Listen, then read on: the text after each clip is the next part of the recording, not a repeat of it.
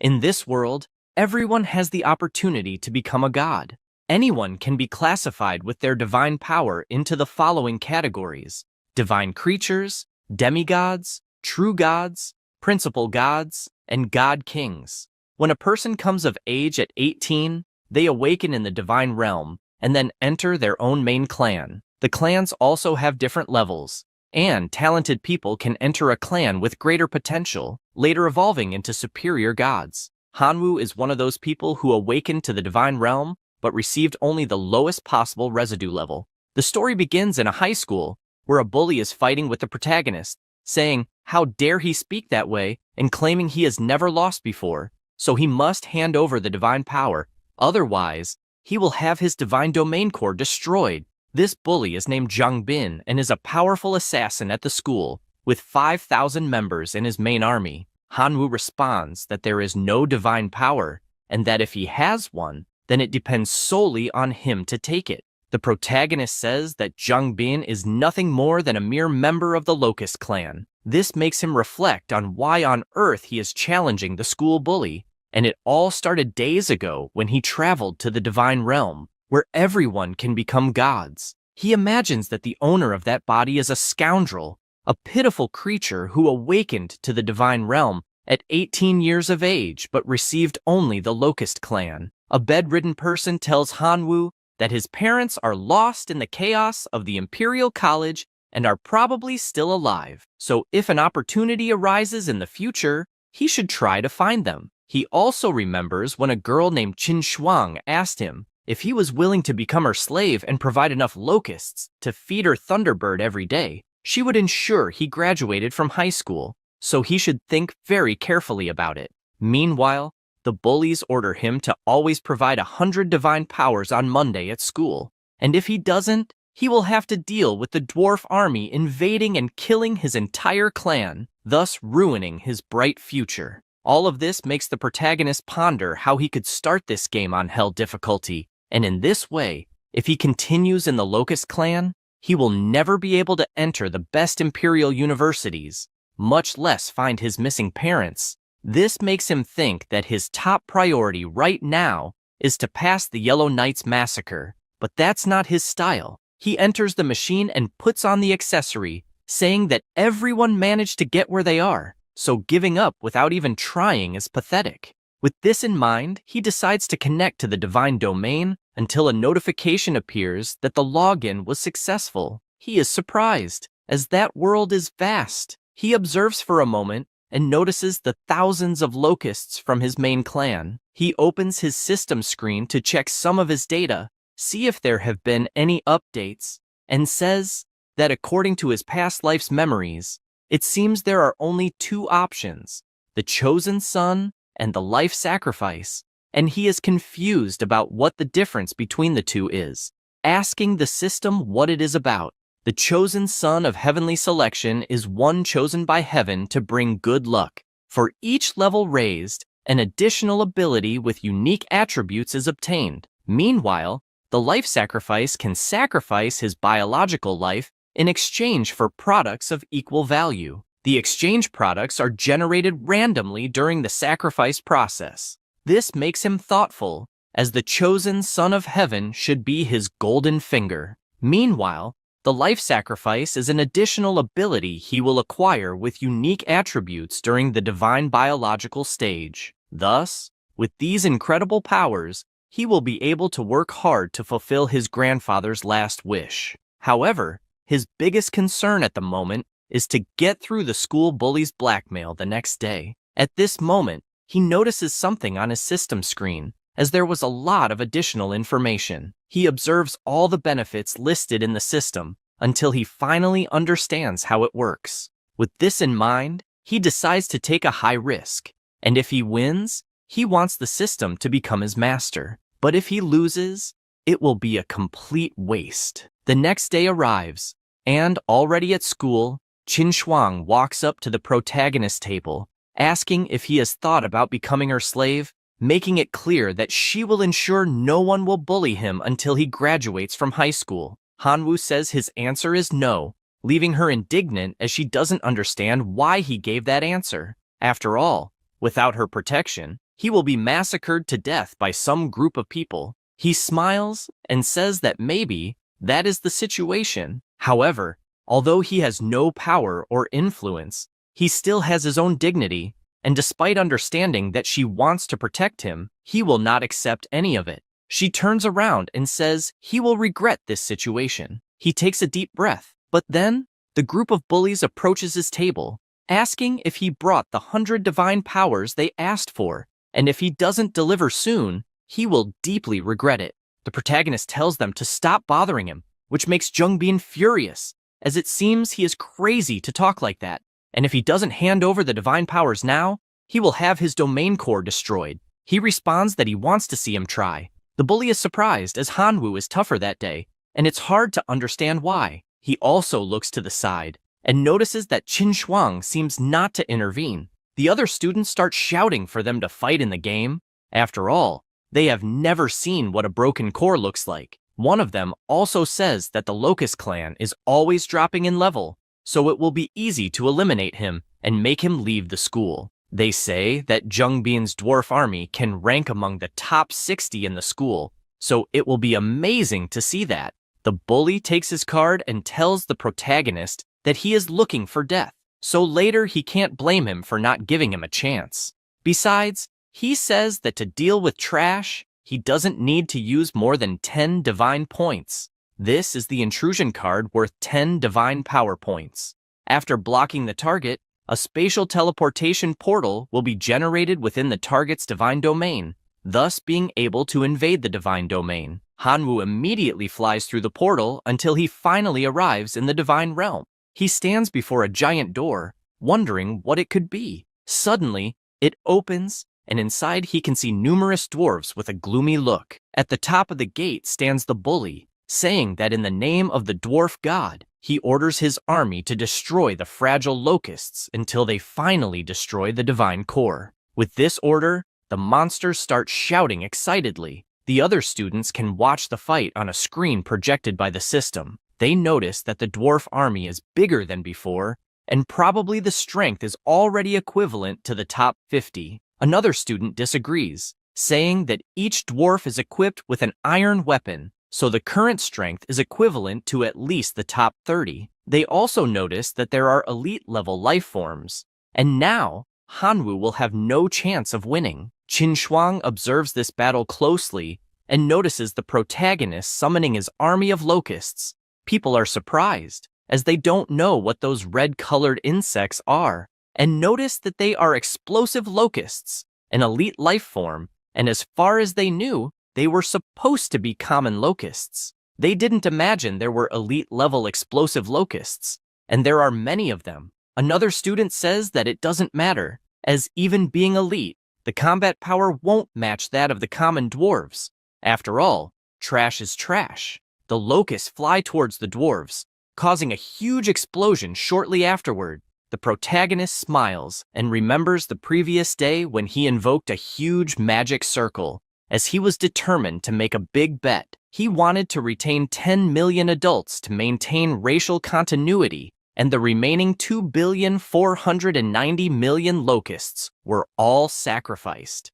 With that, his magic circle is activated, creating a kind of pink fire, and within this fire were the sacrificed locusts. Then the system presents 3 options. The first is 10,000 elite goblin warriors. The second is the Eye of Life, capable of continuously emerging from the source of life to nurture and improve the surroundings. And lastly, a level 1 artifact, Explosive Heart. This makes him reflect that after the divine core, there is a certain chance of giving birth to contain explosions. The clan core gives the option of power division of the 10,000 goblin warriors, which will certainly solve the current crisis. But unfortunately, it is a disposable item, so it will not be able to handle a future crisis. The second option, the Eye of the Source of Life, seems like a long-term investment, but it will not be able to handle the bullying the next day. With that said, he decides to choose the third option, as it is an investment in the main clan and has a sustainable impact, being the only plausible option to choose. An ice stone appears in front of him, making him grab and destroy it with his hand. An energy emerges until the appearance of the explosive locust, an elite creature that can cause explosions. It has no wisdom, obeying only the commands of the gods. It has a life cycle of 180 days. He grabs one in his hand and throws it forward, causing a gigantic explosion. This makes him realize that such power will not kill a common dwarf, but considering the quantity, the story might be different. The smoke from the explosion dissipates until the audience asks how the war situation is, as they can't see anything anymore. The dwarves are all on the ground, except for the elite dwarf. He is holding his stomach due to the injuries, but managed to withstand the explosions. In front of him is Hanwoo, with his army of red locusts. Qin Shuang comments that it has become quite interesting now. The protagonist orders his locusts to attack the standing dwarf, but Jung Bin shouts for the surviving dwarves to return immediately to the divine realm. He laughs and says that it is too late to want to retreat now, and imagines that his entire clan will cross the portal to invade the bully's divine realm. Immediately, all of them fly towards the portal, creating a huge explosion shortly thereafter. Jung Bin becomes furious, asking to send the locusts away from his realm. However, it is already too late, and the explosions start to finish them off one by one. He says he gives up the fight and therefore asks to remove the locusts from his realm so the dwarves can return. The protagonist smiles and asks if he wouldn't have his core destroyed, as that was the threat he heard earlier. Since that's the case, it's only fair to destroy his core. This makes him even more irritated to the point of saying that his parents will not let this go unpunished, as both are demigods. He smiles again and says he doesn't care about that and orders the red locusts to attack the core within that realm.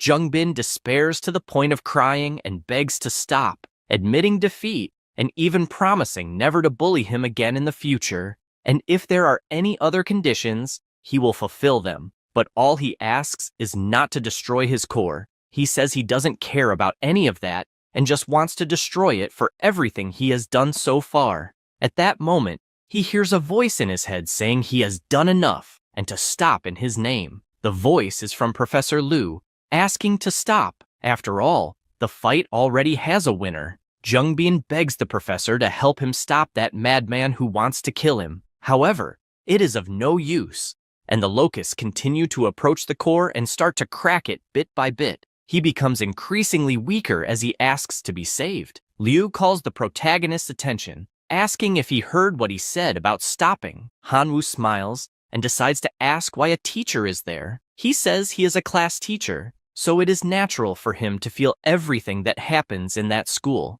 The protagonist decides to ask another thing now, since he feels everything that is happening. Why did he never appear when he himself was being beaten by the bully, extorted, and even intimidated? Why didn't he intervene at those times? He gets irritated with the question since Hanwoo doesn't even have demigod parents, so helping him would be like offending Jung Bin's family. With this in mind, he responds that he will explain this matter as soon as he stops the attacks. He decides to ask one last question, saying that if his own divine realm core were being attacked instead of Jung Bin's, would he have intervened to help?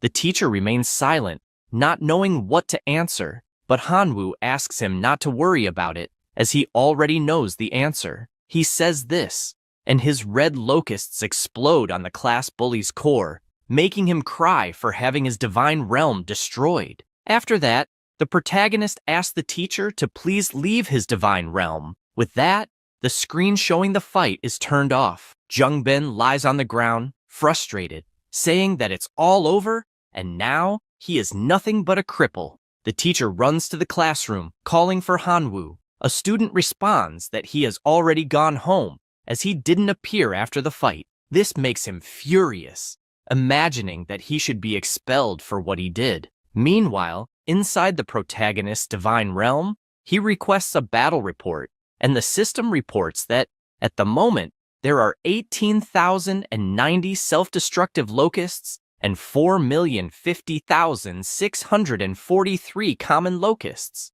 Seeing this, he thinks that he needs to cultivate more self-destructive locusts for the future. In his possession is the fragment of Jung Bin's divine realm, which he can now use to merge with his own. With this in mind, he activates the ability to merge, emanating enormous energy from the fragment.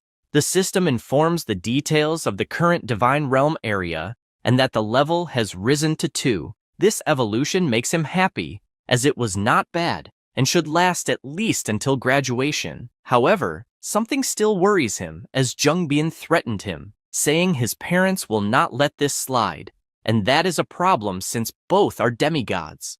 To make matters worse, the teacher is on the bully's side, so the school will not protect him, meaning he needs to get stronger as quickly as possible. He decides to sell the iron dwarf hammer he won in the battle, hoping to find someone who wants to trade for good items. He notices that someone quickly appears wanting to accept the trade and offers the item Fire Crystal Lava. This reminds him that this fire crystal can increase the fire resistance of the familiar, as well as enhance explosive power. With this in mind, he decides to accept the trade, as with this item, the self-destructive locusts can evolve again. The fragment begins to overflow with enormous energy, slightly changing the structure of the locusts. They remain elite creatures, but their talents are lava explosion. The reproduction capacity is 20 times higher, and they have a lifespan of 250 days. He grabs one in his hand and throws it forward to test. A stronger explosion than the previous ones occurs in front of him,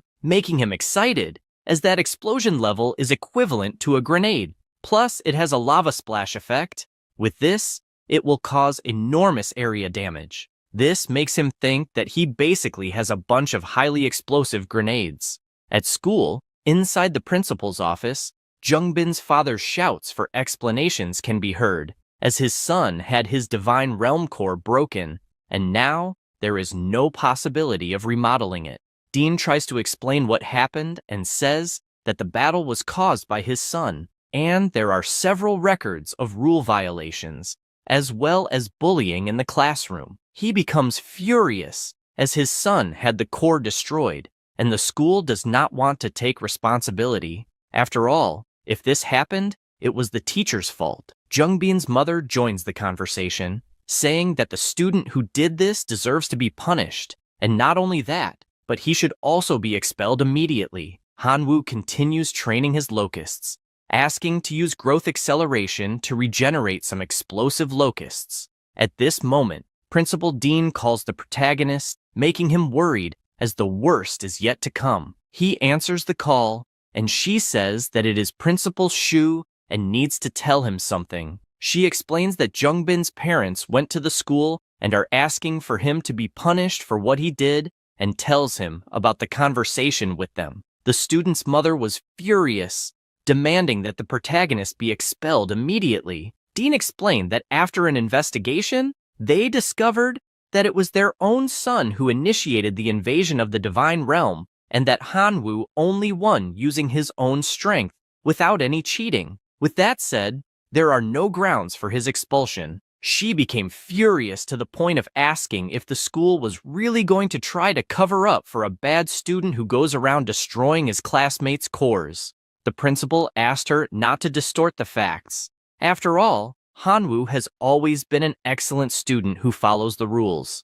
Moreover, the school has plenty of evidence that their son bullied him multiple times. She, already enraged, said she just wanted to know if they were going to expel him or not. Dean apologized, stating that this would not be possible. Jungbin's father began to emanate a tremendous power, saying that he might accept that the school would not punish Hanwoo severely, but as revenge, he would vent his anger, and said that if they refused to agree with what he was about to say, then he would no longer consider the school's reputation. The principal, explaining all this to the protagonist, concluded by saying that Jungbin's father also threatened to send a legion of 1,000 men to invade his divine realm, regardless of the outcome, and informing him of this was the most the school could do to protect him. After all, a legion of 1,000 men from a demigod is enough to be more than an army of 50,000 ordinary students.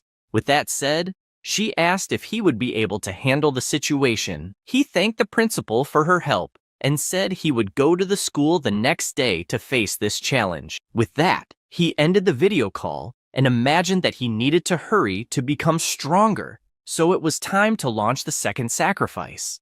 Again, he activated his power, initiating the sacrifice of a few billion more locusts until an enormous volcano erupted due to the presence of such power. The system again presented three options. The first was a level 1 sacred artifact. The second option was a level 1 skill crystal, the fireball, and lastly, the familiar Jianfeng. Reading the options, he thought that having a treasure in exchange for 4,800,000,000 locusts was not bad. He decided to choose the third option. A familiar appeared in front of him. Its name was Jianfeng, and it was a swordsman. In addition to possessing numerous skills, it had 500,000 faith power and a lifespan of 800 years, currently being 150 years old. The familiar called its master by the name of God and said it needed a sword. The protagonist replied that this would not be a problem, accessing his system to the equipment option for deities. Meanwhile, he pondered that in recent days he had cultivated many locusts until his faith power reached 100 million. Therefore, he currently had 54 divine power points. The equipment was divided into 4 levels: common equipment, faith equipment, divine power equipment, and finally, deity equipment, each requiring a greater prerequisite to use. With this in mind, he decided to buy the Great Storm Sword, handing it to his familiar. He made the first test, delivering a blow to the ground that made several cuts in the air, but told his god that he still needed 3 more identical weapons to fully unleash his potential. This left Hanwoo stunned, as he needed 3 more of those swords, and just one cost 150 divine power points, which were not easy to obtain. Knowing this, and what is to come, with a battle likely involving 1,000 men of a demigod, the MC cannot afford to be careless, checking what else he can find in his system. At this moment, in the divine kingdom of Qinshuang, she is focused, channeling energy, while several electric birds gather around her, always keeping her eyes closed. All she can imagine is when she was younger and was drowning. Hanwoo ran without thinking twice and pulled her out of the water, giving her mouth-to-mouth resuscitation to save her. She opens her eyes at this moment, and remembering all of this makes her extremely embarrassed, saying that the MC is annoying and deserves to be squeezed to death, adding that she has a grandfather who is a true god and 23 demigod relatives, so she didn't need protection. At this moment, her system rings. It's a call from Hanwoo. She answers, already asking if he has changed his mind about being an obedient slave. He responds that he hasn't since, at the moment he just wants to borrow her divine power. She asks what he has that's special to offer in return. After all, the familiars he showed in the fight are trash, and he shouldn't think he's someone just because he defeated Jungbin, making it clear that she found the explosive grasshoppers to be worthless trash. After all these insults, the MC simply apologizes for the inconvenience and ends the call. She panics because she has no idea why she said all that since the words just jumped out of her mouth, and, dying of fear that there was a misunderstanding, she decides to call him back. Hanwoo answers, asking if there are more insults she wants to say. Embarrassed, she just asks how much he wants from her and requests the account number. After getting this help from her friend, he provides more swords for his familiar, saying that he risked everything buying these countless swords, so he hopes, from the bottom of his heart, that it's worth it. The next day, in the classroom, voices of students could be heard saying that the MC is crazy to show up there, and apparently isn't afraid of the 1,000-man army of the demigod. Another one wants to see if he'll stay so calm after his core is violated. Hanwoo observes everyone talking about this, and, apparently, they all already know what's going to happen, and are clearly hoping it all goes wrong. At this moment, Qin Shuang enters the room, saying that now it makes sense why he called the day before, since it's to compete against a demigod. But she advises him to give up on this effort, because even a legion of 1,000 men from a demigod is enough to ensure he can't do anything. He smiles and says that, in any case, he has no other choice. She responds that he does have a choice. He just needs to become her slave. After all, her family has a true god and 23 demigods, so she could easily talk to Jungbin's parents to stop this. He turns around, thanking her for the offer but declining, going to prepare to face the demigod's 1,000-man legion. A person, watching from afar, becomes furious at how Qin Shuang treats the MC so well, and all they wish for at the moment is for him to die.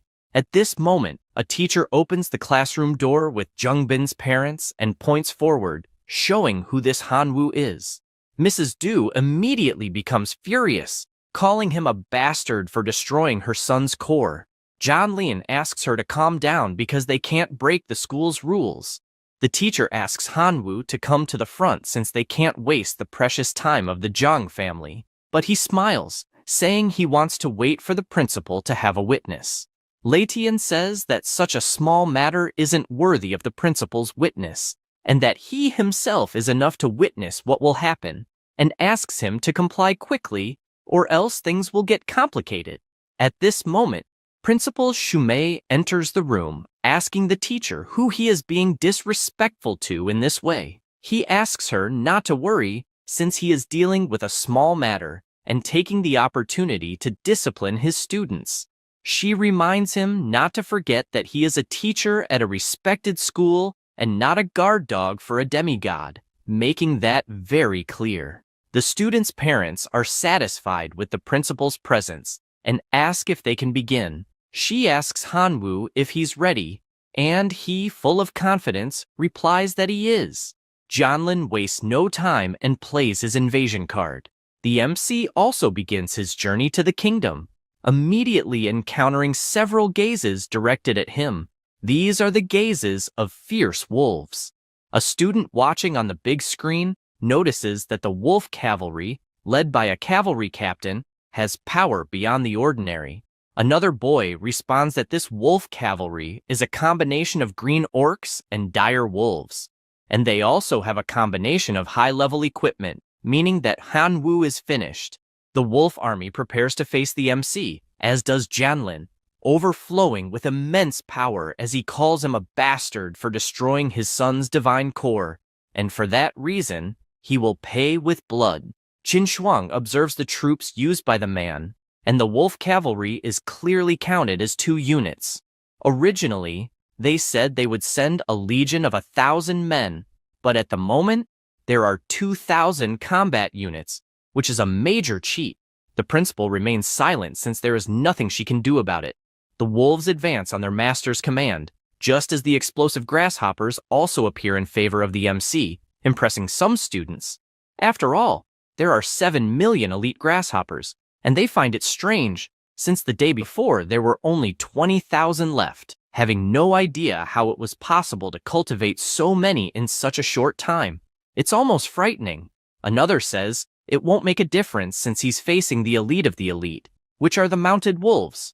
And unfortunately, there's nothing that can be done. Several explosions begin to happen, and they realize that millions of grasshoppers were sacrificed for nothing, since only a few mounted riders were slightly injured. Letian says that, indeed, Hanwoo is talented, but he has encountered an obstacle he won't be able to overcome. Otherwise, he might have made a name for himself at the school. Another student finds the unfolding of the fight strange and asks everyone to look closely at the screen. A giant cloud appears in the sky, surrounding the wolves, and it begins to rain explosive grasshoppers, scaring the monsters. The explosions from these grasshoppers were colossal, wiping out all the wolves within the blast radius. Qin Shuang is impressed by what she's seeing and asks what the hell is going on. After all, what kind of grasshopper is this that causes such a powerful explosion that it shoots magma into the air? The principal looks back and asks if there is any student or teacher who has the ability to detect the grasshoppers to provide accurate information about them. A young man uses his power and says that those are evolved elite forms of the explosive grasshoppers. Sumei is pleased to hear this and says it was an excellent job by her student. Jianlin, however, is unfazed by so little and asks if they really believe they can destroy his cavalry with so little, and orders his monsters to use their supernatural powers. With this, the leader howls, overflowing with powerful energy, as do the other wolves, who begin to blow a blue wind, thus creating the penetrating aura of ice to successfully counter the explosions. A student says that in the end, a demigod is a demigod, and logically wouldn't be defeated with so little, even admitting that the elite forms of the explosive grasshoppers are truly powerful, and says it's a shame that only 500,000 grasshoppers remain, and to make matters worse, they are all exhausted. Jianlin, determined to show what true fear is, says he will completely destroy the MC's core, and, with that, he will be expelled from school, reaching rock bottom, and orders his wolves to run and completely destroy Hanwoo's core. The principal turns around, saying that unfortunately, it's over. However, someone in the room asks what that divine form in the MC's core is. This catches Qin Shuang's attention, and she looks to see what it is. She only sees the wolves staring at a shadow, and upon looking closer, she notices that it is a familiar. One of the students asks if those aren't the storm swords that cost 50 divine powers, so 4 would cost 200, and the math doesn't add up since Hanwoo is an orphan and shouldn't be rich enough to buy these weapons. The principal explains that this is Jian Feng, who belongs to a clan with extraordinary life forms. A student says that it probably doesn't make a difference anymore. After all, they are facing the army of a demigod, and the cavalry captain will likely deal with that warrior while the rest of the wolves destroy the core. She reflects more on what she's seeing, and, judging by the appearance of that familiar, it's not an extraordinary life form, but rather a genuine heroic life form. Jianlin is also surprised by what he's seeing. After all, in his entire life fighting for decades, he only managed to produce one heroic form. So how could a high school student have achieved such a feat? He orders his wolves to destroy the core immediately, because after doing so, he will be able to capture this heroic life form for himself. Jian Feng begins to gather energy in his eyes, and prepares as several mounted wolves are coming his way. However, they are all repelled with his level 3 ability, Storm Cuts, and he also launches others into the air, using his level 1 ability, Whirlwind. A monster uses its freezing breath, and with that, it manages to freeze the familiar's feet. The wolves take the opportunity to attack, but he simply raises his 4 swords and activates his Iron Cut ability, creating an energy circle in the air that becomes increasingly powerful until it activates, causing a massive hole in the area and destroying everything around. The students are surprised because they didn't imagine a familiar could have so much power. Meanwhile, Jian Feng simply stands before the defeated wolves. Jianlin starts to get worried about the situation and asks the wolf cavalry captain to defeat the enemy. The monster positions itself and, overflowing with enormous power, prepares for battle. Suddenly, a voice asks if the demigod really intends to break the promise. He turns around and notices that the director is present and immediately responds that no, he would never dare do that, and asks the cavalry captain to retreat, along with the entire army. The director looks at the MC, and immediately, Jian Feng steps in front, leaving him surprised to see this scene. After all this confusion, still at school, the principal says that Hanwoo did a good job, but he can't relax just because he has a heroic life form, as despite being powerful, they are not invincible. He hears this, and says that he has a request to make. She asks what it would be. He says that he would like to change classes, leaving the teacher surprised by this, apologizing to him for not paying much attention, but promising to teach well from now on, and also receiving a significant amount of resources for daily practice, so he asks for a chance to correct these mistakes. He says, this thinking that clearly this student will become strong and enter a university, so he himself will receive incredible rewards for having helped. However, it's no use since the MC responds that he doesn't want that. His only desire is to change classes. The principal explains that he can't just change classes as he wishes since the school has its own regulations, and says that if he insists so much on it, he must pass the test assigned by the school, and if he succeeds, She herself will help him with the change. He accepts the test and says he will do as she instructs. Qin Shuang immediately shouts that she would also like to apply for this test. The teacher feels embarrassed and asks his student that if she doesn't like something about her teacher, she can speak up, but it's not necessary to go so far as to want to change classes. She replies that she has no dissatisfaction, she just doesn't want to stay there anymore. Xiaolong also stands up, telling the principal that he would like to take this test. Letian asks the class monitor what he is doing. He thanks for the help he's received so far, but he doesn't want to stay in that class anymore. He also turns to Qin Shuang, imagining that he can't let anyone else have her. The principal informs them that she will prepare the test for the following day. Outside the school, Qin Shuang runs up to the MC, asking how on earth he managed to obtain a heroic life form. He says that this matter is none of her concern, but she responds that it is. After all, he owes 150 divine power points, and if he cannot pay it back, he must become a slave to settle the debt. So the least she is entitled to know is how he acquired a heroic life form. He makes it clear that if she wants to collect the debt, he will pay 5 divine power points as interest. But if she wants to know about the heroic life form, unfortunately, she will remain in the dark. He says this and teleports away, leaving her furious. Inside his divine kingdom, the MC consults his troops and notes that he has 1 billion common grasshoppers, 1 million explosive grasshoppers, and 30,000 detonating grasshoppers, feeling a bit concerned if this will be enough for the class change test. At that moment, Jianfeng appears, informing him that the wolf cavalry is hiding inside the mines, and asks if he should destroy them immediately. This makes him think that indeed, many wolves escaped, and that this army inside his divine kingdom could be a problem, but killing them directly would be a great waste. With this in mind, he orders his familiar to capture the cavalry and ensure they are kept alive. 2 hours pass, and he returns with all the wolves tied up. The system asks if he would like to sacrifice 1 billion grasshoppers and 24 wolf cavalry units. He selects yes and activates his sacrifice ability. This sacrifice grants him a wick, a furnace artifact, and 3 watchtowers. He notices that the wick is indeed good, but how on earth would the grasshoppers handle it?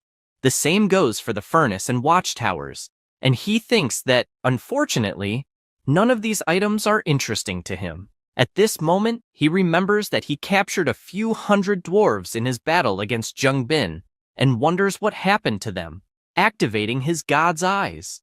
The dwarves are currently working and notice their master's eye watching them, causing them to thank their god for the wonderful life he has granted them. He realizes that after capturing the dwarves, he ordered them to mine, and definitely, mining and equipment crafting are the dwarves' talents, while the fool, Zheng Bin, forced them to fight.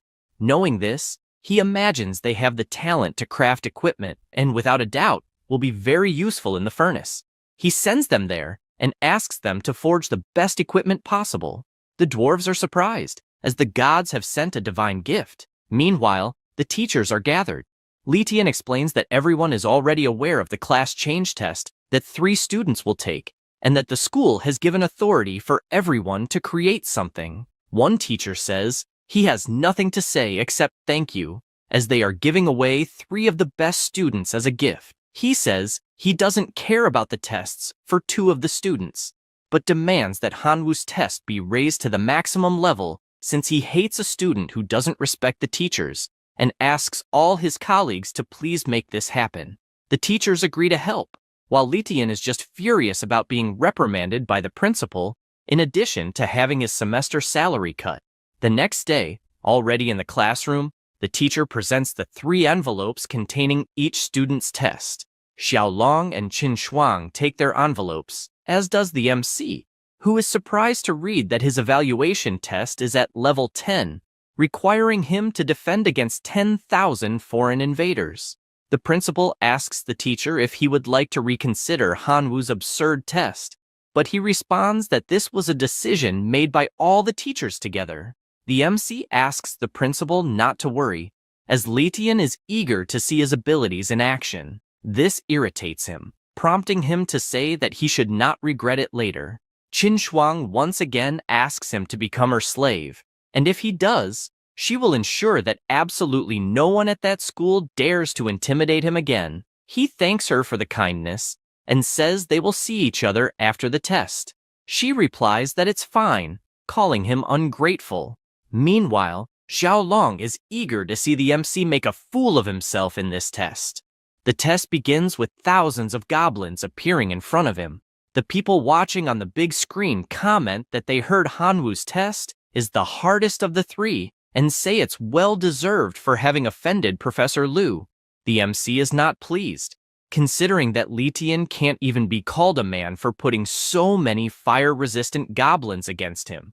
The professor, on the other hand, claims this is for his student to learn a lesson, as 10,000 red goblins should be more than enough to destroy the divine kingdom, and he makes it clear to other students that there is no hatred between teachers and students, and that after this small test, Hanwoo will certainly understand the good intentions behind the teachers. Meanwhile, the principal is rooting for him. The MC begins his attack, sending his legion of grasshoppers into battle, but the goblins simply summon their fireballs and launch them, exploding all the grasshoppers. The MC already anticipated that mere common grasshoppers would not inflict any damage and decides to use his explosive grasshoppers for the attack, scaring the red goblins. Then, numerous explosions occur, eliminating 400 goblins at once. Qin Shuang and Xiaolong return from their tests, and she runs to the principal, asking how the MC is doing. Shumei says the situation is not very good, as grasshoppers are inferior creatures, and even if well cultivated, they still wouldn't reach the top. Hanwoo, seemingly calm, continues to send more and more explosive grasshoppers, eliminating another 3,000 red goblins at once, while the rest desperately try to reach the crystal to destroy it. A student comments that, unfortunately, it's over this time. After all, he may have a heroic life form, but there's nothing he can do against 6,500 red goblins. Qin Shuang also laments, as an insane army like that will destroy her classmates' core. The principal immediately contacts the MC, asking that if he can't hold out, he should just admit defeat, as there's no shame in it, and with time, he can rise again. He makes it clear that he's already decided to change classes and will attempt it until his last breath, adding that he hasn't lost yet. He says this while his familiar delivers numerous blows to the approaching goblins, finishing them off one by one. The goblins become enraged, using their roars and launching their fireballs, causing countless explosions on the ground where Jian Feng was, making them believe it's unfortunately over, as the familiar must have suffered serious damage in these attacks. The professor is the most excited, saying that Hanwoo must learn the lesson this time, until a student asks them to look closely. An army of dwarves emerges in the middle of the battle.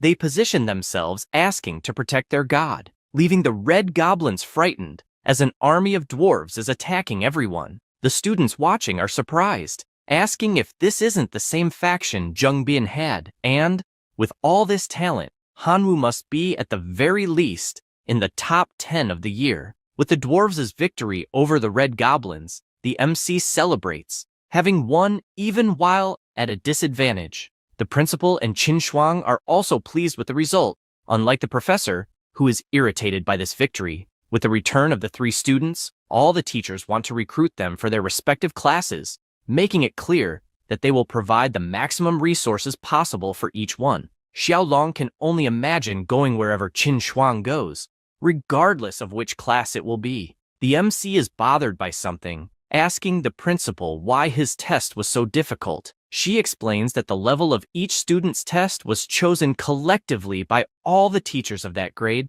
He says he understands and kindly asks to check each vote. She agrees and hands over the summary of opinions about the class transfer test evaluation. All the teachers are dissatisfied with Letian, as it was a disaster supporting him against the student. Hanwoo goes to two teachers who clearly voted fairly and asks what resources they would provide if he joined one of them. The first teacher says that this test made it clear the MC's ability to cultivate dwarves, and if he joins his class, he will provide an army of 10,000 dwarves. With this, he will easily make it into the top 10 and have a bright future. The other teacher says that central family cultivation is the most important and has several resources on hand that will be useful in cultivating insects. So, if he joins his class, he will fully assist in the life transition of grasshopper species. With that decided, Hanwoo tells Professor Tianwen that he would like to join his class. The girl, knowing the MC will go there, says she also wants to join that professor's class. The same goes for Xiao Long, as he will go wherever the girl goes. The professor is delighted that so many students decided to join his class, and that's how you win the Outstanding Teacher Award. Besides that, it is great that so many good students are joining his class. He presents a gift to the MC as thanks for deciding to join his class. He notices it is a hive construction letter that occupies a square kilometer of land and can hatch 1 million insectoids annually. This makes him happy, as it was literally tailor-made for him, and he begins to think about his future strategies, as after setting up the hive in his divine realm, he will be able to bless it with 2 level 1 relics. The hive will perfectly amplify the power of both relics and, consequently, the eggs within it. Thus, he will be able to obtain 1 million grasshoppers every year.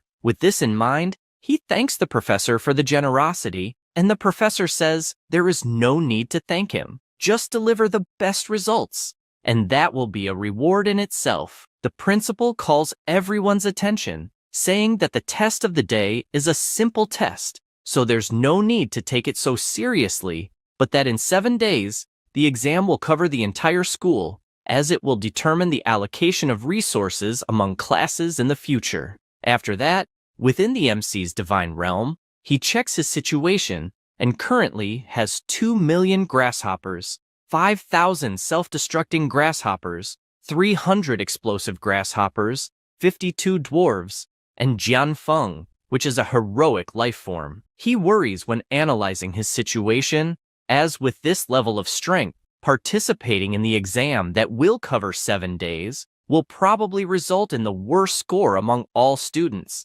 and he definitely needs to find a way to increase the number of grasshoppers as well as strengthen the ones he already has. He also notes that the name of the dwarves is different, now being Redforge dwarves, and flies off as he wants to see with his own eyes what this means. Upon arriving where they are gathered, he notices that the dwarves are indeed different, now being an elite creature with various talents and extremely higher power. This makes him think how great it would be if they were from his main family, as he can only use growth acceleration more frequently with his main family. After that, 4 days pass, and with 7.3 billion grasshoppers currently, he hopes to get something good this time. Activating his life sacrifice ability on all the grasshoppers, he wonders what he will gain this time. The system gives the first option, saying, Sacred Item Level 2, Law of Gluttony. Once charged in the Divine Realm Core, the main race gains the ability to eat voraciously. If the total energy of the consumed food exceeds its own energy by 1,000 times, it can complete its own evolution. The second option says, Hero Model. Giving this to an extraordinary life form can help it be promoted to a heroic life form. And finally, the third option will give a bit of divinity. The MC is pleased as these are definitely all good options, making it hard to choose any, and he thinks about the 3 options. The first option could transform various grasshoppers into elite life forms, but he may not be able to afford it. The second could make a life form evolve to the heroic version, and the third option would give him power equivalent to 100 billion faith, something like winning the lottery. After much thought, he decides to choose the first option. 3 days pass, and Hanwoo is unsure if what is in front of him is a gigantic grasshopper or a gigantic lizard, declaring that it will be the explosive plus grasshopper. Later, at school, Qin Shuang goes to him asking if he has considered becoming their slave. as he has no support or resources, making it impossible to stand out among the various demigods, and says she really thinks his grasshoppers are strong, but in the end, they are not a big deal. She also says she thinks the dwarves are cool, but that they are not part of the main family. The MC thanks her for her kindness and says he will find out all of this only after the exam. She does not like this at all and comments that he is driving her crazy. Xiaolong just watches from his desk, wishing that the MC would disappear completely from Qin Shuang's sight. The professor explains the importance of this exam for the future in terms of resource distribution and asks everyone to give their best, making it clear that he has several sacred relics, domain lands, core fragments, among other resources, available if needed. He also emphasizes the importance of reading the rules of this exam carefully. The first stage is the elimination system. Next comes the ranking system, where everyone will receive an evaluation of the same difficulty. Those who fail will be directly eliminated from the school. The MC notes that being expelled from the school upon elimination is very harsh, but the rewards must be excellent. The top 100 will receive a divine territory. The top 50 will receive a level 1 sacred relic. The top 30 will receive a creation card. The top 20 will receive a first-grade building. The top 10 will receive a divine weapon of the student's choice. The top 5 will receive a transcendent seed that can accelerate an elite life form. The top 3 will have their divine core evolved, and the first place will win a point of divinity. Reading all this excites him, as he will fight until the end for these rewards. With all these explanations, the professor says the general exam is starting, warning that the first round of the general exam elimination test will begin soon, so everyone should prepare. The MC begins to head toward his divine realm until he teleports completely, asking all his family members to prepare for battle. He notices his enemies approaching and realizes they are flesh and blood puppets, definitely an ordinary life form, with elite level combat power, as well as extremely thick and resistant skin, but fortunately, they are slow. With that, he orders 50,000 grasshoppers to explode in magma form, causing several explosions among the monsters, which only roar in response. He gets excited, as the smell of roasted meat is strong, and wonders if he could feed his grasshoppers with those monsters, asking the red goblin dwarves to recover the bodies from the battle. After a while, he notices that there are great supplements there and is confused if this isn't a test. As if it continues like this, the upcoming exams will be intense. The teachers watch on the big screen, lamenting that another student they were optimistic about has been eliminated. Tianwen says that 20 of the eliminated students were from his class, reducing it to a third. Another professor says that his situation is worse, as half of his students were eliminated, and questions if the level isn't too high. The principal explains that she had the 3 vice principals compete for positions with the Demon Abyss civilization at the forefront, so there must be a reason for choosing the flesh demon puppet as an invader, and since they are demigods, it isn't interesting to speculate. Tianwen is excited, as his student turned everyone's nightmare into food for himself, and asks if there are still any relatives who can resist the toxins in the meat and blood of those demons.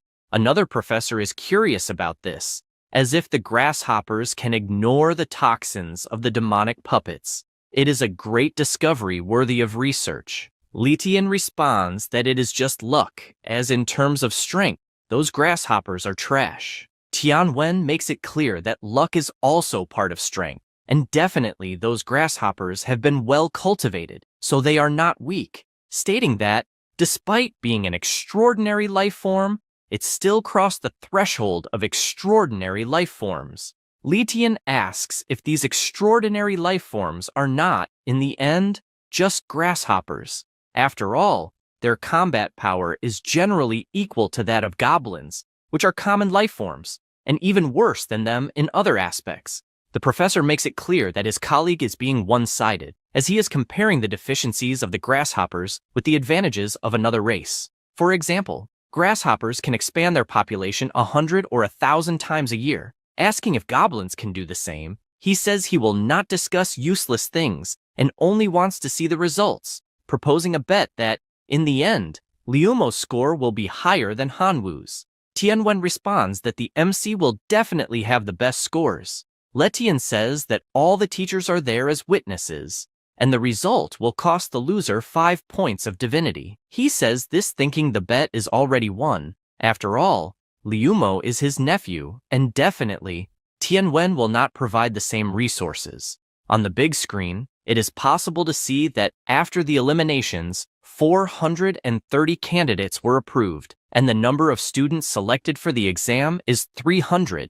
Lichin says that there are only useless bastards, as there are still 130 people left who passed. Another professor asks him not to blame the students, as it is not uncommon to fail due to the level of difficulty. The ranking test will begin, with various skeleton warriors appearing. The teachers ask if that's really all there is, as it seems more like a giveaway. The MC gets excited, as he has a billion hungry baby grasshoppers, and suddenly, so many skeleton soldiers appear, it must be a joke. He orders his grasshoppers to completely devour that army. The skeletons, despite having glowing eyes, had nothing they could do. 2 hours pass and he feels relieved, as it was a great appetizer. However, the second wave of skeleton soldiers begins, but are immediately exploded by the self-destructing grasshoppers. He observes that if the lava continues to rise higher and higher, these skeleton soldiers will not be able to swim through it, increasing the temperature more and more. With this in mind, he asks the red goblin dwarves to pour out the melted lava from the great furnace. They immediately obey, killing all the skeleton soldiers as they come out of the portal. One of the professors is surprised, as Hanwoo is definitely coming up with great ideas. Tianwen says that it is obvious after all, he is in the best possible class. Li Tian is not intimidated, as the MC has just reached the 7th wave, but Liumo is also at this level. At this moment, in Liumo's divine realm, he is positioned with his arrow towers, lightning towers, fire towers, among various other things, imagining that this student must really come from a rich family. The professor is excited, as he invested many resources in his nephew to ensure that he will be in first place this year, until he hears another professor asking to see Qin Shuang's divine realm.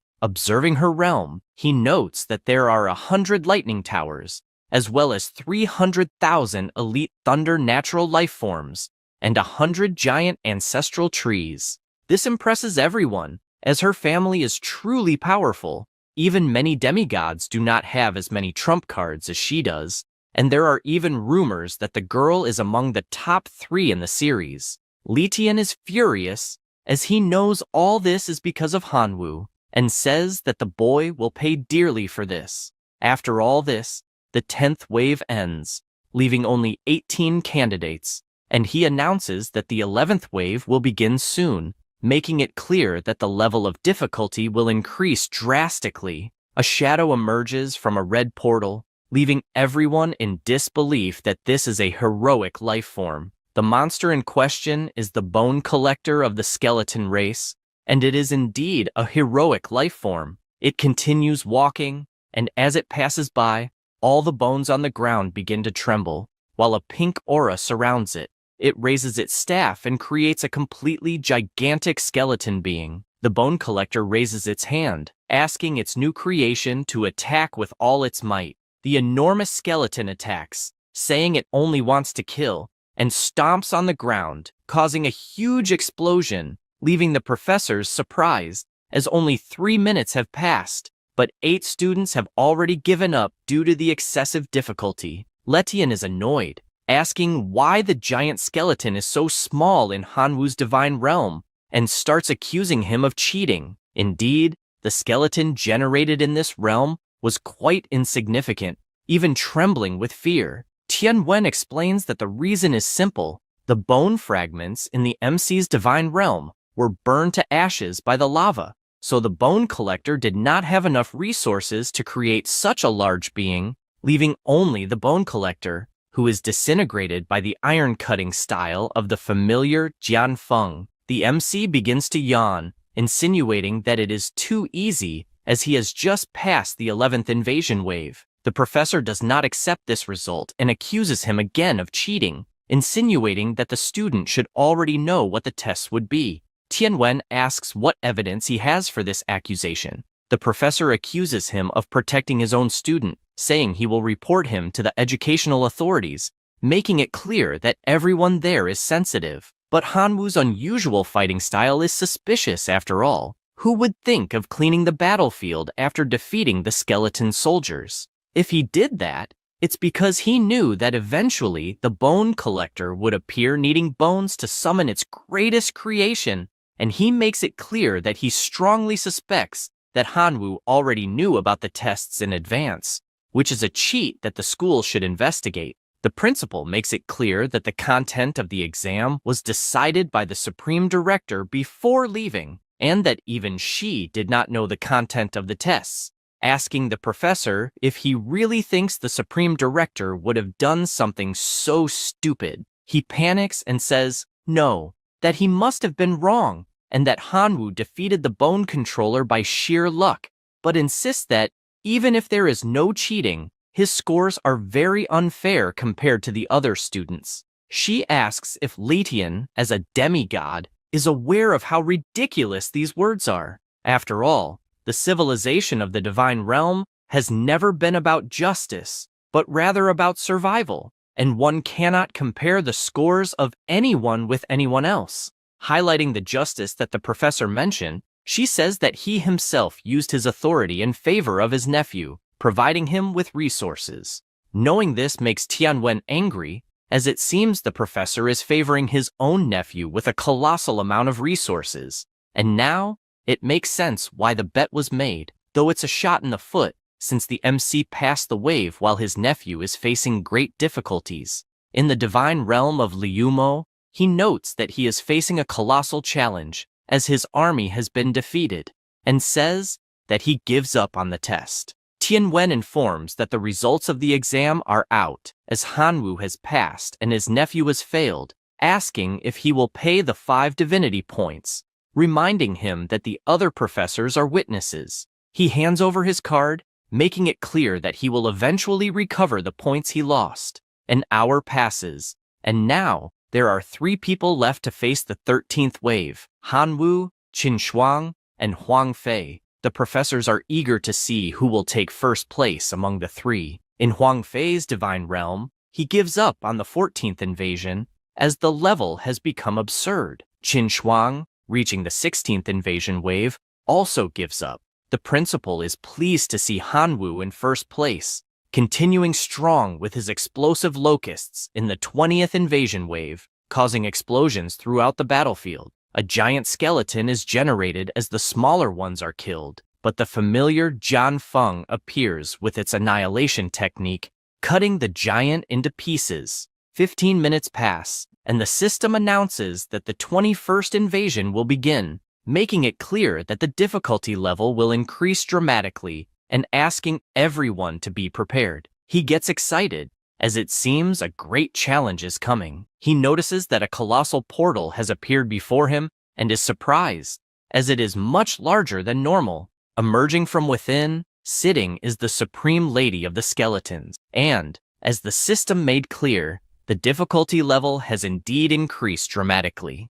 Even the teachers are surprised, as that is the Supreme Lord of the Skeletons. The MC observes closely and is aware that the difference in strength is colossal, imagining that the best thing to do is to stop there. That said, he raises his hand in surrender. She, frustrated, asks why he is doing this, and the portal begins to pull her back out of the realm. She roars, furious, and throws a piece of bone that flies past him, causing a giant explosion, even though it was just a simple attack. He asks what the hell that was until the portal finally closes, and he is sent back to the normal world, ranking first on the leaderboard.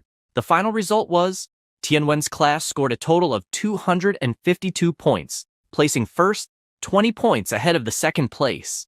Meanwhile, Letian's class scored 192 points, placing 8th. The teacher is furious with this defeat, as in his mind, His class had more than the obligation to be in first place. The other students who failed are worried, as they don't want to be kicked out of school. Hanwoo only cares about celebrating since he came in first place. An hour passes, and the rewards start to be distributed. The MC received an iron ore resource card, a divine territory worth 100 divine powers, a card that can be exchanged for a level 1 sacred item, a level 1 temple, a divine weapon worth 100,000, a card of extraordinary seeds, one more level in the divine realm, one extra point of divinity, and lastly, a familiar reproduction card. The students are surprised to see these rewards on the big screen. The MC is thoughtful since he needs to carefully consider what types of rewards would be best to trade with the cards.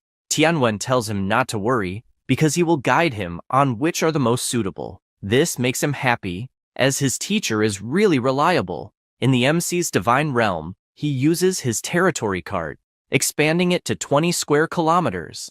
Additionally, he uses the relic, and all the items he won were applied. He carefully examines the weapon, and is aware that the trade card only allows for one exchange, and giving just one to his pet is useless. Imagining that it might be interesting to give a hammer or something like that to the dwarves, he finds a war hammer, valued at nearly 1 million divine power, and it was forged from the core of the infernal hydra of the Supreme Lord. The minimum requirement is to have a heroic fire life form. He knows that unfortunately, he won't be able to use it immediately, so he will have to wait for one of the red dwarves to become a heroic fire life form. An hour later, still at school, the teacher comments on the overall exam and firmly believes that those who remain at the school are the elite. He also mentions that he would like the top 3 students in the class to come on stage to receive their prizes. The 3 go to the front,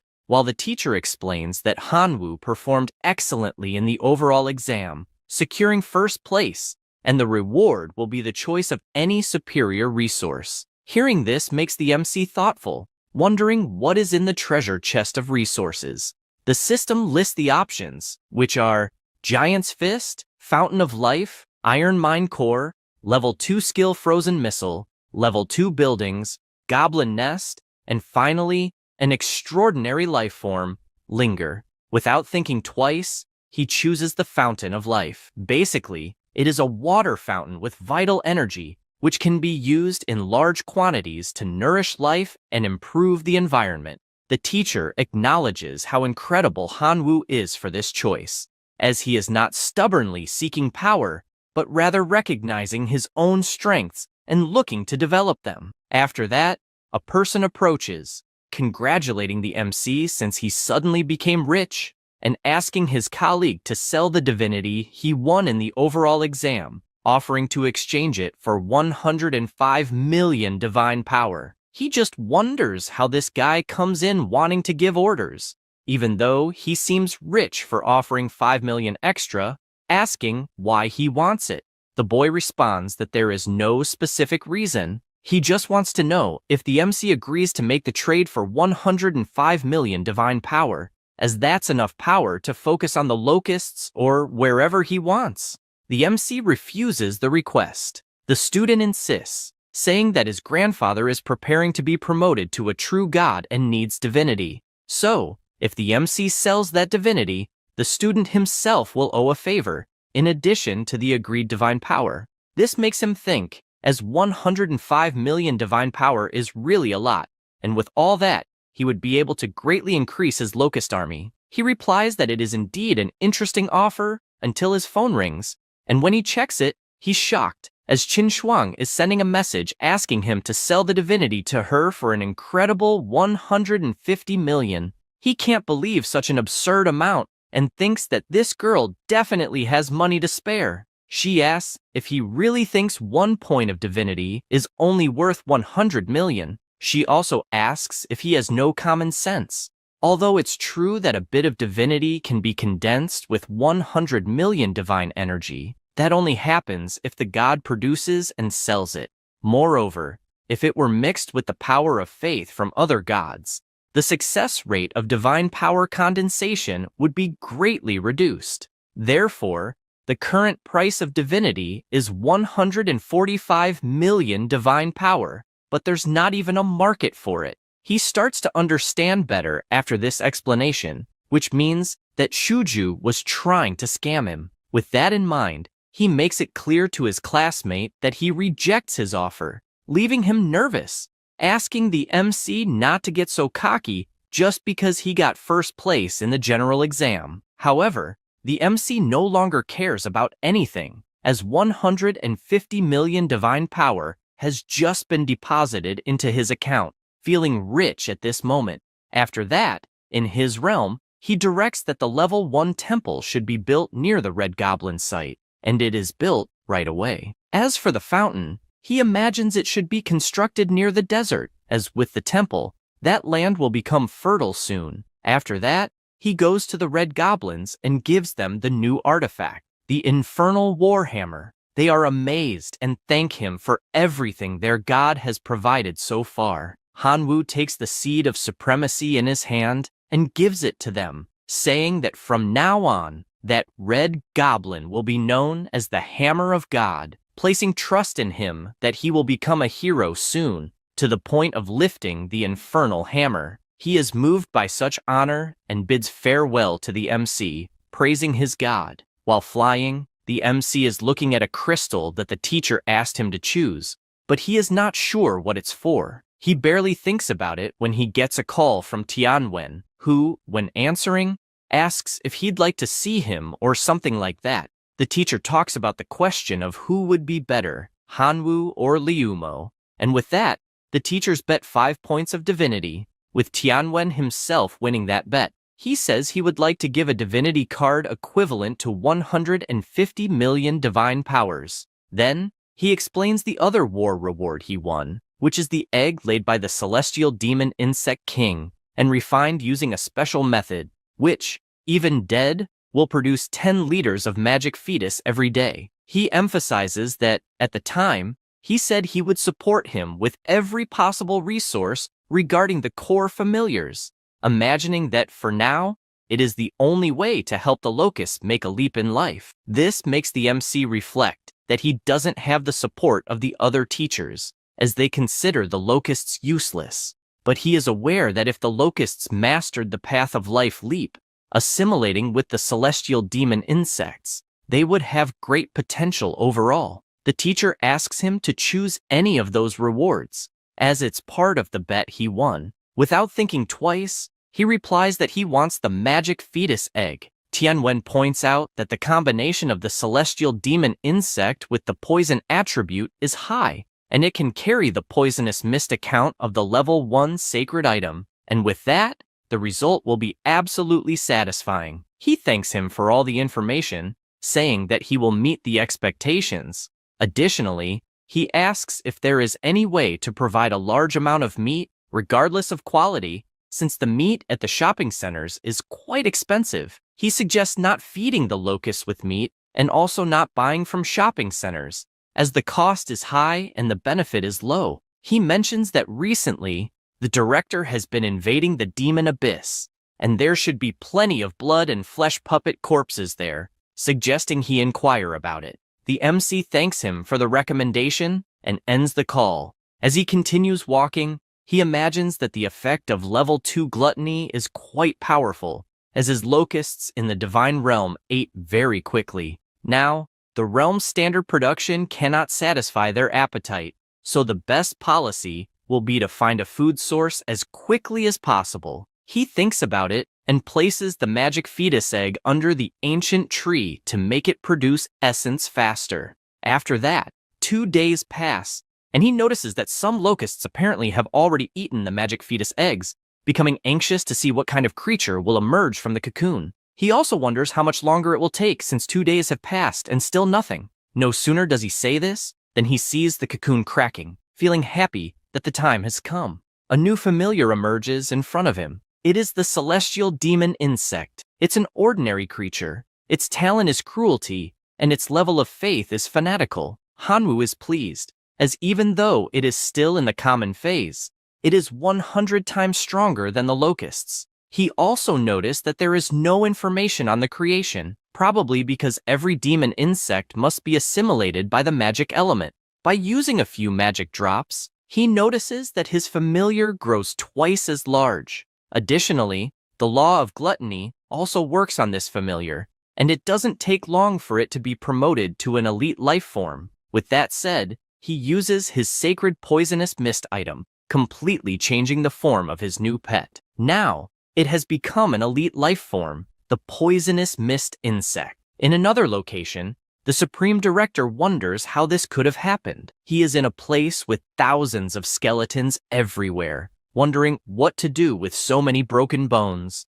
And even though the corpses are sealed in the card, if the divine power in the card runs out, the corpses will explode again. Suddenly, he receives a call from Tianwen. The professor says he's calling hastily just to ask if he'd like to provide the body of the demon puppet of flesh and blood, as he has a student who would like to buy it.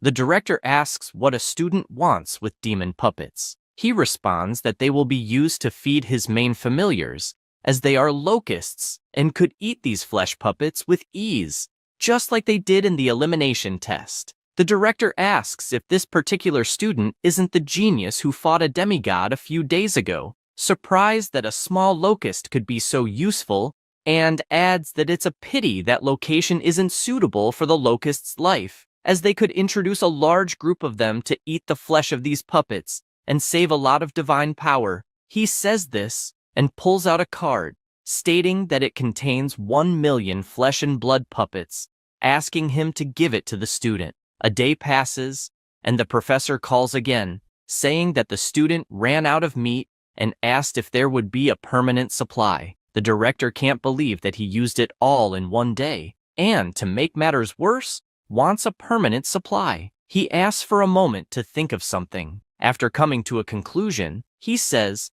that there are indeed enough corpses, but it's not something he can provide for free. He makes the proposal to sell 100 demon puppets for 10,000 divine powers. 5 minutes later, the professor returns the call with the MC's response, saying that he agreed to the terms and wants to start by paying 1 million in exchange for the meat.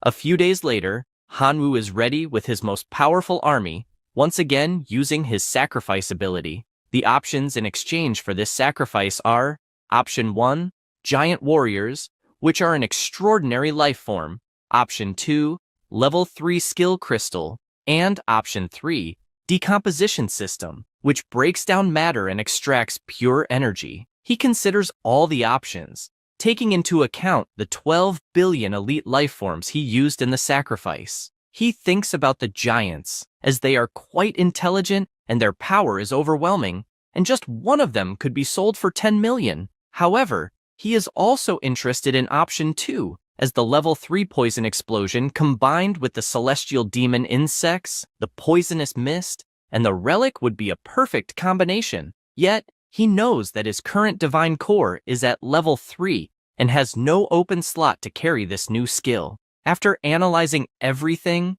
he decides to choose Option 3, as it's said that energy crystals are the food of magical familiars, and they are quite expensive. Upon choosing this option, a huge machine appears in front of him. He decides to start by experimenting with a bit of iron ore. 5 hours later, the result is 3 iron crystals. He takes one in his hand to analyze, and knows that an iron crystal can be used as food for some special races, in addition to being useful for forging weapons. And each one is worth 5 points of divine power. He will definitely be able to make a great fortune in the long run. Suddenly, a voice echoes in his head, saying they were attacked by the undead during mining, injuring 3 companions. At the moment, the leader of the Red Dwarf clan is in battle, asking for their god's support if possible. He is surprised, as apparently the temple is contacting him, but he doesn't understand how on earth there are undead in his realm. To better understand what is happening, he uses his divine vision and sees the Red Dwarf facing an undead, but finds it strange that the undead's clothing is very similar to the Supreme Lord's. He also finds it odd that the enemy is handling such a powerful dwarf so well. He gets excited, as this is incredible, and tries to consult the information on the monster, but is startled to find that the consultation failed, as the skeleton is not his follower, and he has no other means to view the information. Suddenly, Jian Feng appears to face this new challenge, delivering the first blow quickly and making the skeleton's head fall to the ground. However, right after, the skeleton rises again with its entire body. The MC appears, trying to make the skeleton submit to him, but his hologram is attacked. He comments that this monster is really naive, as if the divine realm remains intact. His divine form will last forever as well. He orders his familiars to put pressure on these skeletons until they submit. 3 days later, all the undead are on their knees, finally surrendered. Hanwoo decides to check if this time he can access the information on these monsters, and now he succeeds. This is a weak undead lord from the skeleton clan. Its talent is crystal bones, and its faith power is 1 million per day. The next day at school, the teacher asks if everyone is ready for the new challenge, warning that the next test will really increase the gap between everyone, directly impacting the acceptance into the future colleges they will enter. The MC already imagines that his grandfather's last wish was for his grandson to enter the Imperial College to search for his missing parents, and this college is one of the best regarding the civilization of the divine realm. The teacher informs them that everyone will be transported to the demon abyss, and that the specific content of the exam will be sent via email. A student comments that in this abyss, it is said there is always a demonic aura that corrupts anyone who enters, turning them into a servant, and that only undead demons can survive. Xiaolong, smiling, is confident, believing that the time to defeat Hanwoo has finally come. Suddenly, an unknown call appears in his system. When he answers, he realizes it's Professor Ledian, saying he needs his help to eliminate someone. The student asks if he's talking about Hanwoo, because if so, there's no need to say anything, as he will face him in the upcoming test anyway. Letian thanks him, calling him his favorite student, and also says he has a gift to help a lot in the exams. The Demon Dragon card, an extraordinary life form, a race as powerful as a heroic life form. With that, the test begins, and everyone heads to the Demon Abyss. The exam requirements are presented. In summary, you can only assume one familiar incarnation at a time. If the incarnation dies, the student will come in their true form, being able to summon one familiar per day, with a limit of 100 familiars. You must destroy more than 90% of the skeletons. The weakest creature is the common undead, and the strongest is the extraordinary undead. The MC receives a notification asking him to choose one of the familiars he wants to appear. His options are the Locust, the Red Dwarf, the familiar Jian Feng, or the weak Skeleton Lord. He decides to bet on the Skeleton Lord, as it's an undead and therefore immune to the Abyss's demonic aura. However, he is startled to see an aura surrounding his body until he is teleported in the form of the incarnation he chose. He notices that the Demon Abyss is indeed a paradise for the undead, and he then summons 100 locusts. A dark curtain begins to rise, and he notices that, as he suspected, the demonic energy is truly the nemesis of familiars. After walking a bit around the area, he finds the bone demon fruit and orders his locusts to harvest it. No sooner does he give this order than he feels something strange, looking behind him and seeing a giant army of the undead. As they approach, he gets excited, as it's the perfect time to test the attack and defense of that skeleton form. 10 minutes pass, and the MC feels confident after testing his movements. He imagines that, despite all this hard work, the demon fruits will only provide 20 evaluation points, but the 100-point task requires defeating a demigod, and he stands no chance if he continues like this. He orders his army to go gather more fruits, betting on quantity. A day passes, and he is in possession of all the demon fruits in the abyss. He opens his system, since he has a plan, asking if anyone wants to buy 100 bone demon fruits for mission 49. He adds that he's also open to trades. The first person to read this asks how he can do that, saying it's cheating. Another person replies that it's not cheating, it's called resource integration, and also says they'll take some fruits, offering 50 points of divine power. Another person responds that they'll also want 50. Lastly, Professor Tianwen asks him to only trade resources obtained in that plane, giving him the first warning. With 3 warnings, he'll be disqualified from the test. The MC can only think that he's truly a business genius, as he finds a solution to every problem. A person transformed into a familiar says they were worried about where to find Hanwoo, but with these messages revealing the location, they wonder how he'll survive this time. It's revealed to be Xiaolong in his dragon form, accompanied by his fierce wolves. The MC notices his ranking dropping and becomes frustrated as he has a very weak familiar, making it quite difficult to gain points. If he doesn't complete advanced missions, he'll be surpassed in no time. Suddenly, he spots an army of skeletons behind him and decides to walk toward them. As he approaches, he lets out a loud roar and comments that he isn't sure if his incarnation as a skeleton lord can control them. One of the monsters observes the MC closely, and they all stand still, staring at him. He asks if they recognize him by any chance. Immediately, the skeletons bow. These are the common undead class skeleton soldiers, and their faith is that of true believers. Hanwoo is surprised, not understanding what's happening, as suddenly, more than a dozen skeleton soldiers, all true believers, submitted to him for no apparent reason. Without thinking too much about it, he asks his familiars to rise and patrol the camp. An hour later, his army grows. He now has a skeleton knight with the talents Iron Bones and Skeleton Summoning. His faith is that of a true believer. Hanwoo simply can't believe what he's seeing, as his small army suddenly became incredibly powerful. The Skeleton Knight reports that he was a member of the First Skeleton Legion during the confrontation against the Flesh and Blood Demon, and after the team separated, he had to stay behind. He also explains that due to the invasion of corrupted corpses, zombies, and puppets, his soldiers dwindled day by day, so he ended up sending skeletons to search for the Bone Demon fruit. The MC better understands the situation and is pleased that this new troop is under his command. Pondering how to make them stronger, he decides to check the current ranking and has already dropped to position 178.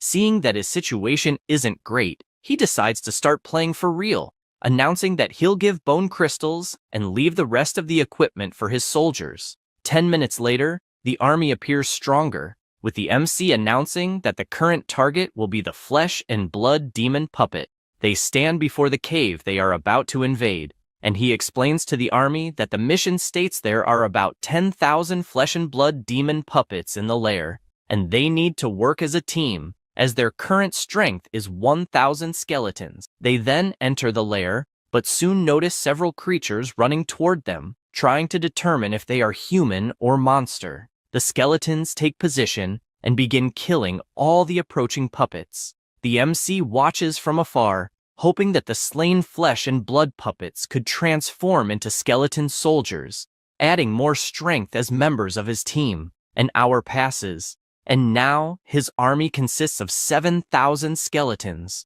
This fills him with confidence, as only 3,000 Flesh and Blood puppets remain in the lair, so the time is now. He shouts for his troops to advance with all their might. 3 hours pass, and a soldier returns with an item in hand, offering it to his master. His points increase by 60, rising to rank 108. Meanwhile, outside the lair, a wolf is sniffing around while its master is furious, as he can't find Hanwoo anywhere. Xiaolong decides to check the ranking and notices his target just gained 60 points, meaning he defeated the Flesh and Blood Demon lair, exceeding expectations but making it clear that his luck ends here. With that said, Xiaolong heads toward the demon's lair and is enraged to see that Hanwoo secretly created a skeleton clan and, apparently, intends to use it to score high marks. Without wasting time, he orders his hellhounds to attack, running and leaping toward the MC, but the skeletons step in, protecting their master. The fight begins between the two sides, and Xiaolong admits that, in just 2 days within that dimension, Hanwoo descended to the Abyss Demon Plane and had already gathered so much power. If they waited a few more days, he'd have a colossal army. With this in mind, Xiaolong decides to join the battle too, in his dragon form, but is immediately blocked by the Skeleton Knight. The MC, curious, says to his classmate that he has no complaints but wants to know why he's attacking his family. Furious, he shouts that he simply doesn't like his appearance and demands that he die once and for all, unleashing several slashes with his roar and hitting him directly. The skeleton army is outraged by this scene, but the dragon sees them as a bunch of riffraff not even worth killing. They remain furious about what that dragon did to their master until the MC gets up, relieved that, fortunately, the skeleton lord can resurrect. He orders his army not to stand still, gathering all their strength and escaping as quickly as possible, leaving a warning that next time he meets Xiaolong, his death will be certain. Meanwhile, the little dragon decides to check the ranking and wonders why on earth Hanwoo hasn't been removed yet, until he takes a closer look and notices that this guy is at position 163, meaning he somehow managed to escape death. He becomes furious at this and decides that even if it takes all the time in the world, he needs to eliminate all those skeletons, flying straight to the front of the lair. But upon arrival, he realizes it's empty, with not a single skeleton in sight. He immediately orders his wolves to search within a 100-mile radius and not let a single skeleton escape. Some time passes, and the MC is still with his army, granting them bone crystal stones, imagining that, due to his classmates' attack, only 5,000 skeleton soldiers remain, who still need to develop. This item makes them more powerful. He checks his system and realizes that their strength is still insufficient, especially since, to be more recognized by the Imperial Capital Academy, they need to conquer even more notable achievements. The mission is to wipe out the fallen demon's tribe. The reward will be 80 evaluation points, plus a level 2 skill crystal, chain fireball. He is aware that the fallen demon is a native creature of the Abyss Demon Plane, but quite weak in strength, yet it's offering 80 points in the evaluation, possibly even allowing him to eventually use the fallen demon to mass-produce soldiers. With that, he informs his army that they are heading to the fallen demon's tribe. 2 months later, in the teacher's meeting room, a teacher comments that his class's student, Huang Fei, currently has an army of over 100,000 demonized goblins, and his points have reached 3,200, securing first place. Another mentions that Liumo is also doing excellently, with 3,010 points holding second place. Someone else asks Professor Tianwen why Hanwoo, who ranked first last time, isn't performing well this time. Letian interjects, saying he already mentioned that this boy relied on luck to get first place, but some short-sighted professor treated him like a treasure. Tianwen asks him to please show some decorum, as he's still a professor and should at least show a bit of decency. Letian asks if he's wrong since that student really is a waste, no matter how many resources are given to him. He says this while wondering if that boy will even make it out of the evaluation alive. The confident professor asks if he would like to make another bet, saying this because he is confident the MC will win. Letian asks if he's serious, and he responds that he's betting 10 divine points this time. The professor says he doesn't have 10 divine points but does have divine duties, and wagers his level 3 divine healing. Tianwen accepts and informs them that Hanwoo has begun handling a task worth 80 evaluation points and is about to succeed. He imagines that a task worth 80 evaluation points is extremely difficult for a high school student, and once completed, it will undoubtedly draw the attention of universities. And even if the final score isn't excellent, just appearing in front of the universities will be worth it. Meanwhile, in the Abyssal Plane, this place originally had millions of desolate demons, but now fewer than 100,000 remain. The MC is on top of a mountain, content as his strategy has worked so far, having gathered 900,000 skeleton warriors and ordering them to advance, as it's time to collect the debt. The army begins attacking the monsters until they are cornered. 20 minutes later, he raises his victory flag. The skeleton mages use their resurrection spells, and the corpses on the ground come to life shortly after. This new monster is the Skeleton Reviver from the Skeleton Clan. It is a transcendent undead with talents of hard bones, as well as skeleton resurrection. Its belief is universal. This surprises him, as the skeleton revivers are even stronger than the skeleton knights. The new monster laughs while summoning more skeletons to the army, which form even stronger than usual. The MC asks him to store some things so that his army will not suffer any damage. Suddenly, a soldier approaches, presenting the loot to his master. He notices it is a sacred item, the fireball staff. After being charged in the divine realm's core, it can grant some central clan members the ability to cast level 1 fireballs. Additionally, it is immune to demonic energy erosion, increasing various negative resistances. He also notes that the source of desolation can trigger a life transition, deciding to test it later with his locusts. Now that his army has over 1 million soldiers, he feels more confident in facing Xiaolong's army. He checks the task in his system and, after earning 80 mission points, his rank rises to 401, receiving a level 2 skill crystal, Fireball Barrage. The next task is a native race with 70 evaluation points. Knowing his next mission, he orders his enormous army to march immediately. 3 days pass, and the professors are watching the Abyss live. The system reports that Han Wu has completed several consecutive tasks, rising to 4th place in the ranking. One of the professors comments to Tianwen that his student is truly incredible, having climbed from rock bottom to 4th place. Ledian says it doesn't matter if he's in 1st place, he's still not the first. Suddenly, Battle Fury Academy sends a message, wanting to interview the student Hanwu after the evaluation. At the same time, Hidden Dragon Academy does the same, wanting to schedule an interview with Hanwu. The same goes for Qingshan College, which sends a message saying that if Hanwu agrees, he can skip the college entrance exam and enroll directly. Letian becomes furious with Director Shu, asking why he's only showing university invitations for Hanwu and not mentioning the others. He replies that currently, there are no other invitations for the other students. The professor can't believe this, as the MC is only in 4th place at the moment, with 3 students ahead of him. The director explains that the prerequisite for university invitations is a total score of 3,000 and having completed at least one task worth 80 points or more. Currently, Hanwu is the only one who has met these requirements. Soon after, Qin Shuang also meets the 2 requirements and receives an invitation from Battle Fury Academy. The professor is no longer interested in university invitations, as there are fewer and fewer tasks left to complete, and Hanwu won't be able to take 1st place. With this in mind, he contacts Xiaolong and informs him that only 3 tasks remain, and the evaluation is almost over, urging him to work hard to finish before Hanwu takes the lead. Xiaolong replies that he understands and will complete a 90-point task before his classmate arrives. The MC decides to check the tasks still available.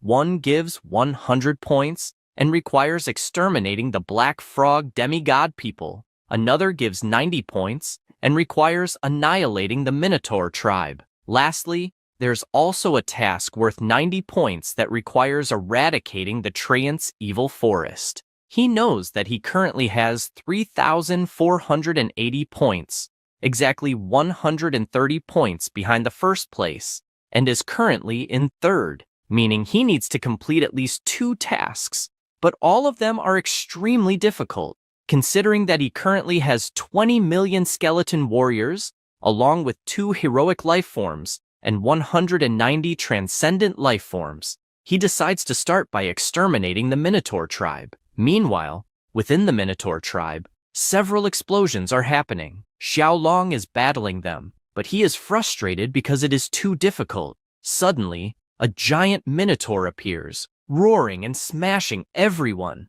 Xiaolong orders a retreat, saying that as things stand, they'll only deplete their resources. The other student agrees, as even if they combine forces, they won't get past this evaluation level. However, he's shocked as he looks ahead and sees a colossal skeleton army, wondering what the hell this is. They assume they're unlucky to have encountered so many undead until they observe these skeletons fighting against the Minotaurs. The 2 notice that although they are numerous, their combat power is weak, and they could break through easily. The MC realizes that they want to flee, but warns them it won't be so easy, summoning his bone controllers. The powerful skeletons emerge and charge into the attack. The skeleton mage uses his magic and constantly summons the dead into battle.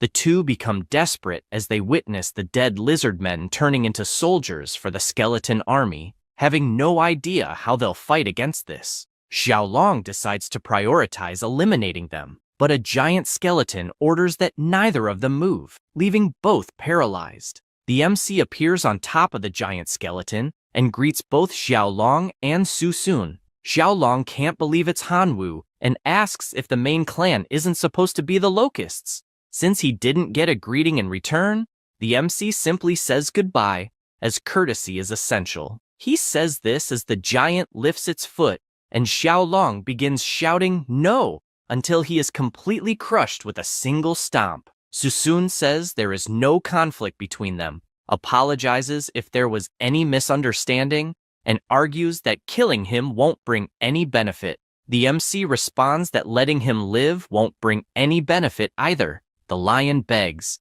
saying he can share all the treasure he took from the abyss, pleading to be spared. The MC agrees to the deal and tells him he can leave, and Shusun runs off immediately, fearing for his life. 5 hours pass, and the Minotaurs are completely defeated. Those who survive surrender, promising to submit to their new master. With that, the mission is successfully completed, increasing his points by 90. Now, his total is 3,570, 40 points behind first place, with 2 missions left. Suddenly, there's only 1 mission remaining, meaning someone else completed one. He panics, trying to figure out who succeeded, and sees that Qin Shuang has moved up to 3,580 points, reaching second place. He's happy for her, and not surprised, as she's a powerful person. Now, he only has the task of exterminating the semi-divine black frog people, but he feels unsure, as the difficulty is very high. However,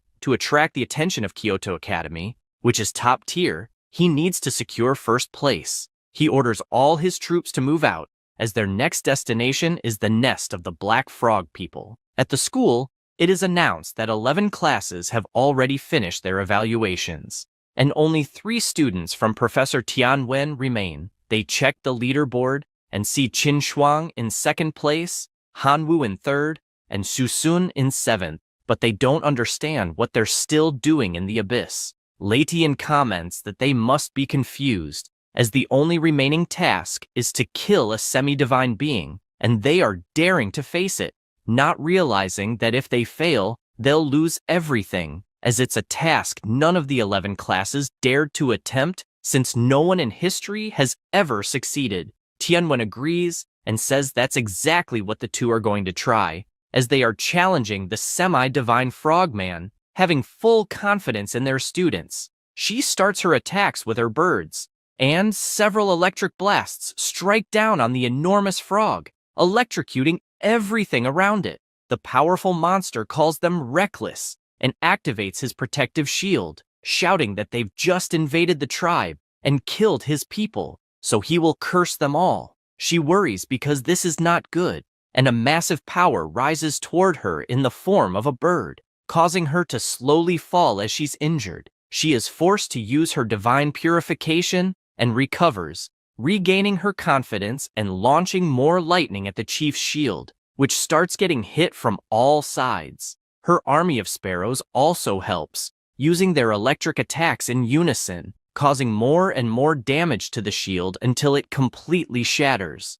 The frog, which is huge, uses its mountain-devouring demon frog ability. She can't believe what happens next, as the monster grows absurdly, even though it was already massive before. The demon frog immediately lashes out its tongue and captures Qin Shuang, swallowing her right after. She simply refuses to accept this outcome, but with the frog's colossal size, her lightning attacks become completely insignificant. Suddenly, Hanwu contacts her, leaving her in disbelief that he's calling in the middle of this situation. She decides to answer, and he asks where she is, because the decor of the place is quite unique. This makes her furious, telling him to mind his own business. The MC asks if she wants his cooperation, pointing out that in at most 10 minutes, all of her thunder sparrows will be annihilated. She asks why she should agree, but quickly changes her mind and says it's fine, making it clear that if they win, she will take the divine body of the semi-divine black frog, and he can have everything else. The MC says that's fine, and just asks her to issue a quick divine command, making the thunder sparrows pick up his elite troops, and he sends his location.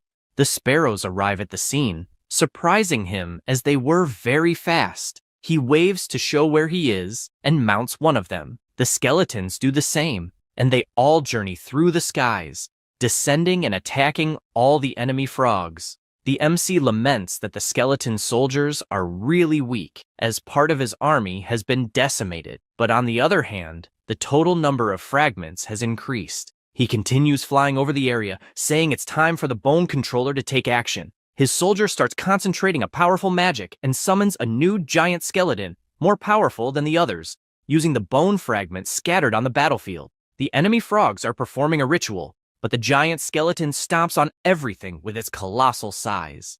The MC orders the Bone Restorer and his demon shaman bull to attack with full force. They waste no time and charge at the enemies, attacking every frog they come across. The Bone Restorer uses his power, summoning several skeletons from the dead bodies of the frogs. The monsters are confused by what they've just witnessed, but due to this distraction, they suffer several electric attacks from the sparrows flying overhead. The chief admits he underestimated his opponent and, for that reason, decides to fight seriously, using his dark magic dusk.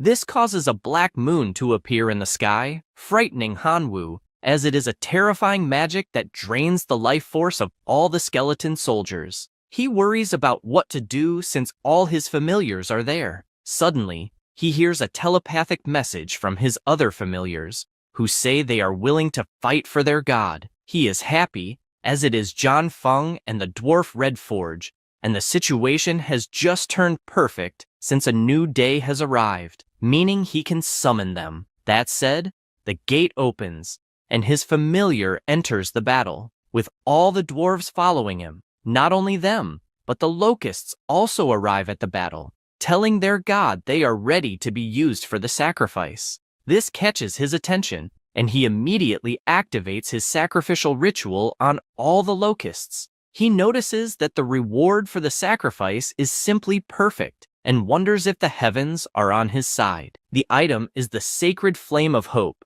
a special item that dispels darkness, eliminates any negative status, and grants positive energy to the familiars. Raising the torch, he asks for the light of the sacred flame to dispel all the darkness in the area. This worries the monsters, as their advantage has just gone down the drain. The MC simply smiles and says now it's time for the counterattack. The chief can't accept that this person has a divine item and is dissolving his dark art, as this should be completely impossible. Meanwhile, the MC flies over the battlefield, dispelling all the dark magic in the area, and upon observing the monster, he begins to suspect that Qin Shuang was swallowed by the demon frog, which devours even mountains. Thinking this, he asks his strongest familiars to kill this chief. The battle between them begins.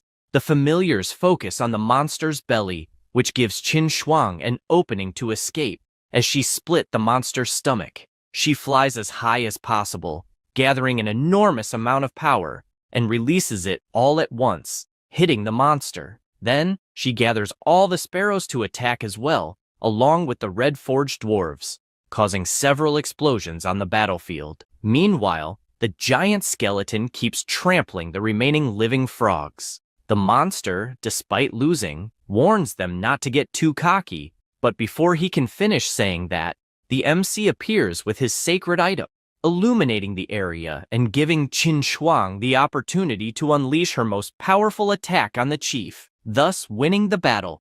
She informs him that, as promised, she will only take the chief's body and the rest can go to him. The demon frog begs for its life and is willing to give everything it has in exchange for its survival. The MC says that after killing him, everything will be his anyway. He says this, and his familiar finishes off the enemy. Half an hour passes, and they gather all the treasures from the area. He asks if she's sure she doesn't want to keep any part of it.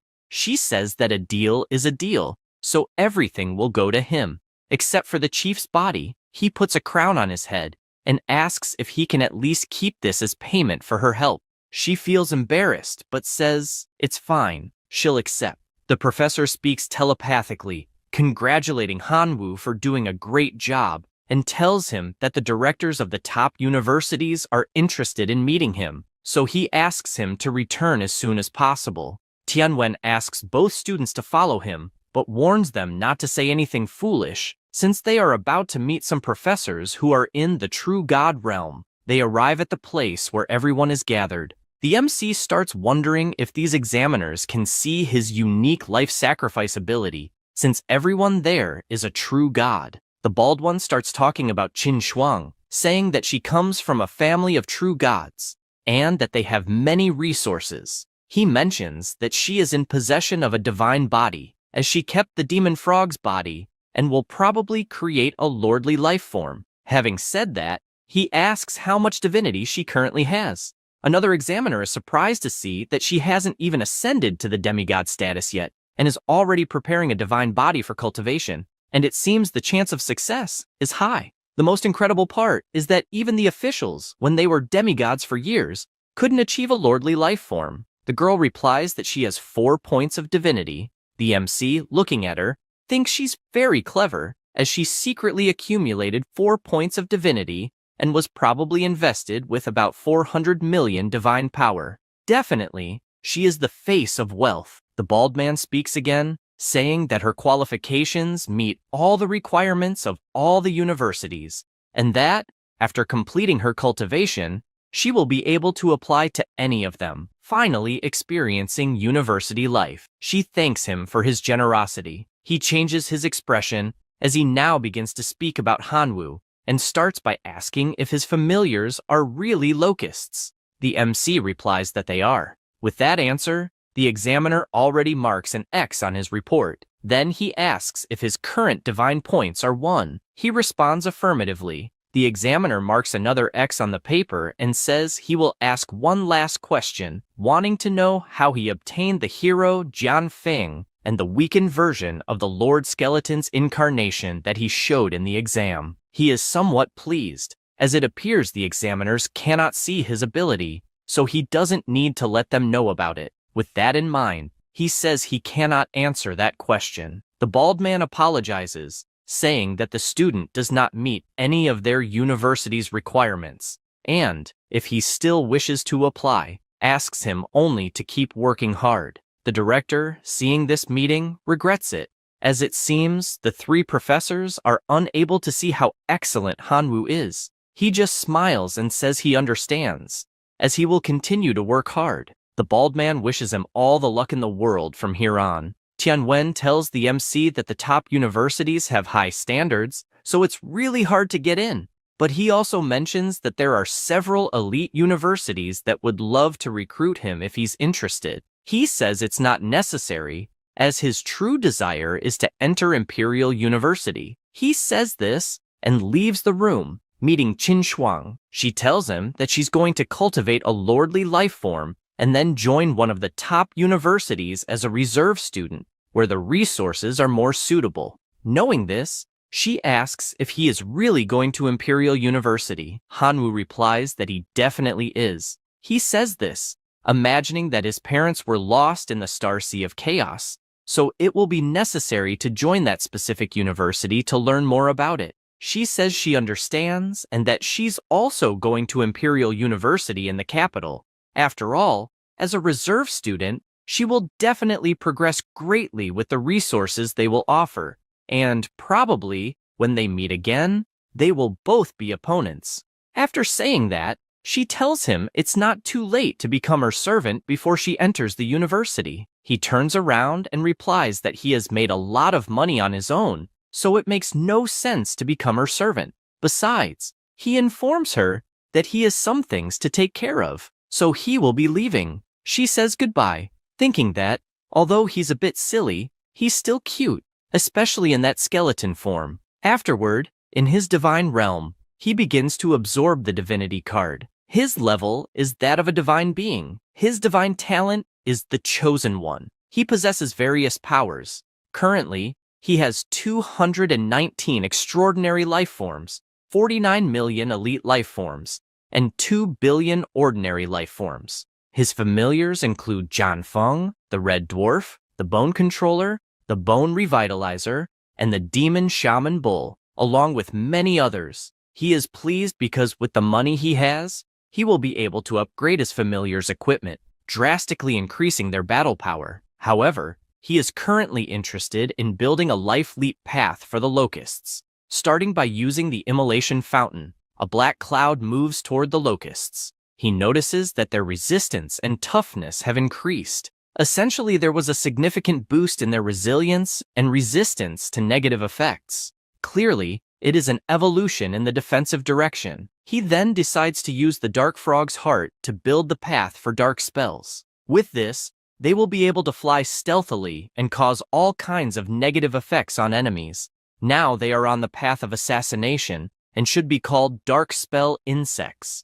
Suddenly, one of his familiars contacts him telepathically, apologizing for the stupidity of their people and explaining that during the decomposition process, they accidentally dropped the sacred staff into the decomposition machine. Apologizing once again, he flies off at full speed since this will be a huge waste, and he needs to check it out personally. When he arrives, he finds the younger brother of the Hammer of Gods begging for forgiveness, having dropped the sacred staff into the decomposition machine. He tells him to calm down and simply remember this mistake so that something like this doesn't happen in the future. After saying this, he looks at the machine processing the staff. In exchange for using such a great item in the machine, the system provides 3 different items: 2 fire crystals, a golden crystal, and a source of sacred artifacts that can be used to improve and repair sacred items. He is surprised, as it seems possible to repair sacred items, and wonders if his law of gluttony, which seems to be broken, could be repaired. He says this while looking at the options in his system. A notification informs him that common life forms can evolve into elite life forms by consuming more than 999 times their own energy. He notes that it used to be 1,000 times, but now the requirement has decreased, deducing that with the sacred source, it should be possible to completely fix the law of gluttony. However, the sacred artifact source needs to be disassembled from sacred items, and he can't imagine where he would get so many sacred items. He decides to check what people online are saying. The topic is, the user possesses a weapon that is both divine and sacred, damaged in a battle in the wilderness, and without it, their combat ability has decreased significantly. Now they are seeking help from someone in the divine realm to restore it, and any amount of divine power will suffice as long as the artifact can be repaired. The first person tells them to give up, as it's impossible. The second says they once tried to fix it, but to no avail. The MC wonders if the sacred relic source could repair a weapon that is both divine and sacred. With this in mind, he replies to the forum that he might be able to help, and if they want to try, they should contact him privately. This person quickly calls the MC, surprising him with the speed of the response, and when he answers, the person asks if he can really help him restore the weapon he has. He responds that he'll at least try since this guy posted so long ago and apparently hasn't found a solution, so he has nothing to lose. He asks him to trust him and send some sacred relics. The guy says he already downloaded the anti-fraud system from the divine realm, so there's no point in trying to trick him. After that, he asks what level of relic will be needed, mentioning that he can give anything below level 4, but if a higher level is needed, it will take some time to get it. Hanwoo is surprised that this person has level 4 relics, meaning he's pretty wealthy. The MC smiles and says that level 1 will be enough. Immediately, a giant box appears in front of him, startling him because it was sent so quickly. He stands up, surprised, thinking there are probably about 100 sacred relics inside, and wondering if he should block this guy and run off with the items. However, he decides against it since the Divine Realm's anti-fraud system seems quite intimidating. He just takes the relics and throws them all into the decomposition machine. 2 hours later, he receives 109 sacred relics. He keeps 9 of them for himself and enters the remaining 100 into the system, successfully sending them to the user who requested help.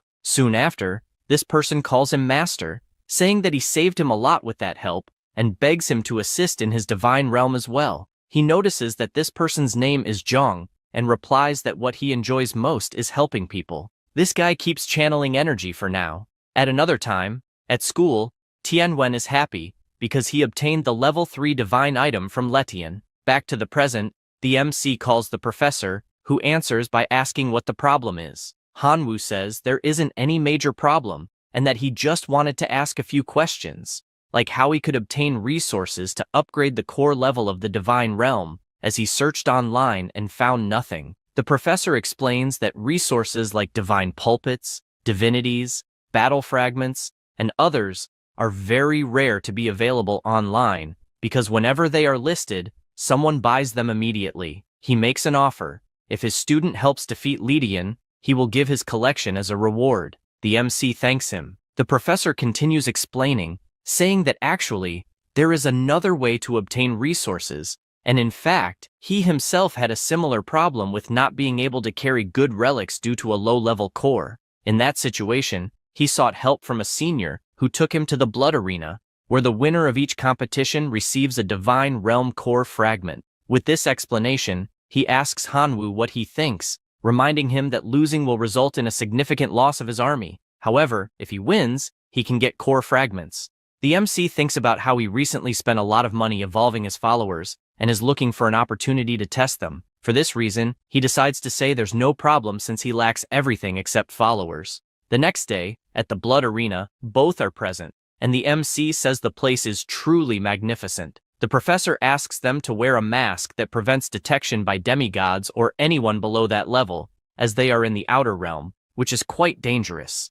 The examiner asks them to fill out the form first. Meanwhile, the professor explains that the competition is divided into 3 categories based on the level of the competitors, for divine beings, demigods, and true gods. So, unless competitors specifically request a match, battles between different levels usually don't happen. Additionally, there is no limit to the number of followers in the army, so the defeat in the competition is declared when the follower mortality rate exceeds 50%. Some people persist, and the mortality rate reaches 100%. Shortly after this explanation, the system informs the MC that he has been matched with an opponent, so he should prepare for the broadcast. Then, he is sucked into another dimension, startling him as he didn't expect things to happen so quickly. Soon, he appears in another place. His opponent begins by intimidating him, asking if he's a rookie but tells him not to worry, as the Rat Lord will finish this quickly. The audience laments that an inexperienced rookie will face the brutal rat right away. Hanwoo starts to reflect that his first opponent seems to be a rat disciple, and has a terrible reputation for being brutal. The system requests him to release his followers, as the match will officially start in 3 minutes. The buck-toothed guy wastes no time and summons his rats as followers, declaring that he will kill everything in front of him. The MC laughs, asking if he really wants to compete in numbers, and summons his army of locusts. The Rat Lord laughs upon seeing that his opponent's main followers are locusts, and is even more certain that the match will end before it starts. He says this, and a notification appears, informing them that the battle is about to begin. The rats prepare their bows, and, at the signal, shoot all their arrows. The MC immediately commands his locusts to activate their shields, successfully defending against the attack. The buck-toothed guy orders them to keep shooting, but Hanwoo shouts for his dark insects to launch a surprise attack. The familiar was flying over the rats' backs and, as commanded, uses its special ability on all of them, leaving them in a state of confusion. Then, he shouts for his demonic insects to kill all the enemies. They prepare their stingers and charge toward the still dazed rats. The audience is left in disbelief, as it was overwhelming. The current survival score for Hanwoo is 99%, while the buck-toothed guy's followers are at 22%. He screams that this is impossible and begs for it to stop, admitting defeat. Because of this, all the insects stop attacking, and under the pile of dead rats, an item appears. Hanwoo approaches and notices it's a fragment of the divine core, commenting that it looks very much like his life sacrifice ability. The system announces that the game is over, and both will be transported back to the waiting area. The professor greets him, saying he did an excellent job since he won the first competition, and also gained a lot of divine power, and asks if he would like to proceed to the second round, as the family members did not suffer many losses. He further explains that if he wins again, he will earn 10% more fragments of the divine core than before. He responds that he would love to, excited since his family members need to train anyway. After that, 32 days passed, and he is happy because he won everything, but exploded 100 million of his locusts. However, it was worth it, as after 89 consecutive victories, he obtained many fragments of the divine core. With the current amount, he can upgrade his level to 7. Even though he is pleased with this, he thinks that it is becoming increasingly difficult to get stronger, as the amount of fragments required to reach level 8 is greater than the combined total of the previous levels. The professor comments that, in fact, with the current strength of his family members, he could try challenging the demigods. The MC asks if he will receive more rewards for challenging a demigod while only at the divine level. He replies that he would earn 10 times more than he would in regular competitions. He gives an example, saying that if Hanwoo wins the match, he will have 90 consecutive victories multiplied by 10, resulting in 90 times the normal amount of fragments from the divine core. He ponders whether it is worth the risk. The examiner presents the form for inner-level challenge registration. Then, he asks if he has really thought this through, as it is a cross-level challenge. The MC replies that he definitely wants to. In the arena, everyone is commenting about the Locust Boy, who has been in the bloody arena for about 30 days and now thinks he can do whatever he wants just because he is the big star of the tournament, challenging the strongest. One guy comments that the demigods have higher levels of divine core and can carry superior sacred artifacts, so it is crazy for a Locust Boy to challenge them. Another comments that the kid needs to get a beating to learn a lesson. The professor warns that at that exact moment, the odds are 1 in 100, and even the entire audience does not like him. He says he is fine with that, and since he cannot bet on himself, asks the professor to bet 10 million power on him. Tianwen enjoys seeing all this confidence and says he will bet an additional 5 million from his own pocket, since all hopes rest completely on him, and also warns that if he wins, he will gift a magical weapon. The MC thanks him for his generosity, thinking that he doesn't even care about a magical weapon, as he is just excited to fight someone so strong. He goes to his divine realm, as he hasn't added any sacred artifacts to his divine core, and wonders what he should add, as the law of gluttony and the pearls of poisonous mist seem almost insignificant. Suddenly, the guy who had helped him before contacts him, asking if his master has extracted the source of sacred items that day. Hanwoo confirms if this guy can really find level 4 or lower sacred items. He replies that he has a large stock of level 4 or lower sacred items and can send them if needed. Excited, he responds that he actually needs powerful level 2 sacred items, preferably with poison, earth, darkness, and fire attributes. Hardly asking for this, a giant box appears before him, coming to the conclusion that this guy is definitely very rich. He starts by acquiring the level 2 sacred relic, Lava Orb of Earth and Fire. It has earth and fire attributes, which can improve the defense and resistance of his family members, as well as enhance their recovery rate. The second item is a level 2 sacred relic, the Nail of Shadows. This has a shadow attribute. When charged to the domain core, it allows the compatible family member to understand the level 2 ability, restricting the opponent's movement by nailing their shadow.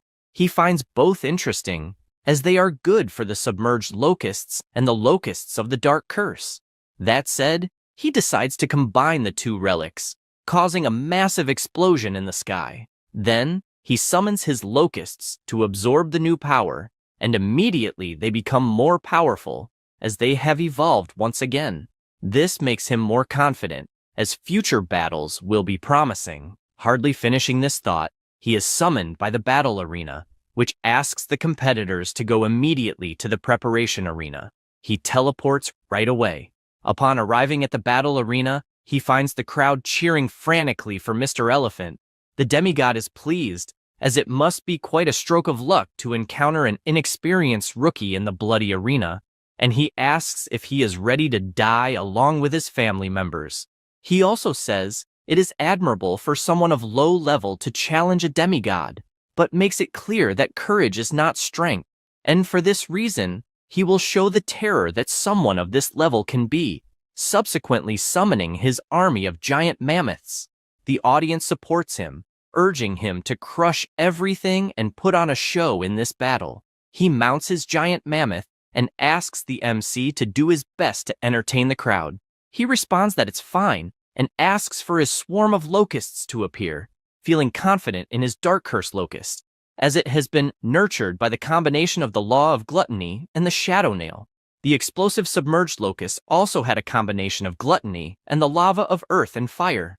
His opponent finds this interesting and believes the fight will be cool, then asks his army of mammoths to attack the locusts that are on the way. Hanwoo does the same and commands the dark cursed locusts to attack, then launches their stingers, completely immobilizing the monster's shadow upon hitting it. The big guy asks what cheap trick he is using, but before he can finish, another swarm of locusts attacks using toxic explosion. However, the thunder mammoth remains still, showing no reaction. His master makes it clear that it doesn't matter if the locusts have become a transcendent form of life, as his giant mammoth would never be harmed, even if it stood still forever. The MC asks if he is sure about that. Then, a colossal explosion erupts in the arena. Mr. Mammoth realizes that Hanwoo is trying to win by numbers and decides not to let that happen, ordering his army to advance as quickly as possible. The MC does the same and commands them to explode, causing more explosions towards the mammoths. The demigod decides to resort to 3 divine arts: armor, blood chi, and healing. His wounded mammoths begin to rise, gaining significant resistance against the explosions. He admits he didn't expect to have to use a divine art, and for this reason, he acknowledges Hanwoo's strength. Therefore, he states that after killing 50% of his army, he will allow him to surrender to avoid further losses. The MC simply smiles, asking if he thinks that's all he has, and shouts that giving up is not an option, calling for his demonic bull clan to emerge. They charge toward the mammoths, leaving his opponent frightened, as Hanwoo indeed has a demonic bull as a familiar, watching as his mammoths are defeated one by one. Then, the gate opens, as it is now the skeleton clan's turn to attack, led by the skeleton lord, bone controller, and bone restorer. The MC asks the bone restorer to decide what will happen in the battle, making the controller jealous. His servant leaps toward the mammoths on the ground and begins to use his magic to summon them from the dead. Mr. Mammoth starts to worry, as these skeletons are far too annoying, but makes it clear that it is not enough to shake a demigod, ordering his family members to attack using the war gun skill and commanding his powerful mammoths to completely crush the enemies. The MC orders the demonic bull clan to retreat and asks the bone controller to advance. He stands in the middle of the arena, gathering all the bones present, and his size grows in a surreal manner, giant, dozens of times larger than the giant mammoths. Mr. Mammoth is intimidated by this heroic form of life, but uses his multiplication ability, making his mammoth grow colossal as well. After that, he charges toward the giant skeleton and tries to destroy it with his tusks, but he is blocked. Furthermore, he starts shouting and lifts the mammoth with all his strength, throwing it down to the ground. Then he jumps and attacks with his fist, but the mammoth manages to hold the punch with its trunk and throws him to the ground this time, raising its legs and trying to stomp on him. However, the bone controller manages to jump back in time to avoid being crushed and counterattacks, kicking the mammoth in the face. The MC shouts that it's time to end this, and his familiar obeys, jumping on the monster and attacking multiple times, grabbing one of the tusks and breaking it in half. Mr. Mammoth is terrified of the situation, asking his family members to get up and react, but the bone controller doesn't give him time and grabs the other tusk, breaking it as well. Hanwoo admits to being surprised, as he made the bone controller learn hand-to-hand combat, but he didn't expect it to work so well, especially since it is gigantic. Hardly finishing this thought, his familiar kicks the mammoth, sending it flying toward its master. He orders his army of giant mammoths to surround the enemy until they wear him down. They obey and start running toward the bone controller, but without giving much of a chance, he stomps, exploding some mammoths on one side and kicking others away, finishing with several punches to the ground, tossing the mammoths all over the arena. However, the army of mammoths is still very large, and many of them manage to reach the familiar, hitting its leg and making it fall to the ground, allowing everyone to swarm and attack. The enemy shouts to finish off the giant skeleton at all costs, but the MC doesn't stay still and asks his demonic bull to rescue the bone controller. The army arrives at the battle, beating the enemies, and the skeletal mage takes the opportunity to use his resurrection magic, summoning the dead mammoths and using them to attack as well. The audience is incredulous at the battle, as the family members of the Lord of Elephants are already outnumbered, and the Grasshopper Boy has achieved total annihilation. Then, he admits defeat and gives up the fight, resulting in a fragment appearing on top of the pile of bodies. The MC approaches to pick it up and notes how heavy the fragment is coming from a demigod. Suddenly, someone calls for Hanwoo, saying that the administration of the Bloody Arena wants to meet him, being teleported immediately without even realizing it. Upon arriving at the location, a person asks him not to be afraid, as they will not harm him. He asks what they intend, dragging him forcefully there. The administration explains that they watched the fight, and it was an excellent demonstration of talent, proof that he is worthy of being the heir of the Bloody Arena, explaining that this place is a test to choose a successor for the master, and that anyone who manages to win the challenges and the rankings will be in a position to be the successor in the Bloody Arena. With that said, they ask if he would like to be that person. He is left speechless, having been caught off guard by such news, especially since this arena gathers an absurd number of people and races that visit it every day, and the amount of divine power obtained by these individuals is no small matter. He doesn't understand how such a great opportunity has fallen into his lap so easily. Taking a deep breath and imagining that, before making a decision, he needs to know how many successors still exist in this arena. He then asks what the advantages and responsibilities of being a successor of the Bloody Arena are. The hologram soon notes that Hanwoo is not there for his own interests, and this is surprising.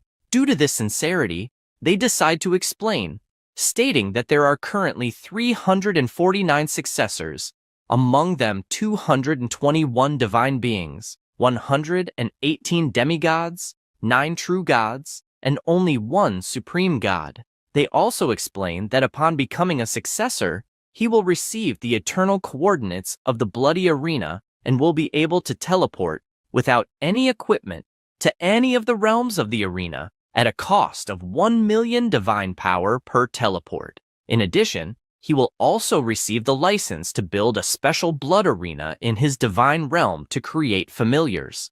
He then explains that upon reaching 500 successors, the Bloody Arena will initiate the succession ceremony, which will take place in the arena itself, and the best among the 500 successors will become the master of the Bloody Arena.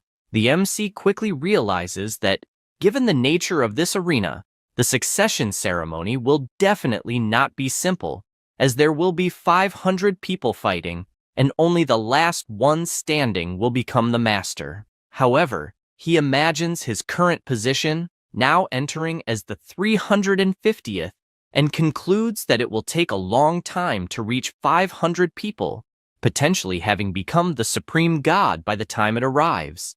The leader of the arena asks once again if he is willing to become a successor. He replies that he is. With that, a notification arrives, congratulating him for being the 350th person to become a successor of the Bloody Arena.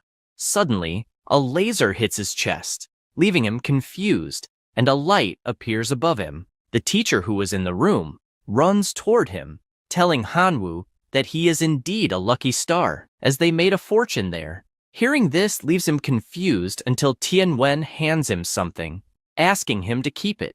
He looks at the screen of the cell phone and simply cannot believe that there are so many zeros there, as his account now stands at 1 billion. He comments that it is really hard to imagine how to spend so much, but suggests that he buy a suitable magical weapon first. Hanwoo asks if he is sure about that, as he is still just a divine being, not even a demigod, so he is not sure if he could control a magical weapon.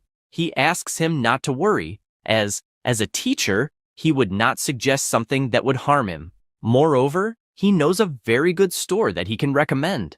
The MC says that this is perfect, as it is quite a coincidence since he wanted a new weapon. Suddenly, Mr. Mammoth appears running, calling out, "Grasshopper boy," and saying that he finally found him. The MC runs behind the teacher, asking him to save him.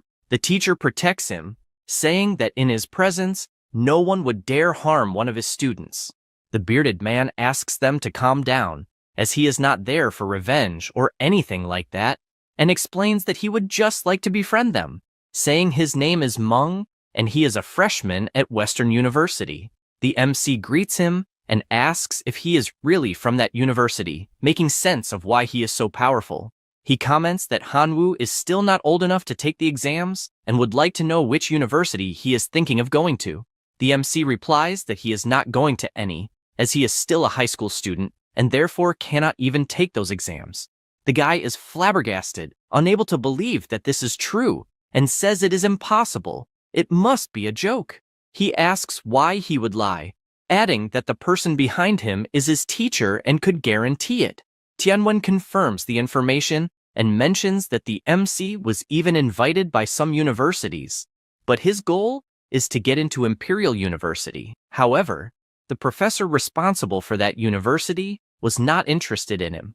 Mr. Mammoth says he understands and praises him for thinking big, as Imperial University is the most powerful among the top 3, and wishes him all the luck in the world to succeed one day. He explains that he will report this case to his own university that night, and probably the higher-ups will contact him, in addition to asking him to keep his family members updated as much as possible to get on the university's reserve list. Hanwoo, suspicious, asks if he will really help him like this, just out of the blue. The bearded man laughs and says that this is obvious, as he sees great potential in him, but makes it clear that the path to becoming a demigod is long, and it is naturally easier to have several partners who can trust each other than to fight alone. He also explains that after recommending him to the university, and if he gets in, he himself will also receive a bonus in the form of resources, so it is a mutual gain. Hanwoo says he understands and thanks him for the help. The demigod says it's nothing special and only asks that he continue working hard. He suggests that he invest heavily in the main familiars and, in the near future, in heroic life forms. After all this, the MC goes to Wanbao Street, heading towards the treasure pavilion. The professor accompanying him asks to enter, and a beautiful woman is inside, welcoming the two of them and asking what level of equipment they are looking for, or perhaps if they are there to meet the master blacksmith. They walk inside, and she mentions that she has already contacted Master Tony, informing him that Tianwen is there to see him. The MC finds the name Master Tony strange, as it sounds more like a good hairdresser, and wonders if he is really a professional blacksmith. After walking a bit, she politely asks them to enter the portal. The two stare at each other for a moment and decide to cross it. Upon arriving on the other side, Tony tells Tianwen that this time he brought a very fat sheep. The MC laughs, wondering if it's too late to run away. The professor steps in front and asks the blacksmith to be serious, as there is a student present. The hefty man decides to explain how things work there, stating that the shop is friendly to everyone, but there are no special discounts for students. This leaves him upset, as there should be some student packages since it's not easy to make money as a student, and he had to work so hard to earn $1 billion. The professor tells Hanwoo that, Despite Master Tony's tough talk, he is an excellent blacksmith. The hefty man feels happy to hear this, as, after so many years, he finally hears a kind word from the professor. But inside, he wonders who he is calling tough. He invites the MC into the tent as he will show him his work. The place is huge, truly impressing Hanwoo. The master craftsman explains that each piece has his seal of approval and is made by him personally. As they walk around, the professor asks the MC what he liked most inside. He ponders, considering the possibility of having to face a test from Western University in the future, noting that goo pots are worth 4 divine beings, which is less than 600 million divine beings. But without thinking too much, he says he wants that. The 2-star magical weapon, the goo pot, explaining that this item contains a space that can host up to 100,000 insects for the goo refinement ceremony. The insects will fight each other, and the last survivor has a certain chance of leveling up, potentially reaching the heroic life form. The professor is pleased with this choice because, although the goo pot is not very powerful in itself, it is the most suitable artifact for Hanwoo. Tony informs that it costs 4 divinities or 580 million divine power, and asks if he thinks it's worth paying such a price. The MC is shocked by the price, but Tianwen draws the blacksmith's attention, asking him to charge less or give it for free, or else he will scold him. He says it's fine and charges 600 million, even throwing in a 0-star artifact, the Eye of Detection. After that, the two leave happy with their purchases. But the blacksmith calls out to his guest, saying he created a new special artifact based on the remnants of a lost civilization and mentions that it might suit his style. The professor takes the artifact in his hand to check what it is, and, after analyzing it carefully, begins to yell at his friend because, despite treating him well, he's still treating him like an idiot, and says that this ball has no power at all, and asks why he's trying to trick him. Tony asks him to calm down, saying he will explain, and informs him that it's called Greedy Wolf and came from a civilization lost long ago. This greedy wolf frequently liked to plunder, and, as everyone knows, artifacts can't be used by another master. After plundering these items, they were treated as mere scrap.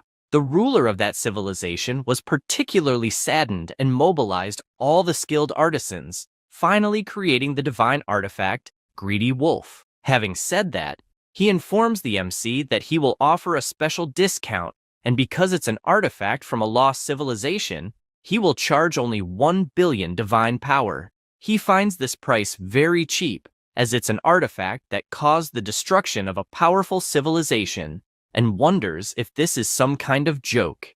The chubby guy comments that the artifact still has minor flaws. It can devour artifacts to grow, but it will grow 10 times slower, and after devouring, it can inherit some passive abilities, but it can't inherit divine spells. The professor asks if this isn't just a waste. He replies no, asking to be insulted all he wants but never dare insult his work. Hanwoo immediately says he'll buy it for 400 million. Tianwen asks him not to do that, as 400 million is a lot of money. In the MC's mind, this greedy wolf can devour artifacts, so he could take them from enemies to strengthen it, and tells the professor that he misunderstood, saying he really appreciates the artifact created by Master Tony, who was able to forge the greedy wolf with just a few fragments, but says that unfortunately, he's poor and only has 400 million left, asking him to sell the artifact for that amount.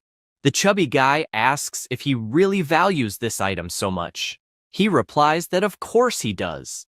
Knowing this, Tony decides to sell it for 400 million divine power, as money can't buy anyone's trust, thus handing over the item and saying the deal is done. After that, the MC returns home and begins a ritual, dripping a drop of blood on the goo pot, the greedy wolf artifact, and the Eye of Detection. The blood gathers in one place, and this makes him happy, as the goo pot has recognized him as its master. At that moment, a frog emerges from the item, and the MC asks it to start practicing immediately. Then, He wonders why the greedy wolf isn't reacting and thinks maybe it wants more blood, questioning if it's a vampire. Suddenly, the artifact starts to glow brightly, and a wolf appears in front of him. He wonders if it's the greedy wolf, as it looks more like a dumb dog. The wolf immediately says it wants to eat artifacts, and the MC becomes thoughtful, as the law of gluttony affected it right after being summoned, and he doesn't know how on earth he's going to find artifacts to offer, since he's broke at the moment. Throwing a crystal he had at the moment, the wolf immediately jumps to devour it. Meanwhile, he decides to check on what his other familiars are doing. The locusts are training, the red dwarves are mining, the demon bulls are reading about building structures. Jianfeng is still meditating to increase his power, and the skeletons are feeding on crystals. He knows that thanks to the source of sacred items he obtained earlier, he finally repaired and upgraded his law of gluttony to level 3, and the effect at this level is quite strong, making it possible to evolve an elite life form just by eating. With his eyes still gleaming, he imagines that with a few more upgrades, common life forms could evolve into extraordinary life forms. So his locusts will evolve significantly if they have enough food. A week later, the time for a new sacrifice arrives. Raising his hand and saying he will sacrifice 13 billion locusts this time, a giant vortex appears, and he immediately notices the reward for sacrificing 13 billion locusts, which is much better than the last one. The first option is 10,000 night demon hunters, an extraordinary life form. The second option is a 3-star artifact, the steel blade. It allows core familiars to summon a steel blade as a weapon, increases strength against beasts by 15%, and adds a divine art called Sovereign. The third option is a level 2 sacred item, the Stone of Enlightenment. There is a chance for a core familiar to be transformed into a semi-human form. He thinks the last option is incredible and decides to choose it. The item then appears in his hand, and he immediately breaks it. A beam of light from the sky shooting toward the elite locusts, evolving all of them, leaving the MC amazed at what he is witnessing. Now, he possesses the Locust Man. It is an extraordinary life form, and its talents are flight, low intelligence, and a humanoid body. He is impressed because the faith power of his new familiar is extremely high, at 50,000 per day. At that moment, he receives a call from the professor. Tianwen tells him that Western University has issued a notice for him to take the test again, and an admissions professor will be coming to the school the next day to test him, asking him to prepare in advance.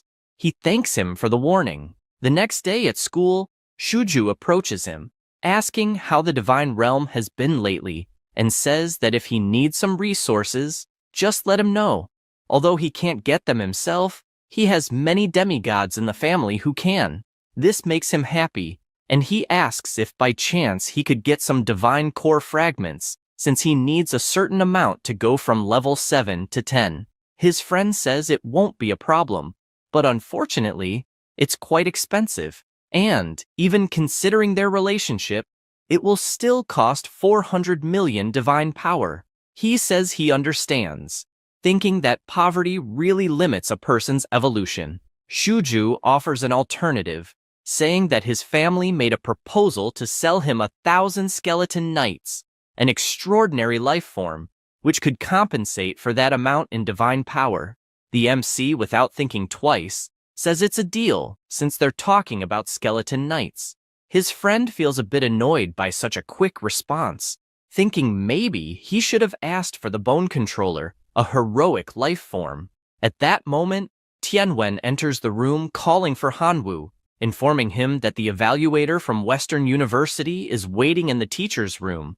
Upon arriving, he sees the bald man again, who comments that he remembers him as a student who didn't pass the test, but managed to get an internal recommendation, and says it won't help much since Western University is much harder than the high school exam. He also mentions that to prevent cheating, only core familiars authorized for the test will be allowed, and as far as he recalls, his familiars are locusts. After saying this, he asks the student if he has any questions. The student replies that he does not. The evaluator explains that the test is to invade a small civilized village on the outskirts of the field called Duolong City, and this place has a solid hierarchy and career system that will directly affect both the familiar and the master. Once recognized by the system as a disaster demon, the professionals in Duolong will hunt him down to completely destroy him. The mission is simple. He must kill at least one master who guards Duolong City.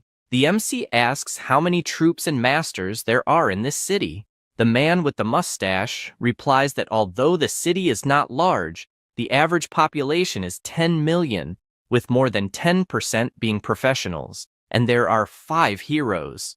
For any additional information, he will have to explore on his own, and he is told that he has 1 hour to prepare. Hanwoo tells his professor that he would like to use the recently obtained class points to exchange for 3 level 1 sacred items. He is told to simply choose. After this, back in the core of the divine realm, he places the missing fragment, and with that, his divine core is upgraded to level 10, and the space has expanded.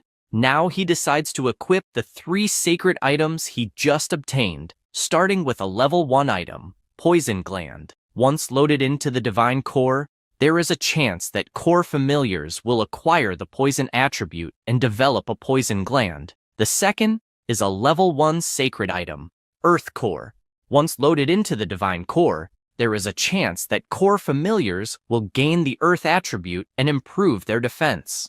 Lastly, another level 1 item, the Goblin Short Bow. It is both a sacred item and a divine weapon. When loaded into the divine core, there is a chance that core familiars will gain the ability to summon a goblin short bow as a weapon. The host god will also gain the ability to summon the bow himself. All items were successfully loaded. The MC is excited since most of the locusts have poison glands. Half of the immolated locusts have improved defense, and almost all the locust men can now fight using the bow, so he is looking forward to an easy test. The next day at school, the evaluator informs Hanwoo that he and his familiars will be teleported together to the outskirts of Duolong City. He then touches the crystal and feels a strange sensation being thrown to the test site right after. Several notifications appear, stating that an intruder has been detected, and asking him to leave the current realm, or he will be labeled as a demon and eliminated. Since he did not retreat, the MC was identified as the Demon Locust King. He notices a panel opens in front of him, where it states that he is the Demon Locust King and is at level 80, even showing his equipment and abilities. He is surprised they can even see the levels of the 2 newly born heroic locusts. The Locust Man is at level 60, possessing some talents in addition to abilities. He tries to understand what it means to be at level 60, as it's difficult to know without references. His familiar approaches, saying that there are creatures attacking them. The MC immediately mounts on its back and asks to go check out the enemy. At the scene is Thorn, a second-class adventurer who is impressed by the absurd number of monsters appearing. By his side is the Fist of Fury, a first-class adventurer who tells his friend to cheer up.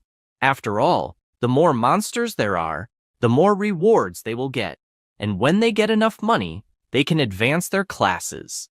Nearby is a ghost, and by his side is a female adventurer, the Water Sage. Also present is the Fire Mage, saying that the locusts are weak. No matter how many appear, they will keep dying. Thorn warns them to be careful, as it's impossible to predict what will come next. The MC arrives at the scene and sees these adventurers killing his locusts, deciding to use the Firefly Detection Eye. First identifying Thorn, who is at level 37, and his profession is warrior. He also notices that all 4 of them wear the same style of badge. The difference is that Thorn's emblem is made of silver, while the other 3 have bronze emblems, leading the MC to conclude that this guy is the team leader. The adventurer is visibly surprised by the absurd number of locusts appearing and tells his group to retreat, saying they can't kill them all. Hanwoo orders the Locust Man to go test their strength. Landing on the ground, the Locust Man makes it clear that no one will be leaving. The adventurers are in disbelief, realizing it's a third-class monster, and they all start running, trying to buy time. They unleash one of their most powerful attacks, but it only leaves a scratch on the Locust Man. One of them admits that there's nothing they can do since the monster before them is too strong, just before he gets kicked, sending his sword flying away. The familiar now decides to hunt down the remaining adventurers. Afterward, all four are captured, and the MC stands before them with a menacing aura. One adventurer begs the ugly monster in front of them to stay away. Hearing this makes the MC furious, saying he's a handsome guy and asking why they're calling him ugly. He then says they can live if they just answer one question. He wants to know how he looks in their eyes. The boxer responds that he will never answer a monster's question. For saying this, he gets punched hard in the stomach by the Locust Man, even shocking Hanwoo, who remarks that he was just trying to scare him, but his familiar actually hit him. The girls start screaming in panic as their friend lies unconscious on the ground, but the MC orders his venomous insect to silence them all at once. Thorn asks what the MC really wants. Changing his expression, the MC says he's already asked once and just wants to know how he looks in their eyes. The swordsman answers that he has big eyes and long antennae. This makes the MC think that it's the description of a giant locust man. Apparently, the area is deliberately tarnishing his image for the invaders. He says, "This is great," and asks them to keep answering his questions. 3 hours later, he unties Thorn, saying he got everything he wanted and that he can leave now. Thorn flees at full speed, knowing he urgently needs to report to the Adventurers Guild. Naturally, the MC begins following him through the air and becomes aware of the location of the others. He apologizes, saying he can't have his whereabouts exposed so easily, and asks him to rest a bit before leaving, casting a spell that puts him to sleep. Hanwoo becomes thoughtful, realizing that according to Thorn, there are millions of adventurers in the city, and if they attack the place directly, they will likely lose.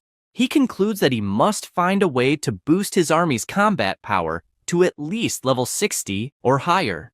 Nearby, he notices the presence of goblins, which, like it or not, are better than nothing. He realizes that all the goblins are low level, but their leader is at level 62, reaching the 3rd level, and wonders how he obtained that class. Curious, he asks the leader how he achieved it. The leader responds that he ate many class fragments left behind by adventurers, and that's how he got a class. The MC is pleased with this information, realizing that apparently, if his locusts eat 39 class fragments, they too can obtain a class. He immediately summons his locusts and gives 2 orders: to keep an eye on the Adventurers Guild and to collect class fragments. 3 days later, he has gathered plenty of fragments and thinks it's time to start fusing them. He begins his ritual, and the class selection appears, offering options like mage, fighter, warrior, and archer. Choosing the last option, archer, he figures that a long-range attack method is perfect for the Locust Man. The MC is pleased since the bow worked perfectly on his familiar, and now he wishes he could absorb another corresponding 1st-level class to boost it straight to the 3rd level. At that moment, one of his locusts reports that they found a cave, and the pressure emanating from it was terrifying. He asks them to take him to the location. Upon arrival, his locust says the place is just ahead, and Hanwoo immediately senses the terrifying aura coming from within, as it even has a hint of divine power, making it definitely worth investigating. He enters the cave accompanied by 2 locust men, and looking down, he notices a giant dragon sleeping in the cave. He recalls the professor once saying that some civilizations from other realms used to isolate enemies they couldn't easily kill, and apparently, the black dragon in front of him is a poor creature sealed there by some powerful being. A locust then uses its detection eye. This is the black dragon Elphus, level 103. Sealed. Its original level is 149. Its profession is a rebel, belonging to a special race, with other details unknown. Suddenly, the dragon opens its eyes, leaving the locusts stunned. The MC yells at his familiars to stop, but both are trembling in fear. Elphys stands up and asks how they dare interrupt the meal of the great rebellious black dragon. He says this and prepares to attack, while the MC shouts for everyone to retreat. Several explosions follow, 5 minutes pass, and he returns to the dragon's lair, asking if it's done venting. The black dragon gets ready again, calling Hanwoo insignificant scum since he's trying to take advantage and, for that, will never be forgiven. The MC runs again, knowing there are still 4 minutes left. After 10 minutes, Hanwoo returns and tells the dragon he's not there to provoke him. On the contrary, he's there to help. Elphys says he has already seen through his tricks, so he asks him to leave immediately before he has to devour him whole. The MC grabs his bow and asks if, being trapped like that, he could devour anyone, launching an arrow that bounces off the dragon's scales. The dragon asks if he's really going to keep making insignificant attacks since, as a black dragon, he has absolute defense. Hanwoo summons his sword and says he'll pay to find out, delivering an attack that barely scratches him. Enraged, he asks to infuse 10,000 of divine power, knowing he needs to cause at least some damage for Elphys to cooperate. Then he unleashes much more powerful attacks, and this time, blood begins to flow. The dragon becomes furious, asking how he dares wound a supreme being in such a way. The MC replies that he has many more weapons, and if Elphys keeps talking nonsense, he might end up dead. Elphys asks what the MC wants after all. The MC says he has a dream, which is to kill the hero of Doran City, but with his current strength, that's not possible. Facing this hero is impossible, and for that reason he needs help. The dragon says he's been sealed there for many years and has no way to escape, so how could he help? He also explains that the chains binding him are special artifacts, created by the guild itself, and not even his dark power can destroy them, much less a common sword. Hanwoo asks if he's sure the chains are artifacts. He replies that yes, he is sure, as he would never stoop to lying. Knowing this, the MC summons an item, as he has a solution to this problem, then asks for the wolf cub to appear. The aura begins corroding the chain until it's destroyed, leaving the dragon surprised by what he's seeing, and he asks for help to quickly break the other chains, since the great black dragon Elphys commands him. Hanwoo gets irritated and asks what he just said. He repeats, saying to hurry and free the great black dragon that commands him. The MC points out that he just broke one of the chains and asks him to show a gesture of goodwill, as he hasn't done anything for him and even claimed to command him. The dragon asks what he wants. If it's to kill the hero, he already agrees, asking again to hurry and break the chains. Hanwoo changes his mind, asking the dragon to serve him for 100 years as a reward for freeing him. The dragon gets furious, asking if he's delusional. The MC makes it clear that he can save him, yes, just as easily as he can kill him. And if the dragon isn't willing to help, he can still be used as a stepping stone to increase his power, as he's heard that dragons are treasures from head to toe, and even the bones would fetch a fortune. Elphys is intimidated by this, and, with no other choice, agrees to serve him for 100 years, begging him to break the chains, as he doesn't want to spend another second trapped there. The MC tells him not to rush, as they still need to sign a contract. The dragon asks if he's trying to enslave him, warning that dragons will never be enslaved. The MC summons a crystal and says he's already sensed his weakness from afar, and will let him eat that resource only after signing the contract. The dragon sees no way out and signs, using his paw. With everything settled, the wolf cub jumps to devour the rest of the chains, as they are artifacts, destroying all of them. The cave completely explodes due to the dragon, who is happy to finally be free. After that, in Doran City's town hall, a meeting is taking place, and the martial saint hero reports that the black dragon has just been freed and asks for everyone to join forces to destroy him, as the seal must still be weak. Rose, who is also a saint hero, says the dragon will probably hide to regain all his strength, and since the area outside the city is vast, She suggests asking for the help of all adventurers in Doron City. Another hero says that the dark power emanating from the Black Dragon will cause a large number of monsters to grow stronger. This is Jamie, the Ice and Fire Sword hero, emphasizing that they should take the first step and initiate action before the monsters revolt. Carl asks if a single weakened dragon is really a reason for all this concern, and asks his Dragon Slayer brother what he thinks about it. He responds that a simple dragon isn't a reason for such a fuss, saying he's already killed one of the wind element alone, and although it was difficult, it wasn't impossible.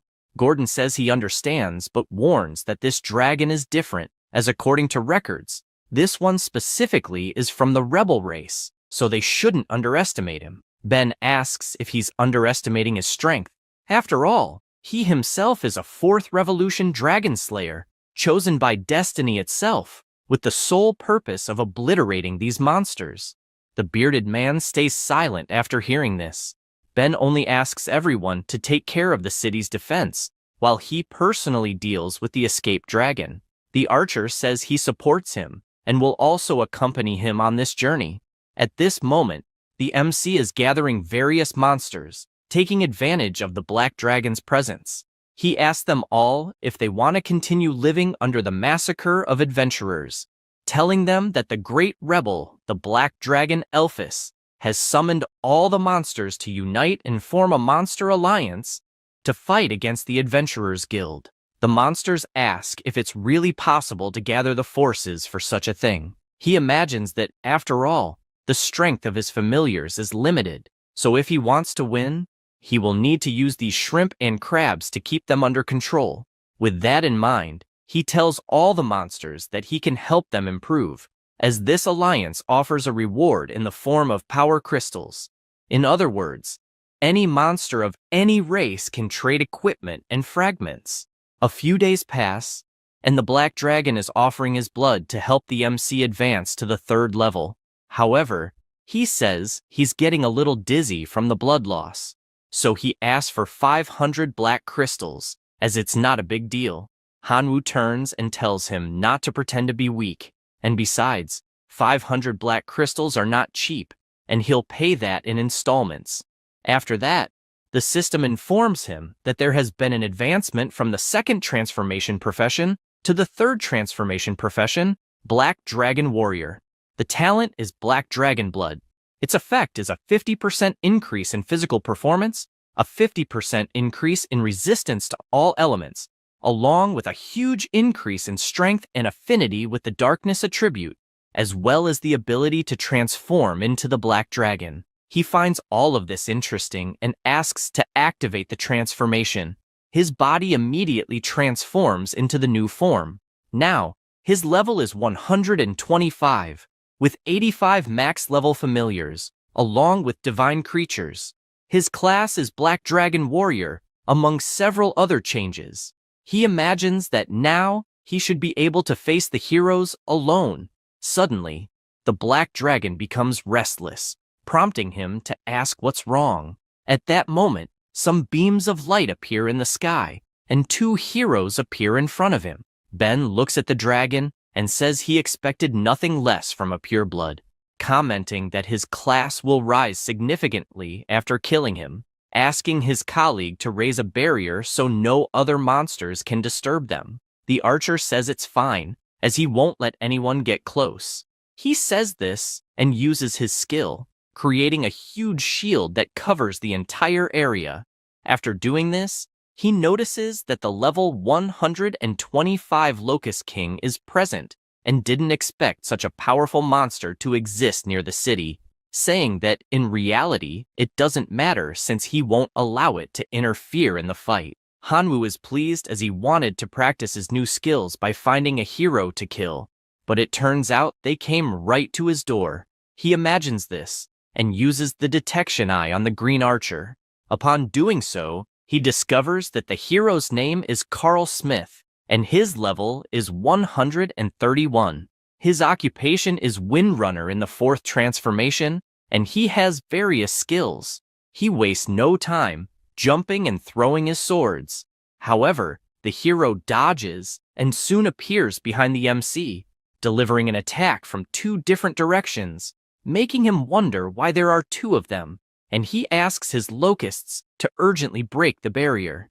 Meanwhile, Ben's aura is overflowing as if there were several dragons charging to attack Elphys, and the battle begins with a dragon-on-dragon fight until he appears behind him, ready to attack with his sword, landing a direct hit that sends Elphys crashing to the ground. The hero goes to his head and asks the dragon spirits to take the black dragon back to Doran City, then asks his colleague if he needs any help. He replies that he doesn't, as he can handle that demon locust alone, and asks him to return to the city, saying he'll join him soon. With this response, the dragon slayer begins to leave, taking the black dragon along with his spirits. The MC becomes furious and orders his swarm of locusts to break through the barrier at all costs. His familiars obey and begin attacking the shield, which cracks shortly after, leaving Carl in disbelief that the barrier is really breaking. He starts using his techniques to kill the locusts, but becomes worried because the number is colossal, and his mana is running out, so he needs to find a way to escape. Shouting for the insects to die once and for all, their numbers only increase until the massive army finally reaches him and, after covering his entire body, devours every last inch of flesh, leaving only the bones behind. At that moment, the evaluation professor tells Hanwoo that he did an excellent job completing the mission and mentions that the portal will open for his return. He asks to wait, as he can't return yet. The bald man asks if he has his mind set on rescuing that captured dragon.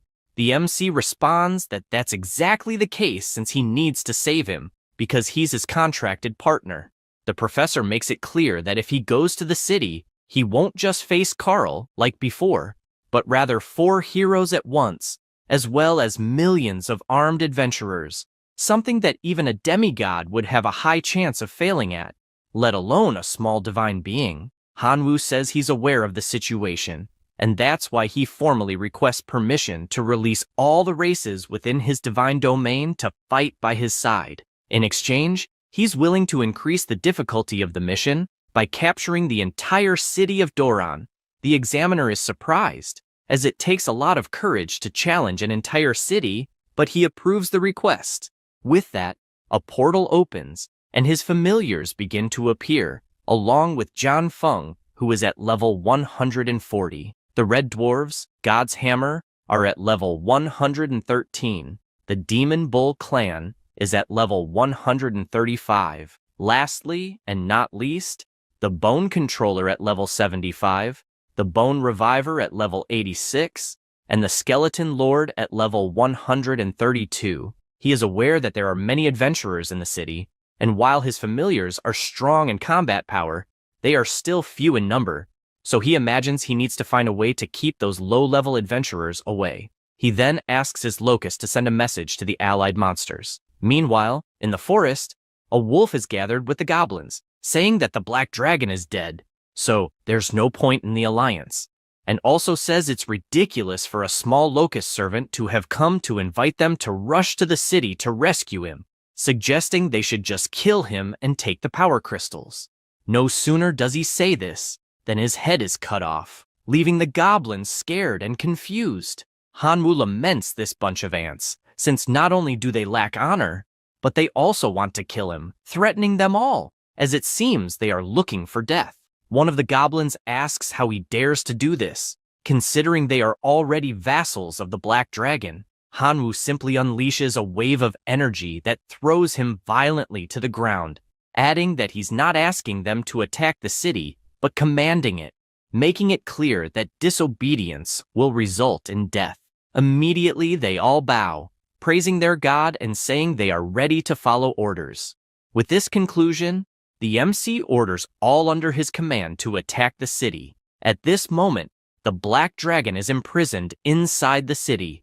An adventurer approaches the Dragon Slayer, saying that the ceremony to execute the dragon has already been organized in the square, and also mentions that Rose asked why Carl hasn't returned yet. He ponders this, as it really has been 12 hours, and the wind hero hasn't appeared yet.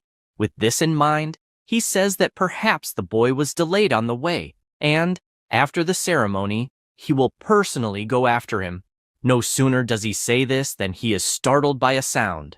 It was the city guards announcing that a massive horde of monsters is attacking the city, asking all adventurers to prepare to fight, except for the women and children who should seek shelter underground. It also warns that it's possible to see that the monsters are ents, goblins, and others.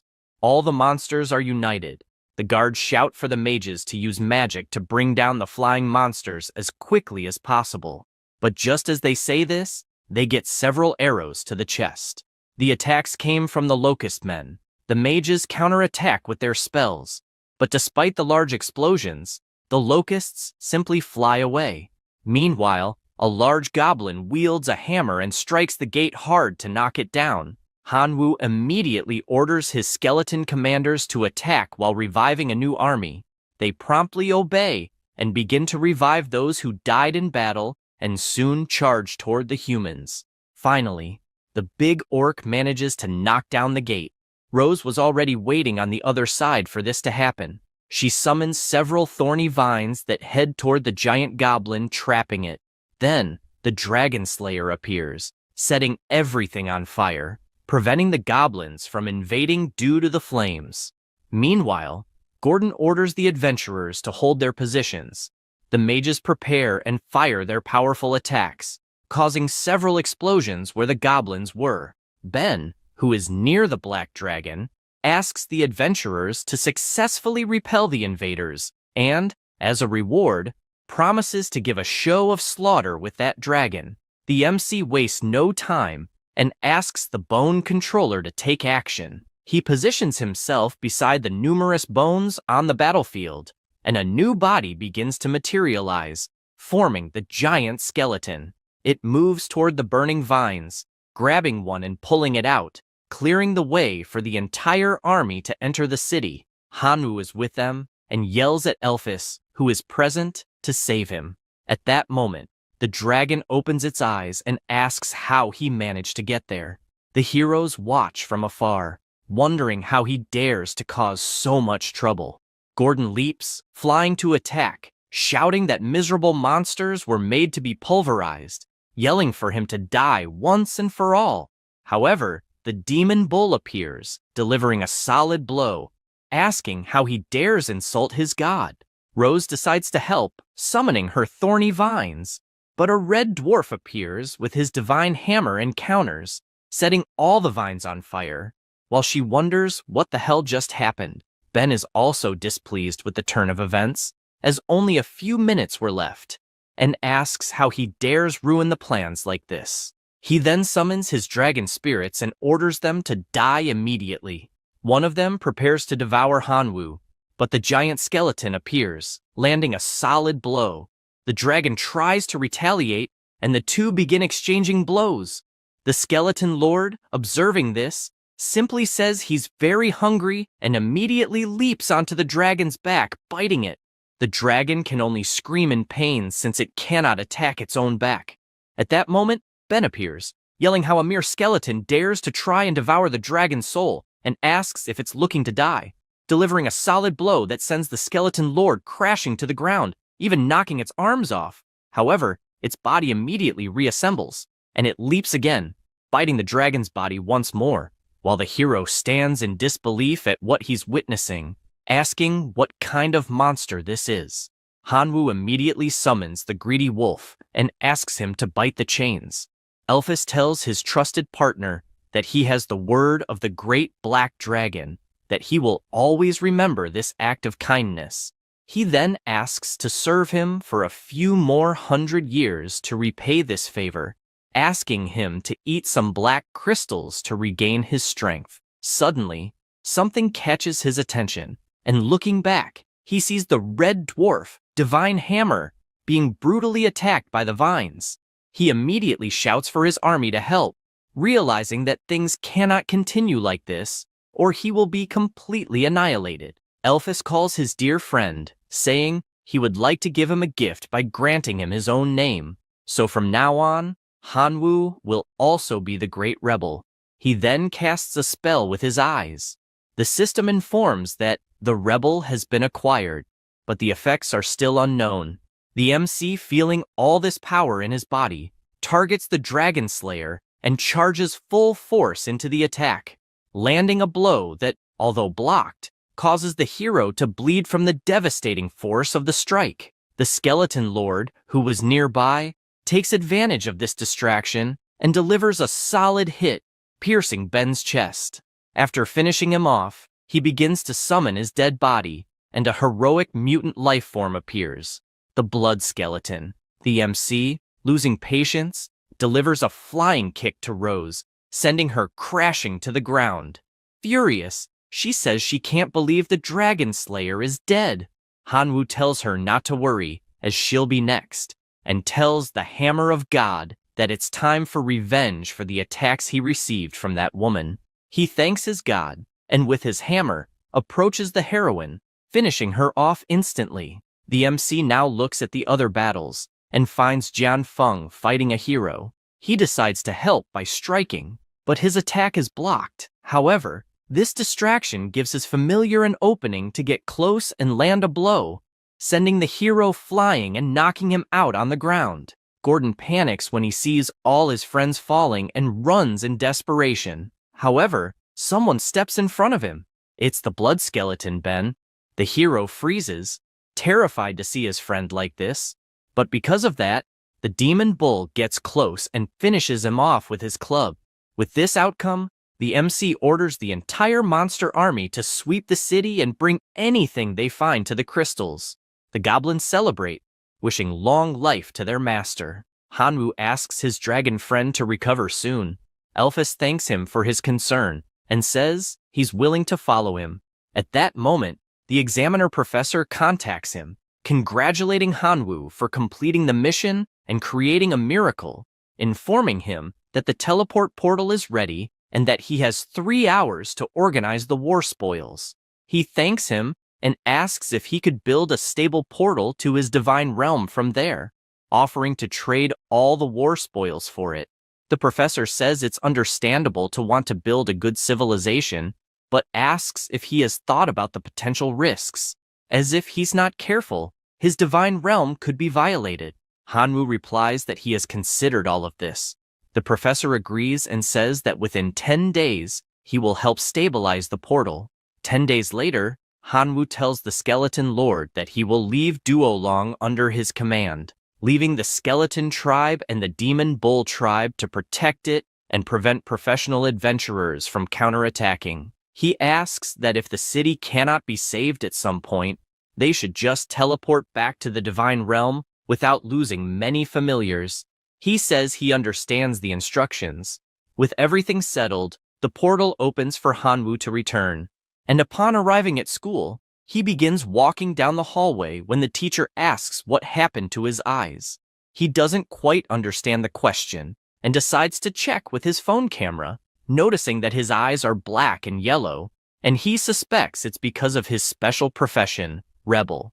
Deciding to access the system to check the current information, when he tries to learn more about the rebel talent, he is blocked by a notification stating that he must at least reach the semi-god level to qualify to view this talent, which he finds annoying since he is still far from that. At this moment, the bald teacher appears, informing that Hanwoo successfully completed the test and received a recommendation to Jinxie Academy, but still needs to meet certain conditions to enroll. He explains that one of these conditions is having special abilities and fulfilling at least 2 out of 4 requirements that will count. First, family cores as elite life forms naturally born. Second, create a heroic life form. Third, have 4 or more divinity points. Fourth, possess a saint or lord life form. He emphasizes that 2 of these conditions have already been met, so only 2 more are needed to be admitted to Western University as a reserve student. The MC doesn't like this at all, as they are quite difficult requirements.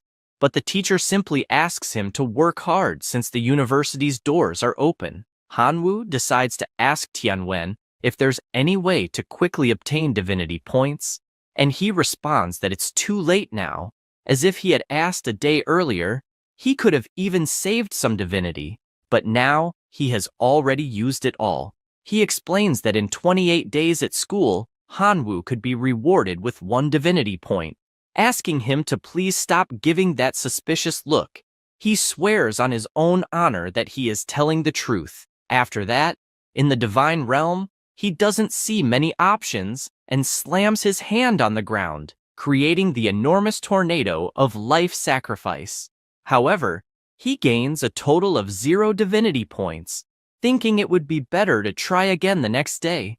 The same happens the following day, and it keeps happening until a week later. He laments, as he once had a divinity card in his hands but didn't value it, trading it for 150 million divine power, and now he regrets it. He says that if he ever gets another chance, he will hold onto the card tightly to avoid selling it. At this moment, a notification arrives in his system. It's Yuan, calling for his master, and asking if he has already received the sacred relic source that is part of that day. He is aware that this person is a true god, and maybe could even lend him some divinity. With this in mind, he asks if he could borrow a few points.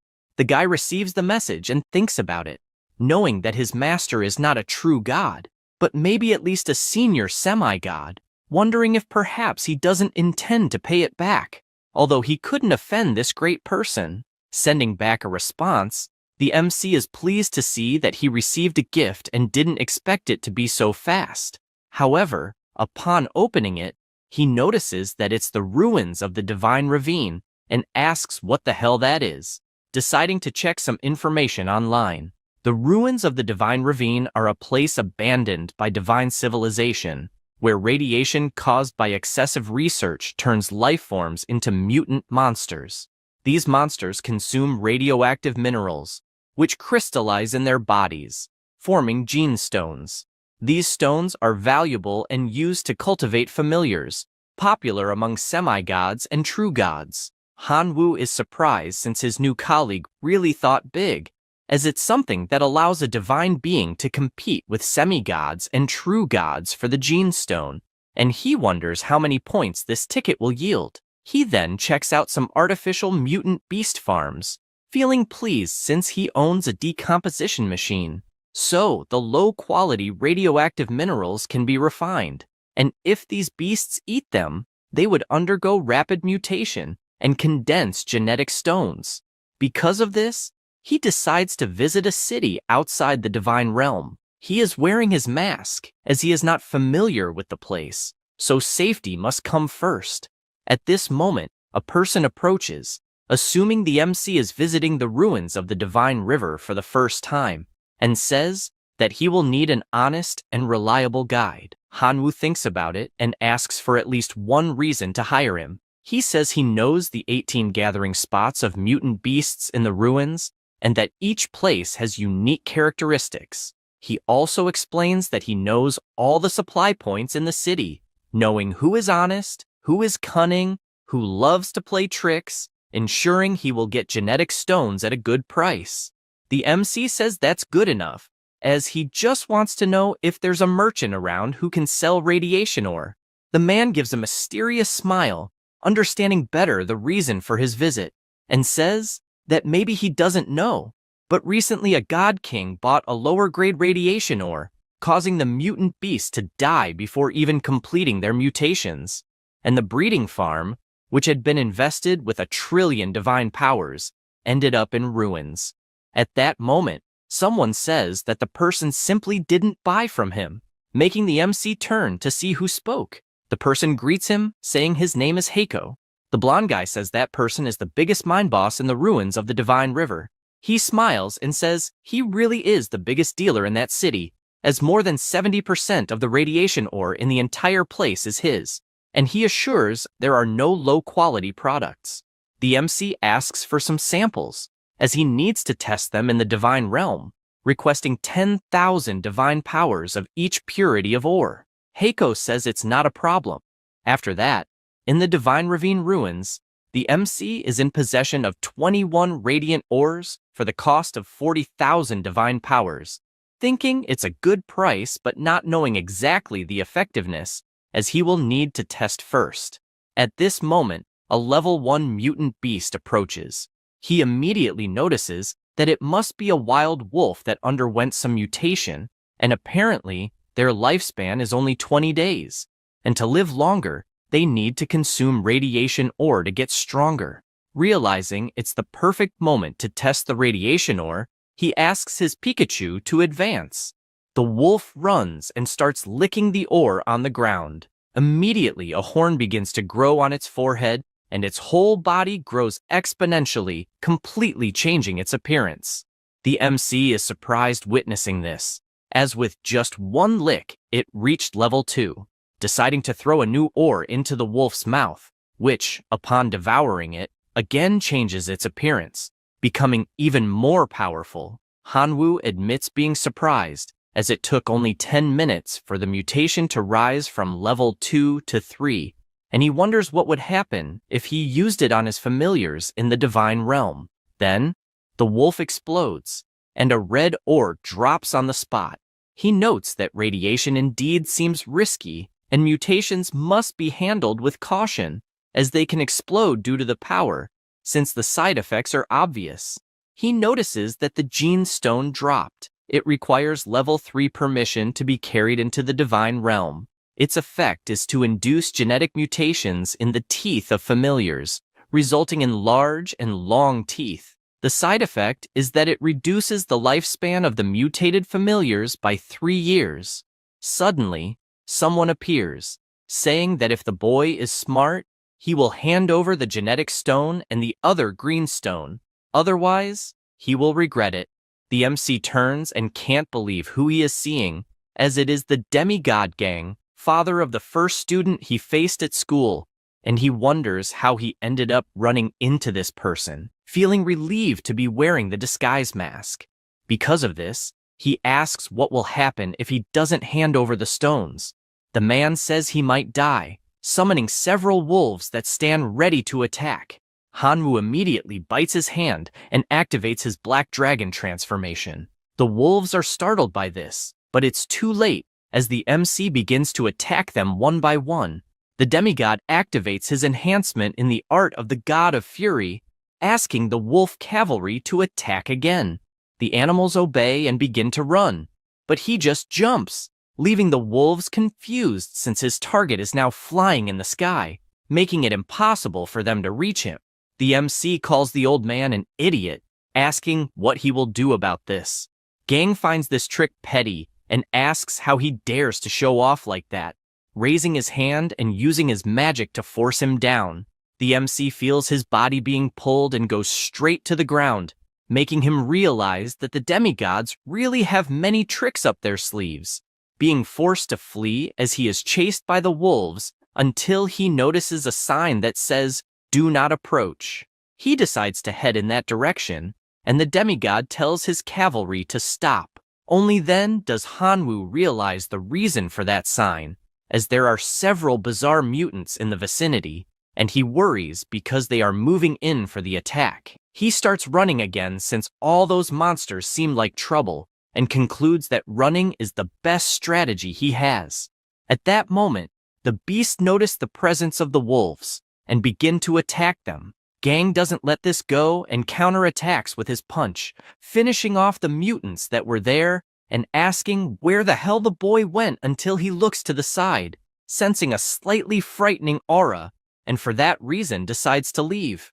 At this moment, the MC is in front of a river, relieved to have managed to escape and dying of thirst. At this moment, a fish approaches and jumps out, startling him with the shit he is seeing since it's a fish with legs, meaning that the river is also full of radioactive waste. He then decides to look at the map, wanting to find a river, but realizes that he is lost. At this moment, more mutants are approaching, and he tries to calm down since he's there anyway, so it's better to gain some more genetic stones, throwing his red stones at the monsters. After they eat, they all explode, and he realizes that it's not so difficult to obtain the genetic ores. After a while, already at night, the MC worries since it's getting dark and it's not safe at this hour in nature. imagining that he should go to the top of the mountain since it seems like there's something there. Because as far as he knows, that area is abandoned, so there should be buildings with no one inside, as it's safer to rest in an abandoned building than in the forest. Transforming into a black dragon and flying to the location, as he approaches, he notices that it's actually an abandoned castle, and as he walks, he realizes that the place is deserted, but is aware that he needs to be careful since there could be wild animals living inside. He then notices some papers lying on the ground and seems to sense an energy fluctuation coming from within. Upon checking what it is, he sees some people performing a kind of ritual and wonders what the hell this means. One of the men in black comments that, despite being condemned for investment failures, the God King paid the price of hundreds of billions of divine power to create the opportunity for that ceremony, so the operation must be successful, stressing that time is almost up, so they should proceed with the ceremony at once. The night passes, and the stones are positioned in a magic circle. A huge light rises above the castle, and the magic circle becomes gigantic in the air. They are happy since this means it worked, as they have definitely managed to touch the seal of the ancient civilization. The MC worries about this since the internet says that the project for that location had been abandoned and sealed by the divine civilization due to its high risk factor. And apparently, the rumors were true, since the God King used the mutant beast farm as a front while secretly researching a ritual to break the seal. He decides to sneak closer, pleased that the ruins have restrictions since only beings with a divinity below 10 can enter. And probably the fact that the God King cannot enter makes things easier. The beasts begin to look at the sky as something is happening. Suddenly, a warning notification appears, stating that it has been detected that the unlocker is not a superior warrior of the Kamigawa civilization and is considered an intruder. Therefore, the unlocking is suspended, activating anti-theft mode and releasing the Class 6 mutant, the Gamora. In addition, it is informed that the formation has been obstructed and the source of the mutation has forcibly broken the seal and is currently being suppressed. This causes the heads of those responsible for the ritual to start aching. Hanwoo is confused, wondering what the hell is happening for the people to be like this.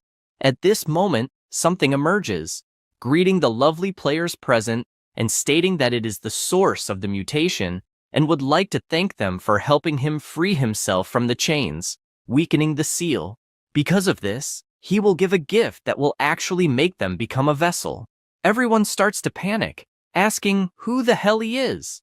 The monster explains that unfortunately, only one can become the vessel and asks them to play a little game. Then, a strong green glow appears, and this being begins to walk towards everyone. The source of the mutation explains that the objective of the game is to cultivate a mutant beast capable of defeating the Class 6 mutant beast, and that he will give each one 10,000 units of high-purity radiation ore, which will be used as test subjects for their familiars. One guy responds that he has no interest in becoming a vessel and demands to be released immediately, and if not, he will free the familiars from the dominion of God to completely destroy that place, deciding to do so right as he speaks. However, he gets frustrated since, for some reason, he cannot connect to the divine realm. Then, Gamora appears and devours this man, fully manifesting at the location in front of everyone. At this moment, the MC politely asks for permission and explains that he cannot communicate with the divine realm alone, so he cannot summon the familiars for the test. Everyone is startled, asking who the hell the kid is and why he is there. The source of the mutation states that he will not regret this mutation and invokes the portal to the divine realm, leaving him worried as things have become complicated, since the setup was made so that it is only possible to take the familiars out of the realm, but he himself cannot enter, so he will not be able to escape. 3 hours pass, and one guy comments that the situation is not good at all, as most of his familiars died after consuming the radiation ore, and only 10% improve slightly. Another comments that, unfortunately, less than 20% of his familiars are still alive. Meanwhile, the MC comments that the decomposer is a true gem, as 6,000 high-purity radiation crystals were obtained, and it only took the sacrifice of 100 million locusts to produce them. Because of this, his mutant beast is at level 3, and he says he is counting on his familiar since it has a strong recovery power, asking it not to be shy since all those crystals are just for it. 3 months pass, and the cultists cannot believe what they are seeing, asking if the kid is some kind of monster. He says this while observing the Class 6 mutant beast that the MC created during this time. The source of the mutation gets excited and asks Gamora to go for the test. The monster turns and starts devouring one of the monsters without much difficulty. Then, the green monster warns that losers cannot continue living and orders Gamora to devour all the cultists, making them scream in despair while they are already inside the mutant's mouth. Next, it's the MC's turn to show what he is capable of. Hanwoo is aware that he had to give many gene stones, and with this, his familiar underwent excessive mutation, but he laments that now its life will not last more than a day, asking it to show what it can do. The source of the mutation says that it is getting excited and tells Gamora to go for the attack. The two begin to run, and the locust starts launching its attack. Godzilla gets furious and retaliates with a headbutt. Chiang, which is the name of this mutant grasshopper, decides to fly, and his body immediately begins to regenerate. Just like Gamora, who screams furiously activating his power, the green mutant says it really wasn't too bad, as he ended up provoking the opponent, and it will definitely be a good show to watch. The fight between the two lasts an incredible 18 hours, until it ends with the mutant grasshopper as the victor. The source of the mutation says it was definitely an excellent confrontation, calling the MC a dear receptacle. He asks what the hell it is talking about and which operator it belongs to, wanting to know what it intends to do with that pure body. The monster begins to use its power, saying that from now on, they will share the same body. Hanwoo panics, as he wasn't expecting this, until everything disappears, wondering if he is dead. He then sees the system screen showing that this is Hanwoo, the source of the mutation, in addition to informing all his current statistics. He only focuses on the name, as it is saying it is the source of the mutation, and a green aura asks if his dear receptacle is awake. He asks who it is, and if, by any chance, it is the source of the mutation. It answers that yes, it is indeed a superior gene, and asks for thanks. As with this parasitism, it will grant many powers beyond divine civilization. It also mentions that it has overwritten the growth acceleration ability, as direct mutation is more suitable, and asks not to worry about safety, as they are one and should help each other, saying that he can call it Kamigawa for now. The MC asks not to waste time with so much information, as he only wants to know how the hell to get out of there. It explains that it is simple, as the seal was controlled and the guardian beast is dead, so they are free, being teleported to the castle where it all began. Kamigawa states that there is just one problem, as the breaking of the seal made a lot of noise, and that attracted the attention of many demigods and true gods. Hanwoo panics, as he should have said this earlier, and asks how they can get out, then has an idea to activate the blood arena coordinates. Since he is an affiliate, the demigods start running toward the castle, as they felt an aura, and upon entering, they scream that they want the treasure. However, they find nothing in the place, thinking this is strange. Gang, who is with the demigods, finds the body of a grasshopper and wonders if it is the person he is thinking of. After that, someone returns to the castle asking who the hell stole his treasure, ordering everyone to continue sending signals day and night to locate the seed. After this, in the bloody arena, the MC notices that teleportation costs 1 million divine power, wondering what will happen if he goes back to school. At this moment, the system appears, stating that it has been challenged by another divine being, the evil dragon, and asks if he wishes to accept the challenge. It also reminds him that by refusing the challenge 3 times, or failing, he will lose his status as the heir of the bloody arena. This cheap intimidation irritates him, and he asks if a beating is what it wants. Then, he will deliver it. He accepts the challenge and immediately crosses the portal. The big screen warns the competitors to prepare, while the entire audience shouts that the evil dragon will prevail.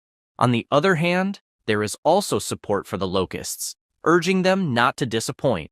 Additionally, they shout to send the bone controller and make the evil dragon fear the giant skeleton. Hanwoo hears the crowd betting 500,000 divine power on the dragon's victory and asks them not to cry after losing so much money.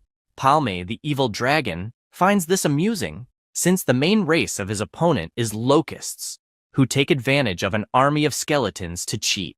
But this time, it will be different, as he has found an opponent worthy of him. The MC starts by summoning his swarm, asking for less talk and more action. Palme agrees and summons his army of half-dragons.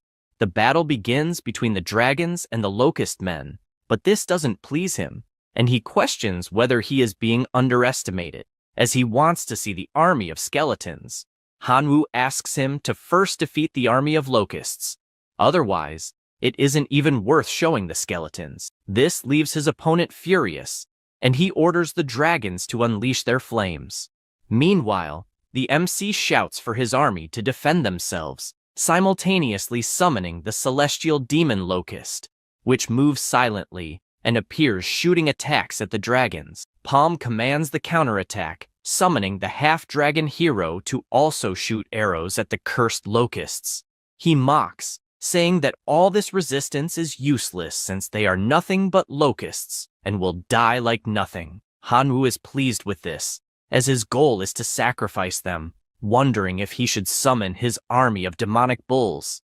He raises his hand to summon the army of the divine realm, but Kamigawa appears, asking how the hell he is enduring these insults, causing him to doubt the choice of operator.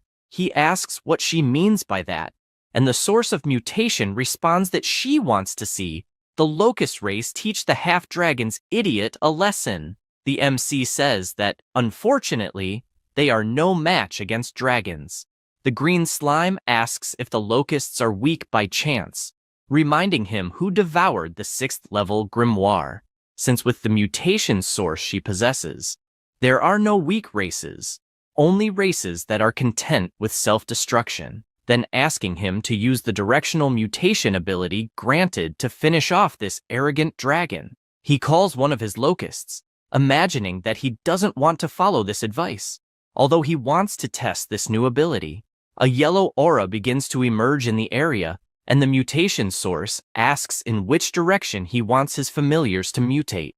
Hanwoo comments that that kind of locust is suitable to be a tank, so he wants to make them more resistant to damage to replace other members of his species. The first option is armor mutation, which makes the bodies of the immolated locust thicker and more resistant, enduring up to 10 times physical damage, reducing their lifespan by 50 days. The second option is gland mutation, which causes the glands of the immolated locust to mutate to secrete a large amount of mucus, increasing their resistance to elemental attacks at the cost of 90 days of lifespan. Lastly, the total mutation directs the locusts to mutate, increasing their size and strength at the cost of 24 hours of their lifespan. He imagines that the half-dragon's attacks are fierce, and many locusts die every second, so if he wants to resist, he needs to take risks, thus choosing the third option. Immediately, his immolated locust mutates and becomes gigantic, charging at the dragons, which, on the first strike, throw them far away. He is pleased with the great result, and asks his immolated locusts to accept the mutation. All the locusts begin to grow, mutating their entire bodies. The same happens with the demonic locusts, since the MC ordered them to accept the mutation as well. Because of this, they can now make multiple shots and attack at full speed. Palm doesn't understand what the hell is happening, and asks if the army has taken any steroids, questioning where the referee is, since it's clearly cheating. Hanwoo laughs at this, and asks his locust men to accept the mutation. With that, they create armor all over their bodies and begin to frantically attack the half-dragons, who are forced to retreat. He then orders them to completely annihilate the half-dragon hero, but his opponent falls to the ground, asking him not to do that as he is surrendering. The gamblers shout indignantly as they bet 500,000 divine power, and the garbage made them lose everything. The MC loves hearing this since he warned they would cry after losing the bet. With this victory, he obtains another fragment of the divine realm, as well as a mark in the bloody arena. After that, in Hanwoo's divine realm, he is presented with the special bloody arena building, where the family members can enhance their skills. The winner has the chance to be promoted, and there's a small chance that the hero model's guidance will be ignored, allowing the extraordinary life form to be directly promoted to a heroic life form. He notices that defeating an heir changed from an extremely small chance to a very small chance. Being surprised by this absurdity, he is also surprised by the core of the divine realm, as it is brighter than before. The source of the mutation asks why he is surprised by so little, as, compared to his value there, that is just the tip of the iceberg. Hanwoo agrees, saying that the chief is correct and that it will definitely improve more. Kamigawa replies that this is correct and asks him to kneel. This stresses him out, imagining that when he becomes more powerful, he will definitely kill that filthy green slime. He then activates his life sacrifice to see what reward he will get this time. The first option is a level 4 relic, the Armor of Temperance. Once charged in the Divine Domain's core, the clan can gain the ability to summon the armor. The second option is a level 3 building, the Observatory. Established in the Divine Realm, it allows clear observation of situations 10,000 kilometers away. The third option is the Book of Production of Flesh Puppets. Use the flesh and blood of powerful creatures to create a flesh puppet with powerful biological characteristics. When a puppet is created, its strength and ability are constant and cannot be enhanced. He thinks the last option is amazing, deciding to choose it, wondering if he will get a great upgrade this time. Half a year passes inside the Divine Realm, 10 days outside. The MC imagines that the investment of 10 million divine power was very worthwhile, as just looking at his new creation makes his eyes shine. He imagines that the strength of this flesh puppet is equivalent to that of one of the strongest heroic life forms, also noting that it is as resilient as a wolf, naming his new army member Chiang. He then imagines that it is time to face the real challenge, telling his grandfather that he has already entered the Imperial University of the West, but asks him not to worry, as he will still go to the Chaos Star University to get news about his father. 3 days later, at the Imperial University, he is surprised by the place, asking if it is really the best university available, as even the passers-by on the streets, more than half of them are emitting demigod power. At that moment, someone catches his attention, asking if he is Hanwoo, the reserve student from the Imperial University. He turns and replies that yes, he is. The man greets him and says he is there to pick him up, politely asking him to follow him to the aircraft, as he will take him to his new accommodation. He decides to follow, and they leave through the air. After flying for a while, they arrive at the location, and the man informs him that he will take him to the dormitory. The MC is curious about the place and asks where the other students are. The professor replies that this place is just for him, leaving Hanwoo in disbelief, as this is far too extravagant. The man bids farewell, wishing him a good rest, and reminding him to arrive on time tomorrow. He decides to absorb divinity quickly, as there must be many talented people in that place. The next day, he continues walking through the hallways while hearing gossip from people saying there is a new transfer student who is probably just trash, as good students pass through the special process smoothly and do not need to enter through the back doors. Hearing this makes him worried, as those people are clearly trying to pressure him down. Hardly thinking about it, he gets startled when he sees a woman approaching stealthily, asking if he is Hanwoo. She explains that she is the teacher of the reserve student class, asking him to call her Lena, and offers to show him where the classroom is. The two enter as she asks everyone to be quiet. Qin Shuang, who studies at that university and in that class, shouts Hanwu's name. The other students, seeing this, ask what is happening. As it appears, the goddess knows the boy who entered through the back doors. The teacher demands silence, informing that the new classmate's name is Hanwu and that he used to study at the same school as Qin Shuang. A boy, dissatisfied, shouts, wanting to know why the new student was admitted to the reserve class. The teacher begins by saying that she doesn't know exactly what he learned at other schools, but makes it clear that in her class, one must raise their hand before saying a word, and if they don't understand, she will find a way to teach them very well. She says this with her frightening gaze. This terrifies the student, who apologizes, as he shouldn't have asked a question so hastily. She says it's fine, asking him not to make any more violations, in addition to suggesting they ask Hanwu himself how he got a spot in the reserve class. Zudi, careful not to irritate the teacher, asks Hanwu if he would mind saying how he got into the reserve class, as he wants to challenge him to see if he is truly worthy of being there. The MC raises his hand and says he will need to decline. This infuriates him, calling the MC trash for not being man enough to accept a simple challenge. Furthermore, the whole class supports him, calling him a coward. At that moment, Qin Shuang slams her hand on the table and tells them to stop, saying that Hanwu has never provoked anyone, so she wants to know why they are slandering him without even knowing him. The MC just watches, imagining that it was to be expected from Qin Shuang, as no matter where she goes, she always finds a bunch of little dogs. Moments later, the teacher leaves the room, and a group heads toward the MC's desk. However, his friend steps in front, asking what they are doing and requesting that they go over her first if they want to intimidate someone. They inform her that the matter has absolutely nothing to do with her, asking her to please get out of the way, and calling Hanwu, saying that if he has the courage, he should not hide behind a woman. He takes a deep breath and stands up. At this moment, Zudi approaches, saying that a mere transfer student who entered through the back doors shouldn't be studying there, in addition to accusing him of not even being qualified to study with everyone.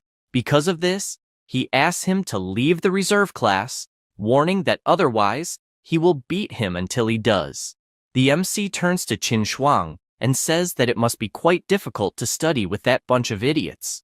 She replies that they are usually normal and does not know why they are only picking on him. Hanwu thinks this is good since she apparently doesn't know them very well, so she can beat them without a guilty conscience. She asks not to underestimate Zudi, since his main relative is a rare and naturally elite Iron Man, imagining that even her Thunder Sparrow might not be a match.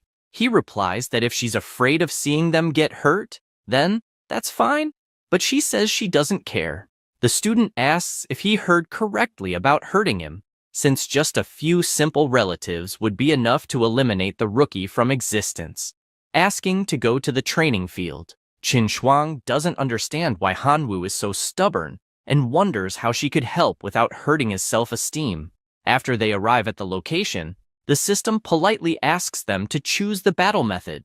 The options are Heroic Battle, Extraordinary Battle, Elite Battle, Legion Battle, 5 against 5, and 10 against 10. He notices that there are various ways to fight, asking to go with 10 against 10 since it's a good opportunity to test his 10 strongest relatives. The two position themselves in the battle arena, and Zudi is unsure whether his opponent is arrogant or simply ignorant for not choosing the Legion battle, but rather 10 against 10.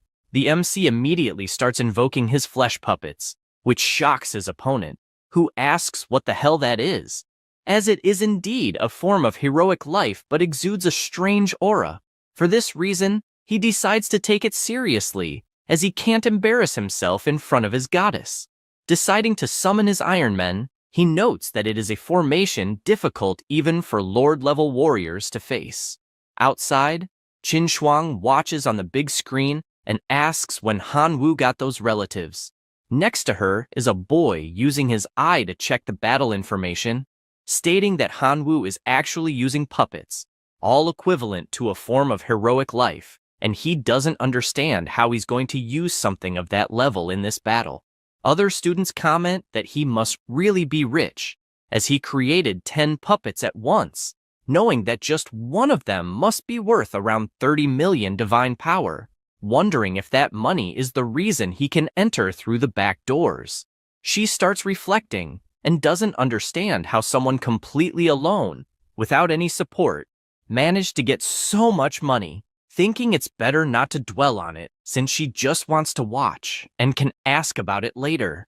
The battle begins with Zudi ordering his Iron Men to attack, starting with delivering several maximum power punches. He warns that they will soon hear the monsters turning into toothpaste, but the MC taunts him, asking if he's sleeping or can't take it anymore. He doesn't understand this provocation, but when he looks back at the arena, he sees his soldiers being subdued, being punched one by one with extreme ease, forcing the robots to go completely defensive. The students can't comprehend what kind of monsters these are that can resist the attacks of the Iron Men, and not only that, but they counterattack, copying the same move, even injuring the robots severely. Shuang doesn't hide her surprise, as she is witnessing Hanwoo much stronger than before. Meanwhile, the MC bored asks if the little girl wants to continue. This infuriates him since he hasn't even used the trump card he has saved, asking his Iron Men to merge. Hanwoo finds this amusing, since now the robots will combine, asking if the little boy watched a lot of Transformers when he was young. The relatives now have a completely different design, making the MC feel nauseous, as there's too much shine to process. The arena starts to explode until the big robot finally forms, causing Zudi to burst into laughter, asking if he's scared now, as his new piece of art has 10 times the attack power of a common Iron Man, asking him to die already. The robot prepares and starts running, attacking all the puppets at the same time. He warns that he will show the true strength of someone from the reserve class of the greatest university of all time. The MC mocks, asking if he is that strong, but Zudi gives a second chance, warning that if he hears a plea for forgiveness on his knees, he will spare the remaining members of his clan, and makes it clear that the offer is valid for 10 seconds, starting the countdown. However, Hanwoo says the number 0 and wants to see what will happen since the countdown is over. This irritates the boy, asking not to be blamed later for what will happen. He barely says this and becomes scared, as all the MC's monsters simply healed. Then, they jump and begin to attack the metal armor, biting from one side and tearing off the cables from the entire armor. The students watching come to the conclusion that the fight is brutal as well as humiliating, since even the robot's head was torn off. Shudi falls to the ground screaming that this is simply impossible, while the MC just exits the portal victorious. Shuang is about to say something, but another person calls for the grasshopper boy. He turns to see who it is, and the guy hugs him, saying he was sure he would pass the academy test, as he knew he wouldn't disappoint him after recommending him. He notices that it's Xian Meng and asks how the hell he looks decades younger. The mammoth man is happy that he recognized him, saying he just changed his look, shaving his beard, as his previous appearance intimidated the girls a lot. The other students overhear this conversation and apologize, as they didn't know he was a recommended student and accused him of pulling strings to get in. He asked them not to worry, as everything is fine.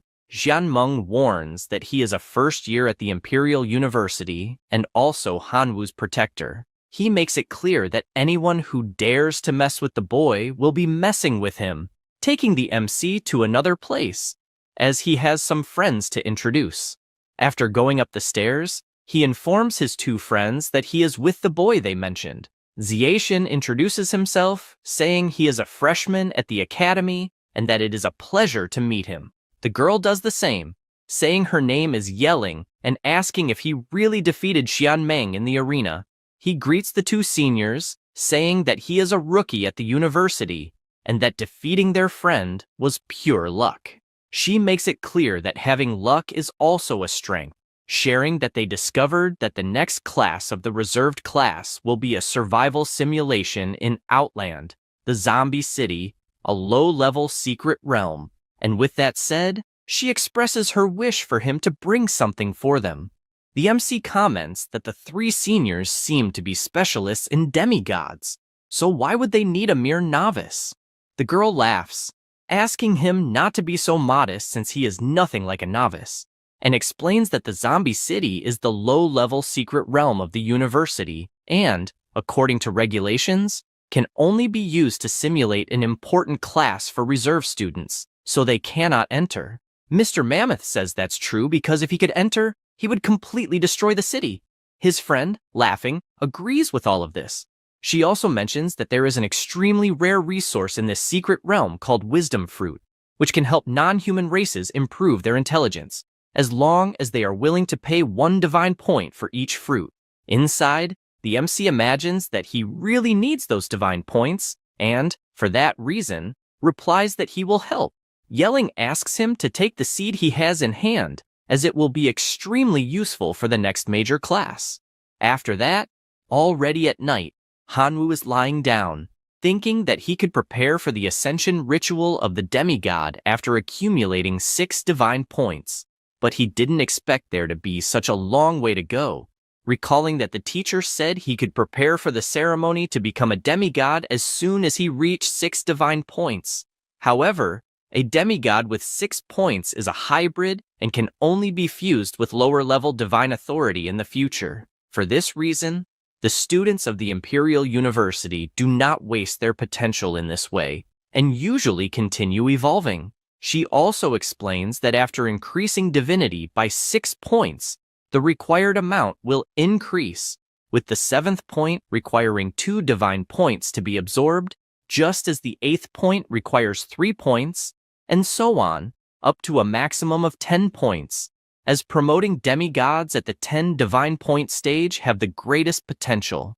So, in the future, he may even fuse 5 divine authorities. He is amazed by the amount of important information she shared, as well as realizing that she has many hopes for him. For this reason, he will do his best to earn those divine points.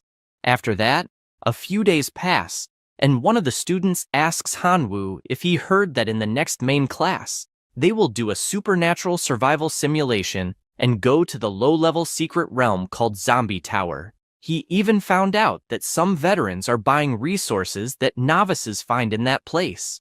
Zudi calls the MC to bet since it's an important class.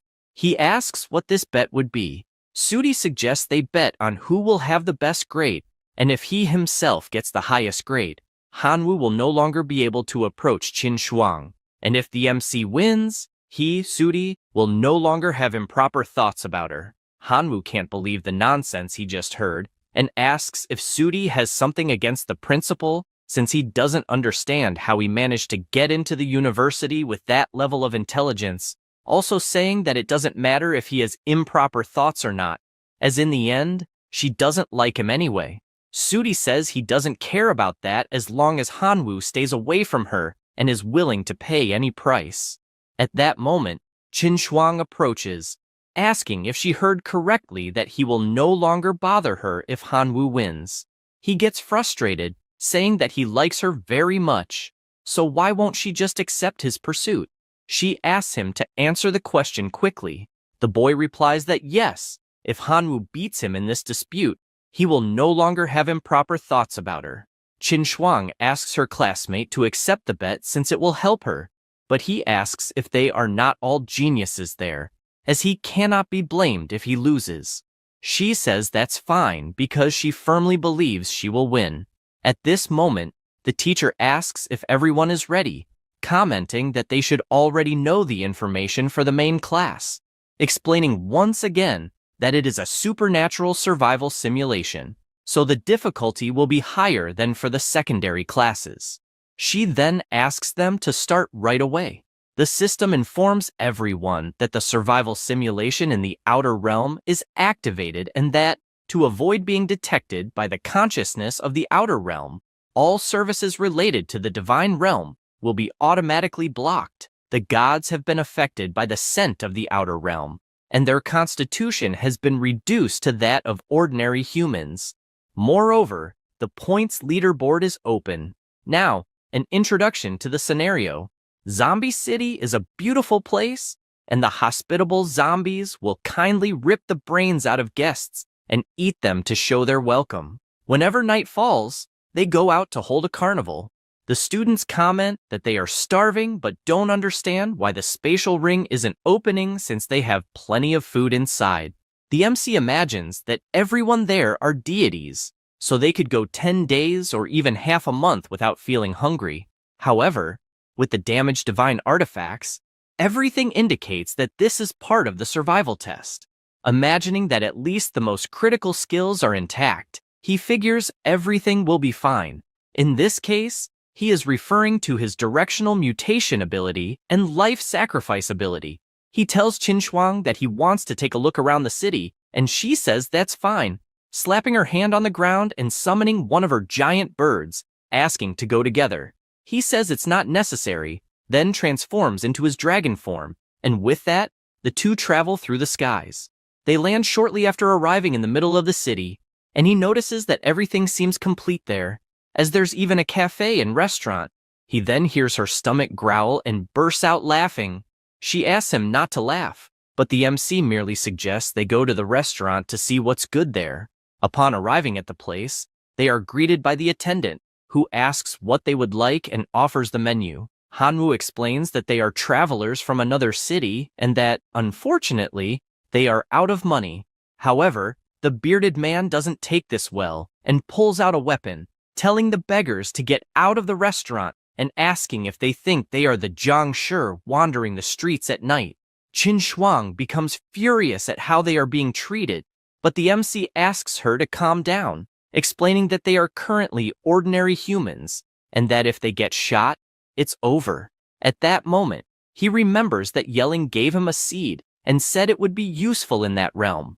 Because of this, he decides to try, showing the seed and asking if the man would be interested. The restaurant owner immediately changes his expression, becoming honored to see such a precious seed and asking him to please sell it, offering 10 gold coins for it.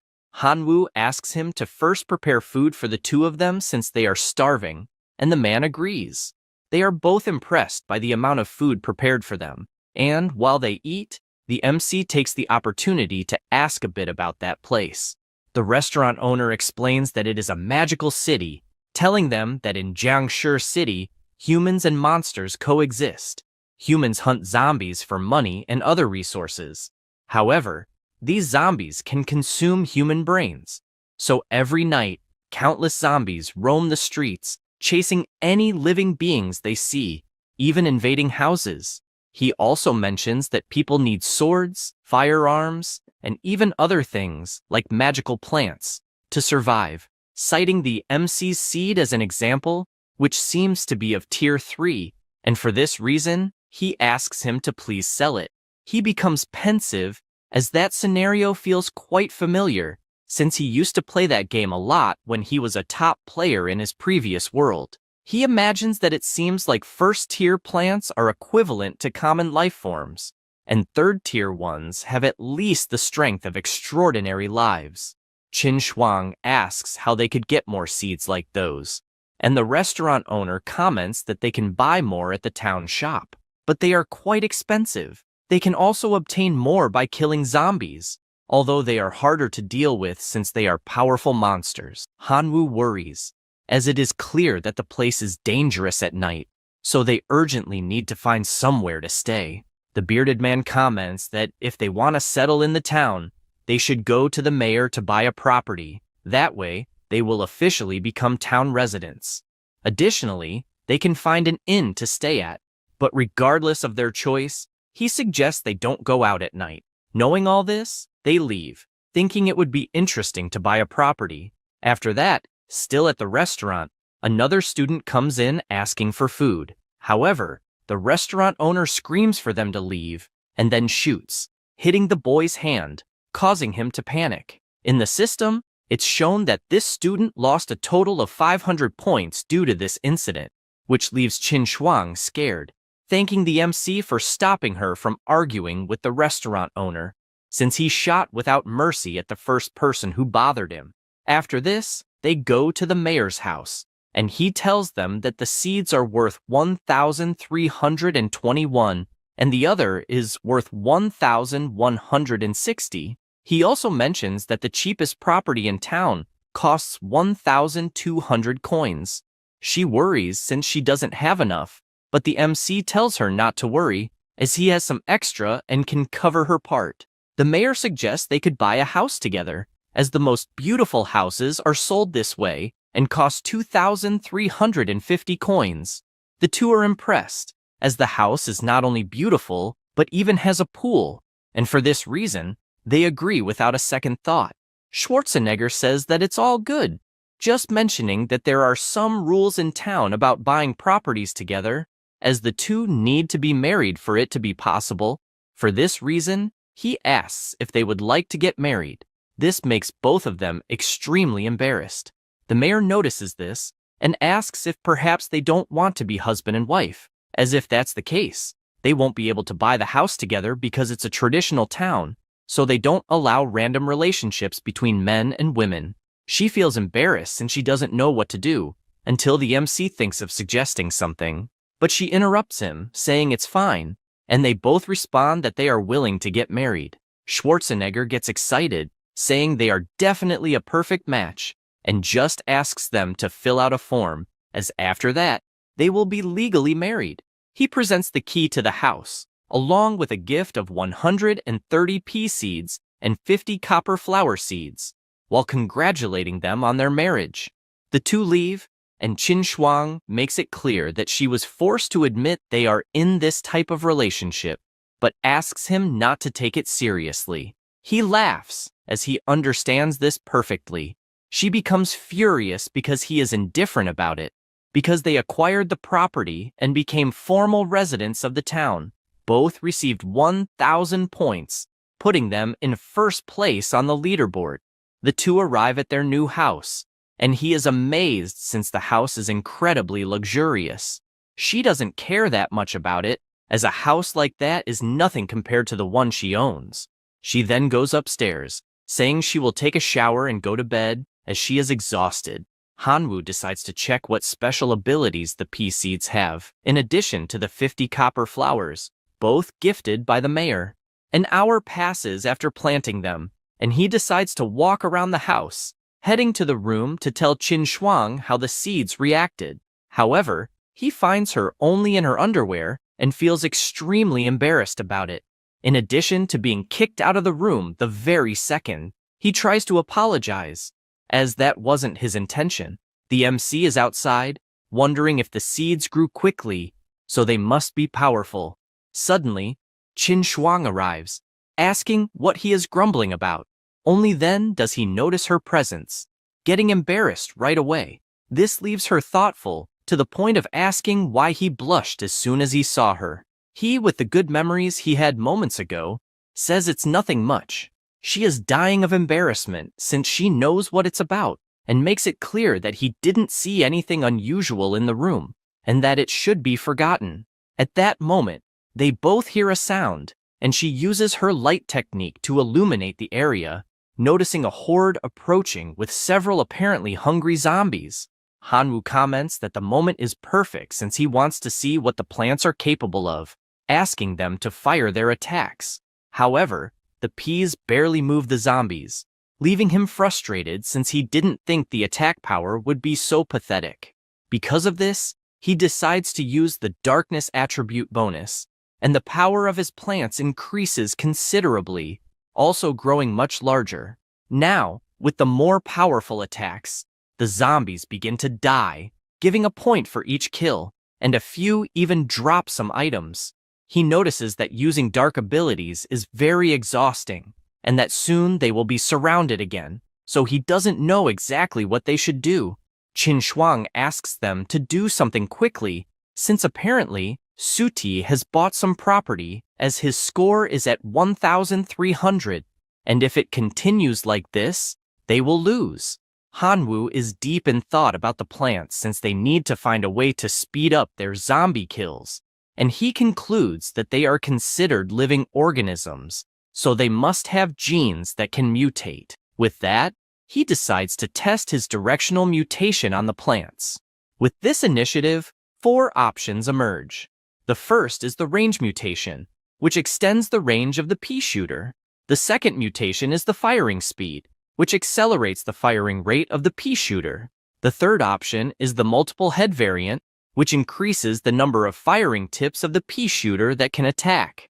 The fourth option is the root mutation, which increases the size of the roots of the pea shooter. He imagines that all are good options and decides to test all 4.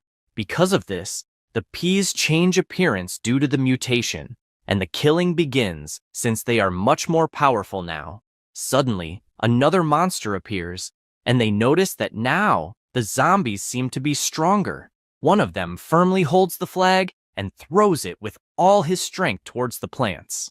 However, he misses the target, becoming confused since he could have sworn he threw it in the right place, but barely thinks about it and is mowed down by the mutant plants. The MC, who has the flag in hand, comments that he will confiscate it and remembers that he also has the copper plants since they can also mutate. The first type of mutation for them is multiple production, which increases the production rate of the coinflower. The second option is the absorption mutation, which increases the range of the coinflower in absorbing dead air. He gets excited, saying that he wants all of them since with that he will gain a lot of coins. Qin Shuang gets excited about this while looking at the leaderboard, as she managed to surpass Sudi.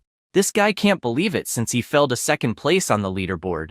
However, he doesn't intend to let this slide, deciding to use his level 4 plant, the dragon grass seed. 2 hours pass and a dragon is formed from this seed, which with just one fire breath decimates several zombies at once. His points go up until they reach 1,610, surpassing Hanwoo. He calls the MC a bastard, as he is nothing more than a person without parents who wants to face a descendant of a true god, and for that reason will lose miserably. Morning arrives, and the sun grows stronger, decimating all the zombies present in the city, as they can only come out at night. Qin Shuang, on top of a giant pile of coins, admits to being impressed and asks how the plants became so powerful all of a sudden. He tells her that in fact, he mastered a directional mutation ability, which allows living beings to become more powerful. She thinks this ability is quite distorted, but laments since they are still behind in points. He notices that Zudi has 201,000 points, while he himself has 128,000. But even so, she asks not to worry since it's just the beginning, as they will still uncharm those plants to buy some better ones. Night falls again, and their plants are now level 2 and level 3. She is watching from the top of the house, and comments that they are probably in trouble since the zombies are a bit different. She is looking at a horde completely approaching, composed of level 3 night zombies, as well as level 4 violent dancer zombies. Hanwoo asks if it's really a level 4 dancer zombie since he doesn't know how they would deal with that. She says the same, then asks what they will do about it. He asks to turn off the lights and all sound since zombies are attracted to that, then hopes they haven't seen them. The two follow the plan and leave the mansion completely dark, then watch how the zombies will react. Finding the result great, since the zombies are heading to Miss Sar's house next door, he notices they are distracted, wandering aimlessly, and asks Qin Shuang to use her lighting, since they could gain points by killing those distracted zombies. She says it's fine, and summons her energy ball, launching it at the zombies caught off guard. The remaining ones return to counterattack, but this time the plants spring into action, firing away at the remaining monsters. A mounted zombie managed to approach at high speed, but is defeated by the boxing plant. After that, the MC notices that Shutier is growing way too fast and doesn't understand how this is possible, since the difference between them is almost 100,000 points. At this moment, someone laughs, asking Hanwoo if he's scared of how fast he is evolving. Looking back, He asks what the hell Qingnian is doing there, eating soft tofu. The zombies leap toward his residence but are gunned down by the oak archers, defeating absolutely all the zombies trying to approach. The boy gets excited, asking for more zombies to come since first place will be his.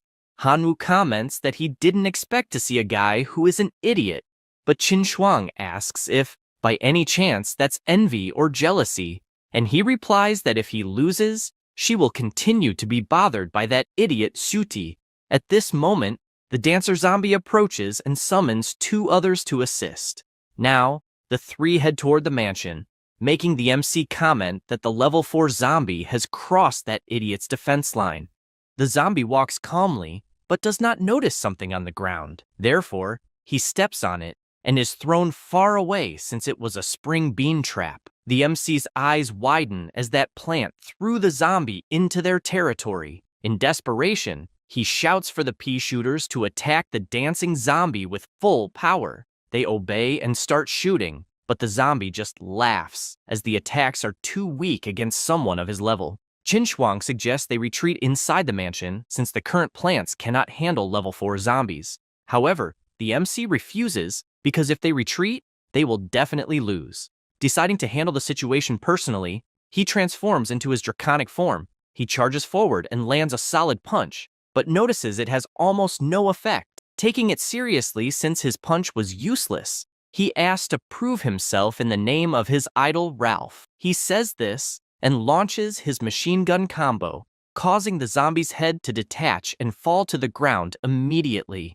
A notification appears, informing him that he defeated a level 4 dancer and dropped a seed of the same level, along with a pair of crocodile shoes, a tap dance record, and 500 points. Hanwoo is concerned as that level 4 dancing zombie was extremely difficult to defeat and nearly dislocated his shoulder, earning only 500 points.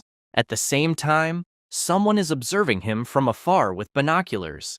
It is Yelling, noting that she can see well, but cannot view the player's rankings. Her friend asks for the binoculars and comments that the view is indeed good, also noticing that Hanwoo has really joined the famous Goddess of the Reserve class, liking his style. The girl asks him not to chatter, wanting to know only if Hanwoo will be able to find the fruit they requested, as this solely depends on his progress in exploring the zombie city. If the boy thinks the city is just a place to grow plants and kill zombies to earn points, he will probably not obtain high-level resources like the Fruit of Wisdom. But then, she smiles, curious to see if he will get first place, wanting to beat Lena and earn viewing rights. Suddenly, the teacher appears, asking if she really thinks she's that violent and who the three are betting on. They, startled, reply that it's Hanwoo. Lena finds it interesting and asks them to follow her, as she will give them viewing rights. They go to the office, and she summons the big screen, broadcasting the journey inside the zombie city, saying they will now have a better view of the events. The MC continues fighting in his draconic form, also asking the explosive pea shooters to attack non-stop. The plants obey and start firing, while he flies away to avoid getting hit amid the gunfire. Mung comments that the firepower of those plants is comparable to second-order plants, which is an incredible feat. The girl understands why her friend Mammoth lost a battle against Hanwoo since the boy is really strong, but she remains curious, not understanding why a third-level zombie would attack his territory, as the configuration should not attract third-level or higher zombies according to logic. Once again, the spring plants catch the zombies and throw them into the MC's territory. Observing this, they question whether it's a bit dishonest to do something like that, since it's clearly intimidation, wanting to know who is sponsoring those reserve students to have such strong power. The teacher informs them that the student in question is named Qingnian and is not sponsored by anyone, surprising the three as it seems impossible to be that strong without third-party resources.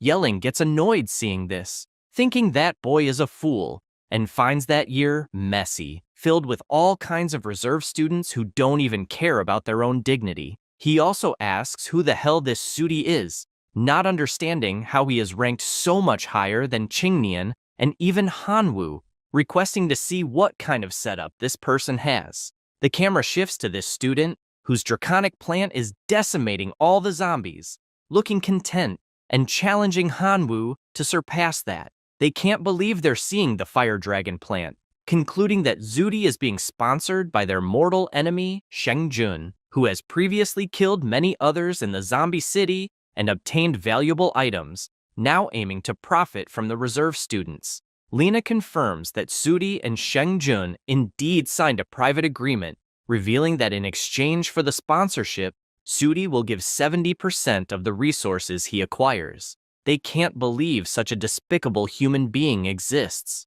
At that moment, Shengjun approaches, asking how they can talk behind someone's back, and deduces they are there to watch a reserve student. Because of this, he asks if they want to place a bet to see which sponsored student will achieve a better ranking. Meng responds that such a bet is pointless since they found out about the sponsorship Zudi received from him. This makes him furious, asking if the trash there is truly cowardly, given that they joined one of the best universities of divine civilization and are still sticking together to form a useless club, lamenting being in the same class as them. The mammoth man gets angry hearing this and charges forward, but his friend holds him back, aware that this provocation is being done right in front of a teacher. Then, she mentions that this so-called useless club is precisely to help students from poor families raise resources, accepting the bet to see which preparatory student will have the best score. He agrees, wanting only to know if she will bet 10 divinity points.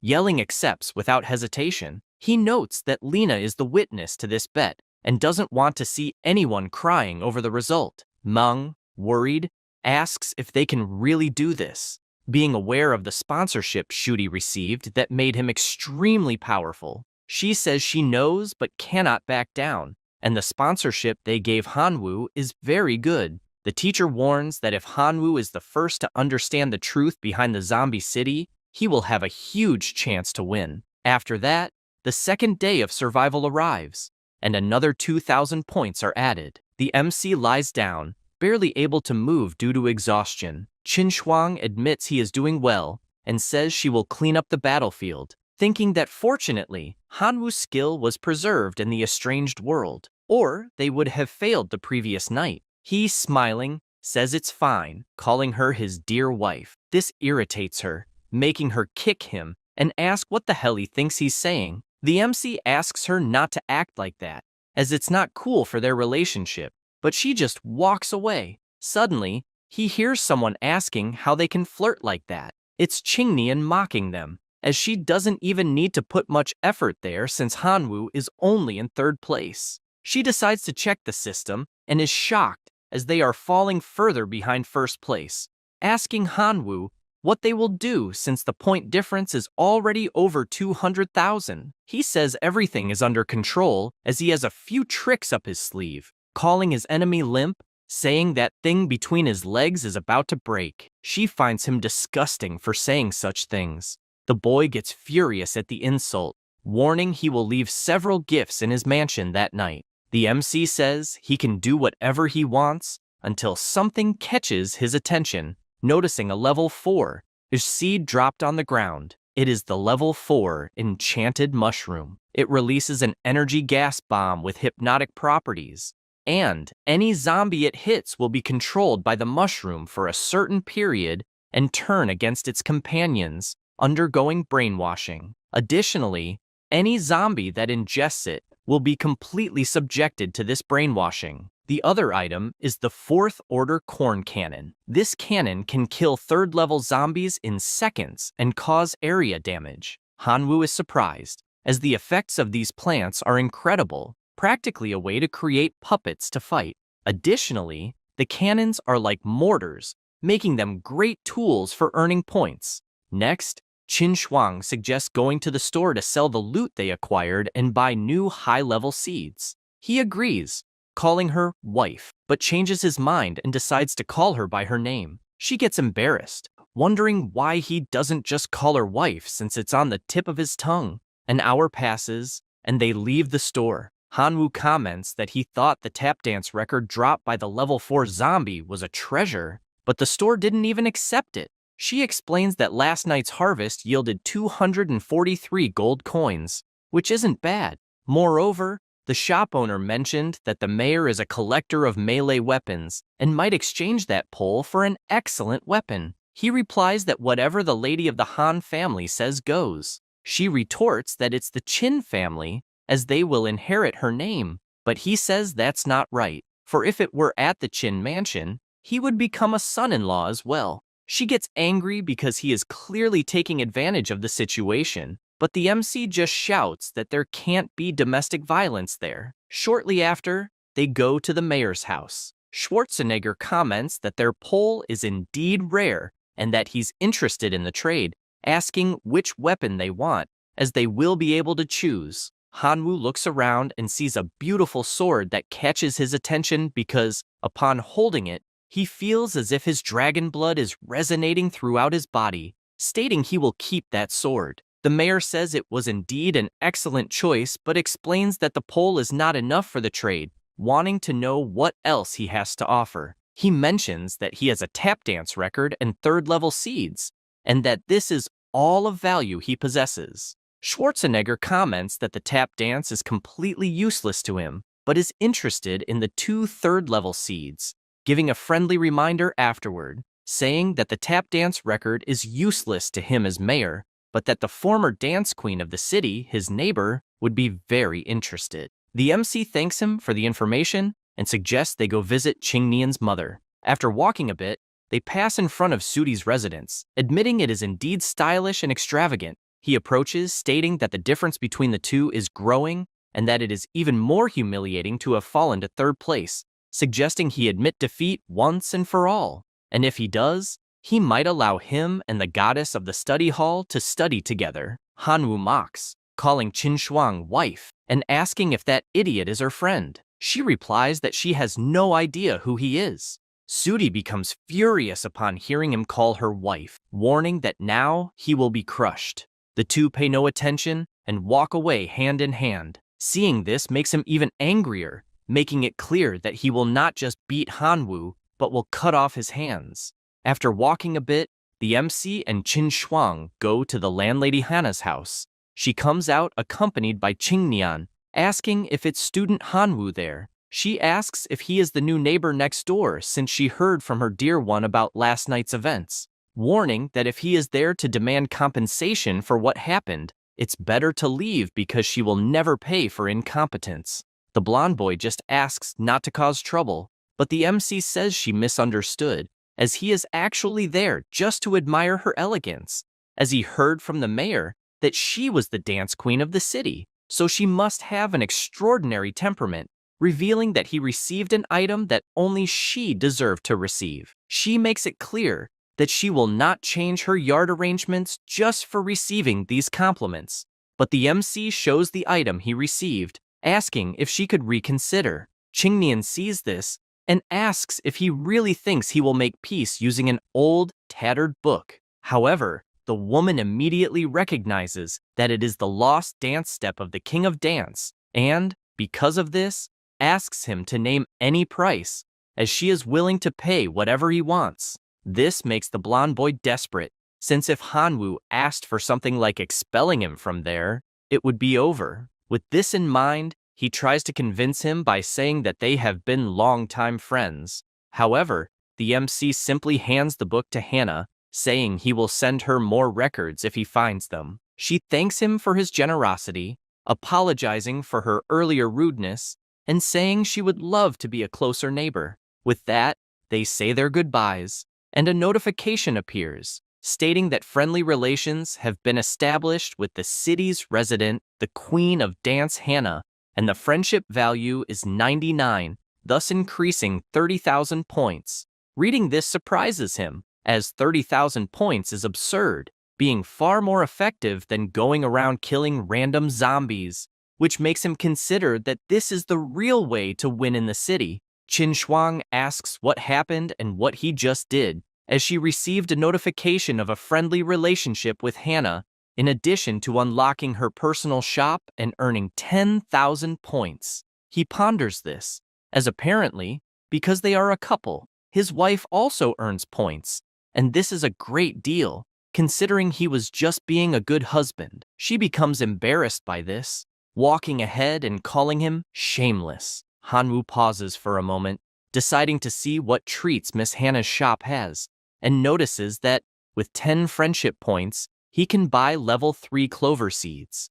With 20 points, he can take a dance class. With 35, he can get a divine dance outfit. And finally, with 90 points, he can obtain the Fruit of Wisdom. He finds the shop's items amazing, as the last item is precisely what his seniors requested, but it will cost 90 friendship points, so he decides to buy it after the exam. Night falls, and he prepares with his new level 4 plants, which have undergone targeted mutation, so he is confident he will accumulate many points. Next, the zombies appear and head toward the mansion, but the plants don't even give them time to react, exploding all of them instantly. The MC finds this very strange, as high-level zombies are not appearing that night, so his points won't increase much if it continues this way, until he notices something on the other side of the residence, seeing Hannah waving her arm and saying she removed the beans the first time, as a small symbol of friendship between them. This leaves him upset,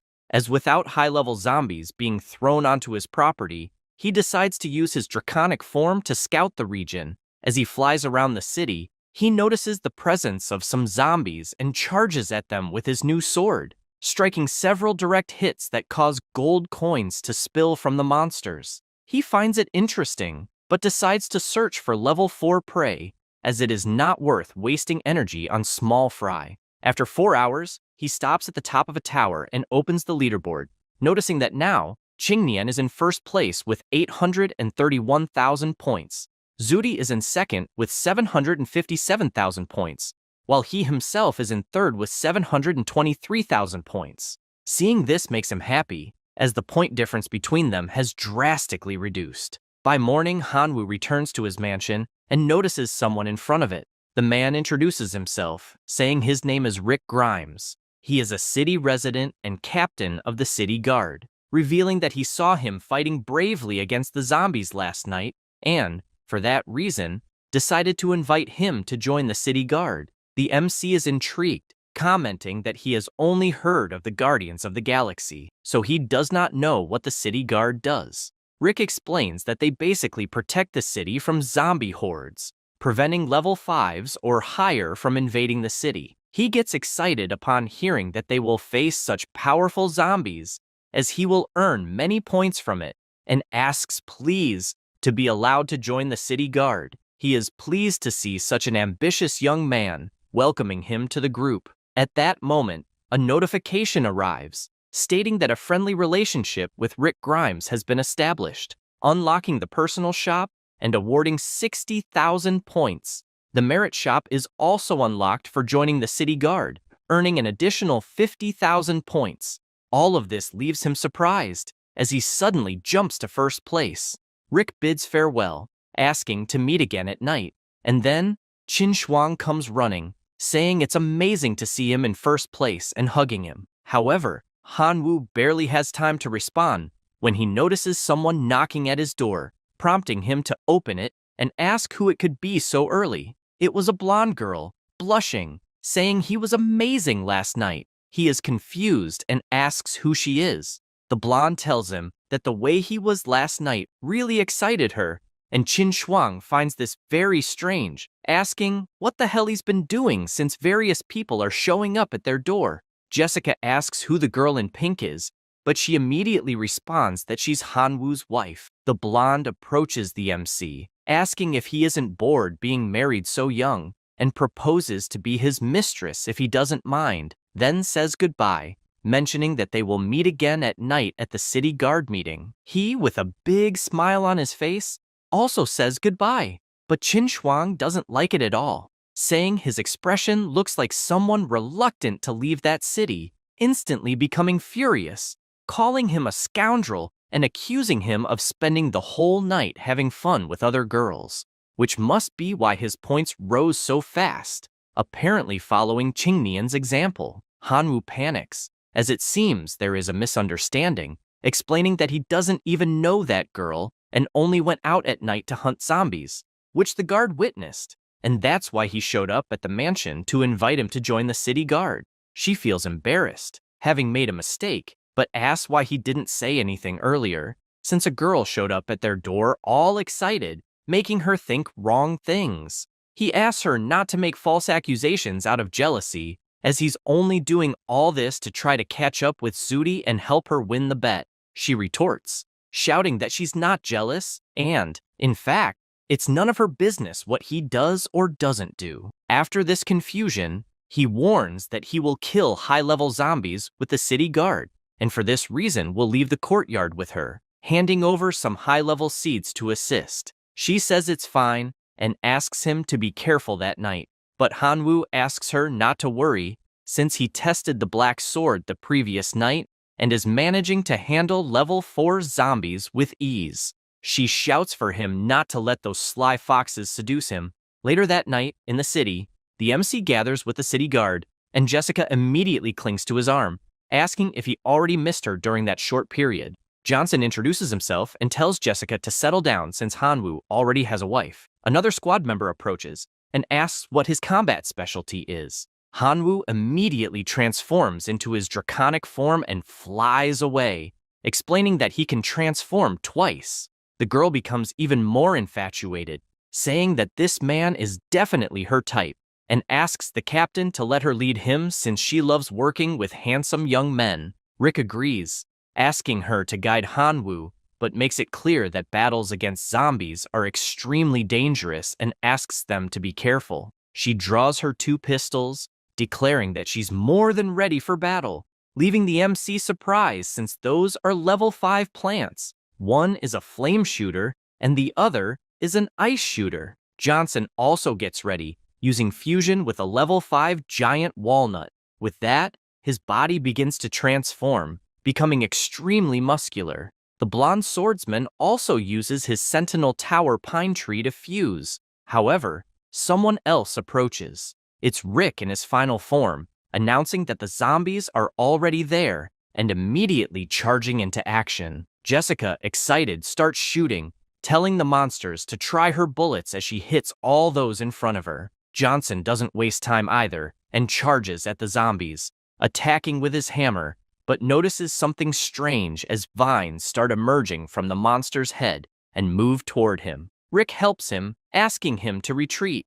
David appears, announcing that he will handle that side. Hanwoo watches in amazement, as it's the first time he's witnessing high-level combat in this city, and he definitely can't just stand there. He attacks the monsters and announces that he is the god of massacre. While claiming he can relax, something catches his attention, and he notices Jessica running toward him, jumping onto his body while complaining that she can't breathe, wanting to know what's happening. She starts shooting at the zombie approaching him and warns that the resistance of a 5th-order zombie is several times higher than that of a 4th-order zombie. So even if it's injured by the attacks, it won't lose its offensive capabilities. Hanwoo is surprised to learn all this and thanks her for saving his skin. She asks him not to be stubborn, requesting him to provide support first while staying close to her, attacking the zombies around again. The MC obeys, finishing off the nearby monsters,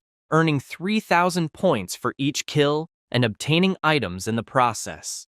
After 3 hours of battle, he returns to his normal form, feeling quite exhausted, and notices that the guard members are still going strong, asking if they're on some kind of stimulant. Jessica jokes about it, asking if he's really exhausted when the battle has barely started and teasing that if that's the case, he's not even fit to be her lover. He can only imagine that if he were in his divine physique, it would be impossible to feel tired, but in his human form, it's complicated. Suddenly, a voice echoes in his head, asking if the host can guess who it is. Hanwoo immediately recognizes it as the source of mutation and asks if it finally has time for him. Kamigawa comments that it smelled a woman and heard that his body isn't good enough, then asks how a woman could ever say no to his host. For this reason, he decided to grant permission to dominate that voluptuous female creature with a prominent backside, revealing that this permission is called genetic lock. So, just hold tight as they are about to embark on a new journey. With that, the lock that restrained his power opens, and a powerful energy surges throughout his body. He finds it great since he's feeling limitless energy. The source of mutation informs him that now it can induce temporary mutations in his body by consuming any type of powerful biological cell. The MC imagines that he could merge with plants to become strong and resilient, so he decides to try, swallowing one of the pills. His body begins to overflow with power, and with that, he leaps, emanating a strong light throughout the area, which begins to disintegrate all the zombies nearby. Jessica is impressed since Hanwoo is radiant. Nearby, Rick urges them to stay focused as the zombie hordes are growing larger, attacking several of them at once. Suddenly, a new colossal zombie approaches, attacking Hanwoo, and Rick immediately orders them to protect him. Johnson rushes to help but takes a blow that leaves him dazed. They grow concerned seeing this, as the defense of the Sixth Order zombie is too powerful, ordering them to run. The MC simply observes the monster's punch coming toward him, telling it to come closer already. He opens his arms, and the glow from his body grows stronger, disintegrating even the colossal zombie. The group celebrates, saying the MC was truly amazing, and starts tossing him into the air. With that, the system announces that friendly relations were established with Jessica, who is a city resident,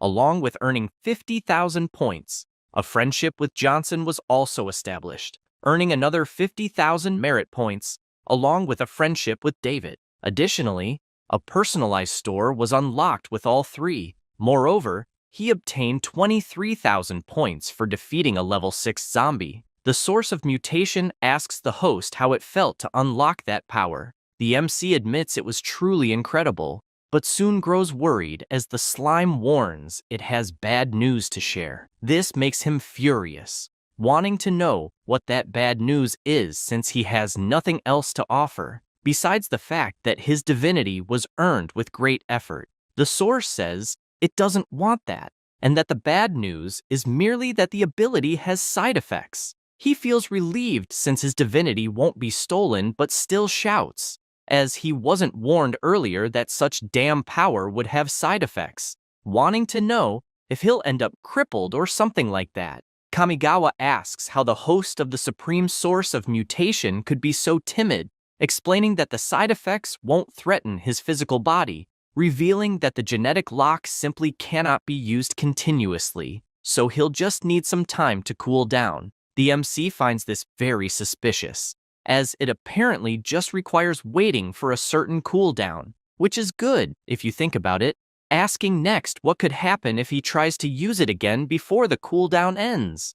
The slime warns that his physical body is fragile, so currently, he can use that ability once every 10 days, and if used frequently, the genes will fall into disorder, and permanent mutations will occur. The MC says he understands and doesn't want more details since this is bizarre. At this moment, Rick shouts, asking him if he's feeling discomfort. Hanwoo turns and says he's fine. Jessica runs to him, excited, as she found his performance incredible, qualifying him to be her lover, and asking if he'd like to spend a wonderful night with her. He feels embarrassed by this proposal until Johnson interrupts, asking her to stop bothering him since Hanwoo spent a lot of energy and is probably tired, suggesting that he go rest while Johnson handles the remaining zombies alone. The MC admits that he's really tired and will rest a bit. Saying this, he starts walking through the city, imagining that he won't be able to use the genetic lock for the next 10 days, so he needs to improve his basic combat skills until he remembers the personal store of the city guards, wondering what interesting things it might have. He opens the system and quickly notices the plant fusion technique, as it is perfect for filling the cooldown gap of the genetic lock.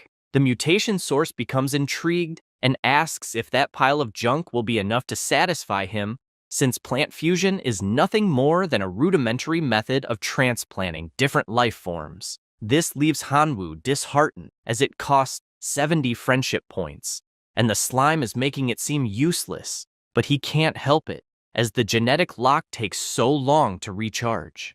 Kamigawa says that's not the case, explaining that the culprit here is his weak body, then asks if he believes that, with a slight modification, he could take the plant fusion technique to a higher level, and mentions it would only cost 2 divinity points.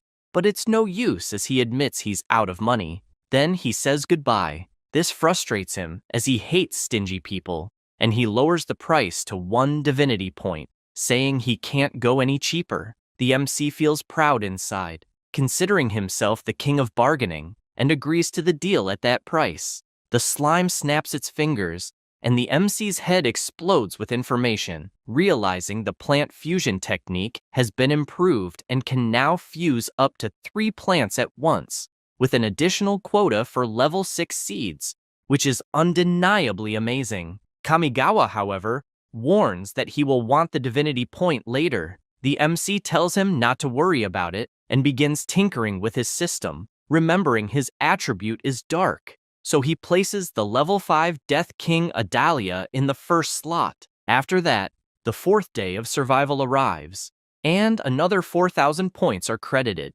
The MC looks up and notices the points are expanding, also realizing Qin Shuang has appeared in the rankings and could defeat Su Tie in less than 2 days. He is in first place with 1,400,000 points.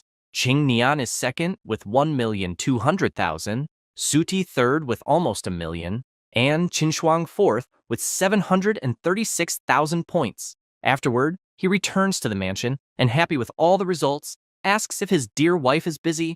She, sitting on the floor, notices he's all cheerful and asks if he had fun with that hot girl. He replies that his mood has nothing to do with that, but she throws several items into his hands, saying they're all his, and he could sell them. The MC says he doesn't need them anymore, and asks her to keep the items, wondering why she's being so formal since they are a couple. Qin Shuang, annoyed, starts hitting his head, reminding him that they agreed to split everything equally, so he should take his share, because she's not a girl who likes taking advantage of others. She leaves shortly after, saying she'll go learn to dance with landlady Hannah. He says it's fine, just asking her to come back early. Internally, he thinks she's truly a smart girl, as she knows how to earn points by befriending the city's residents, and for that, he's proud. Afterward, 9 days pass, and Hanwoo meets once again with the city guard squad. He notices something strange and asks if something happened, as everyone seems worried. Jessica responds that there will be a lunar eclipse that night,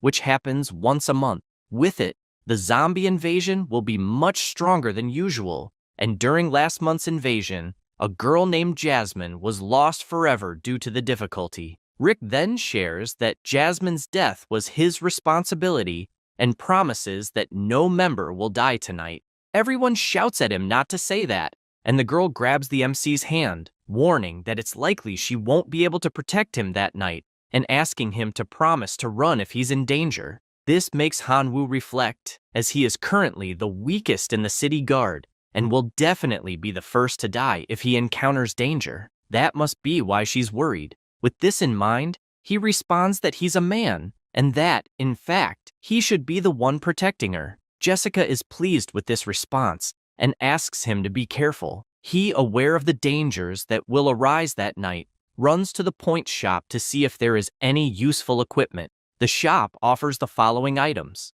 artifact armor, which costs 12,000 points, night vision fruit, 2,000 points, vigorous flower, 1,500 points, physique herb, 1,000 points, level 5, golden dragon herb, 120,000 points, and finally, man devourer, costing 5,000 points. His current points are 95,000. He spends all the points he has and begins slotting them into his ability, which he acquired from the mutation source to fuse the plants.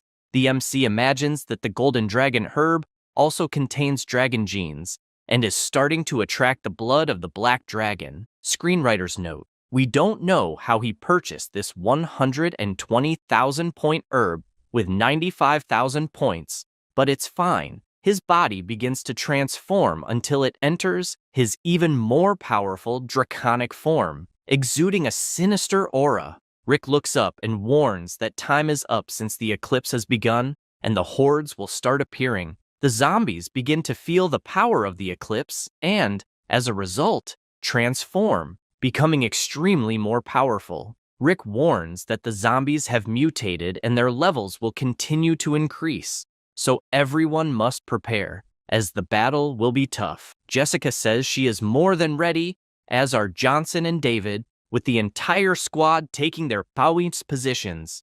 The monsters charge, and the captain retaliates, shouting for everyone to attack. The zombie starts tanking all the shots Jessica fires. While they try to defeat the enemy, Johnson yells for the two to focus on long-range shots while forming the defensive line. Hanwoo imagines he can't lag behind and delivers a powerful slash to the colossal zombie. As soon as he does, he is pursued by other zombies, forcing him to defeat them one by one, and Rick praises him for doing an excellent job. An hour passes, and the fight continues frantically, with zombies appearing constantly. At this moment, the captain shouts for Jessica to look for the mayor to request reinforcements. She immediately complies, asking them to hold their ground. As soon as she says this, David takes a hit to his armor, and his comrade protects him, asking him to be careful. Rick approaches, noticing his team struggle, and begins shooting at the zombie, also attacking with melee strikes.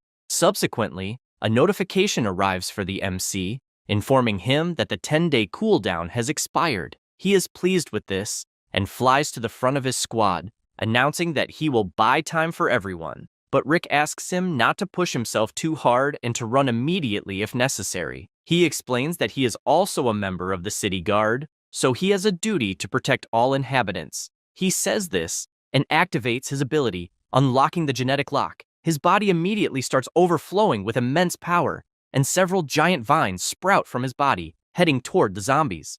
The squad is astonished, as they hadn't imagined such great power within the city guard.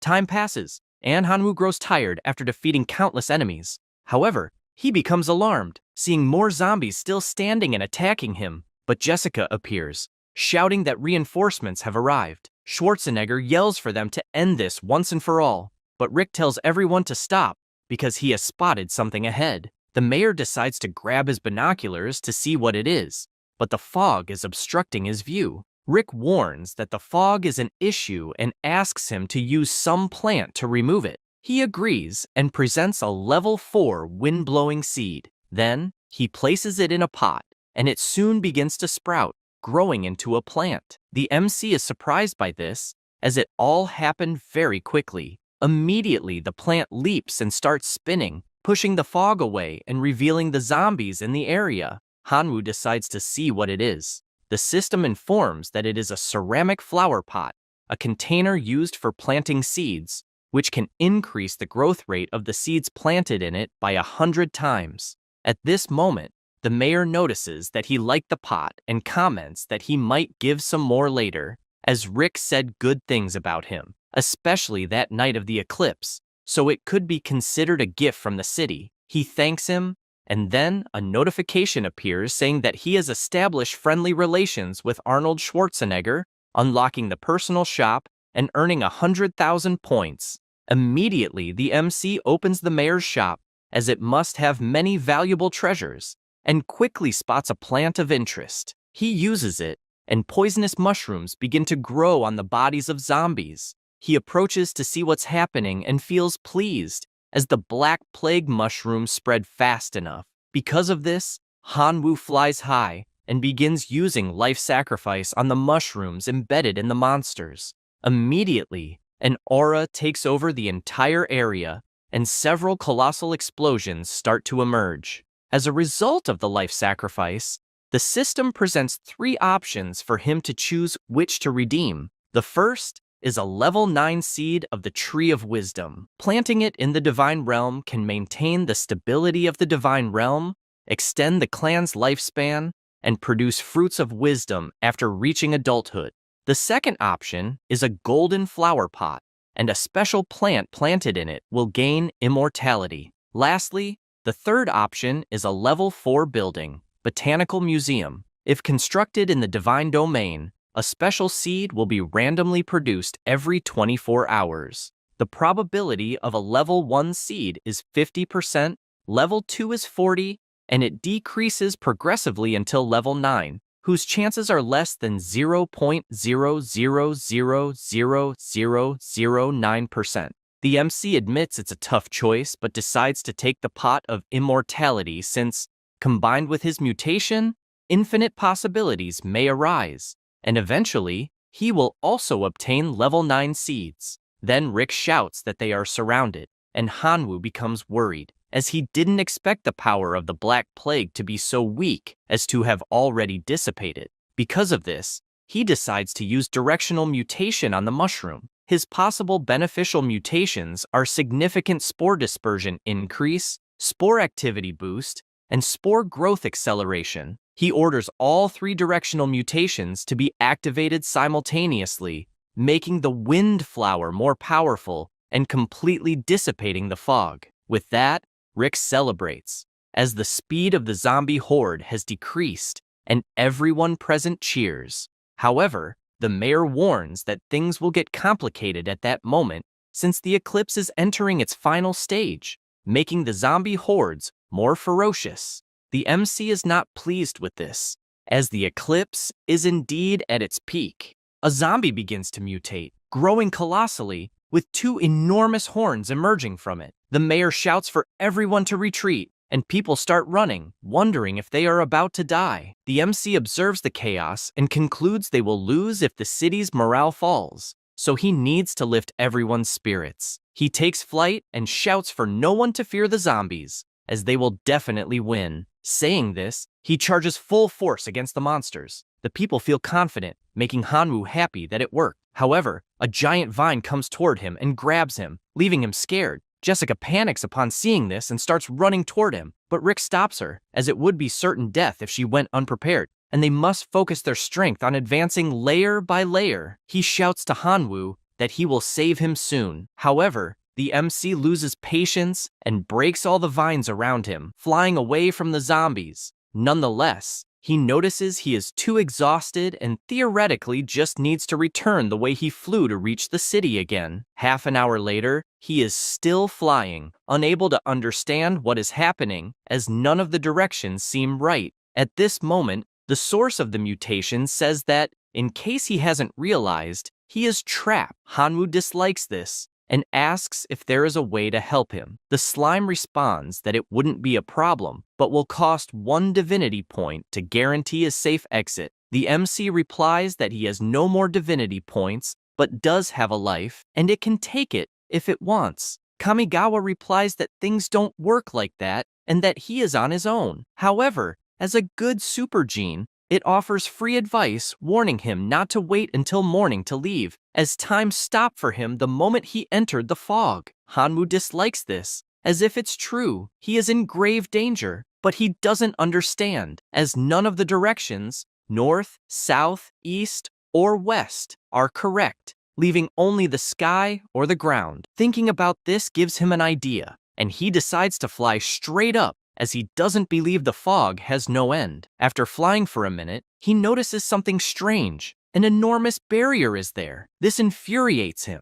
and he draws his sword, questioning if they really think a barrier like this will trap him like a turtle in a jar. Even one of his strongest attacks creates only a small crack. Because of this, he decides to launch numerous attacks simultaneously, eager to see how long it will hold. As a result, the crack grows until a massive hole appears in the barrier. He is startled to find a colossal tree before him that shouldn't be there. Suddenly, a voice echoes in his head, welcoming the outsider. This startles the MC, trying to figure out if it was the tree that created all this, and not understanding how it knows who he is, and that he is still a foreigner, wondering if his simulation test identity was exposed and that he is probably screwed. The tree asks him not to be nervous, as it won't kill him, and warns that it will simply need a favor to save that world. This intrigues him, making him wonder if the favor is to kill all the zombies. But the ancient tree responds no,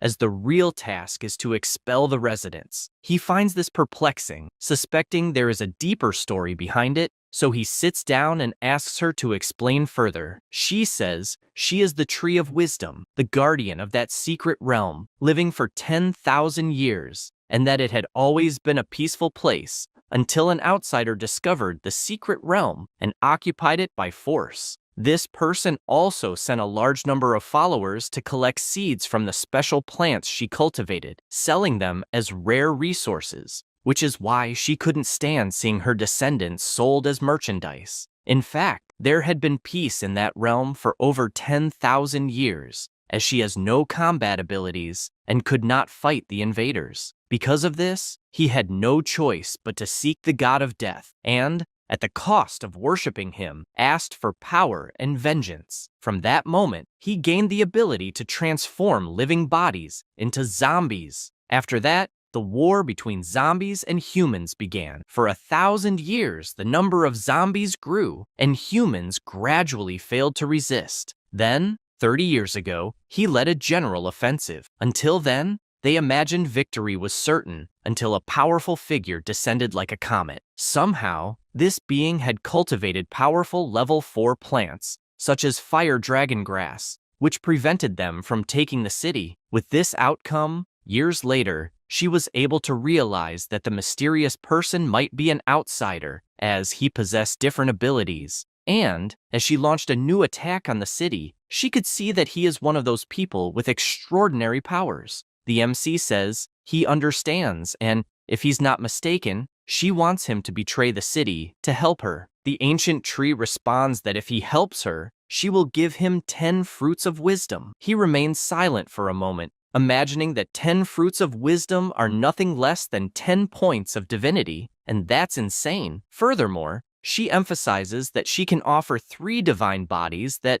although dead for 1,000 years, are still active. This makes his eyes shine, as the proposal is too tempting, but he feels frustrated inside, as he could easily deal with the humans. However, that zombie city is a treasure of the Imperial Academy, and the god behind it is most likely a high-ranking leader of the Imperial Academy. In other words, if he helps her, he could face great trouble with this being, and that would indeed be a major problem. With this in mind, he asks for her forgiveness, as he will have to refuse. However, before he can finish his sentence, she emphasizes that if he is willing to help, she can recommend him to the great Lord of Death. He can't believe what he just heard, as it is a chance to obtain the powerful level 5 divine position of death, and if he truly achieves it, he would be worshipped by all gods. The ancient tree asks if he is willing to accept with all these offers, and he responds that he will do his best to try, but first, he will need to contact the realm of God to seek his followers,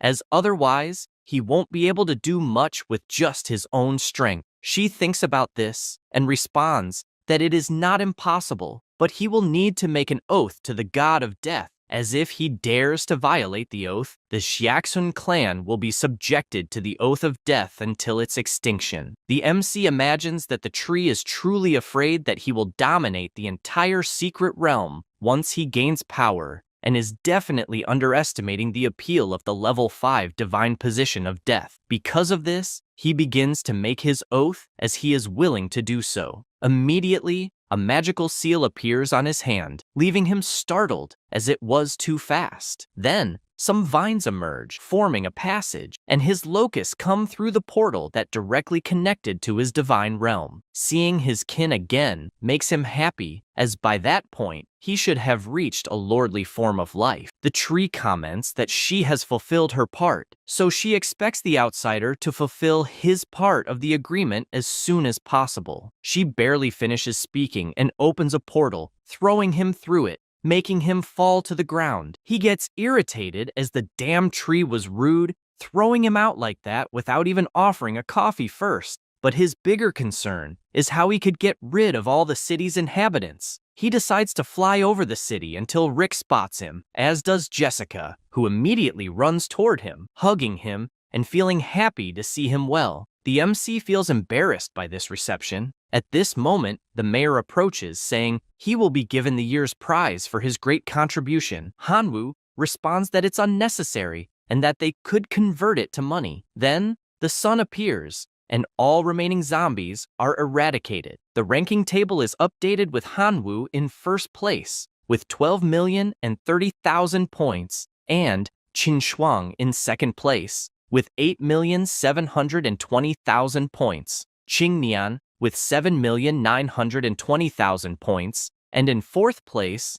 Suti with 7,890,000 points. Zudi, seeing this, is inconsolable about the points gap and has no idea how he will catch up. Imagining that now he will have to resort to dirty tricks, he grabs his bag of gold and leaves his house, heading to another residence. There, he asks if that person is the most powerful assassin in the city, offering 8,000 gold coins to help kill Hanwoo. The masked man accepts the proposal, asking him to wait for good news. However, a grasshopper was flying over the area, and the MC sees this, finding it amusing that his rival cannot win head-on and is now taking the dirty path, making it clear that he cannot blame him if he dies because of it. He then orders his familiars to invade his rival's entire mansion, attacking his plants and destroying them one by one until devouring them all. Elsewhere, Qin Shuang asks if those are not his grasshoppers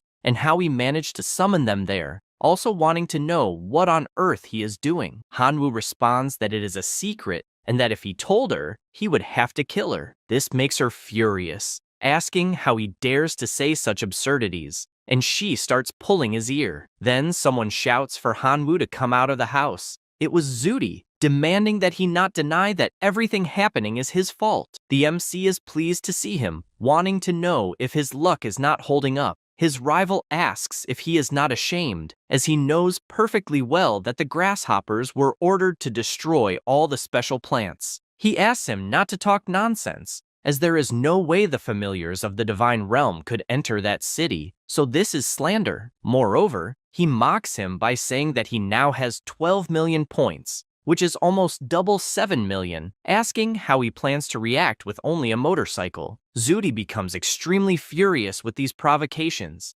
imagining that he will ensure Hanwoo does not see the next light of day. After that, all the citizens of the city go to a store to buy insecticide, since the entire city has been invaded by grasshoppers. The merchant informs them that, unfortunately, the store's stock ran out quickly, so he asks them all to return to work, as they can check again the next day. They ask what they are going to do since the plants are dying, including level 4 plants. At this moment, Schwarzenegger appears, announcing that the city is activating the emergency shelter plan, and that they only need to endure the trial of that night. The MC keeps watching as his plan is working, because if the residents are not in their homes, the grasshoppers will be more effective in devouring the plants to the point where they will have devoured them all, and the residents will no longer be able to resist the zombies. So, even if they don't want to move, they will be forced to. Night falls, and Hanwoo meets with the city guard. Rick sees him and says that the task that day will be relatively easy, explaining that the zombie army suffered many losses the previous night, so they can rest peacefully. Jessica runs to him, saying that if he wants to join her to stay by her side, she would love it. But he responds that actually, he needs to take a walk as he is going to buy some things. As he leaves the place,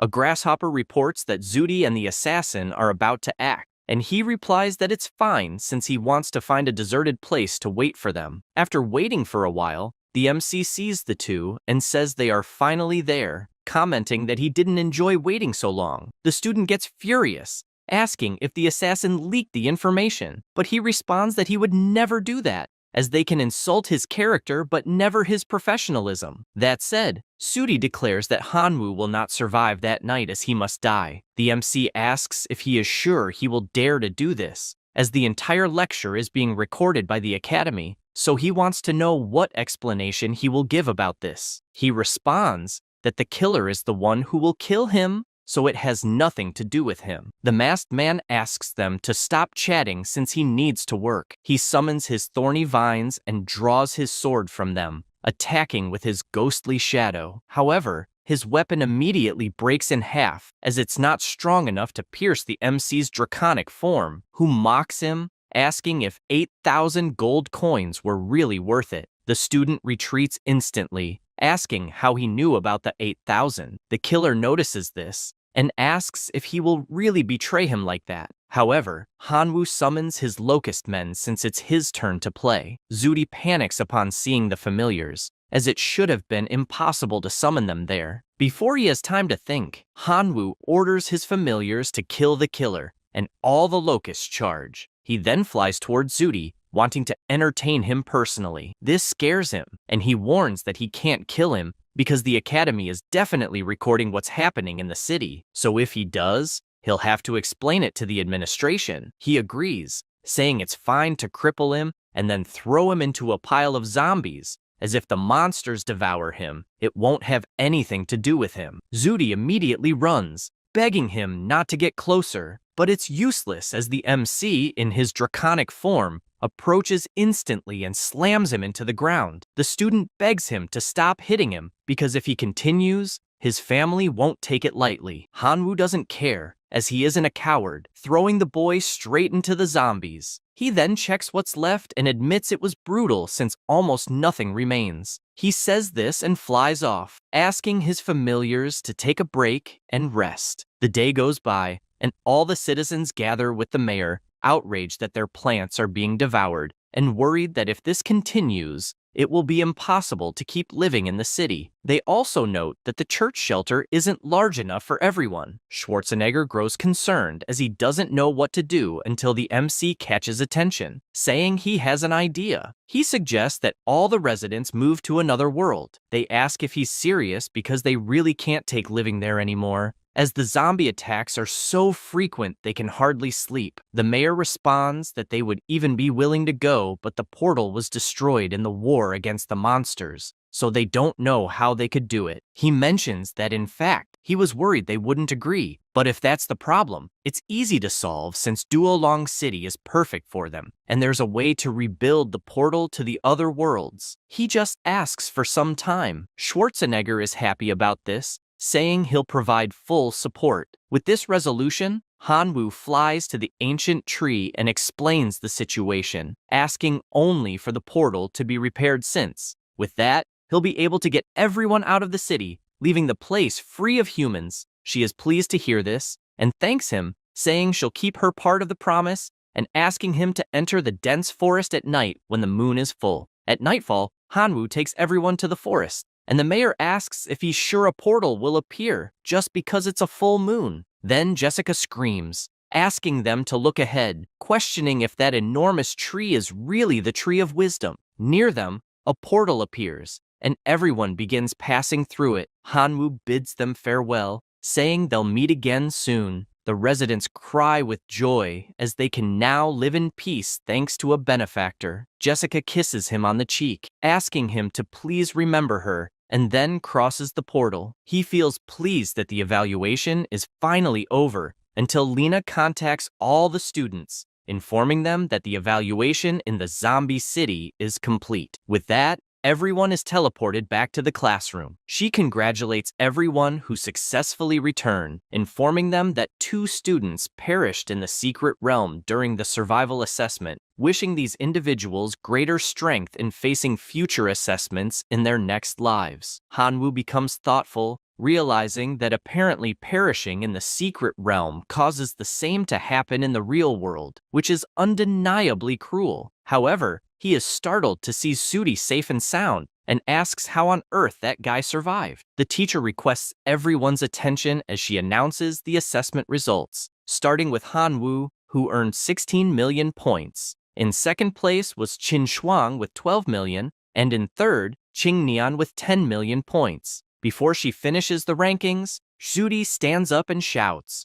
accusing Hanwoo of cheating. The MC turns and asks what evidence he has for that. He responds that he saw the locust swarm in the zombie city and even saw him personally summon it. Other students also accuse him, claiming they saw it too. However, Lena explains that the theme of this assessment was a simulation of survival in another world, and there was no mention of being unable to summon familiars. Therefore, if student Hanwoo managed to summon his familiars, it was due to his own power or luck. Zuri does not like what he hears, asking if she is really going to cover for Hanwoo, and, if so, threatens to report it to the higher authorities. the teacher becomes irritated, explaining that he can report whatever he wants to whoever he wants. However, as a teacher, she has the right to punish him for disrespecting a school staff member, and his punishment will be 1 year of forced labor in the black prison plane, throwing him into the prison portal as he screams desperately. She then asks the other students if anyone else would like to join Izudi. They both feel intimidated and apologize to Lena,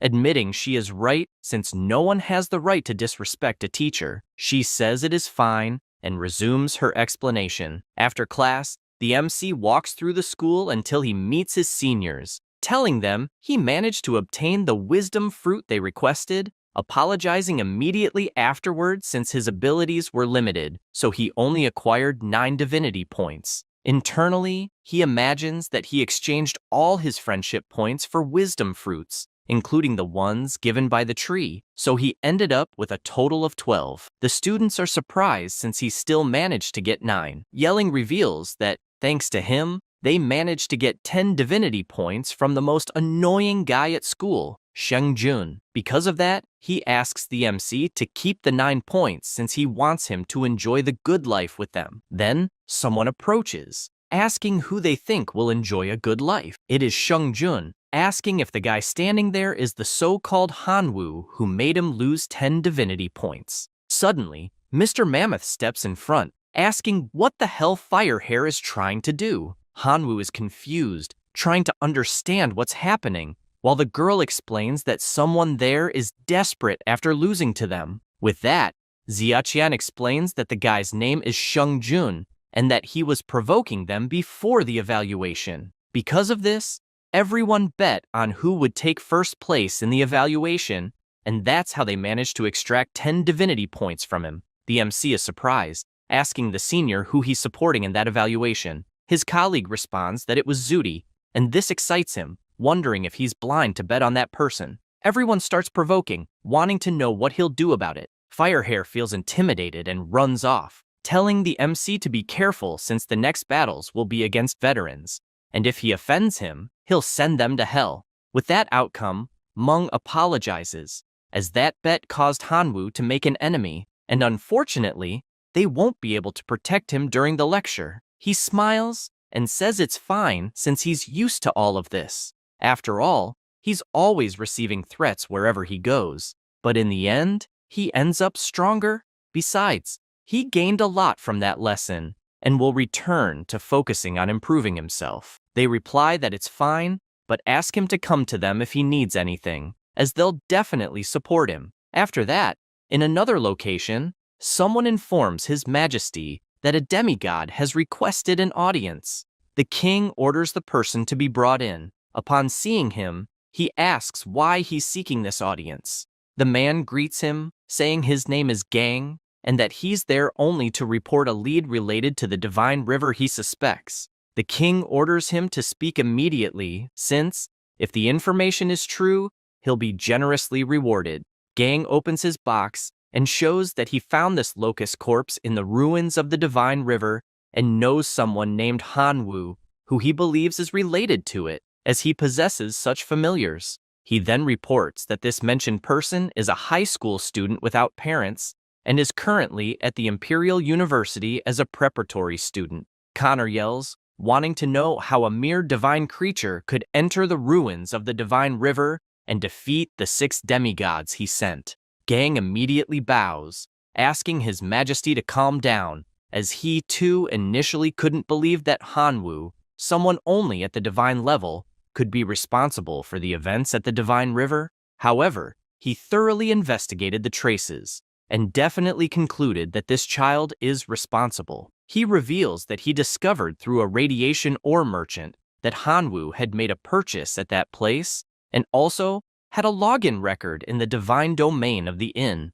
With this, the king yells that he understands and makes it clear that everything better be true, as if he's providing false information, he won't spare him. He orders him to take the reward and leave. Then, he orders one of his subordinates to retrieve the signal device to test it on Hanwoo, since he needs to confirm if he's responsible for stealing his treasure or not.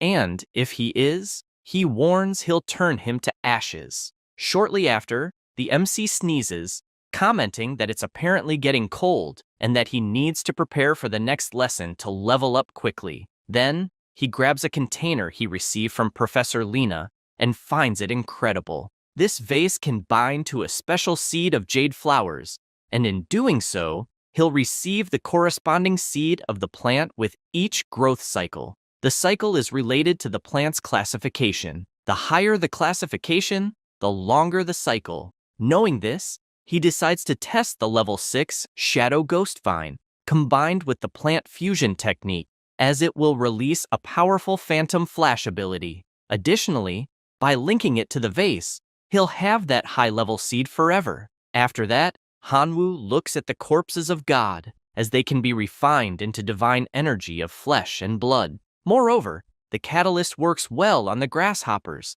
and if given the fruit of wisdom, their combat power will grow exponentially. Suddenly, Lena calls, and he answers, asking if something happened. She replies that unfortunately, she has bad news, explaining that the zombie city was donated to the academy by Mr. Shuhai, one of the 3 leading professors of the Imperial Academy and incidentally, someone at the god level. However, the city is now lost because the coordinates were destroyed, and this professor discovered that he was responsible. For this reason, he is angry. The MC panics, asking if he will be expelled for this, but she replies no, as the events do not violate the school rules. The only issue is that this professor is upset and will therefore want to challenge him to a duel the following day. With her acting as the referee, Hanwoo feels relieved, commenting that he is not worried about being beaten to death if she is present. The professor asks him not to say that,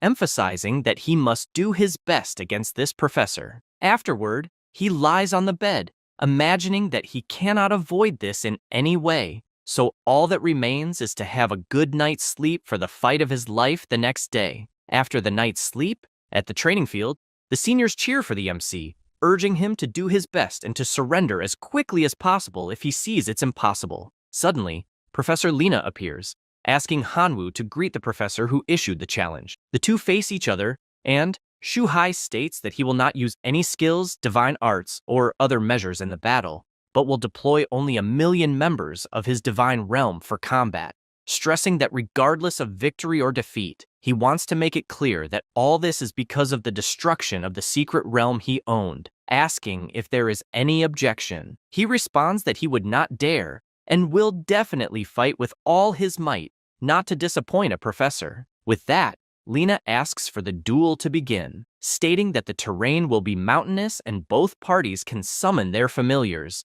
shouting for the match to start immediately. Shuhai summons his army, invoking thousands of puppets. Mong is surprised by the professor's familiars and asks what the hell they are, as they definitely have a powerful aura. Xiaqian explains that they are sapiens, a subspecies of humans, an ultra-rare affiliated race that are extraordinary life forms naturally born with extremely high intelligence and great potential, and with a bit of effort in adulthood, they can ascend to a heroic life form. And, although there are no heroic life forms summoned there, they still emanate an aura just as powerful. The mammoth, knowing this, shouts at Hanwoo to surrender immediately, as the opponent is too strong and even conceding half of the army is still a profit. However, the professor yells for him to shut up, then asks Hanwoo if he is not going to summon his familiars for battle. The MC replies that he will,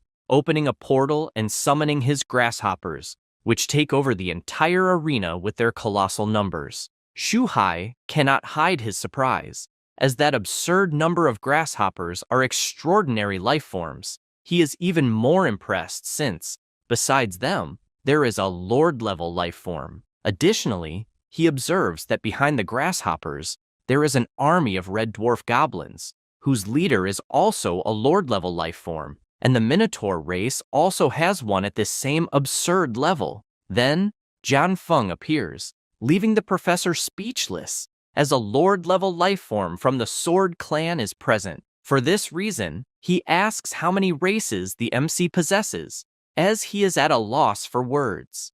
No sooner does he say this than the Skeleton Clan appears, leaving him perplexed, as 5 Lord-level life forms and a bone controller with the combat power of a top-tier heroic life form emerge. This should be impossible, as not even someone at the level of a demigod could assemble an army like this, making him question whether the boy is really only at the divine level. Mang, observing the army, says he thought he narrowly lost his fight against Hanwoo. However, upon seeing the full army, he realizes he never had a chance.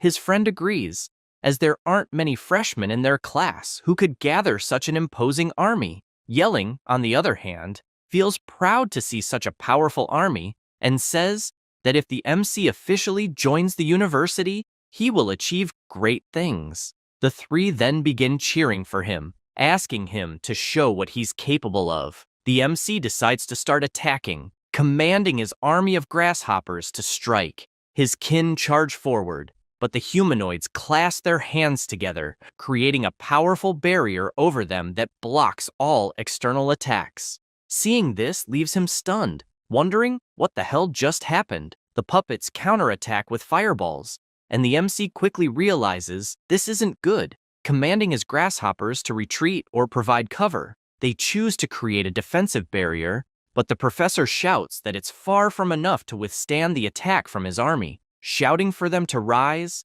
they create a giant energy sphere. Hanwoo is left speechless at the sight of such power, noting it's a colossal spiritual bomb, and asks if the professor has been watching too much Dragon Ball Asterisk. Shuhai orders them to fire, and the energy charges toward the MC's army. He yells that it won't work, calling for the divine hammer to join the battle. The red goblin leaps toward the power, preparing to strike, and smashes his hammer against the spiritual bomb, causing enormous cracks to form in it. Following this, Hanwoo orders his grasshoppers to attack, as a breach has been created and the swarm flies toward the army. The veterans are pleased with the battle's progression, wondering if Hanwoo really stands a chance to win. However, the professor remarks that the game has only just begun. The grasshoppers advance, and the MC, observing, comments that their combat power is extremely low despite their numbers. Even if they could take down some sapiens at a ratio of 1 to 10,000, he might still have a small chance, as his trump card was right there. With this, he commands his skeletal lord to join the battle. He notes that the sapiens are definitely powerful, and that their independent combat skills are all maxed out. This worries him, as he notices that the number of fallen puppets is far too low, so he decides to boost the grasshopper's power using the mutation source. Kamigawa contacts him telepathically, warning that this opponent has an extremely high level, and that, to avoid being detected, she'll need to remain hidden. For this reason, directional mutation and genetic blocking are temporarily disabled. The MC can't believe this nonsense, asking if this is a joke, as it implies she only intimidates the weak but flees when facing someone strong. He grows frustrated, realizing directional mutation is out of the question, and commands his skeletons to do their best since everything depends on them. Following this, the giant bone controller begins to emerge in battle, exciting Meng, as the decisive move is finally arriving, and with this, the skeleton starts materializing. However, several explosions occur in the arena, and the MC doesn't quite understand what's happening. The professor then explains that the undead race has a significant advantage with the invasion method fight to survive, and that it was definitely a nightmare for all civilizations tens of thousands of years ago.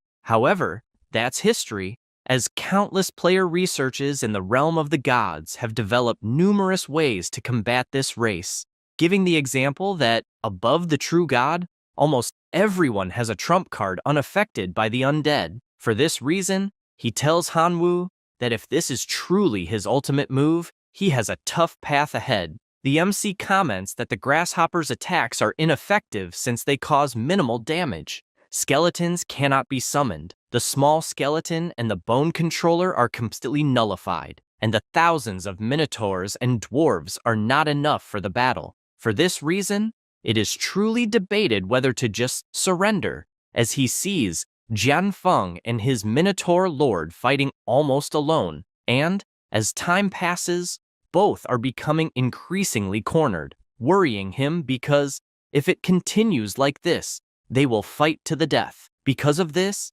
he shouts for the black locusts to attack, and they prepare their arrows, launching them high, piercing through the shield due to their dark, corrosive properties.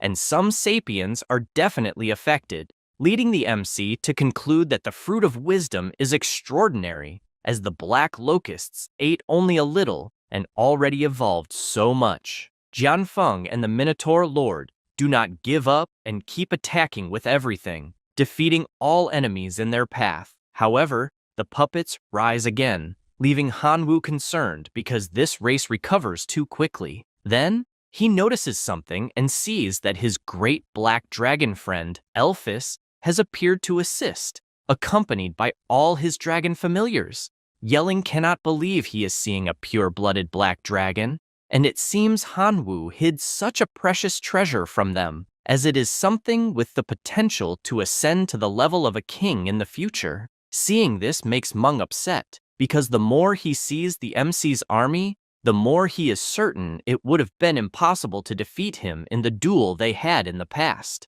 The professor imagines that Hanwoo has immense attack power even in the preparatory phase, as his army seems limitless, possessing all the most powerful races. Aware of how impressive the combat power is, and how even greater the recovery ability is, without knowing who will be the victor, the professor asks Hanwoo if they should make a truce. He reflects on this, wondering if he really wants to cease fire. However, Elphys shouts that he refuses the offer. The veterans are shocked by this request, as they never imagined that God Shuhai would ask for a ceasefire, considering whether even he is afraid of Hanwoo. Yelling feels pleased, wondering what Hanwoo will decide. However, Lena makes it clear they know nothing, as Professor Shuhai is actually holding back, because if he went all out, Hanwoo wouldn't stand a chance and is only showing mercy. She explains that, indeed, Hanwoo's displayed strength earned the professor's acknowledgement, and he will definitely not let such a good seed slip away. Inside the arena, he approaches the MC, saying he has calmed down, and explains that continuing to fight will only cause unnecessary casualties, adding that he intends to give the remaining Sapien Legion as a gift. The Black Dragon tries to roar to keep fighting, but the MC silences him, asking if the professor is serious. He replies that he will indeed gift the Sapiens, but under one condition: when officially entering the university, he must become his disciple. Hanwoo is left speechless, but Lena appears, urging him to thank the professor immediately, as this person is one of the 3 most renowned mentors of the Imperial University, someone extremely powerful, revealing that every year, an enormous queue of about 500 meters forms with students wanting to become his disciples. The MC finds this strange because, if it is 500 meters, it would mean about 1,000 people, assuming 2 per meter, and she says that is exactly the case, explaining that the Imperial Academy enrolls only 2,500 students a year. This leaves him surprised, running and bowing to the professor, willing to become a student and, if necessary, a disciple at that very moment. Shuhai says he will understand this as agreeing to the conditions he laid out, asking that the 820,000 sapiens that remain be taken to his divine kingdom, considering it a small symbol of his support. However, regarding the learning, he will have to wait until he officially enters the academy. He makes it clear that he doesn't care about the others, but he needs to maintain a high standard in case he becomes his disciple, and following this line, it is necessary to ascend to the level of a perfect demigod. Hanwoo says he understands, since he knows that in order to do this, he will need to reach the maximum value of 10 divine points. The teacher emphasizes that, in addition to all of this, he will need to obtain clues about the authority of the god of death from the god of death himself, which can be considered an extra test. If he completes these 2 points he just mentioned, he can become an official disciple. Then, the veterans appear, congratulating Hanwoo on the beautiful battle. Shuhai asks if they enjoyed the show, warning them that none of what they heard should leave that place, especially to the other teachers. Xiaqian asks him not to worry, as he must know well what their teacher's temperament is, so there's no chance they'll reveal anything. The teacher, to ensure this, throws some gifts at them, and the three are even happier, promising that nothing will leave their mouths, even if they're beaten to death. Lena calls them audacious, saying they're really crazy to extort even a teacher of the god level. The next day, Qin Shuang calls for Hanwu as she needs a favor. They walk, and she tells him that her family is planning to arrange a marriage with Suti's family, and unfortunately, she is the poor sacrifice. He is surprised by this, asking if they still do that nowadays, and if her parents really agree with it. She explains that her parents have just gained the authority of the gods of light and can't change her great-grandfather's mind, as he is the only true god in the family. So, his decision is a divine decree within the family. She also mentions that originally, the arranged marriage would have been with Suti, but since he was failed from the class, the partner changed to the older brother of the family, Shugang. He says he understands and that, apparently, the Shu family is determined to marry her, asking how he could help her, as he will do everything within his power. After all, they were husband and wife for a while. This embarrasses her to the point that she slaps his face while asking him to shut up. After that, the MC smiles, as that reaction is the most like her, and that if it's her wish, he can accompany her to cancel the marriage. Qin Shuang smiles and thanks him for this. 3 days later, in Qin Shuang City, the MC arrives with her and shouts, not believing her family has a city like that, asking if she's a princess by any chance. She explains that it's not as big as the imperial capital, but it has a population of 10 million inhabitants. Suddenly, someone approaches, announcing that the master and madam sent him to pick them up specifically, as they are waiting at the residence. She thanks her uncle Zhang and introduces Hanwu. The butler is pleased to finally meet his niece's classmate, having heard that he is a genius from the preparatory class, and apologizes for any inconvenience. With introductions done, they get into the car to head to their destination. Inside, Qin Shuang is restless, and the MC, noticing this, tells her not to worry, since he will protect her if anything happens. She thanks him for this, and as she looks back, she announces that they've arrived. Once inside, they approach the door and hear someone asking the third brother which of his children hasn't benefited from the family's resources since childhood, adding that his daughter used resources and connections to join the reserve class, and is therefore the most suitable for marriage. Hanwu comments that these families are truly a mess, treating their children like commodities. No sooner does he say this, than Qin Shuang knocks on the door, opens it, and shouts that she refuses to marry into the Suti family. The man in red tells her not to speak nonsense, since she shouldn't even interrupt her elders. The bespectacled man makes it clear that she must contribute to the family, pointing out that the Suti family has a true god as well as abundant wealth, and all she needs to do is marry the young man from that family. He says this, and orders the guards to take her to a room to rest. They move toward her, but her father steps in, demanding to see who dares lay a finger on his daughter. Her brother rises and claims that pampering her this way is only harming her. He shouts that he loves his daughter and only wants to see her happy as a future student at the Capital Academy, with the potential to become a true goddess in the future. The mustached man calls this absurd, asking if he expects the ancestral true god to personally beg before agreeing. Still furious, he argues that while Qin Shuang may be excellent, she isn't even a semi-goddess yet, and becoming a true goddess might not happen in the next century. He warns that if the Qin family loses its true god,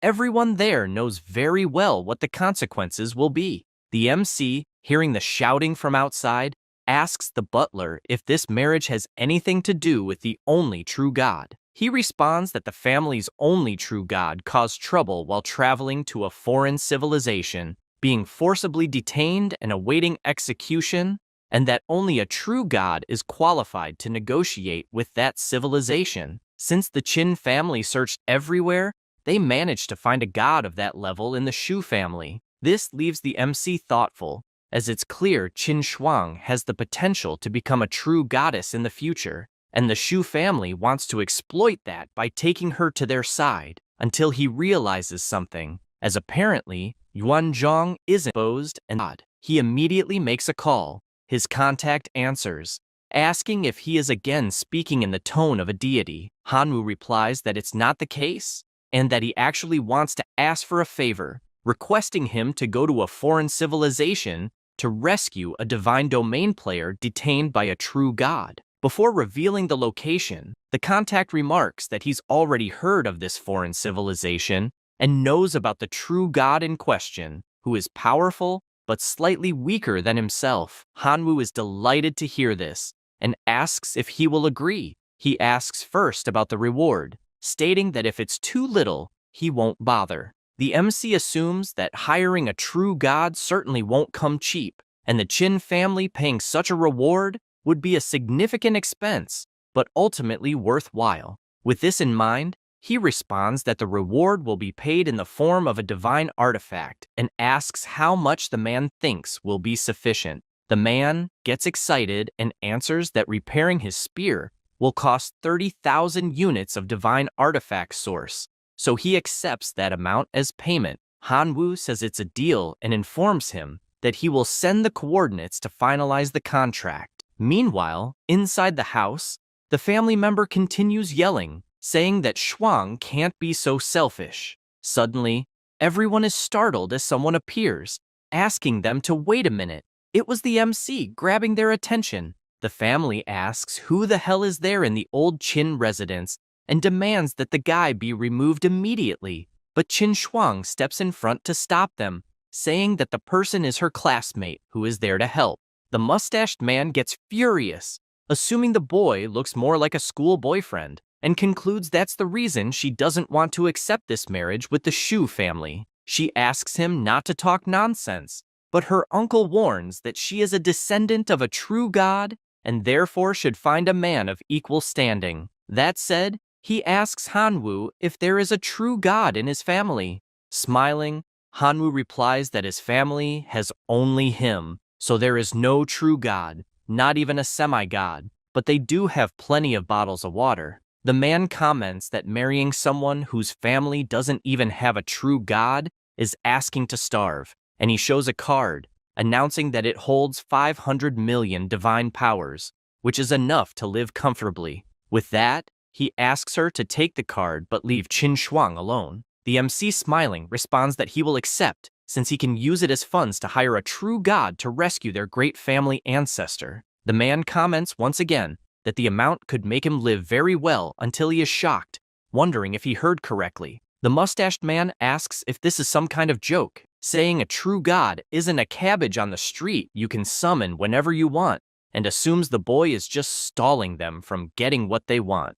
Qin Shuang's father admits he's glad to see a boy defending her like that, but doesn't believe in such an absurdity. She responds that they can trust Hanwoo, and if he says he can hire a true god with 500 million divine powers, she will believe him to the end. The old man lets it slide, as a boy claims he can hire such a powerful being for such a paltry sum, wondering how he plans to hire the Shu family's true god this way. Hanwoo interrupts, asking who said he was going to hire this being from the Shu family. After all, there are many other true gods. Hearing this infuriates the man, saying he's spouting too much nonsense and telling him to leave. However, his brother asks him to calm down until suddenly they are startled, asking if the aura they are feeling belongs to a true god. With that, the MC announces that he invited an even stronger being, and apparently, the person has arrived.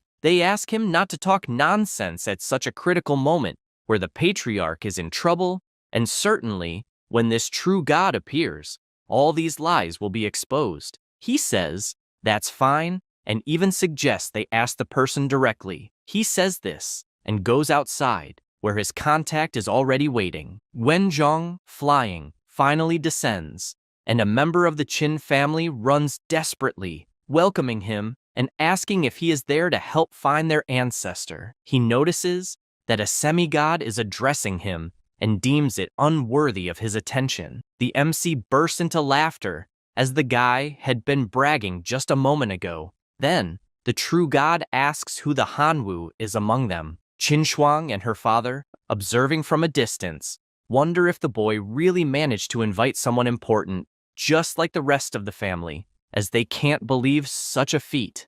After the MC responds that he is Han Wu, Yuan Zhong approaches, asking if it's true, thinking that the boy is just a child and not even a demigod. Yet he was calling him brother. Han Wu, embarrassed, confirms it and asks if he doesn't recognize the source of the artifact he's holding. He becomes pleased to see it's true and comments that he didn't expect him to be so young. Then, everyone goes inside, and he asks if they are members of his family. The MC replies no, as those people have nothing to do with him. This makes the old man worried, thinking that he might hold a grudge against them for being mistreated, and he quickly runs to his brother, informing him that the boy is there because of his daughter, so he needs to persuade him to help them. Everyone does the same, begging the sixth brother to help the family, as if they can secure the help of a true god, they won't need to marry off his daughter. This makes him look at Qin Shuang until he decides to speak with her,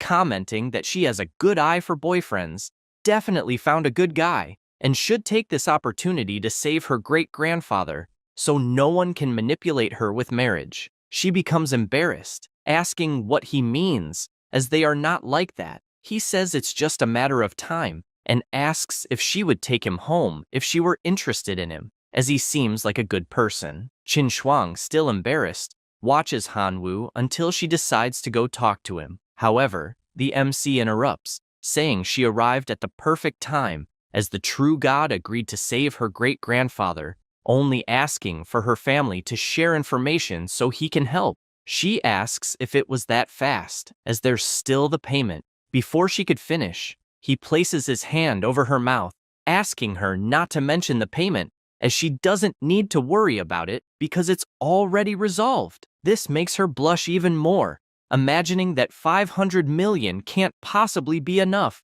and that he likely contributed out of his own pocket, meaning her friend is truly too good for her. Guan Zhong turns around and tells the old man he wants the reward he was promised, then flies off to fulfill his part of the deal. The whole family thanks him for what he's done, but he pulls Qin Shuang aside, telling her the credit is all hers since she worked hard to try and solve the problem. The sixth brother bursts into laughter, commenting that the boy is truly interesting. After this, at the Imperial Academy, 2 days have passed, and Shudi is asking all the students if they have seen Han Wu and Qin Shuang. They reply they haven't seen them anywhere. This makes him furious, as if they are nowhere to be found. They must be at the Qin family's house, and he warns that he won't let this slide. Because of this, he decides to return to the family's fortress and informs his grandfather that some guy named Han Wu is involved with Qin Shuang, which is a disrespect to the family. Knowing this, he asks his 2 grandsons to accompany him,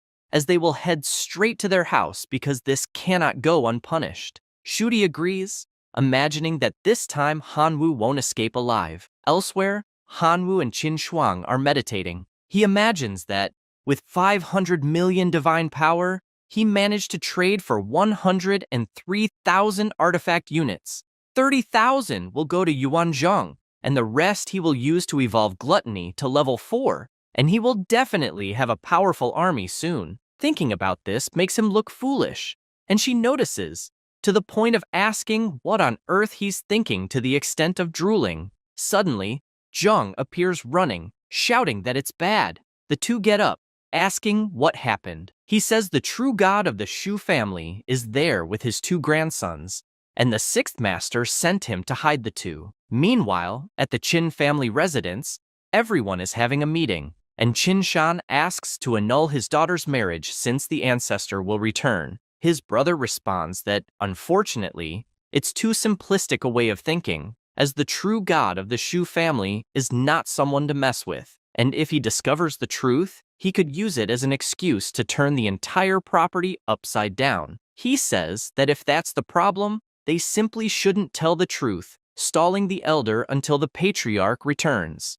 Qin Dong comments that it's easier said than done since a true god isn't foolish enough to fall for such an excuse and must have calculated all of this by now. The restless Four Eyes says that without a true god in the family, there's nothing to be done, and therefore, It's better to invest in the marriage. Otherwise, if they anger such a powerful being, it will cost the suffering of millions. Her father shouts that this is all nonsense, as they also have Hanwoo, reminding them not to forget what the boy did for the family, hiring a true god to save the ancestor, making him a benefactor to the family. Qindong says he understands, but unfortunately, everyone there will suffer because of his daughter if they continue, which makes him furious, asking if everything is now his daughter's fault and saying he's tired of everyone blaming her. Suddenly, Jerome shouts for everyone to be quiet since they all have children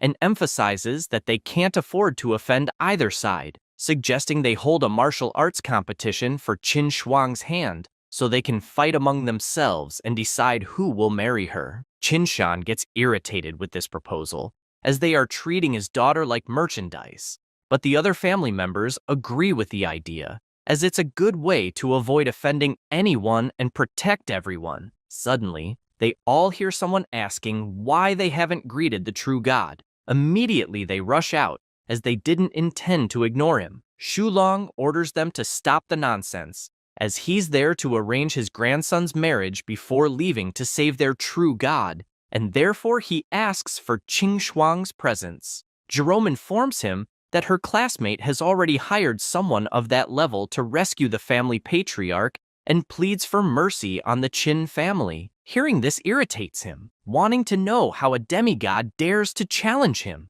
His power is so devastating that the entire area turns into a wave of energy. Immediately, everyone kneels, begging for mercy. At this moment, Qin Shuang appears, asking him not to destroy her home. Instantly, Sudi informs his brother that the boy is Hanwoo. He says this is great since that person will not live another day. The ancestor asks the girl if she wants him to spare her family and says that for that, she must obediently marry his grandson. She asks if he's gone insane, as that will never happen. Jerome, desperate, runs and pleads with Shulong for mercy, saying the little girl is still innocent and definitely needs a lesson to demonstrate respect. The true god starts talking to the MC, asking if he is the supposed benefactor of the Qin family and apparently the one responsible for ruining the marriage, warning that if he doesn't provide a good explanation, he can be sure he won't leave alive. Hanwoo makes it clear that he is there to help a colleague and doesn't need to explain himself to any true god,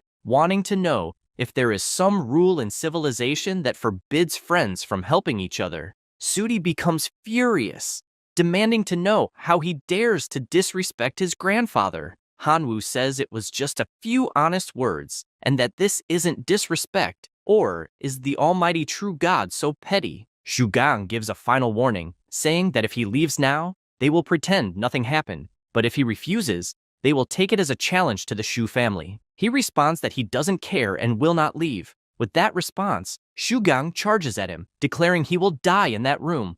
Qinshan sees things spiraling out of control and rushes to plead for them to stop, but the true god steps in, stating that this is his grandson's battle to defend the Shu family's honor, so they should be careful not to interfere. As Shugang charges at Hanwoo, he opens his divine portal, revealing his army of armored soldiers. All of them are extraordinary creatures. Hanwoo ponders this, noting that they are powerful familiars with steel armor, definitely stronger than Sudi's familiars. The man shouts for his familiars to crush everything in their path. The MC wastes no time and summons his locust men, and as the army of soldiers approaches, they prepare their arrows while the soldiers ready their swords. At the very start of the clash, the locusts gain the upper hand, winning the battle both with their swords and through melee attacks. Shugang becomes enraged, having clearly underestimated his opponent, but knowing this is his limit, he commands his divine armored soldiers to attack. A hand begins to emerge from the portal, and a giant steel soldier appears.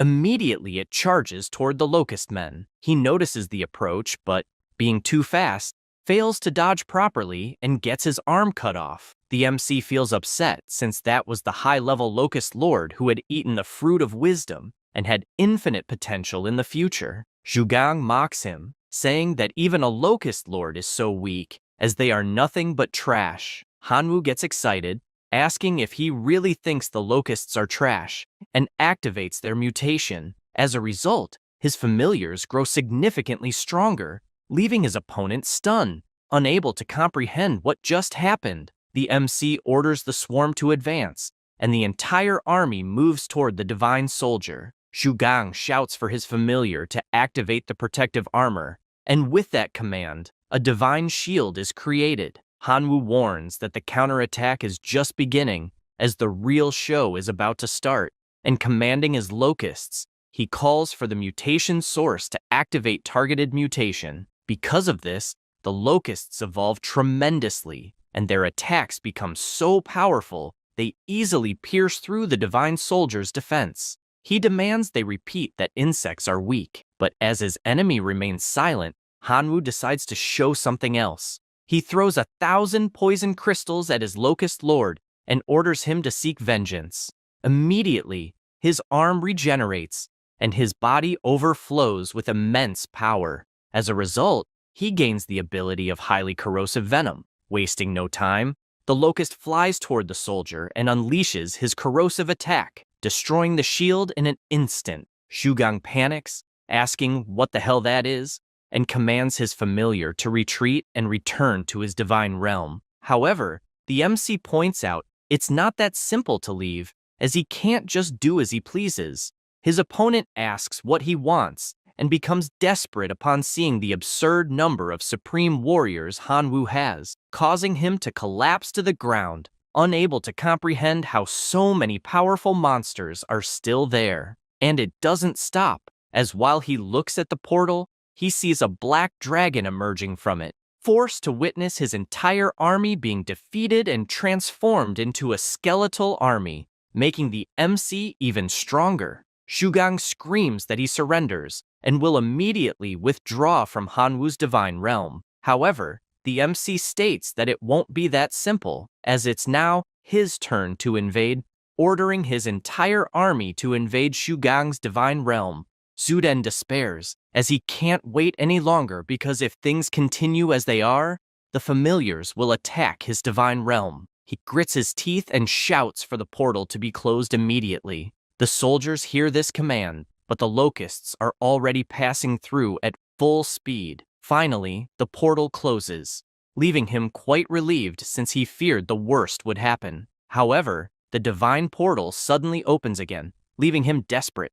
The MC warns that there are some low-level locusts, and, although they are not very strong, they can build a bridge connecting to the divine domain, which the opponent cannot disconnect. In other words, the destruction of his divine realm is inevitable. Zuden falls to his knees on the ground, pleading for this battle to end once and for all, as well as asking the familiars to return. But he has other plans. After all, it was his opponent who invaded his own realm, so he cannot complain about receiving a counterattack. Hearing this makes him furious, arguing that he is offering a way out by withdrawing the familiars from the divine realm. He also emphasizes that his grandfather is outside and is still a true god, so no matter how talented he is, he stands no chance against this being. Hanwoo states that he is no fool. After all, he knows that by disconnecting the divine realms, the brat will make his grandfather obliterate him with divine power. Therefore, he needs a hostage as a bargaining chip, so his grandfather won't be able to kill him. Otherwise, the grandson will be taken along. This makes him desperate to the point of promising to tell his grandfather not to do anything if he spares him. But it's no use, as the MC simply demands silence because the locusts are searching for the core at this very moment until they finally find it. Outside, an hour has already passed, and the true god is restless, trying to understand why his grandson hasn't come out yet and whether something might have happened. Barely does he say this when the spectator screen appears, leaving everyone in the Chin family surprised, asking to see what is happening. Everyone in that house is in shock because the screen shows Shuden being completely overpowered. They don't understand exactly what is happening, but Jerome explains that Zuden's divine core is probably in Hanwoo's hands at this exact moment and could be destroyed at any time. After all, they are witnessing a locust man standing on top of the divine core, which could be destroyed at any moment. At this moment, Sulong's hologram enters the divine realm and goes to talk to Hanwoo, asking him to release his grandson's divine core. The MC states that he was startled by a hologram suddenly appearing, and this made him unhappy. Because of this,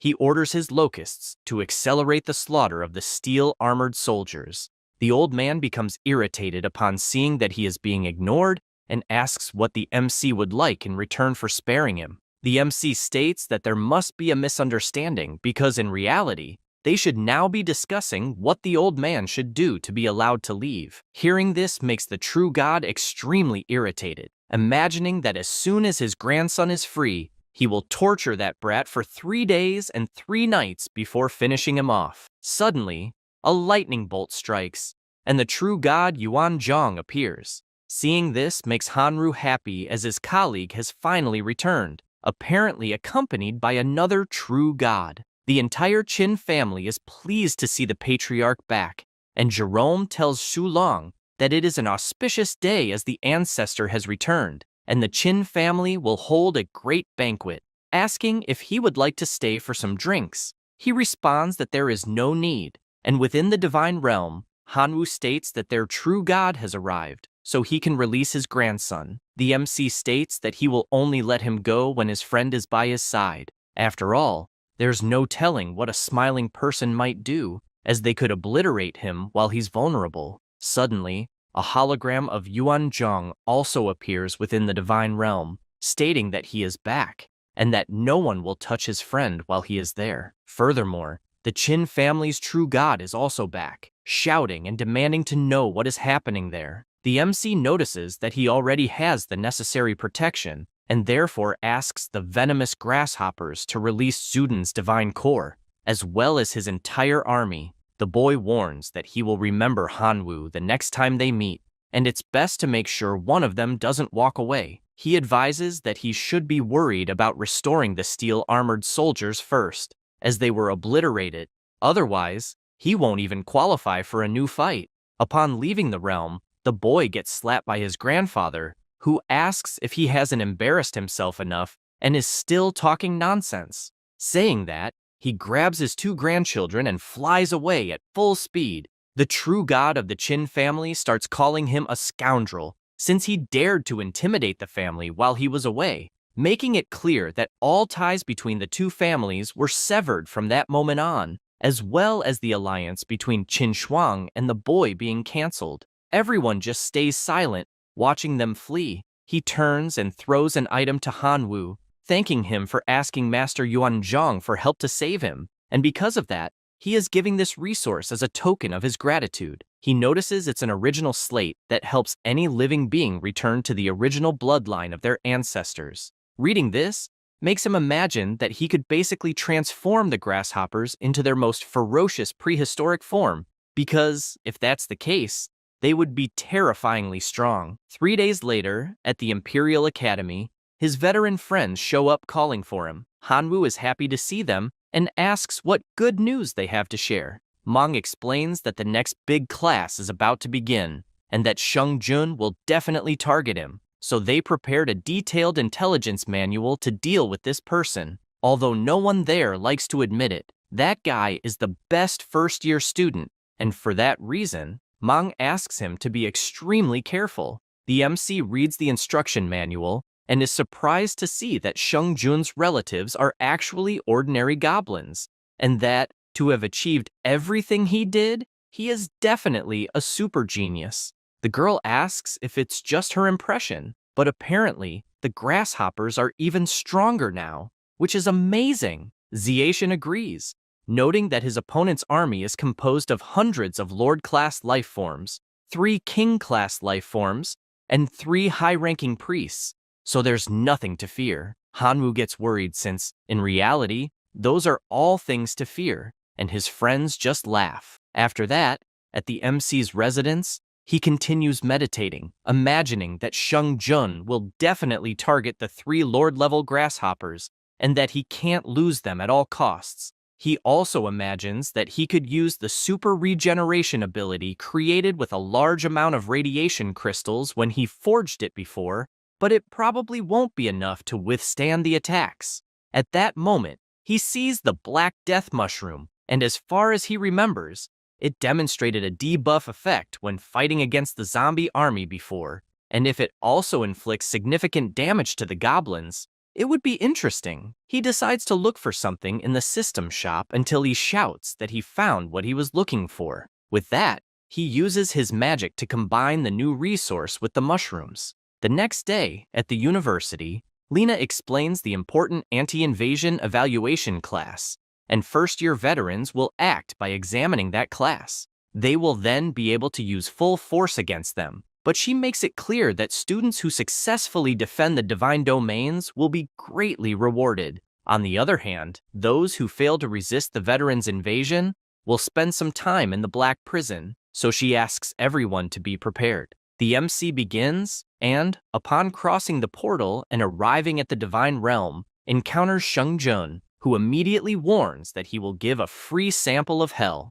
Hanwoo doesn't hide his surprise at the size of the army he sees, as there are all kinds of life forms, starting with melee combat goblins, followed by goblin archers, attacking from long range, as well as fire-focused mage squads, ice squads, and mounted goblins. He imagines that he cannot fall behind, so he will also form his squad of grasshoppers. With that said, he opens the portal and asks his swarm to position themselves by unit. All the grasshoppers line up based on their type of power, leaving the 3 Lord Grasshoppers behind him. The flame-haired one admits to being impressed since, to have climbed so much with trash familiars, Hanwoo must be truly skilled, and for that reason, he will take things seriously, ordering his squad of goblin mages to attack. Immediately, both unleash their fire and ice powers, hitting the grasshoppers one by one.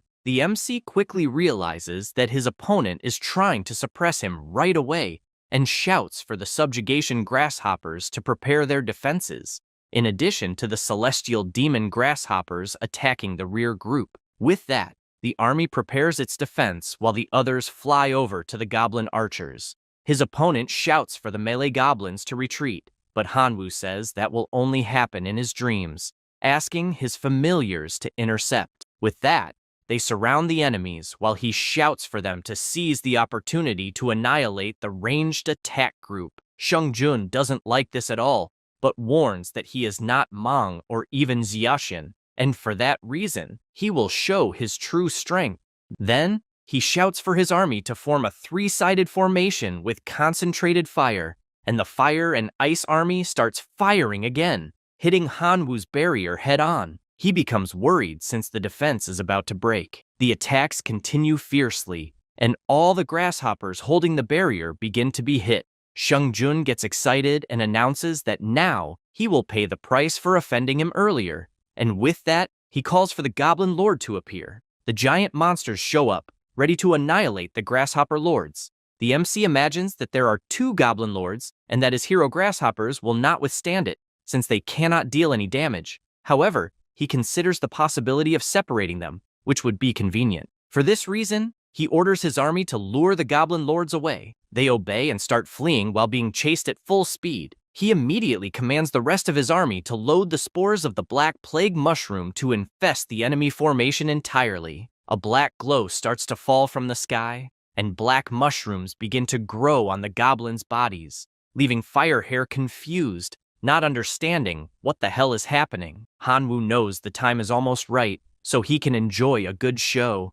Several explosions start appearing in the enemy army, leaving the goblins clueless about what is going on. Sheng-jun bursts into laughter as he was worried for a moment, but apparently, the explosion spell is barely tickling his army. The MC explains that this is called a sustainable regeneration chain cannon, and that it will explode continuously. Each time it happens, the explosion will be bigger. For this reason, he wants to know how many rounds these goblins can endure. No sooner does he say this, than more powerful explosions occur in the battle, defeating more goblins. Sheng-jun becomes furious and activates his divine technique, which begins healing his injured goblins. The MC finds what he's seeing interesting and asks if the armies are all friends. Sheng-jun notices the provocation and asks if Hanwoo is scared by any chance. After all, With each explosion, his army will heal, so the attacks won't lead anywhere. No sooner does he say this than a colossal explosion appears, leaving him startled to see that part of his army has been decimated. Startled by what happened, he asks how this is possible, since he was told that with each explosion, the power only increases slightly. Hanwoo says it's true, but apparently, this divine healing technique further helped the bombs to develop. This makes him notice that the mushrooms are already gigantic on the goblins' bodies. The MC warns that this is not good, as if it keeps developing at this rate, the entire army might be wiped out in the next explosion. This situation leaves Firehair worried, as the lesson is supposed to be a demonstration of strength for the rookies, and if he fails to defeat one, he won't be able to walk away with his head held high. He considers that he will have to use all his trump cards to get out of this. With this in mind, he admits to Hanwoo that he is quite strong, but still not strong enough. For this reason, he uses a new ability that increases his army's fighting will, improves physical mobility, and reduces pain perception. Then, he uses his God of War technique, putting everyone into a state of rage. Now, by killing enemies, they can absorb 25% of the damage dealt to recover injuries. In addition, he decides to apply the God of Earth technique. This provides a layer of film that absorbs damage to protect himself and continuously absorbs the power of the earth. Exhausted from using so many powerful techniques, he announces that now it's time to attack. The mushrooms begin to fall off the goblins' bodies due to so many divine techniques. This leaves the MC shocked, since his move was so easily countered. The Goblin Lord shouts for his brothers to massacre all the insects, and they charge forward at full speed.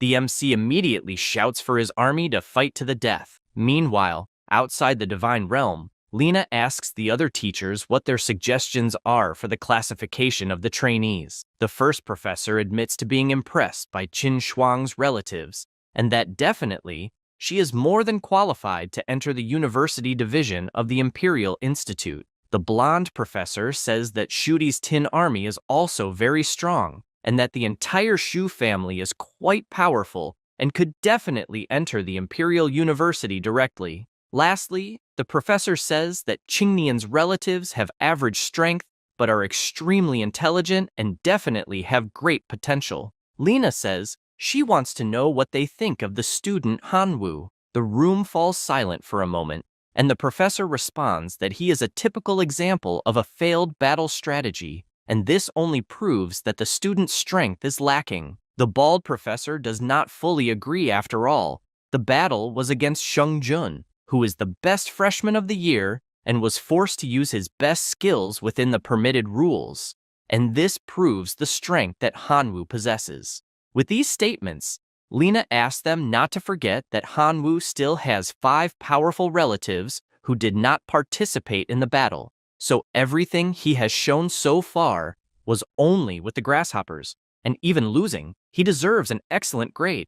They agree. Meanwhile, in the battle, Sheng Jun once again orders his goblin army to annihilate the grasshoppers. The buffed-up army approaches the grasshopper lords to finish them off until a voice echoes in their minds, announcing that the evaluation has been concluded. This irritates him, as he was so close, and he ended up bringing 100 million goblins into the battle, more than half of whom died, in addition to losing several goblin heroes and a goblin lord, while all the grasshopper lords survived. After that, in the classroom, the professor explains that students who fail the evaluation will be expelled from the school, and those who receive an excellent evaluation will have the opportunity to personally participate in an extraterritorial war. She announces that the students who received excellent grades were Qin Shuang, Xutia, Qingnian, Qianlili, and Niu Fang. While the professor is saying the names, the MC becomes pensive as he probably scored terribly and is likely to be expelled this time. Shuti beside him bursts out laughing, asking if that was all he had. Qin Shuang next to him asks him not to worry, as everyone saw how powerful he is. After all, he was up against the best veteran in the university. Sudi responds that it doesn't matter, as a loss is a loss. He barely says this, and the professor announces the last student with an excellent grade who is Hanwoo, congratulating all those who achieve such grades. Zuri cannot believe how this is possible and raises his hand as he has something to ask. She gives him permission, and he asks what the criteria for the great evaluation were, as some students were defeated by veterans and still received excellent evaluations. Lena explains that all the grades for all the students were determined together by several official university professors, and that, although Hanwoo was defeated in the evaluation against Seungjun, his performance was praiseworthy among the professors, and because of this, everyone agreed to give him an excellent grade. She says this, and with her terrifying aura, asks if Zuri is satisfied with this explanation. Intimidated, he replies that he is, as he has no further doubts. She continues, saying that the grades have been finalized, and the students with excellent grades must prepare, as in one day, the university will send them to an outer realm to participate in a real extraterritorial war. She says this and leaves the room, slamming the door so hard that it breaks a table. The students are impressed with the professor, as that was a table made from a 10,000-year-old ancient tree, and they expected nothing less from a goddess of war. Zuri gets up to leave, and before departing, warns Hanwoo not to get too happy, as they will still meet in the outer realm. Then Qingnian runs to the MC and asks to share some gossip, as he knows that Zuri is partnering with Seungjun again, and they are trying to figure out a way to deal with him. Says this, and leaves the room, as he needs to find a crown to have some fun. At that moment, Qin Shuang approaches and asks if he is, by any chance, jealous, because if he is, he can just go along with the blonde guy. He gets up and asks what the hell she means by that. At that moment, Meng appears at the door, asking his colleague to take a quick break. They go outside to a private place, and the seniors explain that there are 3 suitable realms that will be invaded by the university, being the Runa civilization, totem, and biochemistry. They also emphasize that they cannot reveal everything, but some things can be shared. Yelling hands over 3 bags, and inside them are information about the 3 mentioned civilizations, as well as some support, but he makes it clear that they can only be opened after entering the respective realm.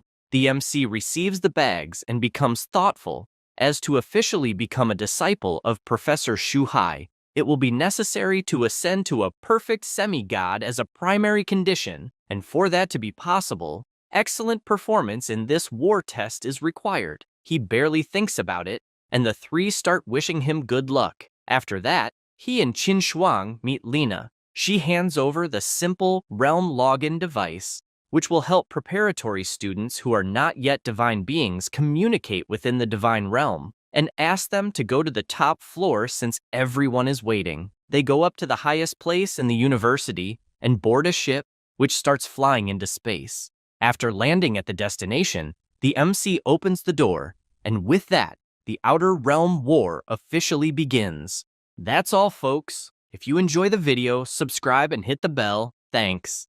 Already in the new location, the MC decides to see what is in the bag he received from the veterans, but does not understand how only 1 is left since he had received 3. He opens the small bag but feels confused as he does not fully understand what it is.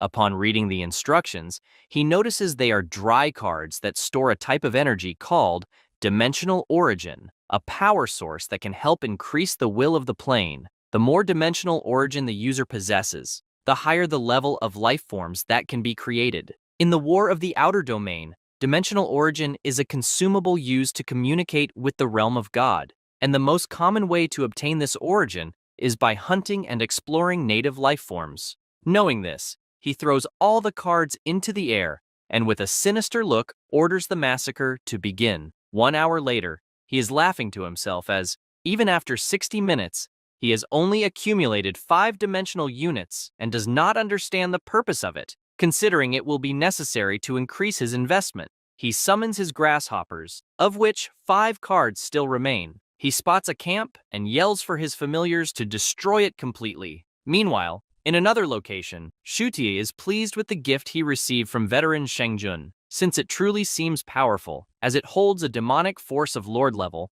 that will definitely be strong enough to finish off Han Wu. He also comments that apparently the requirement is to place the MC's hair inside the jar and then simply aim at the target to put an end to him. Because of this, he puts the strand of Han Wu's hair inside, and a demonic aura begins to overflow from the container. In desperation, he orders one of his familiars to break the jar since something feels off. No sooner said than done, as a colossal monster emerges from the container, screaming like mad. After leaving the container, the demonic monster runs off, making Sudi believe that this time there is no way Han Wu can escape alive. Meanwhile, the MC is channeling an item in his hand and imagines that it is time to update the unlocking of the Black Dragon transformation. He asks to use 5-dimensional units to summon 5 powerful warriors. At this moment, his wolf approaches, joining his army with its powerful aura.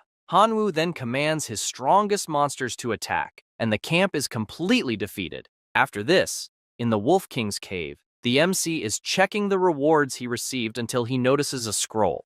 Upon opening it, he is surprised because it is written in a runic language. After arranging the runes in a row in the correct manner, the system notifies that the effects are a 10% increase in strength, a 20% improvement in physical defense, as well as a 20% boost in wound recovery speed. There are also effects on blade-type weapons, with a 20% increase in the chance of causing bleeding, a 15% increase in attack speed, and a 10% life steal effect. Knowing this, he removes his shirt and asks for the rune's effects to be applied to his body, and after receiving them, he immediately notices that his body feels different. Suddenly, he senses something strange and flies off in his draconic form. Upon arriving at the location, he notices that his familiars are being attacked by a kind of wild cat that, incidentally, was managing to finish off a grasshopper with just one strike. The MC grows concerned as these monsters are Lord-level life forms, the demonic cats.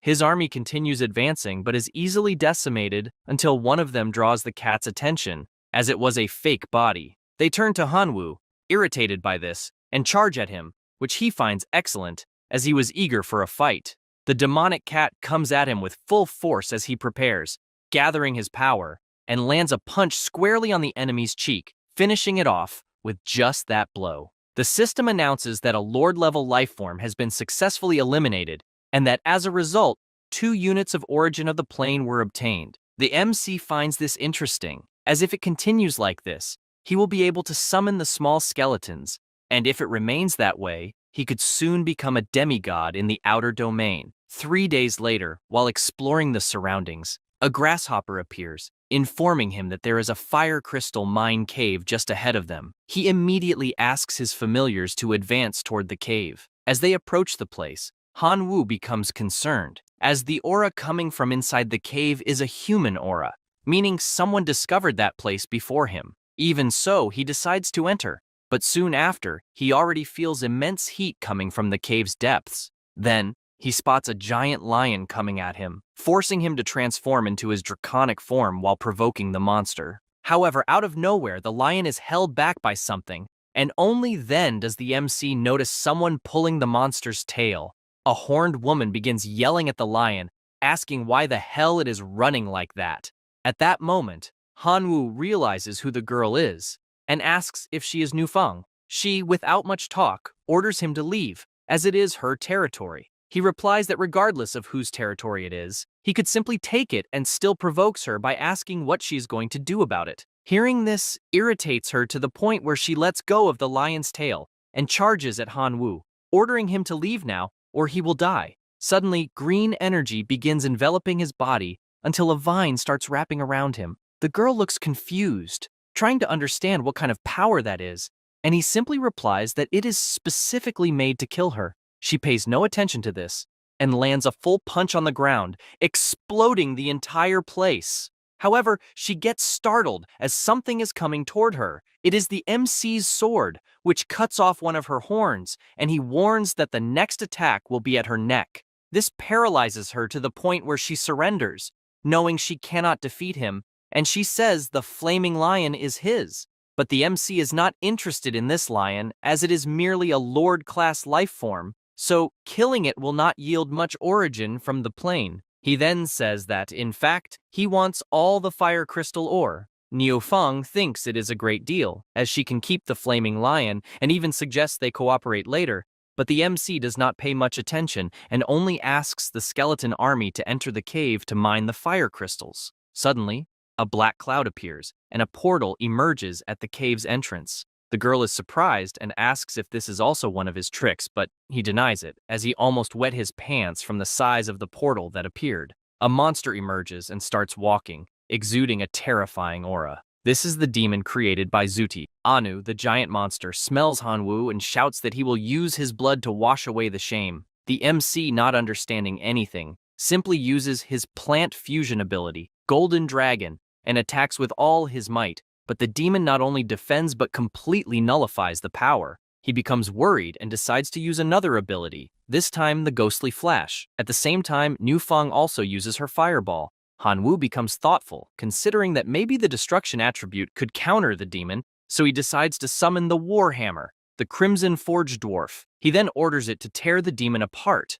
The Warhammer replies that it will obey immediately and begins gathering all the power in its body. The monster calls him a pathetic worm and tells him to die already, launching several spikes, but the Crimson Dwarf counters with the discharge of its serpents, which create several holes in the demon. Then it leaps with full force, preparing its giant hammer, and lands a direct blow, causing a devastating explosion in the area. The MC celebrates, as things are going very well, but asks not to give the monster any chance to recover. Because of this, the Warhammer continues delivering several attacks, one after the other, leaving Hanwoo surprised at how brutal the fight is. After some time attacking, the demon ended up turning into spaghetti. The MC approaches and notices that the soul remains in the demon, so it is definitely an immortal. But he considers that if he leaves things as they are, that monster will one day return for revenge. Because of this, he says he will let the bone controller devour the soul of that monster. Anu despairs upon hearing this and says he surrenders, even willing to become his slave, and in exchange, only asks to spare his soul. The MC says he does not trust mere words unless he agrees to sign a contract. The demon says there is no problem, and then Hanwoo begins to draft the contract. Niufeng starts reading the contract he is writing and cannot believe how someone can be more cunning than the most terrifying merchant in existence. With everything settled, the two seal the contract, and only then does the MC decide to ask what abilities that monster has.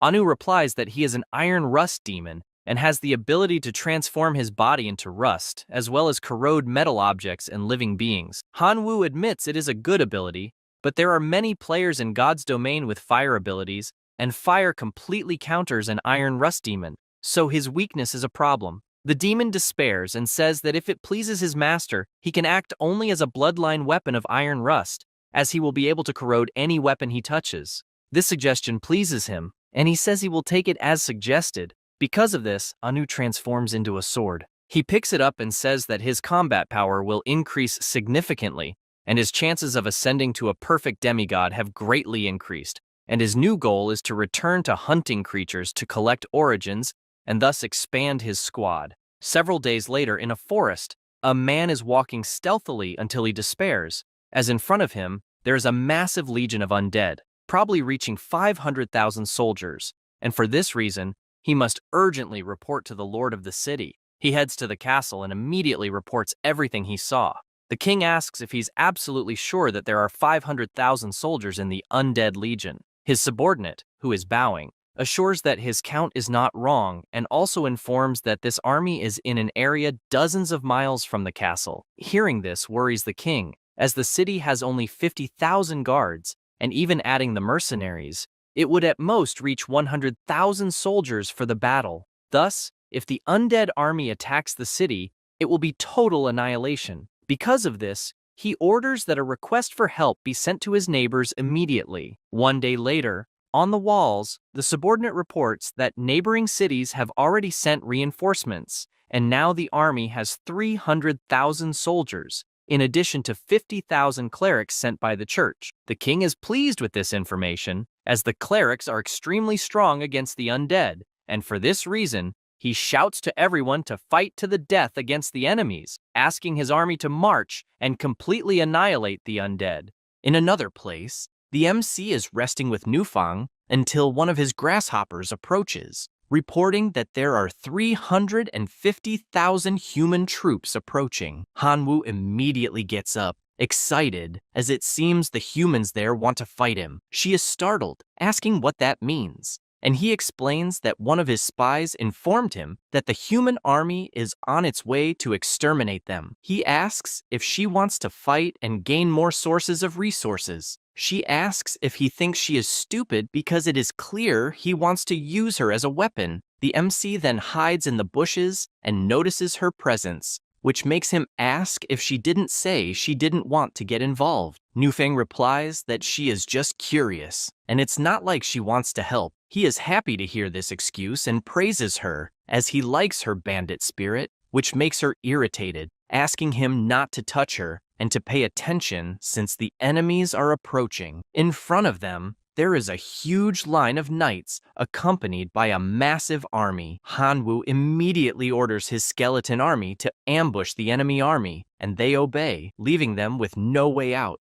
The men start shouting that they have been ambushed and begin to pray as they want to return home. However, it is too late as the colossal skeleton army charges at them and begins finishing them off one by one until the skeleton lord appears, using his magic and summoning new skeletons for the army from the bodies on the ground. The human army commander shouts for his holy knights to use purification, and they all begin gathering energy, then launch it toward the skeletons. The MC doesn't like this at all since the holy knights have an advantage over skeleton types, so he knows he needs to eliminate this troop first. Barely does he say this when Nufang runs off to attack. He notices this and transforms into his draconic form, warning that he won't be left behind. She reaches the battlefield, trampling everyone, just like Hanwoo with his absurd speed through the air. The two regroup, and the MC shouts for all his forces to attack. His skeletons once again charge at the soldiers, finishing them off one by one. A guard at the castle runs to the king and reports that they were defeated by the undead army. He realizes they are facing several skeletons and orders everyone to retreat as they are surrounded. Several hours after conquering the castle, Hanwoo admits to being disappointed as, despite having gained 350,000 skeleton soldiers, there were only thousands of resources in return. Nufang can't hide her excited face, as now they are truly rich. He asks her to forget about it, since the runes are more important, and they should divide them. She continues checking her system, while Hanwoo notices that his rune is a low-level extreme form. It acts on the body. Its effect is an increase in muscle strength, with strength increased by 40%. It acts on hammer-type equipment, and the additional effect is crushing. He realizes the effects are quite low, and therefore plans to leave it with his relatives. In contrast, Nufang is excited about what she obtained, as she is now one step closer to becoming a monarch-level life form, and she thanks her companion. Hanwoo gives a slight wink and says it was no big deal. She notices his charm and thinks she now understands why Qin Shuang likes him so much. After that, in another castle, the king of that place receives the report of what happened and asks if it is really true that an undead army captured the city of Lingdong. The soldier informs him that the news is accurate and that not only the city of Lingdong, but also 4 neighboring cities were completely destroyed, and the skeleton army now has nearly 10 million soldiers. He immediately gets up hearing this and shouts to summon the archbishop and the kings of the Elf Kingdom, the Minotaur Kingdom, and the Werewolf Kingdom. After that, everyone gathers in the conference room, and the king of the werewolves shouts that they must unite to fight the enemy and that his army is already ready. The leader of the elves says the same. The human king then declares that the alliance between the 4 nations is formed to annihilate the undead. In a mansion, a girl says that her father will unite the Sacred Order, the elves, the Tauren, and the werewolves against the skeleton army. Qingnian, who is with her, becomes thoughtful about this, wondering who could be controlling such a large skeleton army other than Hanwoo. He has no idea who else it could be, and concludes that it really is him. Feeling surprised, as only a few days have passed since the invasion, and his strength has already become so powerful that it requires the union of 4 great kingdoms. Because of this, he truly admires him as a friend. Furthermore, after spending so much time with this princess, he has finally obtained some clues to ascend to demigod, discovering that, in the civilization of the domain of God, becoming a demigod only requires divinity, but in the outer domains, it is also necessary to meet the requirements of the current civilization. In this runic civilization, to ascend to the demigod level, it is necessary to possess a special runic word. However, he faces a dilemma since not even the royal family has obtained this type of runic word, showing how difficult it is. He begins to imagine that he must ally himself with the MC, providing clues while his friend provides the army, and, with this cooperation, they will definitely obtain the special rune word. Therefore, he cannot allow him to get into trouble and needs to think of a way to protect him. Suddenly, the princess starts talking to him, asking why he is so distracted, and also informs him that the elven queen will visit his father the next day. Qingnian takes the opportunity to charm her even more, saying that there is no one more beautiful than her. He feels happy knowing that the queen will be there, and, for this reason, they are safe since there is no woman he cannot connect with. Still near the castle, Niu Fang asks Han Wu what he is afraid of since he has a giant skeleton army. He responds that the skeletons are very weak, so against a well-trained force,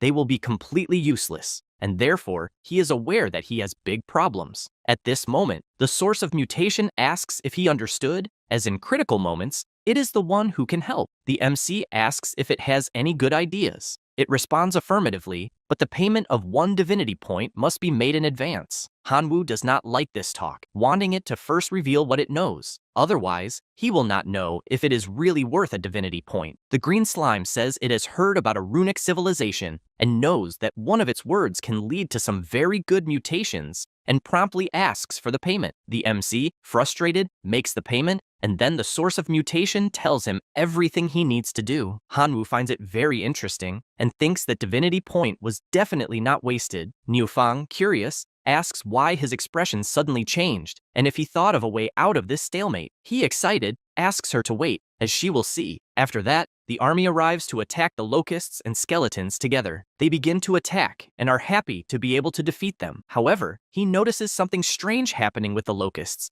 and realizes that mushrooms are growing on their bodies. The soldiers remove the mushrooms, and a dark aura begins to emerge from them. The skeletons appear, leaving everyone frightened. Hanwoo just watches, thinking that these black plague mushroom spores were really effective and that it was definitely worth spending thousands of divine power. After all, the black plague mushroom spores can be transformed into a virus. Combined with the catalytic plague rune word, the mushrooms have effects on the body, turning the host into a plague carrier, with each cell carrying the plague virus. He declares that he will finish this once and for all and orders his skeletons to finish everyone. With the blessing of the plague rune, Hanwoo defeated all enemy forces in just 3 days, successfully conquering 10 neighboring cities. 5 special undead heroes were born in the army. Meanwhile, in the castle, the king asks if anyone has a solution, or else the kingdom will perish. And now, only a ceasefire remains to negotiate. His allies ask who the hell they should negotiate with, since they did not see the leader of the army in the battle. At this moment, Qingnian enters the hall accompanied by the princess and the queen, asking to leave the negotiation to him.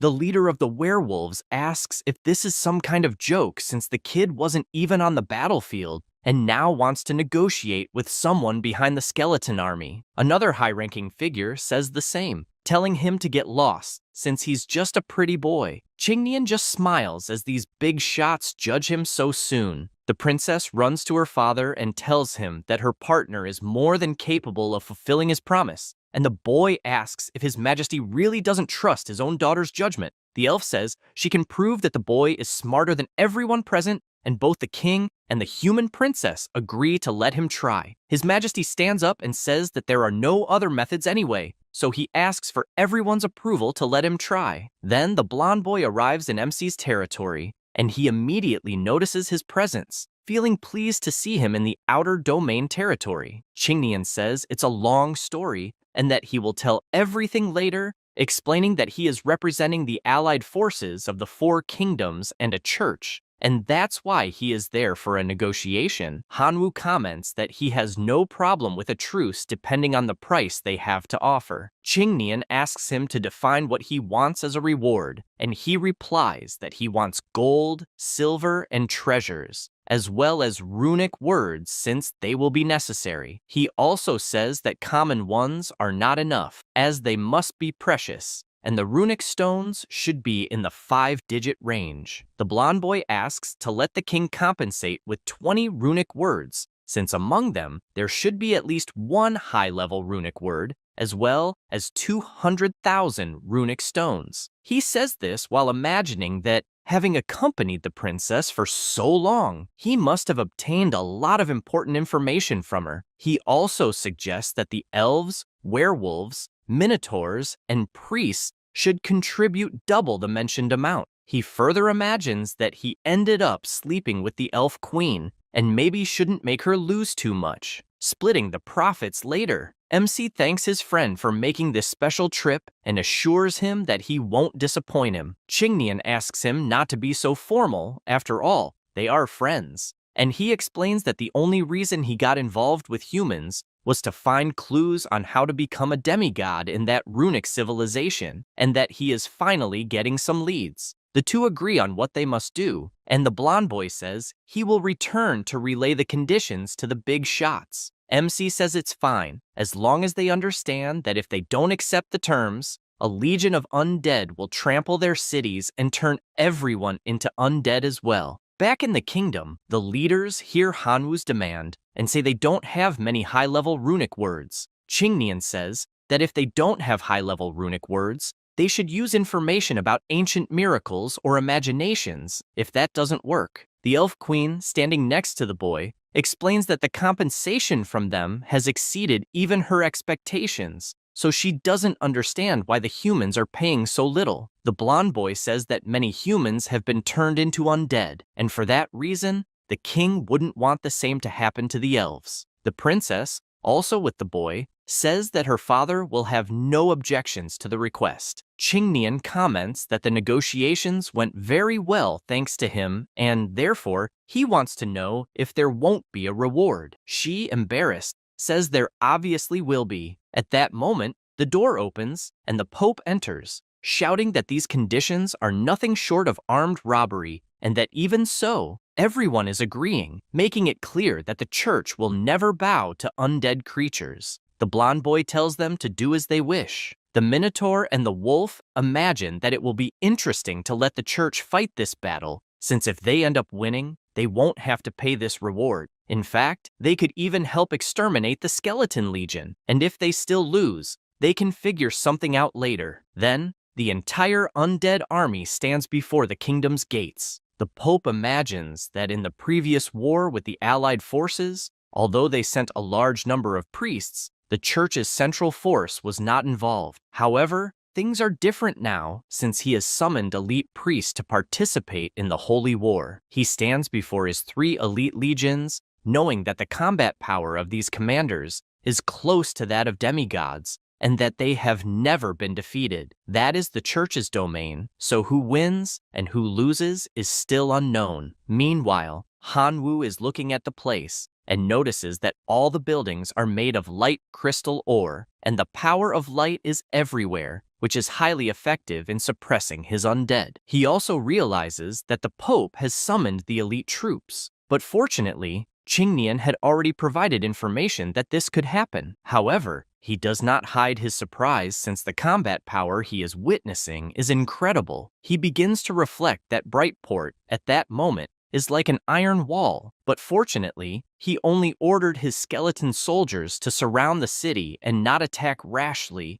As to attack, he must first find a gap where Brightport will be disorganized. With this in mind, he takes a purple crystal and puts it in his mouth. Immediately, the genetic lock is released from his body. The vines keep appearing, coming from his chest. He concentrates the power in his hand to test what he is capable of, and delivers a blow that destroys the crystals instantly. Seeing this excites him, since the Phantom Shadow Vine has exceeded his expectations. That is why he charges forward with everything he has, as he needs to take down the clerics first, who are caught off guard, asking who the hell is there. Hanwoo raises his sword and attacks with everything, aided by the vines. The priest notices that he has been cursed where the attack landed, and therefore asks one of his friends to purify the wound immediately. The elite soldiers, seeing this, shout for everyone to attack and leap forward, eager to see how their enemy will escape this time. The axe gets closer and closer until the MC disappears completely, causing the elite soldier to strike the ground, confused since he is sure he had managed to hit his target. Suddenly, the MC appears, landing a direct strike with his sword on the soldier, who starts complaining of pain, trying to cover the wound, but it is useless as he falls straight to the ground. At this moment, another elite soldier seizes the opportunity to attack. But once again, Hanwoo moves at an incredible speed, appearing behind the enemy, who with just one curse strike is brought to his knees. He then turns, stating that only one remains. But it is clear that the last elite soldier is different from the others. The MC is concerned since his last high-level opponent possesses a sacred light that restricts the aura of his undead. At this moment, the priests see an opening and shout to immobilize the invader immediately. He is not intimidated by this, deciding to attack first since he will not be able to do much against the elite soldier. However, this one does not waste time and attacks. Missing by a very small margin, Hanwoo manages to land his curse on the priests and then retreats using his giant vine, ordering a skeleton army to attack. The undead obey, and a deadly battle begins. While some are destroyed, others rise again from the bodies of the clerics. In this battle, more than 2 million clerics were defeated, and the 3 trump card legions were destroyed. The number of skeleton soldiers was also greatly reduced, with 15 million soldiers permanently defeated. The Pope laments this result, wondering if he was truly wrong, since if he had agreed to the compensation from the beginning, he would not have suffered such a heavy loss, and he is unsure of what to do now, as his options are to keep resisting and fail epically, or surrender once and for all. At this moment, he is startled by a voice telling the Pope that he can help repel the army. He asks who the person is. It was Sudi. Meanwhile, the remaining healers desperately try to heal the wounded army, but they scream that the undead army is approaching once again. Hanwoo, already tired of all this, orders them to attack with full force. His army begins to mobilize at high speed, defeating every soldier they encounter along the way. Suddenly, a projection appears in front of them. It was the Pope, ordering those monsters to stop and leave the Port of Light immediately if they still wanted to remain intact, or the gods would deliver rightful judgment. Then, the undead become startled as some lights start to appear, and several tin men emerge on the battlefield, with the Pope ordering them to crush all the undead with the fist of justice. The MC is surprised by what he is seeing, and, looking to the side, sees the Pope and wonders if Sudi is colluding with the humans. The tin men begin crushing skeleton after skeleton, while the priests take advantage of the situation to use their powers, which have an advantage against this type of monster. The MC, irritated, orders his giant skeleton to come out. A crystal begins to materialize in the sky, and the giant skeleton appears, defeating the tin men around him. However, something strange begins to appear in front of him, and suddenly, a giant cyborg emerges,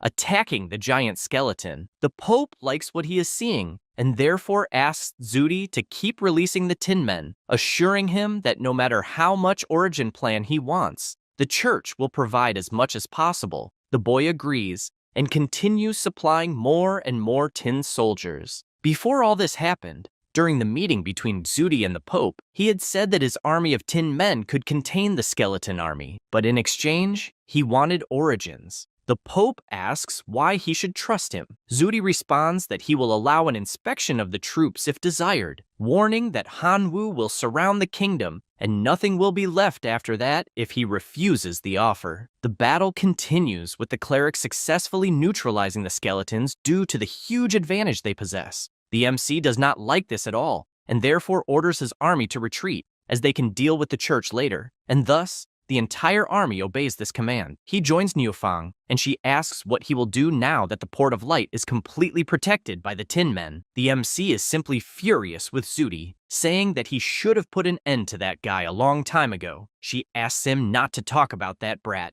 since now the minotaurs and werewolves have realized that the church has the advantage. So they will flatter the Pope again, declaring that they are on the church's side to fight against the skeleton army. He replies that it is not worth bothering with those indecisive ones since he can deal with them later. At that moment, one of his skeletons appears, informing him that the human king has sent someone who is there to talk. The MC orders the passage to be cleared, imagining that at this moment, the humans are there to kick them while they are down, or it could be something else. It was Qingnian, reporting that the king asked to say that he accepts all the conditions that had been requested before, as long as war is no longer waged in human territory. Hanwoo admits that the king is very intelligent since he will have no trouble accepting this proposal. However, his colleague wants to know how he plans to deal with the church. He says that he will let the Pope be proud of the outcome for a few days, since he will have to deal with his subordinates first. Qingnian says he will accompany him, since he has found a divine relic, so when he is ready, he just has to say the word. After replenishing, Hanwoo led the remaining legion to the land of the werewolves. The entire battle lasted 5 days and 5 nights. The werewolves,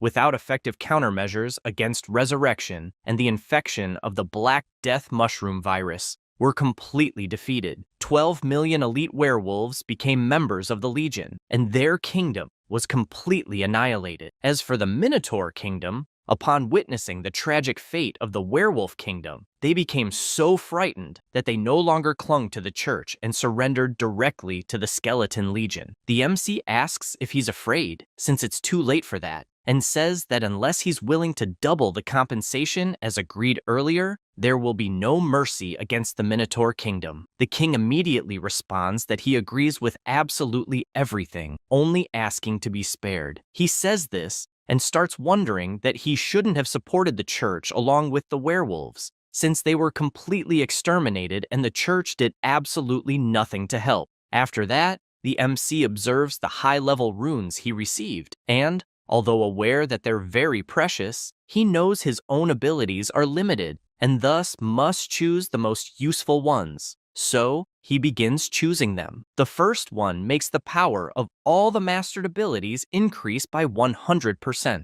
Applied to the body of fire, he comprehends the rune word of the skill Emperor. The levels are raised to the Emperor's dominant aura. The higher the increase in physical strength, the crazier the battle will be. This is the maniac of battle. The more life forms are eliminated, the more the high-level passive skill will be comprehended. Comprehensive enhancement of physical attributes. Applied to the eyes. When seeing red, his level increases up to 500%. He can communicate with any life form through consciousness. His power is of nature, also of high level. After reciting all the high-level runes he chose, a huge power, like a tornado, bursts from his body, making him feel much more powerful. Because of this, he shouts to his army to attack the Shining Port once again, to avenge the humiliation he suffered, also making it clear that he won't let Zudi escape this time. However, when they reach the port, they are confused because the clergymen were already on the ground, defeated.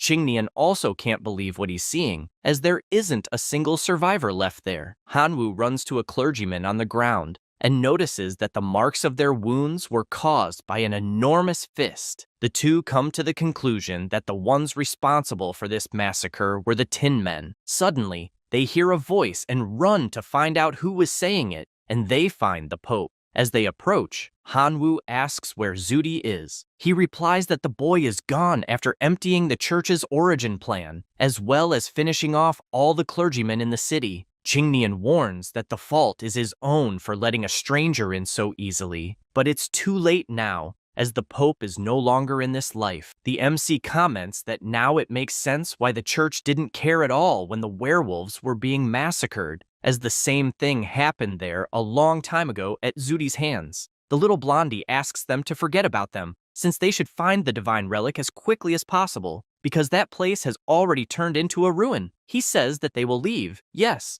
but not before collecting all the crystal ores, as it would be a huge waste to leave them behind. After that, they speculate about what kind of ancient divine relic might be in the region, besides the possibility of numerous traps. so they think it's a good idea to explore the region first. A marking is made at each region they pass, and Qingnian explains that he made his foxman mark all the places to avoid problems. They continue entering the forest until suddenly they encounter a giant monster, getting startled as it appeared very quickly. The cyborg prepares and strikes with his pincer, but misses. The MC recites his high-level rune to maximize all the abilities he has, and this makes the giant monster kneel immediately. Qingnian praises him, as the rune word he used made his companion much more powerful. The MC asks him not to talk nonsense, and the two continue entering the forest. He realizes there are more modified tin men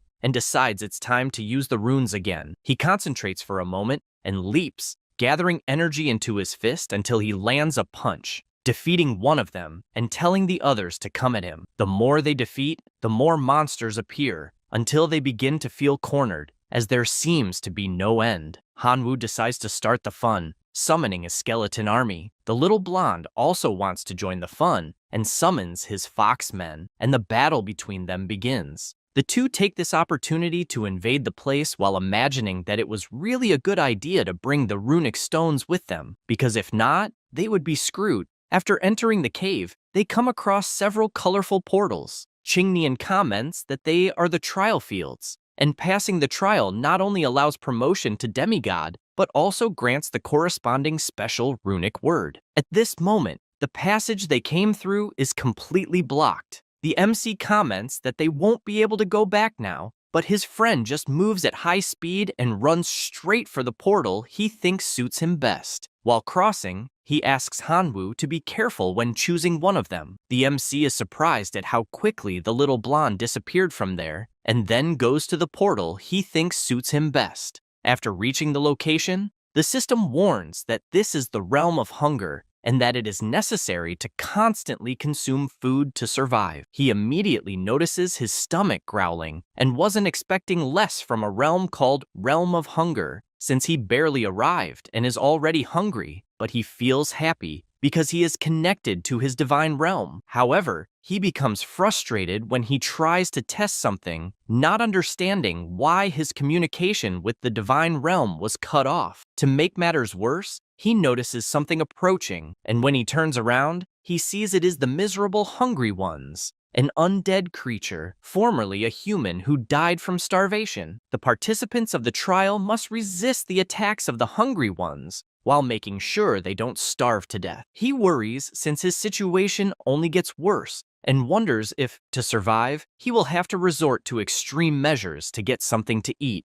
The monster prepares to attack, but is easily defeated by one of the skeletons. Hanwoo throws his sprouts on the ground, and soon a flower begins to grow, becoming absolutely large compared to him. He comments that he might even need to finish someone off, but he will never eat people. Therefore, he plans to first use the 3 types of plants to absorb nutrients from the surface and sustain himself that way. Then, he will make his soldiers resist the attacks of the Hungry Ones and protect their safety. While thinking about this, he decides to close his eyes, imagining that he will only be able to put his body into hibernation, minimizing energy consumption as much as possible, and after 30 days, he will win. Meanwhile, in another place, the city is destroyed by the invasion of the Tin Men. Shuati watches all the destruction he caused while celebrating that the real city is now his, as he conquered everything from the church to the Minotaur kingdom. Since everything was destroyed by his Tin Men, he observes that the Elf Kingdom is relying on the protection of a magical circle, but is aware that this protection will not last long. At this moment,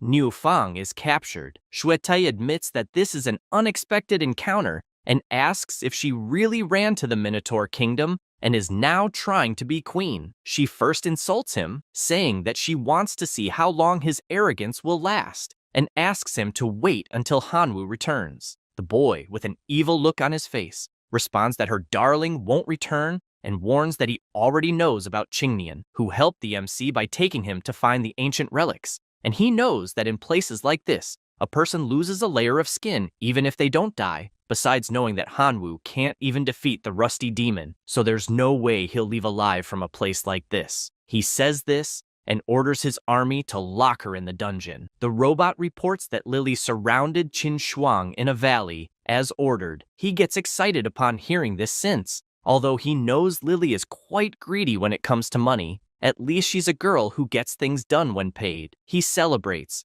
saying that this time, Qin Shuang won't escape his hands. In another location, an explosion happens. Some stone golems are battling the Tin Men. Qin Shuang wonders if that army isn't from Shueti and doesn't know why. Out of nowhere, they started fighting Lily, but she feels happy since this will give her an opportunity to escape. She then looks up and hears a voice coming from behind her. As she turns around, she realizes that Sudi is there. He says that he received the news that Lily wanted to ambush her and, therefore, rushed there, feeling happy that she is safe. She thanks him for his concern, but he calls her cute, saying it was just a small favor. However, she starts to climb onto her bird, making him ask if she is leaving and approach, questioning why she doesn't join him to unite the native forces of the runic civilization, since they could split the profits 50-50. He says this while thinking that he spent a lot of money on Lily to put on this show, so he couldn't let her leave so easily. Before that, Lily had met with Zudi, informing him that she forced the girl to go to the valley as requested, and therefore asks him to pay the last installment of the deal. He says she really did well, but tells her that he still needs to conclude the assistance before making the final payment. She asks what kind of help he needs this time, and he simply replies that her army must perish at the hands of the Tin Men. Lily finds this absurd, asking if it is some kind of bad joke since she summoned 2 million stone giant troops and spent a lot on the origin plan. But Sudi doesn't care about that, stating that he will summon an army of 30 million Tin Men to have a proper conversation with her. The girl pleads to at least keep 5 million stone giants, in addition to the payment being at least doubled for the loss she will suffer. She says this while thinking that she cannot fall out with this guy because, even though she knows her stone giants are powerful, the Tin Men have a numerical advantage, and if they really fight, not only will no giant survive, but she also won't receive her payment. Sudi, with his sinister gaze, says that he liked her accepting the proposal. Back in the present, Qin Shuang says that she appreciates the help she received, but states that she still has things to do and is, therefore, saying goodbye. Zudi asks if what she wants to do is meet with Hanwoo, informing her that this guy has already been defeated by the Rust Demon. She turns around and says that her colleague is far too strong and would not lose to the Rust Demon since he possesses a devastating army like the army of skeletons. He retorts, saying that this army of undead is incapable of withstanding a single blow from the Tin Men, let alone the Rust Demon. Qin Shuang states that she is tired of giving explanations and therefore is just leaving. However, she is startled when she sees the Tin Men holding her bird, and with that, she asks what he thinks he is doing. Zudi responds that it is only natural that he wants her to stay there to keep him company, stating once again that he is the strongest now and, therefore, she must do everything he says,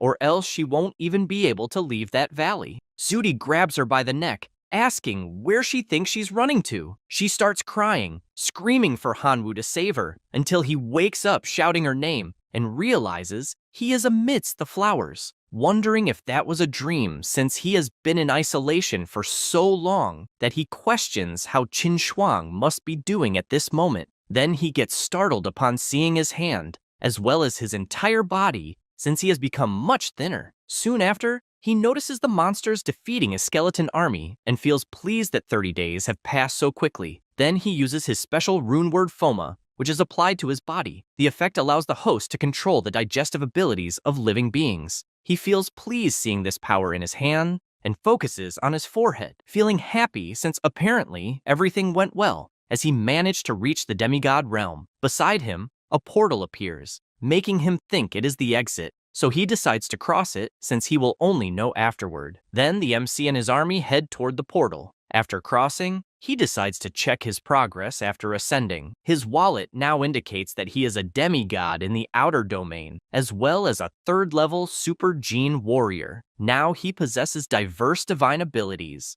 along with a significant increase in all his abilities. His faith power, his divine power, and his core is at level 10, among other information. Although he enjoys having evolved into a demigod, he admits feeling disappointed for obtaining only one new ability by doing so, and the only good thing he noticed is that his mutation was upgraded to level 2, granting him the genetic block ability. However, he doesn't care much about that since he ascended to demigod, and after returning, he will be able to fully absorb the divinity and reach the perfect demigod, and that alone will be incredible. Suddenly, a portal opens behind him, and his friend is expelled from it, startling him since he falls straight into his lap. Qingnian, despite being dizzy, says he has finally become a demigod. Hanwoo removes him from his lap, telling him to sleep a bit since he looks terrible. Suddenly, an explosion occurs outside, catching the MC's attention since, apparently, someone is there. Upon leaving, he comes across Lily and asks why the hell she is there. She responds that she is aware of the relationship he has with Qin Shuang, and for that reason, she has news about that girl, which concerns her life or death, and all she will ask for is 10,000 dimensional origin. The MC immediately transfers the amount and tells her to speak quickly. Lily can't believe she received the payment so fast, realizing she could have asked for more, and replies that Qin Shuang was trapped in the valley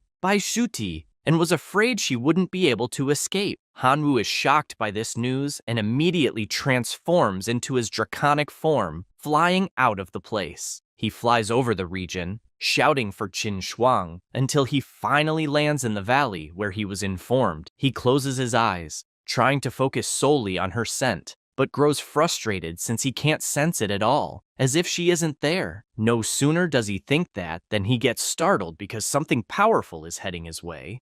He wonders if it's the thunder from the Golden Crown, and gets furious since several tin men are holding the bird. He launches an attack and one of the robots transforms to counterattack. He gets irritated by this, and uses his skill to finish the fight since he's out of time. The bird takes advantage of the situation and attacks the remaining tin men until it looks back and sees the MC angry, yelling to hurry up and take him to Qin Shuang since it will be too late if they keep stalling there. They fly off until they finally reach the cave. Inside, Qin Shuang is desperate, begging to be let go, but Sudi keeps trying at all costs to take her clothes off, claiming no one will come to save her. Hanwoo gets angry seeing this and kicks a stone that flies straight to Zudi's head, who turns and asks who the hell is there. He says this and gets shocked, asking how the hell the MC is still alive. He, furious seeing what's happening, runs and punches the student in the face. Zudi, slightly hurt, assures that today he will finish him once and for all. He laughs hearing this and asks if he's sure about that. Then he uses his ability directly on Zudi's body, who starts trembling, saying he's starving and doesn't know why. He looks ahead, asking if it was the MC who did this, and gets scared upon seeing a powerful red aura that makes him vomit immediately. Still terrified, he looks ahead once more and asks if by any chance he became a demigod. Hanwoo says that the rust demon he sent to eliminate him was useless and instead just became a slave. With that, he strikes an attack, wanting his opponent to feel a bit of what rust corrosion tastes like. He says this and drives his sword deep into Sudi's body and then goes to Qin Shuang to see if she's okay. She asks him not to worry since she's fine in a way. After that, he carries her outside and notices that the tin men are disoriented outside the cave. The MC comments that Sudi already lost his life and now the followers can no longer feel his presence, so no one can control them anymore. He says that and jumps onto the thunder of the Golden Crown for them to leave. While they're flying, she asks if he really became a demigod in that short period of time. Hanwoo answers that he indeed did, and explains that he knows the location of the ancient divine relic, and they will gather more origin of the plane, and once she accumulates enough followers, she'll be able to ascend too. Qin Shuang says that of the 4 kingdoms and the church, only the half-dead elven kingdom remained after the chaos caused by Zudi, so she asks where they could find more origin of the plane. He smiles and says, that's not a problem since they can go to desolate areas to try their luck. They fly to a place full of precious stones, and he says it's full of iron ore, and they can use it as a component to break the golden crystal. Suddenly, he gets her attention, since near the crystals, there's a powerful bear roaring at them. Hanwoo points his finger and says that exactly there is origin of the plane. He asks her to wait there, but she doesn't want to just watch. So she snaps her finger, calling her divine birds who fly straight toward the bears, engaging in battle with them. At the same time, the skeletons also attack the monsters, who begin to roar but have their life energy drained until nothing remains. Now the bears are attacking each other due to the magic that affected them. Basically, the battlefield turns into chaos, with them attacking each other, and the two celebrate since they did a great job as a team. Their army stands ready, and he approaches, suggesting they rest a bit there to collect the origins of the plane. She, embarrassed, agrees with the idea. Time goes by, and their followers remain constantly gathering resources. Qin Shuang doesn't waste time and starts saying that 10 days have already passed, and they've almost gathered enough, so she wants to go to the ancient relic. He just smiles and asks her not to rush since her wounds have just healed, and she needs to rest a little more. Suddenly, Qingnian appears, shouting that he had a great night of sleep. The MC gets startled since the guy showed up out of nowhere. Qin Shuang greets him and says it's been a long time since they've seen each other. The blonde guy looks around confused, as he doesn't know where he is or how they even met. The MC doesn't like any of this, since that guy could have woken up earlier or later, but chose to become a nuisance at that exact moment. Then he asks if there's really time to be relaxing like this, since his beloved Emerald Princess was taken down by Zudi and the Elf Queen also lost her life. He gets scared, not understanding why all this is happening, and immediately imagines Zudi devastating all the kingdoms. Thinking about it makes him furious, since he only slept for a few days, and a bastard like Zudi destroyed the 4 kingdoms and the church altogether. He says the princess might not be saved, but he needs to help the Elf Queen since, after all, they slept together, and because of that, he flies off at full speed. Qin Shuang, seeing that, admits she didn't expect the blonde guy to be so loyal. Hanwoo theorizes that the guy is probably just horny and tells them to ignore those things because he needs to rest for a few more days. However, she says there's more to worry about. Since he finished off Sudi and when they return to school, his family will definitely cause problems because of that fatality. The MC responds that he's not afraid of the Shu family and is only really concerned if the academy will punish him for it. He barely says that, and the teacher joins the call with them, asking both to return to the school immediately since there are important matters to address.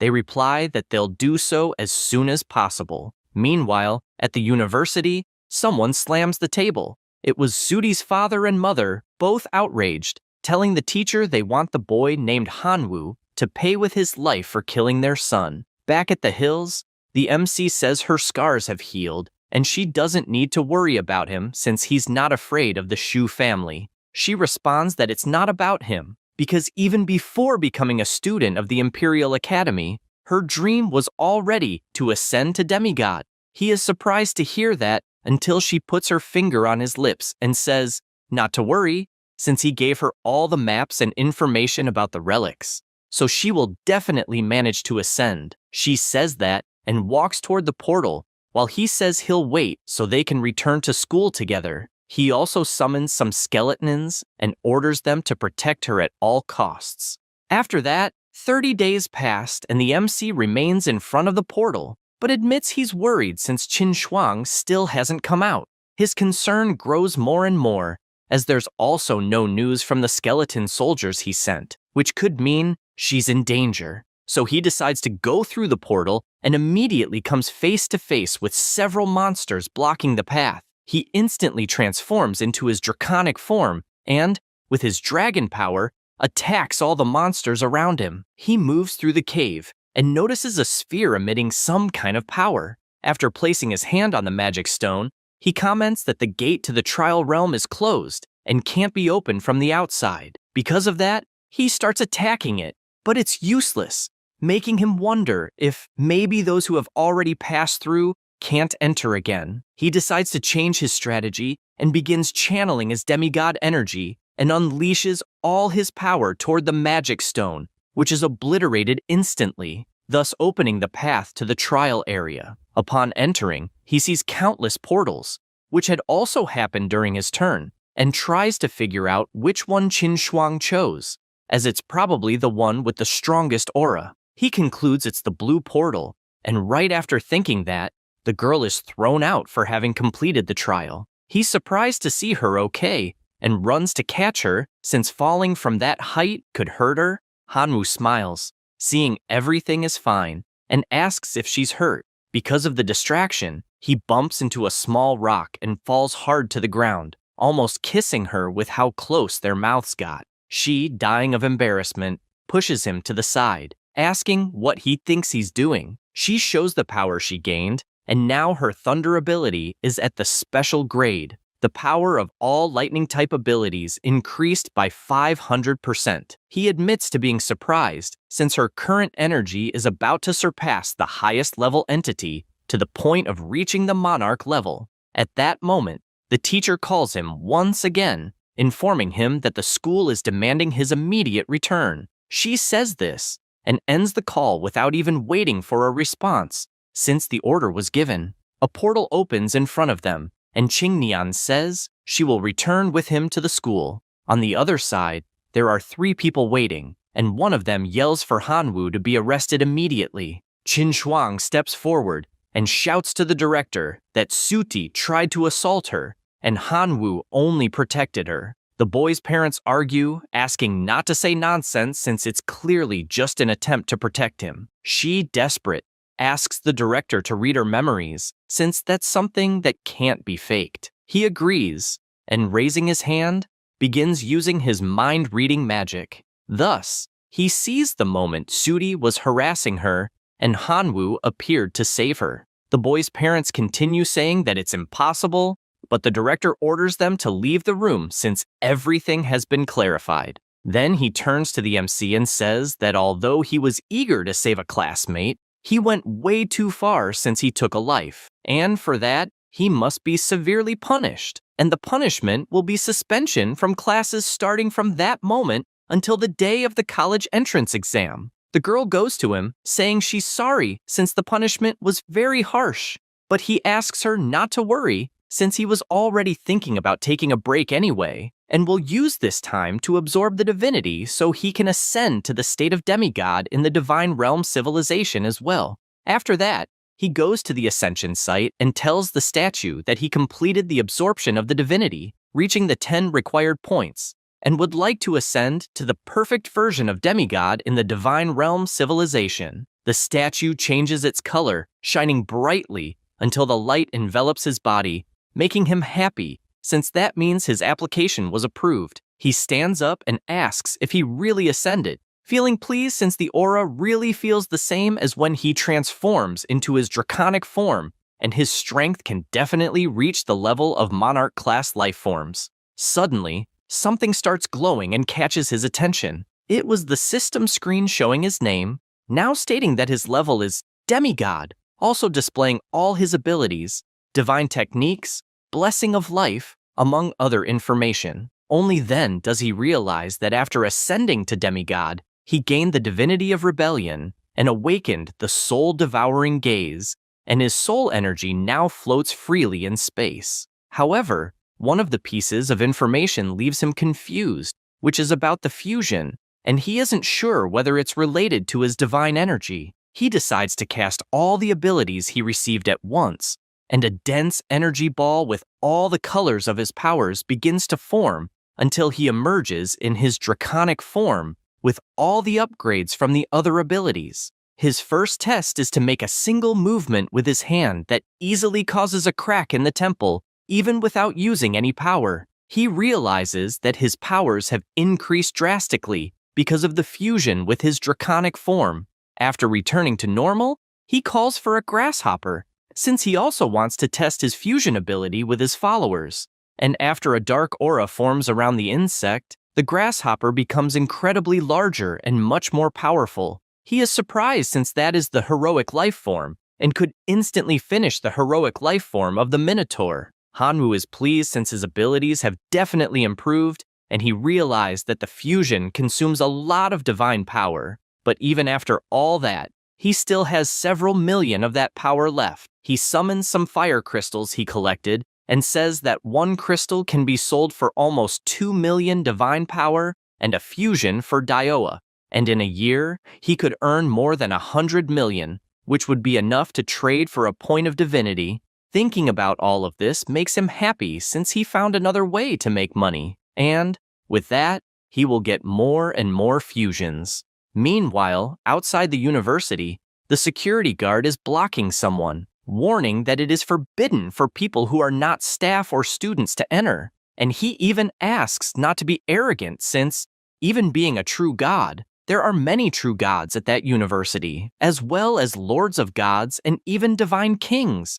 So being arrogant won't help. Hu-hai is frustrated since he is sure that the frequency of the return signal was fast, which means he is getting closer and closer to the thief who stole the king god's treasure, and he is certain that the thief was Hanwoo, who studies at that university, so he needs to find a way to enter. At that moment, Zudi's parents appear, outraged, shouting that the school is terrible for protecting Hanwoo, and they guarantee they will seek revenge. This catches Hu-hai's attention, who calls out to the two of them, asking if they could do him a favor, and saying he is even willing to pay a handsome reward since his target is also the MC. With this company, the three of them re-enter the university, and Zudi's father begins accusing the school of protecting a criminal. Lena responds that they have already investigated this thoroughly, and any more complaints about it will be completely useless. Meanwhile, Hu-hai is standing next to them holding a cell phone and, with the camera, takes a picture of the MC, feeling happy, since, as expected, it really is the person who stole the king god's treasure, and if he captured him there, he would definitely receive a great reward, but he has no idea how he will get him out of there. Zudi's father continues furious, saying he won't let Hanwoo get away with this, but the teacher asks him to leave immediately, as the university is not a place for someone with irrational behavior. The true god places his hand on his shoulder and asks him to leave. After they do so, the grassy-haired person says he placed him inside the university as requested and asks if they are really going to let Hanwoo escape so easily. Hu-hai asks him to leave it to him since he will get a satisfactory result, but for that, they must not interfere. They hear this and leave angrily. The true god remains near the door to listen to the conversation between the teacher and the MC. She asks him to take people's words seriously,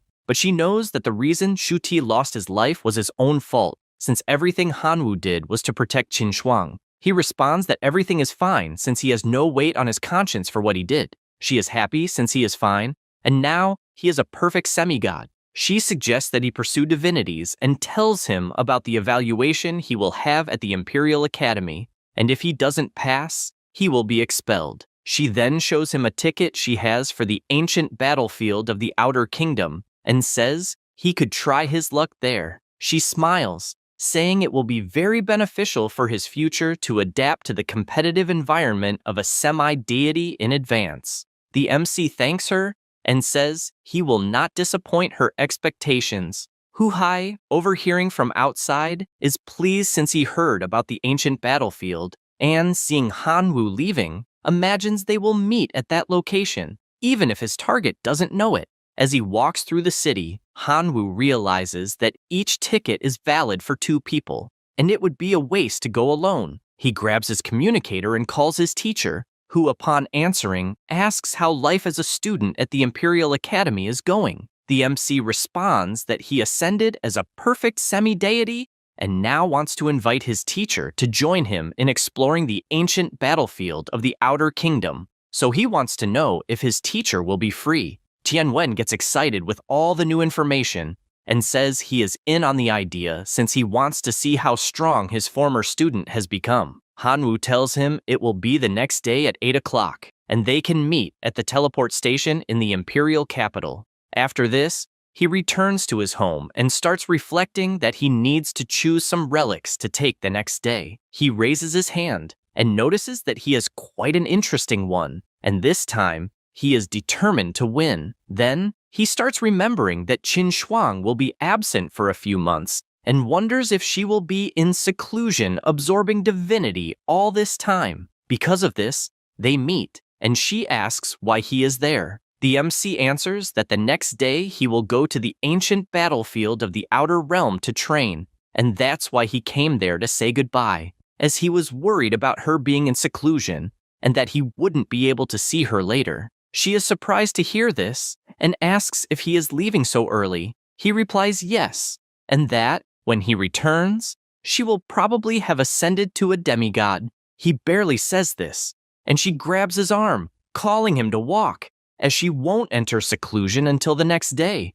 having almost missed his farewell, and asks if he is really prepared since the battlefield is very dangerous. He tells her not to worry, as he is indeed ready. Qin Shuang invokes a seal and tells him that it has many restrictions, but it will probably be useful to him. This is the level 4 relic, the Infernal Seal. After being charged in the core of the divine realm, it can transform main subordinates into souls at the moment of death. He is surprised to see the Infernal Seal, as his rebellion divinity needs to devour souls through divine techniques. And the more soul energy is absorbed, the faster the improvement, and this will definitely be useful. For this reason, he thanks her, as it will be extremely useful, and she hugs him, lamenting that she can't go with him, and thus asks him to be careful. The MC doesn't think twice, puts his hand on her shoulder, and kisses Qin Shuang on the mouth instantly. He feels happy as he was not rejected, and they both stay hugged, embarrassed, with him as fun asking her to wait for his return, while she asks him to be careful. The next day, Hanwu meets with the professor and is surprised that he is there so early. Tianwen admits that he couldn't sleep well and thus showed up earlier. The MC invokes the token and bites his finger. The professor does the same, and both drip a few drops onto the talisman, which disintegrates instantly to open the portal that leads to the outer realm. They arrive at the ancient battlefield and are soon instructed on where their temporary residence is. The employee mentions that if they need anything in the future, they can look for him, as he is there to provide services. The MC gets upset since the tent they are supposed to stay in is tiny and starts yelling for it to be replaced with something bigger. The professor laughs at the situation and asks him not to get so angry, as they should at least see the inside of the tent first.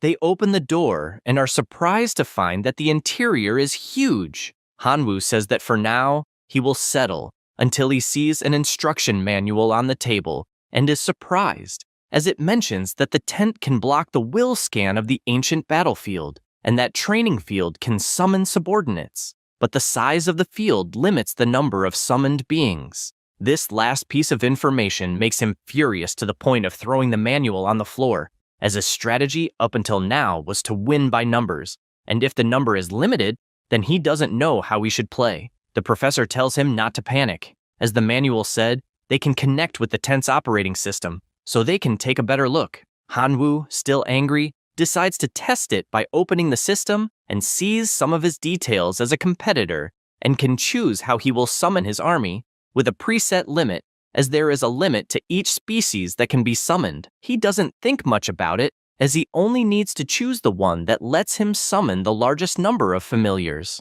Tianwen also chooses the most viable option for him. The system gives a note that only main subordinates summoned inside the tent beforehand can be controlled. Main subordinates who die outside the tent cannot be replaced immediately, and it is necessary to return to the tent to replenish the lost number. Another observation is that, within the ancient battlefield, several divinity fragments are produced, with rare fragments holding greater value. They can be combined into complete divinities. Divinity fragments can be exchanged for other types of divinity fragments or for materials to improve the tent. They get excited, since after collecting a lot of divinity, they will be able to invest better in the tent. After that, they go to the battlefield along with the chosen familiars, and the professor explains that, a little earlier, He studied the divinity fragments, and they are produced by the spirits that remain in the field. So basically, they need to defeat the spirits to obtain the fragments. The spirits are also divided into different levels, and the difference is in the halo under their feet, since a white halo of a lower level only produces level 1 divinity fragments, while the blue one is level 2, and the most powerful are the spirits with red halos, which can produce level 5 fragments. Suddenly, something catches Hanwoo's attention, and he immediately asks for silence. Then he looks around the edge of the rock and sees a spirit walking towards them with a white halo. Tianwen quickly comments that, despite being a white halo, judging by the spirit's glow, it was probably a low-level being but quite powerful. He agrees and asks his shadow locust to test its strength. His familiar wastes no time and charges in with a shadow attack, but the spirit simply raises its weapon and blocks the attack, breaking one of the locust's legs. Then, the familiar gathers more shadow power and keeps attacking, but all the strikes are blocked before reaching the spirit. However, one piece of shadow falls to the ground and begins to climb up the opponent's leg until it fully wraps around them. Acting as a form of entrapment, the shadow locust takes the opportunity and unleashes one of its most powerful attacks, managing to pierce the spirit's chest, which is finally defeated and completely vanishes, leaving the fragments behind. The professor asks them to collect the fragments quickly and points out that, although they are level 1, at least there are 8 of them, so it wasn't a bad outcome. The MC picks up a fragment from his hand and wonders if that is the divinity that resides within them. Tianwen explains that the fragments form a divinity that grants divine techniques. Once collected, it will be possible to invoke those techniques. He also says that, despite being level 1, the techniques are very practical, making them more valuable than other fragments. Hanwoo gets excited by how much knowledge his professor has, and comments that the best decision he made was forming a team with them, since now their collection will be much greater. At that moment, the locusts return and go to the MC, who already understands they found a target. They go to the location to see what it's about, and the professor soon comments that, apparently, they are all low level, and the yield probably won't be as high as their previous target. Hanwoo asks if they should leave, but he replies no, since even small gains, when added up, become valuable. They both agree and decide to go on the attack, starting with the rabbits and then the shadow locusts, which were already enough to cause colossal destruction in the surroundings, to the point of wiping out all the present spirits. The professor says they got 30 fragments by eliminating more than a dozen spirits, and that's not much. Hanwoo agrees, since at this pace it will take an eternity to get a high-level fragment. Suddenly, a locust approaches to report something, and Tianwen asks if it's another discovery. He replies that there are 2 people watching them at 30 degrees. The professor assumes these people are after their divinity fragments, and therefore asks what they are going to do. He warns that if anyone tries to steal from me, he will teach them a lesson they will never forget. Meanwhile, hidden behind the rock, a man tells his brother that the 2 who are watching seem to be newbies who have just arrived there and will be easy to intimidate. Then, excited, he says that he noticed that since they've been observing, the 2 have only killed a dozen low-level spirits, so their cultivation shouldn't be high, suggesting they keep following them to finally finish them off when they have plenty of loot. His brother says, that's a great idea. The teacher asks the MC if it wouldn't be better to return to the camp first to deal with the divinity fragments they collected. He puts his hand on the teacher's shoulder and asks him not to worry, since everything is under control, because the dark grasshoppers will always report the movements of the 2 suspects. Tianwen asks if he's serious and feels more relaxed, since his student has the situation somewhat under control. Sometime later, the grasshopper returns with new information, and the MC says that his familiars found a purple-colored spirit. He is surprised to hear this, since that way they managed to obtain at least 1 level 3 divinity fragment. Because of that, they run at full speed to the location. Arriving at the mountain right away, they can see defeated players on the ground and the imposing purple spirit standing. Hanwoo quickly deduces that the spirit had a fierce battle. The teacher agrees and also notices that the servants who lost their lives to that spirit were high level, and that it also seems to be of the wind element, but he is confident that his rabbit men should be able to fight it.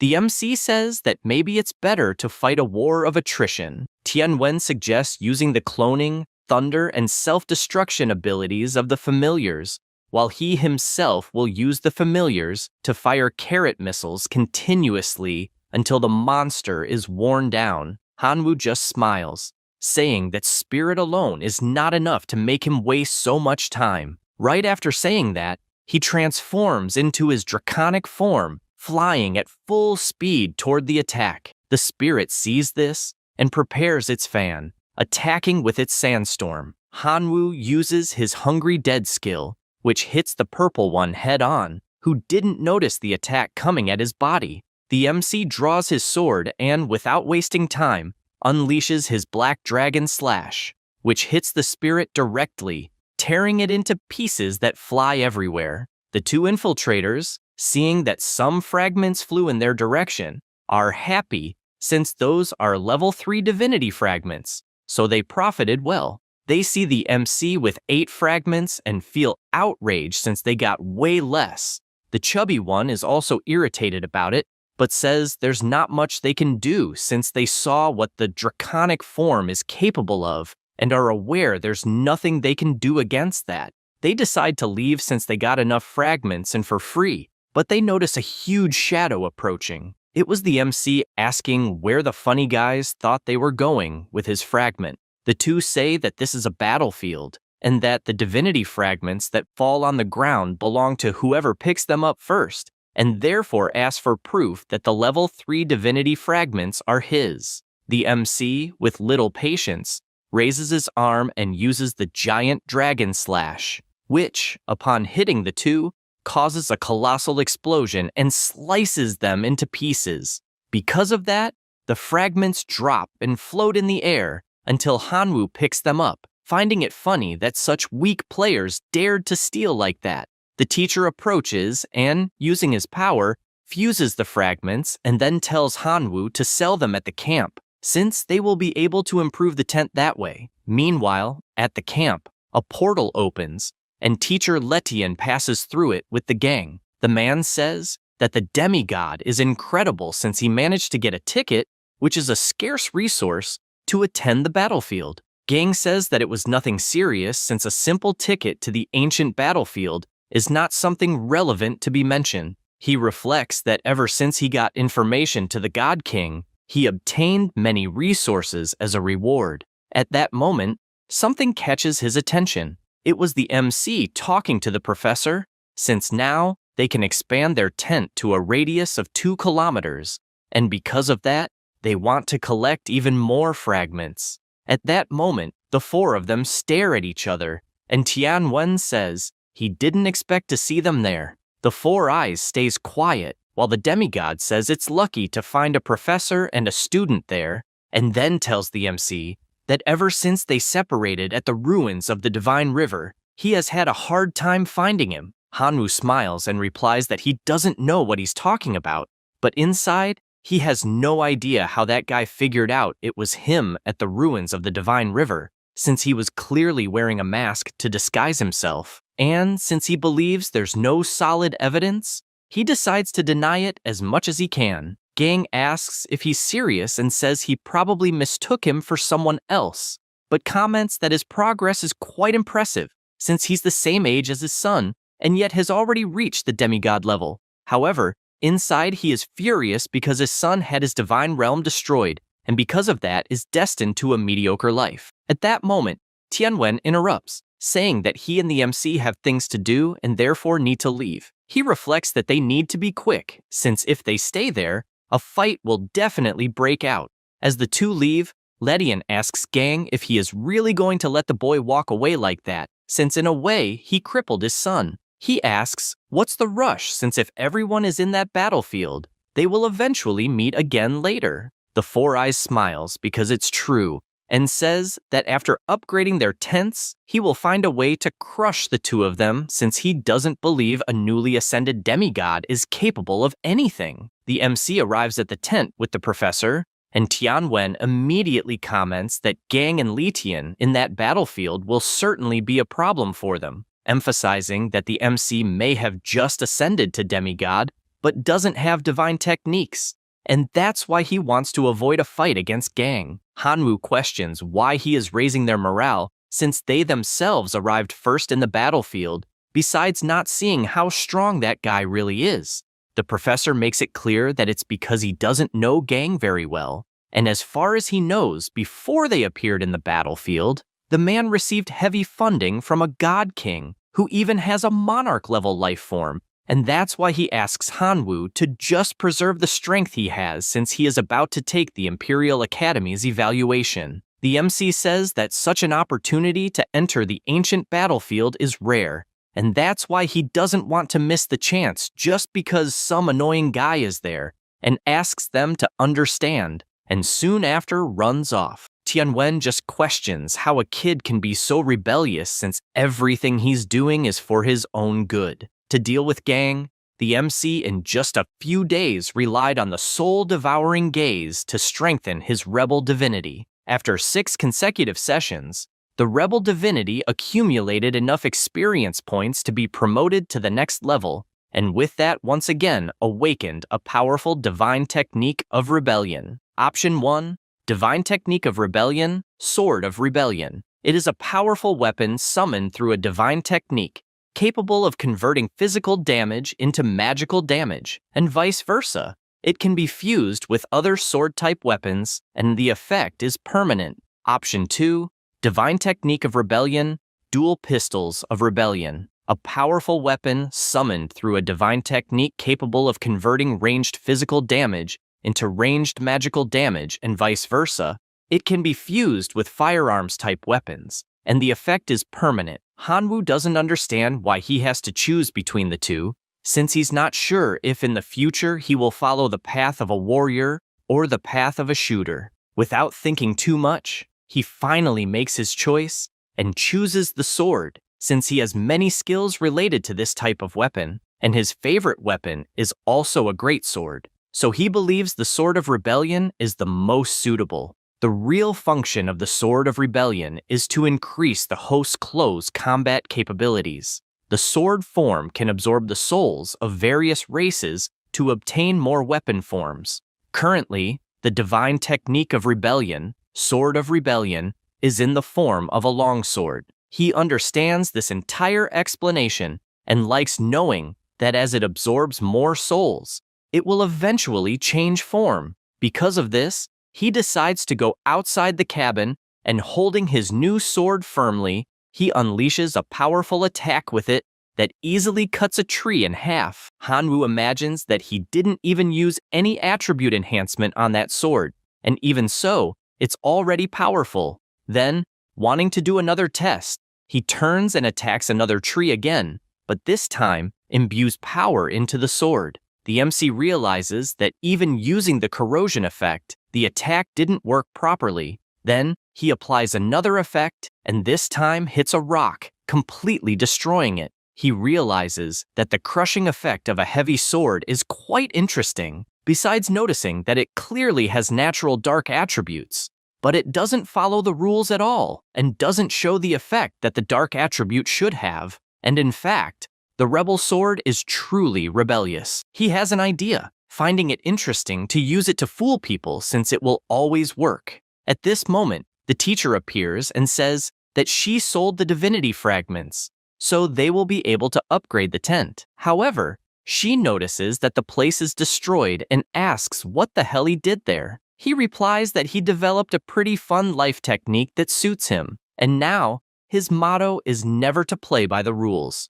Tianwen asks if he really wants to follow this path. He replies that now he's even more prepared in case Gang shows up causing trouble, and still excited, calls the teacher so they can go see how the renovated tent turned out.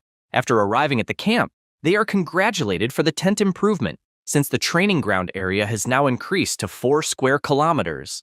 They are surprised coming from the inside The MC even more so since 4 square kilometers is a lot, and they will be able to summon new familiars. The teacher agrees since they need to hurry. Then, after a few days of practice, the MC gained a lot of experience from the rebel divinity. Tianwen also obtained a Lord-level life form with impressive combat power. At this moment, Hu Hai crosses the portal to the training ground, certain that this time he will capture the MC to take him to the God King. With the portal still open, the parents of the deceased Zudi also cross and ask if there is indeed a way to finish Hanwu. The true god says that, naturally, he will find a way to avenge Zudi. The boy's father agrees, and at this moment, Gang and the teacher also come out of the portal. Letian says that he has been monitoring Hanwu for quite some time, and therefore wants to know when they will act. Hu Hai asks not to rush since they need to familiarize themselves with the environment first.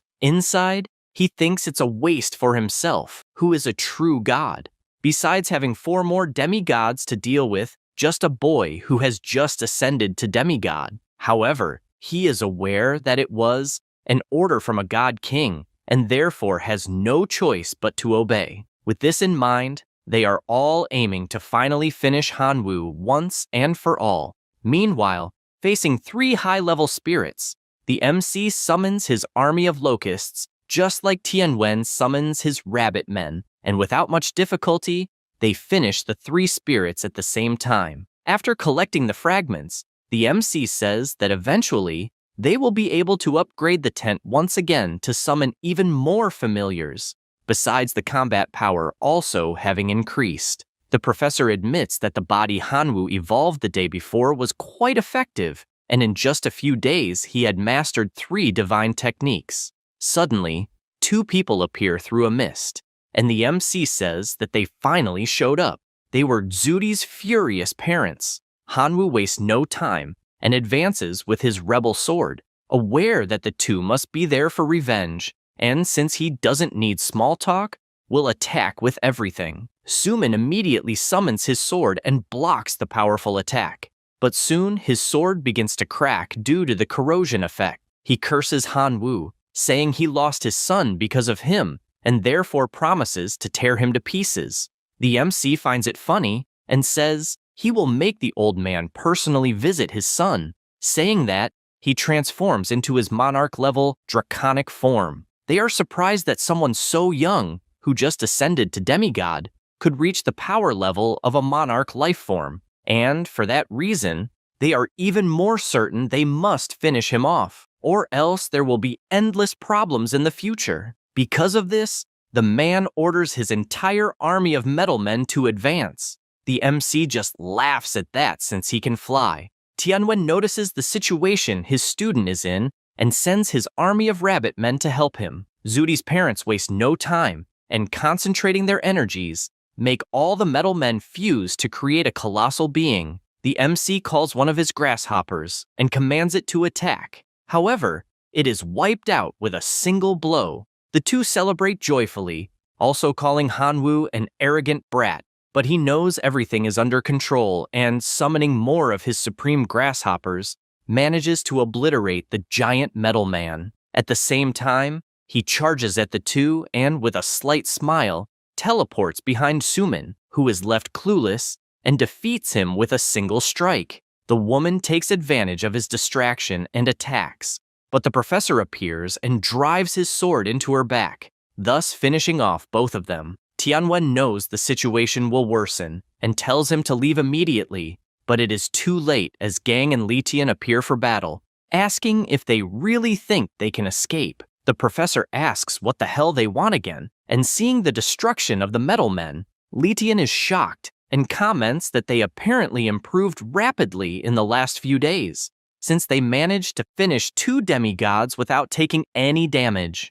Hanwu observes them and concludes that their servants are quite numerous, so for him and Tianwen, it will be very disadvantageous to enter battle as they lost many servants. Tianwen is aware that they are weaker than the enemies and need to find a way to escape, so he warns that after some time, he will use all his power to open a breach so Hanwu can fly as high as possible until they can no longer reach him. The MC is surprised that the professor is willing to risk himself to protect him, but Tianwen tells him to stop the nonsense since there is only one chance to perform the move and asks him to make the most of it. However, the MC interrupts him, saying he hasn't reached the point of needing to sacrifice himself and guarantees he can handle the situation, asking him to trust. He replies that he trusts, but tells him to be careful. Letian finds that funny and asks exactly what he can handle, since the two have 40 million powerful servants. Gang calls Tianwen's attention, warning that their trip's sole purpose is to capture Hanwu, and says that if he is willing not to interfere, they will not make things difficult for him. The professor responds that he will never watch a student lose their life before his eyes, and that is his final word as a teacher. Letian finds that funny and asks if he plans to act noble, since eventually resources will run out completely, and questions if he would still be willing to discuss final results then. Gang tells the professor that they could have been good friends, but asks not to blame him since he didn't appreciate the offer. He immediately orders his wolf cavalry to attack. The two waste no time and also attack since several wolves are heading their way. The wolves start finishing off rabbit by rabbit, and the professor is completely upset by this, as he doesn't understand how someone can be capable of finishing such cute animals. The MC takes advantage of the opportunity and shapes an enchanted leaf. His sword immediately changes form, turning into the Ghost Soul Scythe. He begins attacking with his new scythe and finishes all the nearby wolves. Their bodies on the ground start to root, and these roots attack the other wolves approaching. Gang begins to get irritated, as whenever he encounters Hanwu, he faces a different trick. The Lord of the Wolf Cavalry starts destroying the roots until the MC appears behind him and with a single cut manages to obliterate the animal. He smiles and appears in front of the two enemies.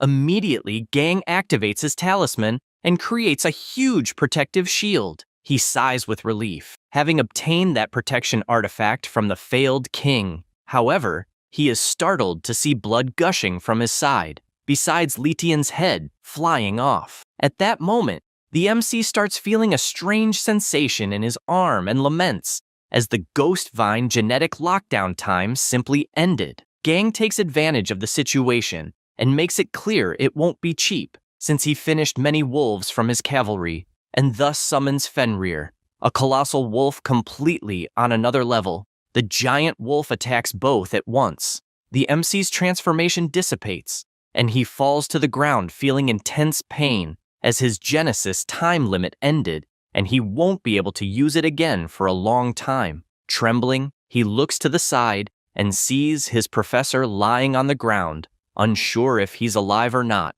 However, there's not much he can do, as he is before the colossal mouth of Fenrir. Gang looks down, imagining that if he doesn't finish Hanwu at once, he won't have another chance.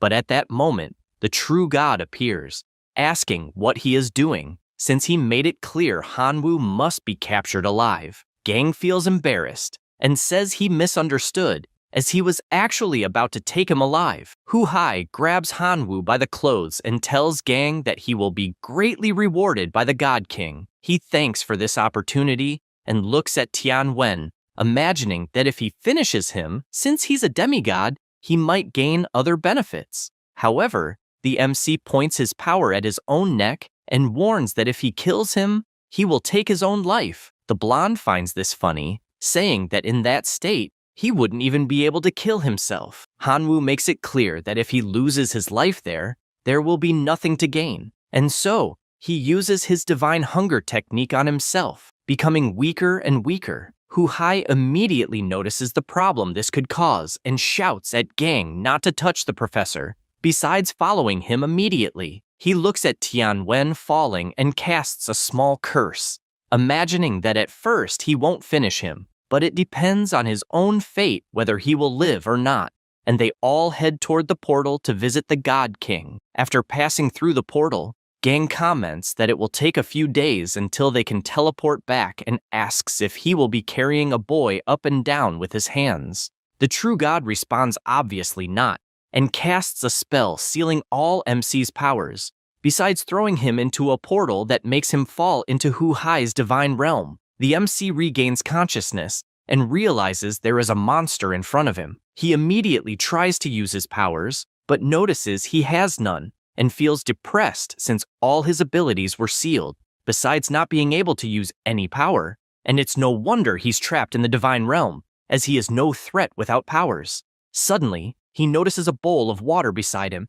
and sees it's the wild tiger offering it, and he doesn't feel safe to drink it and doesn't know what to do. But it's useless, as the man grabs him by the shirt and shoves that water down his throat. Hu Hai communicates warning that the tiger man cannot hear or speak, and only asks to be obeyed since he will not hurt him. The MC is surprised that this servant is deaf and mute, and notes that the true god is truly cautious. At that moment, the source of mutation appears asking if his master needs any help. Hanwoo is glad to see him, but confesses he could swear he had been sealed too.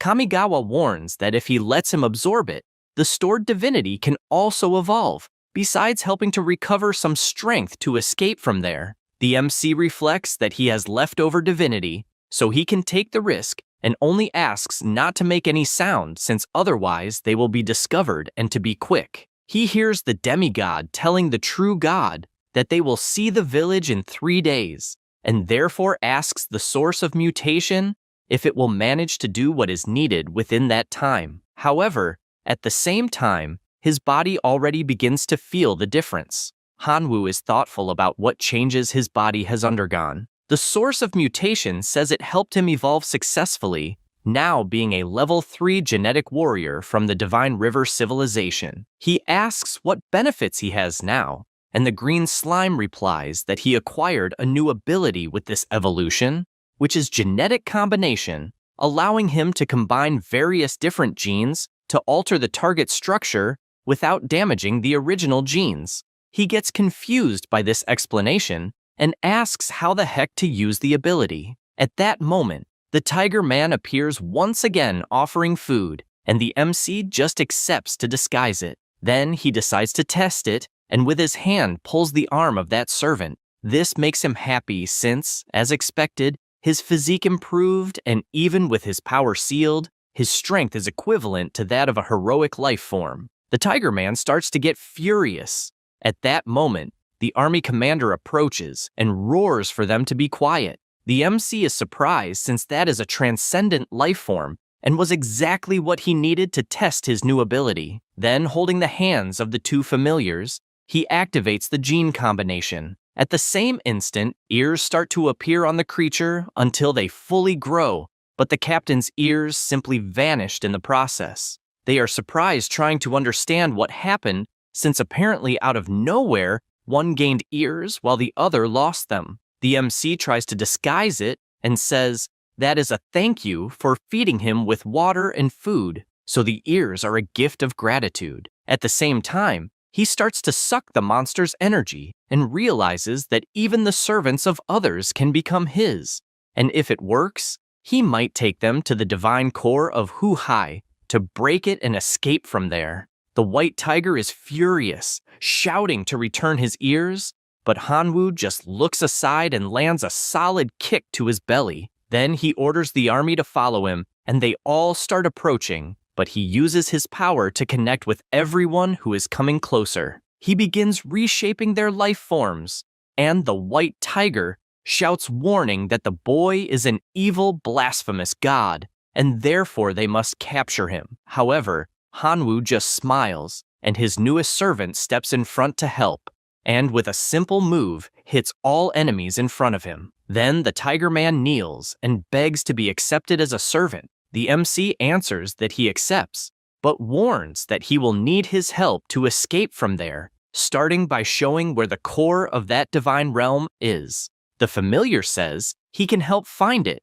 but warns beforehand that the core is guarded by high-level guards. He smiles and says to first find the core, and only after will he know what to do. But barely have they left when several heavily armed troops approach. The leader shouts to capture the two. He smiles at the challenge, and the two immediately launch an attack, finishing off the wolf warriors instantly. One of them still survives, and without thinking twice bows before the MC begging to spare him. The surviving warriors do the same, and all they ask is to spare their lives, and they will obey everything he commands. He uses his belief, faith of the light, and warns that they need to become servants to obey attentively. Otherwise, no one will be spared.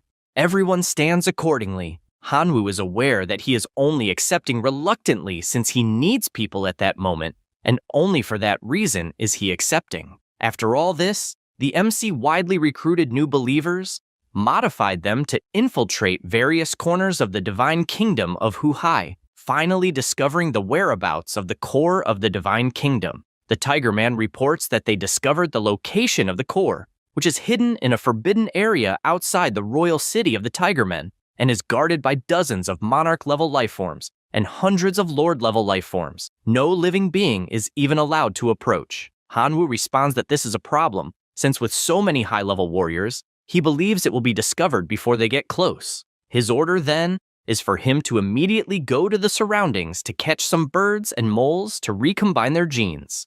With all that done, they finally go to the royal city of the Tiger Men. He imagines that he successfully transplanted the genes of moles and birds into the Tiger Men to learn to dig and fly, making it easier to invade undetected. The soldier draws his master's attention and reports that the divine core is right below. The MC immediately recognizes that the 3 guards are at least monarch level and already knows it will be difficult. The old man takes the opportunity to comment that the next day the royal city will hold an annual celebration, and at that time the Tiger Man King will offer sacrifices to the deities, and at that moment the elite troop will be able to go out to observe the ceremony. He finds it interesting and responds that they will act according to the situation the next day. Already on the next day near the walls, Hanwoo is standing watching and using his divine eye. He notices only one elite guard remains guarding the divine core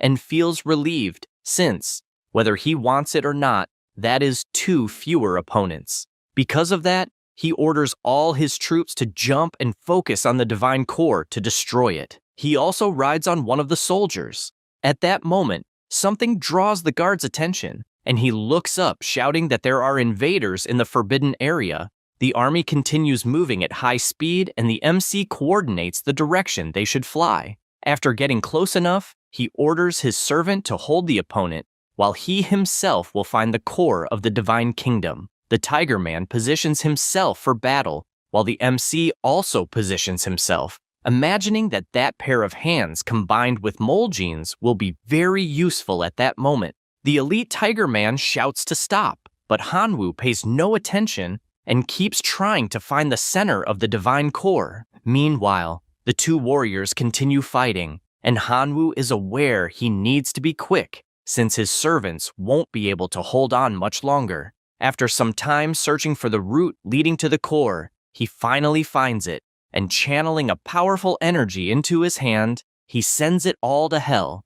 He prepares his fist, forming a shadowy claw, and raises his hand high, channeling energy to where the crystal is, causing it to crack slightly, and he is frustrated because he used the genetic modification to merge with the tiger claws, and even though they are sharp, they are not working. This sensation shakes the entire area immediately. Huhai senses that the MC has managed to break free and does not understand how he reached his core, as he was able to feel the tremors from afar. Finally, Hanwoo realizes he has achieved something and begins to laugh, leaving the true king confused. The crystal starts to crack more and more, and Huhai is inconsolable, thinking it impossible, as at that moment the MC borrowed his power. The MC knows that, although the Divine Kingdom's core has been destroyed, he can now escape. He will be teleported to where the true king is. Because of this, he starts to move, as he is still sealed and cannot handle 2 deities at the same time. So he decides to find a safe place first. He goes to his tiger and thanks it for the hard work and buying time, and imagines that the king of the Tiger Men is offering an artifact for sale that day and thinks it would be interesting to get it, as it will be easier to escape with an item of that level in hand. Then, still in the kingdom, the king of the Tiger Men announces the item. Those are the wind-ripping boots, a 4-star divine artifact. At that moment, Hanwoo appears stealing the treasure, and the monster orders him to surrender immediately. However, he ignores this, and, after biting his own finger, drips his blood on the boot and activates the artifact, managing to fly effortlessly. Hu-hai sees the MC trying to escape, but makes it clear that it will be impossible. The MC realizes he cannot win and can only think of one way. At the same time, in the bloody arena, he is teleported to the location, finding the powerful coordinates, as he can teleport regardless of where he was. He barely arrives and is notified that he has been challenged by another heir, and is warned that if he refuses 3 challenges, his position will be revoked. But he refuses anyway. Then he says that the seal is still active, so he cannot connect to the divine kingdom, nor use his abilities, and he contemplates what to do. Once again, the system announces he has been challenged by another heir, but he refuses again. But it is useless, as at the same moment another challenge arrives asking if he will accept, and he becomes furious, having received 3 requests so quickly that he is sure they are trying to kill him without explanation. He knows he has no choice but to take the risk and accepts. Something dark appears. A girl shows up saying her nickname is Night and asks for his code name. He cannot believe a brat challenged him and says his own nickname is Locust Plague.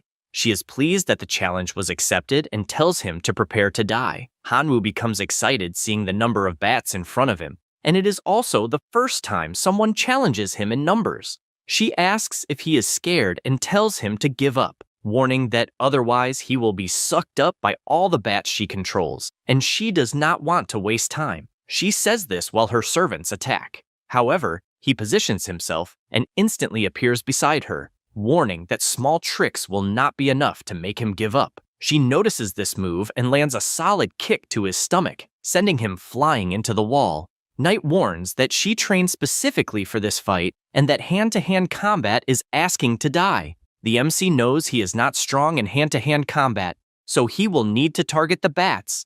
But he worries because there are so many. Hardly thinking, he is bitten by one, and without hesitation, he grabs the familiar to use his gene combination and successfully bites the bat that attacked him. Seeing this startles the girl, making her question if he is crazy. Hanwoo fills with confidence, radiating power in all directions, and she worries as her opponent is absorbing energy from the bats. Because of this, she also begins to focus and summons the Lord of the Eternal Lineage. The vampire appears with his huge fangs and starts sucking the MC's vital energy. He panics, since the vampire is also trying to suck his blood, but thinking about it only excites him, and he counterattacks by biting as well, since he should be able to absorb the vampire's vital energy too. He activates his Genesis combination, and the vampire begins to disappear right in front of him, being easily defeated. He asks what the next move will be, and she becomes furious that her plan was thwarted,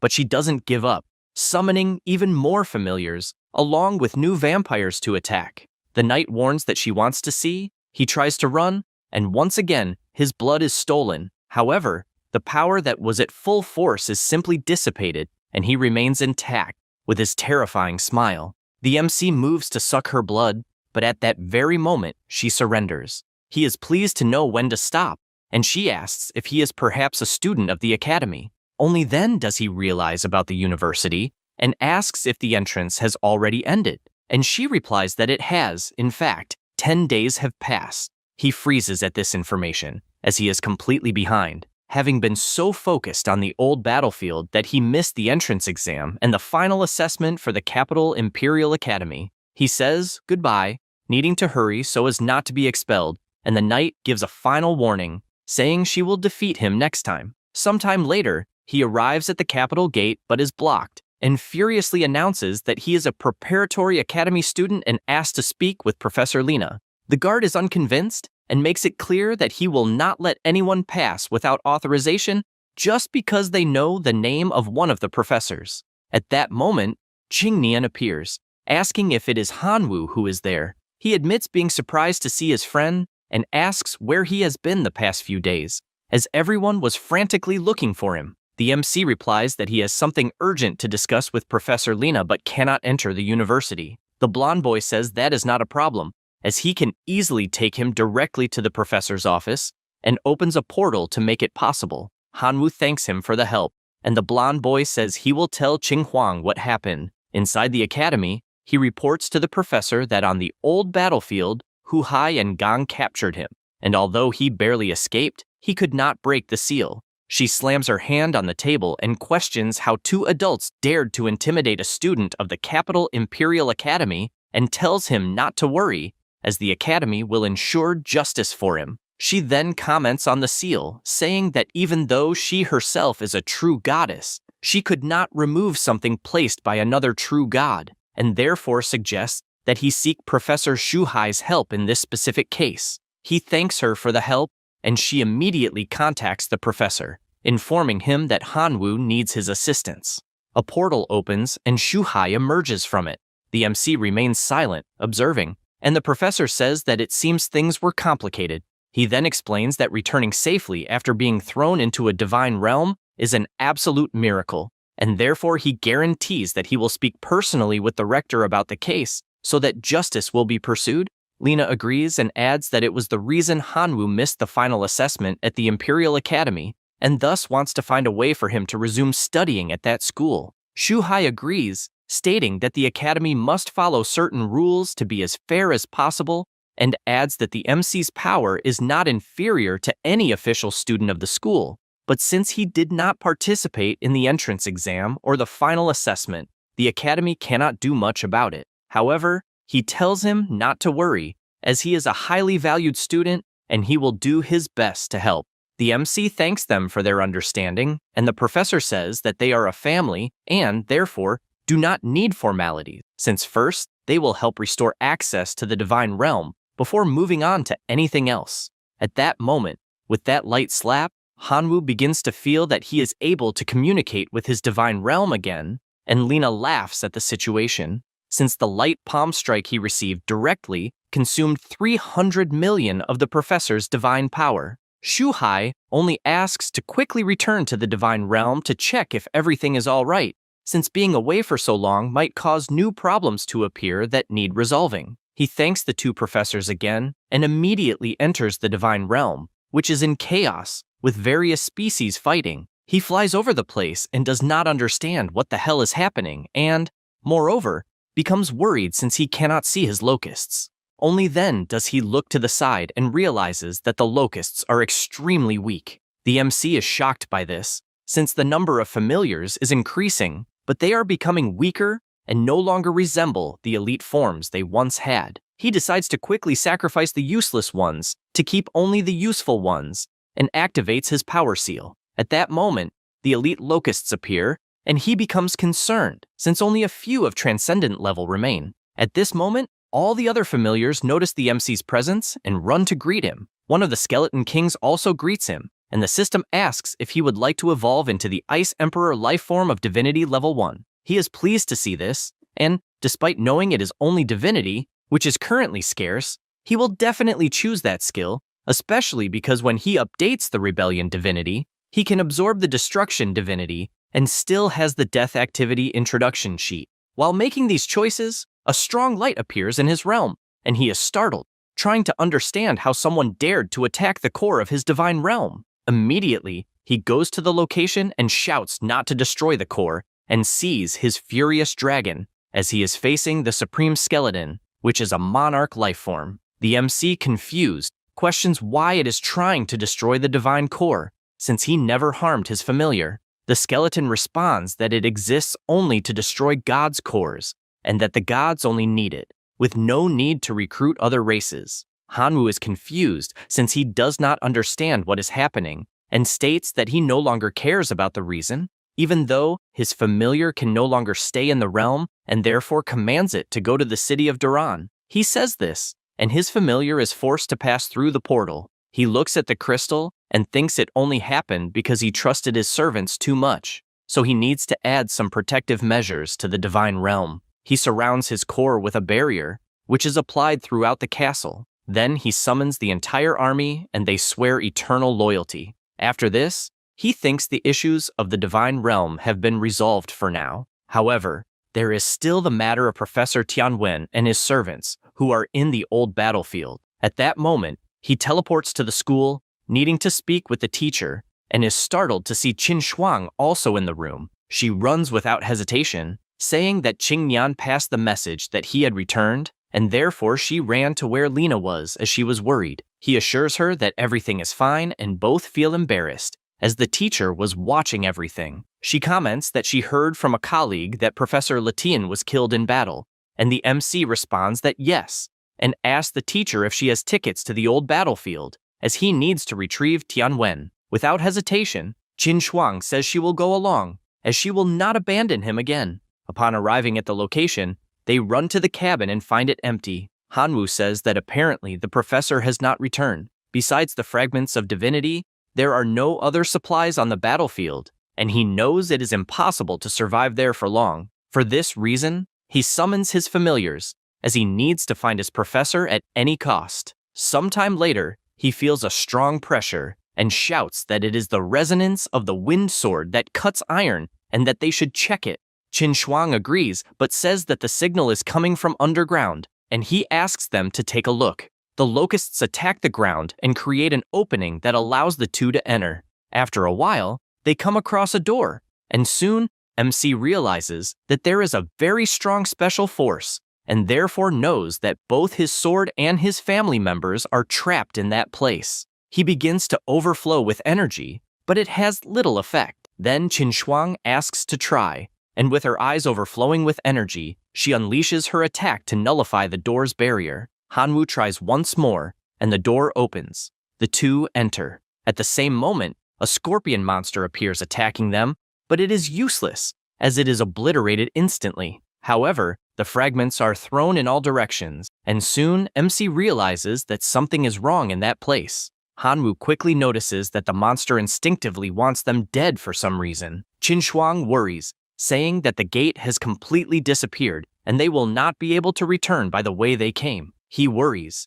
having realized that they are trying to exhaust their resistance, and knows that they may not be able to communicate with the divine realm, besides not having many supplies, and if it continues, they could die of hunger. Immediately, she summons her phoenix and decides to scout the surroundings to discover more about the place. While flying over, she comments that things are not good, as they have flown for a long time, and begins to worry that they will be trapped in that desert. However, MC senses something and says that the resonance of the wind sword that cuts iron is nearby. He barely says this, and sees the shadow of the sword right in front of him. His family rushes to help, as does MC, who immediately uses his power, freeing the spirit from that torment. Hanwoo, without wasting time, asks if by any chance he saw Professor Tianwen, and the spirit responds that they were moving together until they separated 3 days earlier near the giant mountains, where they took the professor, who will not have time to be rescued. Hanwoo says that it is fine, and only asks in which direction the professor was taken, as they will save him. The spirit points in the correct direction, and after walking for a while, they spot a small village. The two descend from the phoenix, and as they fly over the area, MC quickly comments that there are many sand giants, and therefore the professor is probably in that place. At that moment, a cactus begins to glow and grows immensely, surprising the two with its spike attacks, which are instinctively blocked by Hanwoo. At that moment, more monsters appear, and MC finds it amusing that they want to compete in numbers, so he orders his army of locusts to attack, devouring all the cacti completely. After that, he orders his family members to explore the inside, and using shared vision, he sees that there is a huge protecting the city, along with other creatures, and the professor is on their side. At the same moment, MC becomes worried, and Qin Shuang asks if something is wrong. He starts running, warning that Tianwen will be used as a sacrifice, and therefore he has no time to lose, also telling her to wait outside. All he can think is that there are many uncertainties in the city, and therefore he cannot let Qin Shuang take any risks. His first order is for his locusts to cover the entire city, but it is not so easy, as enemy family members begin to devour them one by one. At that moment, Qin Shuang's phoenix appears to help, and she makes it clear that she would not abandon them so easily. She makes it clear that she will save the professor with him, and therefore MC apologizes and asks them to go together, and with his family members, they begin to defeat all the monsters they encounter along the way, as it was full of them. Hanwoo takes a pill. Since the fewer wolves remain at the altar, the greater the chances of saving the professor. And the pill he took activated his genetic lock, putting him into his transformation of the Black Dragon King of the vampiric domain, which is a monarch life form. He charges shouting to the professor, who is on site to help, and with all his strength, he begins to eliminate wolf by wolf until he slices them all into pieces. After this extermination, he frees Tianwen from the chains that held him, and, disoriented, the professor asks if he was dreaming. Hanwoo says he was having nightmares and appeared there to wake him up. After that, he flies to Qinshuang, since they need to retreat, and the three of them flee the city. After distancing themselves, the girl asks how the professor is, and he tells her not to worry, as he has recovered very well, and also congratulates the two for reaching the level of a demigod. She says she only managed to evolve thanks to Hanwoo, but quickly changes the subject, since they need to think of a way to leave that place. He says that while he was imprisoned, he learned some things from the Divine King, and knows of a mirror that can help them cross the secret realm, firmly believing it is the only way to get out of that place. MC worries, realizing that the wolves already possess the red souls of the highest rank, and he cannot even imagine how powerful the king must be. Qinshuang admits she is worried, since if they continue, the servants who work there cultivating will all be lost. Tianwen grabs a bag and says that all his servants were killed, so he cannot help much, explaining that inside the bag are fragments of divinity he obtained, and that they are the only way he can help. Hanwoo tells her not to worry, as he also obtains some fragments, and assures them that they will find a way to leave that place together. Qinshuang approaches and says that although they have many fragments, it is still not enough, and to make matters worse, they are in a divine realm, so they cannot sell them. He smiles, explaining that he will try to use his fusion ability to combine them, and she is surprised to see that the result of the fusion is a level 5 entity that appears. The professor is also surprised, as obtaining a level 5 is incredible.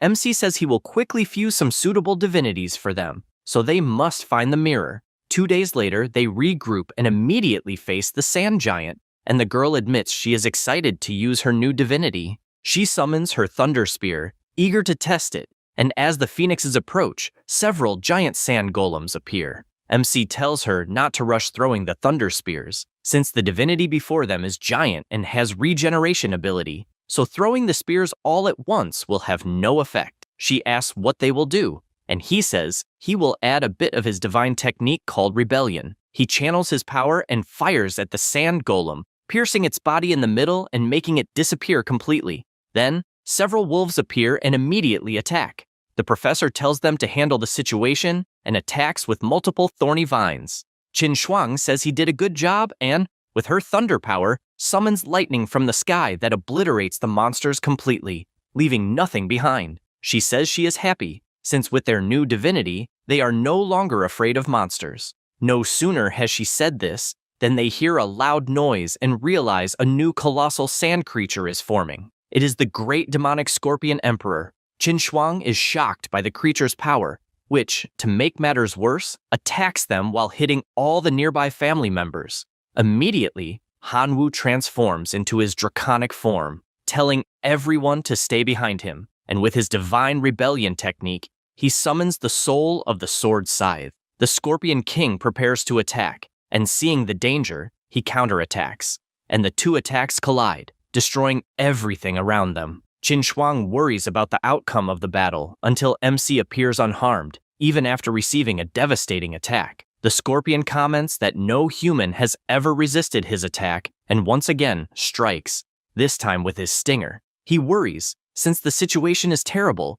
and uses his locusts to block the attack, but is forced to move as the attack is too strong. Then he bites an item and begins to move even faster, using Ghost Flash and facing the monster, which makes the Scorpion furious, since a human actually managed to dodge its attacks. He delivers his first attack, which, even with the monster noticing the blow coming close, is not enough to evade, and therefore its body must be cut in half. Another giant scorpion approaches the group and attacks Qinshuang, who realizes the monster has no eyes and cannot see, so everyone must attack together. Immediately, the three combine their energy and strike at the same time against the Scorpion King, whose body is obliterated instantly. MC celebrates with Qinshuang, but soon warns to be careful as more wolves approach. However, the monsters start to sweat and flee to escape. The three are left confused, deciding not to pursue, as there are too many wolves to hunt. Suddenly, Hanwoo falls to his knees from exhaustion and asks them not to worry, as he only used a lot of divine power and is tired, and asks only for her and the professor to check if the divine fragments are correct, as they might gain something useful. She examines the fragments dropped by the monsters and notices there are 4 level 5 divinity fragments: the Golden Spear, the Emperor, the Sandstorm, and the Lord of Demonic Scorpions. She draws MC's attention, as they found many treasures, and he asks if she wants to keep any. Qin Shuang replies that it's fine, as her spear is good for taking advantage of the lightning attribute. Because of this, he gives her the lightning-type divinity. She is happy and asks if she can really receive it, since it is a divine artifact, and she knows that if he chooses to fuse it with that item, her strength would definitely increase greatly. MC tells her not to worry, as he has the Rebellion Sword, which, by absorbing souls from other races, can develop many other types of weapons.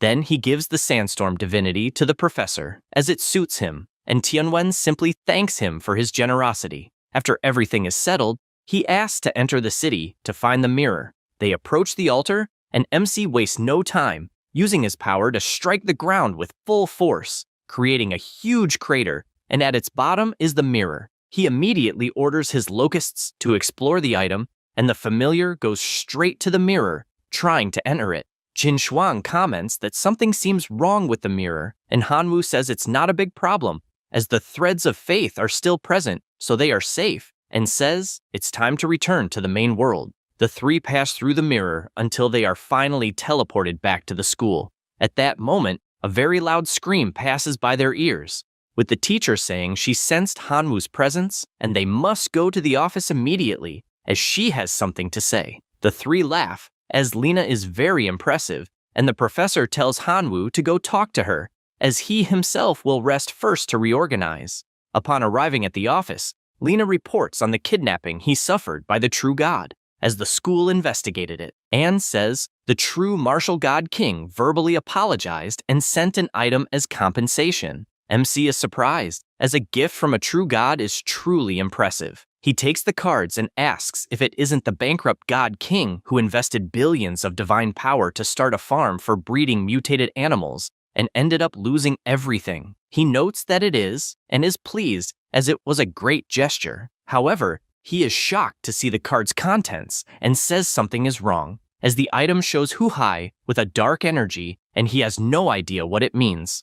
Lena explains that the true god Marshall said that Hu-Hai acted on his own and therefore must be punished. The MC agrees and says that Hu-Hai really was not worth it, since he dedicated half his life only to the god king to end up as an apology gift, and finds that ironic. He questions if by any chance the divine kingdom belongs to him, and the teacher says that the corpse of a true god is very precious, and therefore asks not to waste it. He said he understood, and asks not to worry, since he only expressed his thoughts. Qin Shuang then asks if by any chance he knows how to refine a complete corpse of a true god, and the MC summons his item and politely asks the teacher to instruct him on how to use it so as not to waste such a precious corpse. She calls him an opportunist, but says she will teach a method to refine a corpse of a true god into a clone of the same level, and even guarantees that if he is willing to invest resources, the clone can be promoted. Hanwoo is moved to hear this, and replies that he is indeed willing, in addition to thanking her for the help. Lena summons a scroll and says that the apology from the God King Marshall means that the matter of the kidnapping is over, but says that the Academy's administration has not yet decided if he can enroll again, since some teachers are quite outraged because he caused so many problems. She throws the scroll into his hand, and the MC warns that the dissatisfied ones will have problems since he himself will use force to prove that everyone is wrong, and only asks them to watch his performance in the future. She is happy to hear this, and also says that she trusts him, and therefore asks him to refine the clone since she will be waiting for good news. After that, they go to an abandoned house, and Qin Shuang, worried, asks if he will really live in that old place. He replies that he was not admitted to the school, so he has no dormitory, and also asks her not to worry since he will be busy refining his clone. She is happy and makes it clear that she will be waiting, and he, even happier, says that he will not make her wait long. With that, he summons the clone from the scroll and, using his refining ability, summons a perfect clone with the same appearance as him. The clone kneels, and the MC says that from that day on, the name of his clone will be Hanwen, who decides to check the strength. He opens the statistics and realizes that the level is of a true god, and also notices several other important pieces of information such as divine rank, abilities he possesses, talents, development, among others. Seeing all this excites him since he expected nothing less from a true god, even more when realizing that he has 42 points of divinity, which is surreal. He then begins to use his ability to help fuse divine powers, and the system notifies that the current abilities were fused into 2 advanced abilities. 2 supreme beings are summoned, being the Holy Chaos and the True Martial Tiger. He decides to check the characteristics of the True God Martial Tiger and orders it to be launched against himself. The clone raises his hand and activates the level 3 ability, Flaming Fists. The MC asks to be attacked, and immediately the order is obeyed, attacking with everything with his new ability. Then, he uses his healing power on his summon and imagines that if he applies that ability on himself, he will be able to easily fight against Emperor life forms in the future without transforming into the Dragon King. Then he reflects that he has many Tiger Men that he could acquire with his faith, and therefore says that he will transform into the appearance of Hu-Hai to enter the Divine Kingdom and subdue the relatives. After changing his appearance, he immediately jumps into the life kingdom of the True King, destroying even the ground with the impact. After teleporting, the MC makes contact asking if he is okay, and his clone responds that yes. Then the Tiger Men of the kingdom approach, and the clone quickly notices that Mashin has returned and, looking closely at the monster, imagines that he worked hard to build a relationship of trust with the other tigers, and therefore cannot let him ruin it. At that moment, Mashin shouts that the intruder is an evil god and that everyone must capture him. Immediately, the monsters rush forward, and the MC questions if they truly dare attack a true god. However, Mashin responds that he is an evil god excellent at deceiving people's hearts, and therefore they cannot take his words seriously. The monsters hear this and feel even more motivated to attack. The MC asks his clone not to get directly involved with the monsters. He understands the message and, using his power, summons the Saint of Chaos. Mashin realizes the situation is bad since the summoned entity is powerful. Immediately, the guards surrender, apologizing to the true god, and Hanwoo orders everyone to capture the Tiger King since he must be punished. They go to the city with the Saint of Chaos, and Mashin shouts for his subordinates to stop the attack. But the clone remains imposing alongside his summon, intimidating all the guards except the Tiger King, who tries to counterattack by launching a powerful fire blast. However, the Saint of Chaos also charges his power, and both attacks collide. At that moment, Mashin appears suddenly in front of him, imagining that killing him would make him the new god of the place, and only then the MC gives permission to fight directly. Because of this, the clone activates his ability Instant Strike, which hits the tiger head-on and throws him violently against the wall. At the same moment, the other tigers swear loyalty to their god, and the MC orders him to send them all to his divine kingdom to increase his faith power. Then, channeling energy, the clone opens a portal for all the tigers to enter the divine kingdom. At that moment, a new tiger approaches, trying to understand how that person has the aura of a true god, and the clone simply smiles and points to the portal, since he must cross it to finally find who he is looking for. After doing so, he comes face to face with the MC, who is happy to see his loyal ally still alive. But without delay, the Tiger Man asks them to go to his office since they need to discuss something immediately. After that, he returns to the school and Lena greets him, saying that the academy has decided to make an exception for him, considering what he went through, and will allow enrollment. However, he must undergo a test. The MC gets excited and says that he will handle any challenge. She informs him that he will be sent to investigate information about an unknown external civilization, and if he gathers valuable information, his enrollment will be accepted. He cannot believe it, since it seems he is being used as a test subject to obtain information about an unknown entity. But the teacher warns that the difficulty of the test cannot be determined, and the privileges of the players of the Divine Kingdom will be completely sealed, so he must choose carefully whether to accept it or not. Hanwoo responds that he does not care about the dangers of the tests, since he is willing to accept if it means entering the academy of the imperial capital. She makes it clear that with the resources he currently possesses, even in seclusion, and with intense training, he would not fall behind the other students, and could apply the following year without issues. But he responds that a certain person is waiting for him, and Lena immediately understands who it is, feeling happy that the girl is a motivation for him. She also wishes him success in the test, and he guarantees that he will complete it successfully. With everything settled, a meteor hits the unknown civilization, and after the stone cracks open, the MC emerges and is immediately attacked by several wolves. But he easily retaliates with his power, thinking that the beings in that place are merely ordinary, since with a single precise strike, he manages to take down several wolves at once. He feels some bubbles coming toward him, and the system appears in front of him, startling him. It was the title Wolf Slayer, which was obtained by killing 10 creatures of the wolf type, and its effect is to increase damage against wolf-type creatures by 10%. He tries to understand if that is the main strength of that civilization and decides to equip the title in question. A power overflows throughout his body, and he finds it strange that he is sensing a different smell. The system also informs him that the title can be upgraded and that he only needs to defeat wolf-type creatures of bronze level. Hanwoo is surprised that it is so simple, and after 3 hours battling, they stop to rest since he is exhausted after defeating 300 gray wolves, but did not see any bronze-level wolf. This makes him reflect on whether that specific monster is just an improved version of the gray version. Because of this,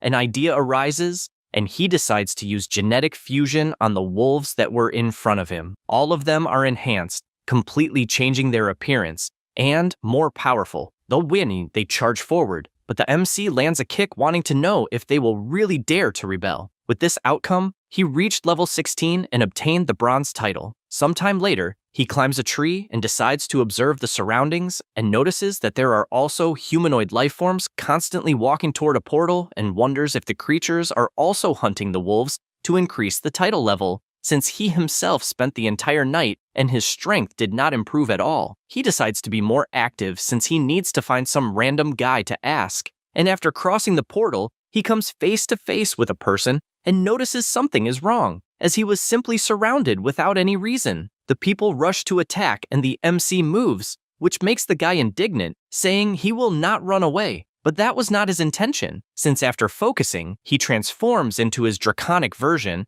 and retreats with his enormous speed. He notices that the players did not move, and that is perfect. The 3 people start killing the others to steal their equipment, and Hanwoo keeps observing from afar to gather more information, such as that the guys are specialists in assassination and theft. He returns to his original form and picks up an identification on the body, concluding that they are people who go to that place to hunt and level up, and therefore, he decides to follow the players as far as he can to collect information. After some time, they arrive at a cave and the MC does not understand what the people would be doing inside. After entering a bit, he comes face to face with a giant spider that shoots its webs without thinking twice, and this irritates him as he wonders if it has any relation to the wolves and whether they are managing to sense his smell. Then, without patience, he strikes an attack and blows up the spider with ease. Now he has the new title Black Iron for eliminating the nemesis spider. At this moment, he is startled by a sound, and when he goes to see what it is, he notices that the 3 players were captured by a spider,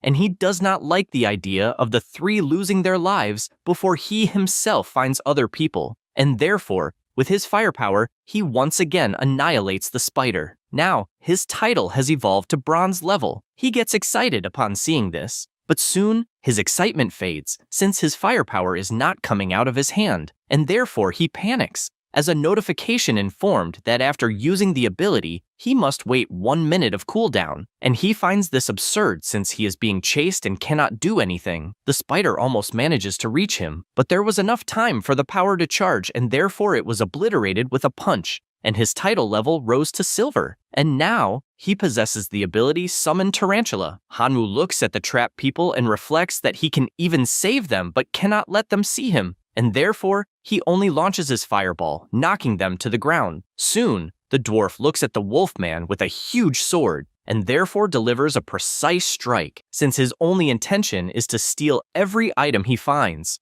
just like all his companions. The MC watches this from afar and concludes that he needs to teach those guys a lesson. After leaving the cave, the MC appears behind them and lands his fireball directly on the purple guy, eliminating him instantly. The other two start running, but Hanwoo gives them no chance and also takes down another player, then appears in front of the dwarf and tells him to behave, or he will make sure he dies too. And the dwarf, trembling with fear, says he will listen to everything. The MC asks what place that is, and he replies that it is the domain of the civilization where one can earn titles for everything they do, and the titles level up, with the highest being platinum and diamond. Hanwoo then asks what the rules are to level up. The dwarf explains that creatures like spiders and wolves can help one level up just by finishing them, and that after reaching level 101 can advance. Hearing this makes Hanwoo reflect that if he can earn a diamond level title, he could return to report to the teacher. But even after much effort, he reached only level 40 and therefore is far from it. At this moment, the dwarf admits that in truth, the titles obtained by hunting monsters are not worth much, since the way to obtain high-level titles lies in the hands of great families, and common people do not have that kind of opportunity. The MC is surprised to hear this, since apparently there are celestial dragons everywhere, and asks what the metal tag on him is. The dwarf replies that it is an identification card and everyone is there to update that item. Hanwoo finally understands what it is about and imagines that if he can get someone else's badge, he may be able to go to more places. At that moment, the dwarf takes the chance to try to flee, but is taken down instantly, since Hanwoo made it clear that if he did not behave, he would lose his life. Then he takes the purple guy's badge and heads toward the portal to cross it, but is startled as several people appear asking where he stole the badge from. He starts running because there are many people, and he needs to hide his strength. He heads toward a cave and hits everyone who tries to enter with him. After thinking for a moment, all he can imagine is that he needs to quickly gather useful information so he can return, since a certain girl is waiting for him at the academy. So,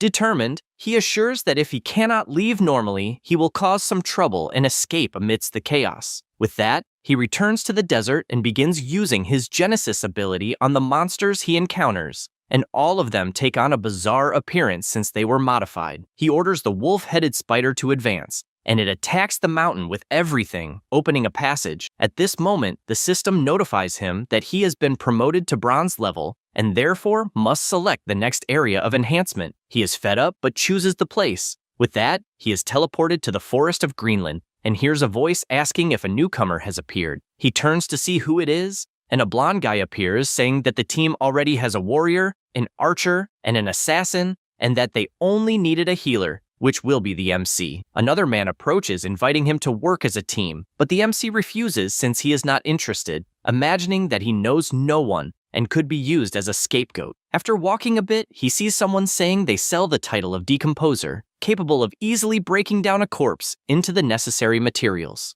Hanwoo deduces that it must be convenient to have that kind of storage since he does not possess a spatial ring, and therefore says he wants it. The man, smiling, warns that it costs 2,000 gold coins. Hearing this leaves the MC outraged, since he did not know it was so expensive, and he managed to gather only 1,000 gold coins with a team of 3 people, so he asks if he can take just one. The seller is confused since he has never sold like that, and Hanwoo tries to persuade him, encouraging him to sell the merchandise separately, since he will be able to sell it for 1,000 gold coins and will not have a loss. The seller thinks it makes sense and sells a single glove for 1,000 gold coins. After some time still in the forest, the MC hears a sound and realizes he is being surrounded by goblins. The monsters leap toward him, and he uses his aura since he finds it funny that small monsters dare to challenge him. The goblins become intimidated, and Hanwoo decides to use the new ability he obtained from the wolf spider and, with that, summons them to the battlefield, causing a complete massacre of the defenseless goblins.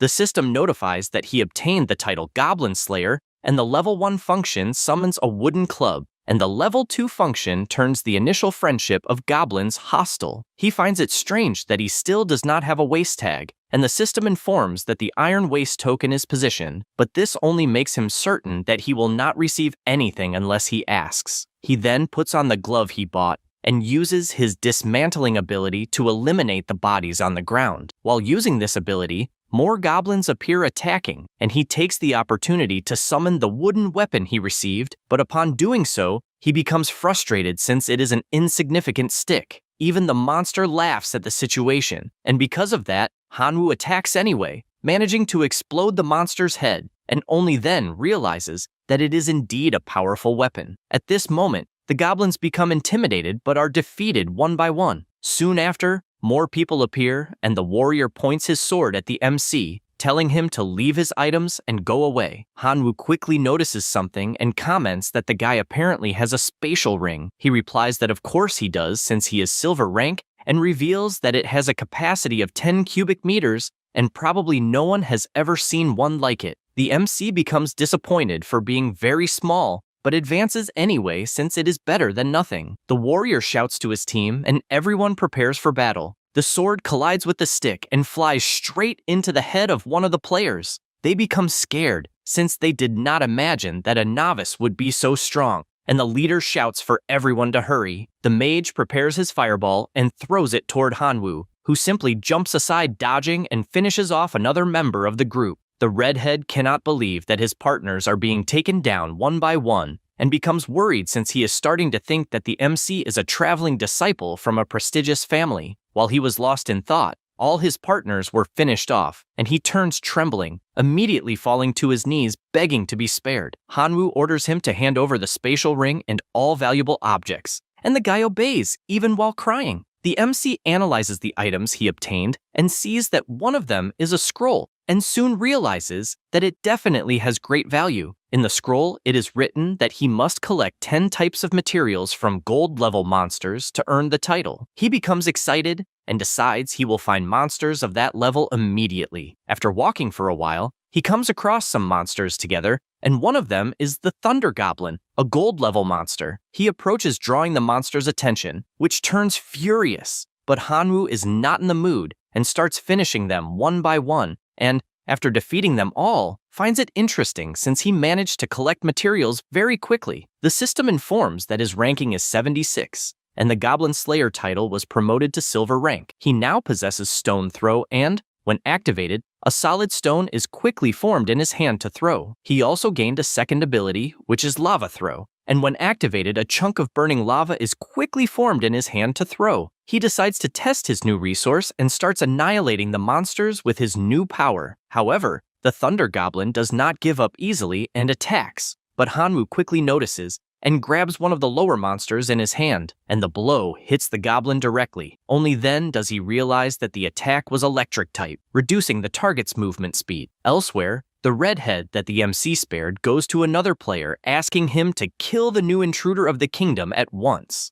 However, he only comments that he is sensing several thunder strikes, and therefore someone is fighting the Thunder Goblin. The redhead says that it is definitely the MC, and Jin, with a smile, says that the boy apparently is very arrogant, and therefore he will not even need to do anything since facing a Thunder Goblin is a death sentence. However, his joy is short-lived since he sees the MC taking a full electric shock without even reacting, and he does not understand how the hell that is possible. The goblin is also startled since his attack was useless. All the MC can imagine is that compared to Qin Shuang's lightning, that one is insignificant, as it cannot even penetrate his defense. Because of this, he picks up his stick again and starts killing the goblins once more. He imagines that besides hunting the gold-level orbs, he will also need to hunt a giant number of the common ones to accumulate progress points. After a long time hunting, his Goblin Slayer title reaches the maximum level, and the purple goblin, with his summoned weapon,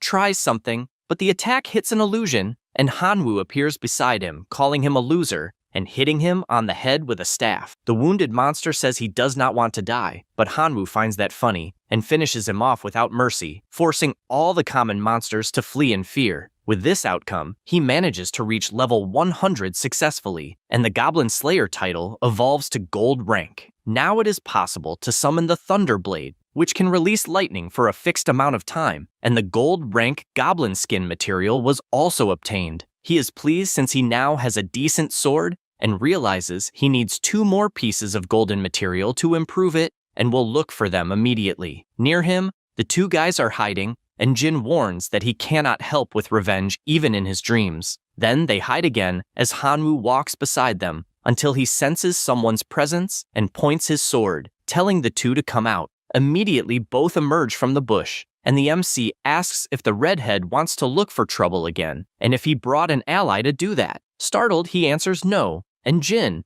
even more frightened, begins to step back, saying he does not even know Firehair and was only passing by. Hanwoo asks if he is serious but orders them to hand over all equipment and materials and tells them not to force him to use strength. The guy sees no options and hands over all the equipment he has. However, Hanwoo orders him to also hand over the spatial ring, and the guy responds that he cannot, since it contains his savings for the entire year, and asks to meet again soon, saying he will give everything he is being asked for. The MC, with great patience, asks for the ring and guarantees that he will not repeat himself a 3rd time. The man stays silent and does not obey. Because of this, Hanwoo moves at high speed and cuts off the guy's arm along with the ring. The blonde falls to the ground saying he gives up, and all his colleagues go to help him since he has an amputated arm. The MC takes the opportunity to pick up the item and notices that there is also another scroll. After that,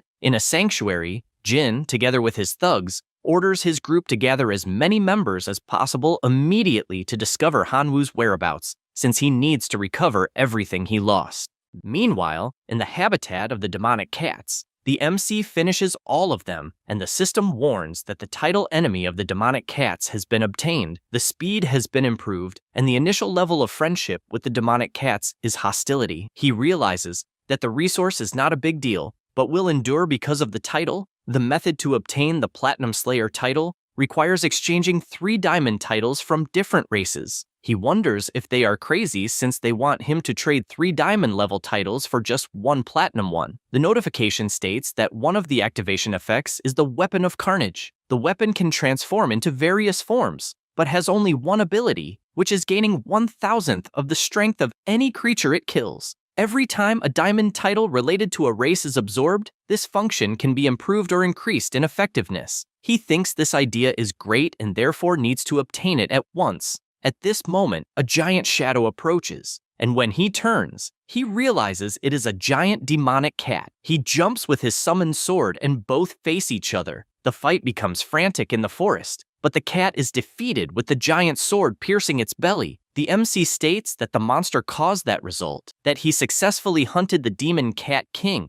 and obtained the golden material poison sac. Hanwoo reflects that with his current strength he cannot hunt diamond-level prey, but can perform genetic combinations. Using this power, he creates the platinum-level demon cat, the monster that seemed calm attacks without thinking, but he is faster and cuts the creature in half. Because of that, the title enemy of the demon cat was updated to platinum. He finds this interesting and once again uses his power to repeat the process until he finally obtains the diamond-level title. The system warns that the new characteristics are increased agility, demonic cat claws, enhanced combat power, and he can also summon the golden-level venomous cat king to help in battle. He finds these benefits pathetic, but knows he needs to hurry to obtain 3 diamond titles to finally achieve the true Slayer title. He continues eliminating monsters, and during that time, use genetic combination to hunt diamond-level beasts, such as the Goblin race and Minotaur. Because of that, he collected 3 diamond-level titles,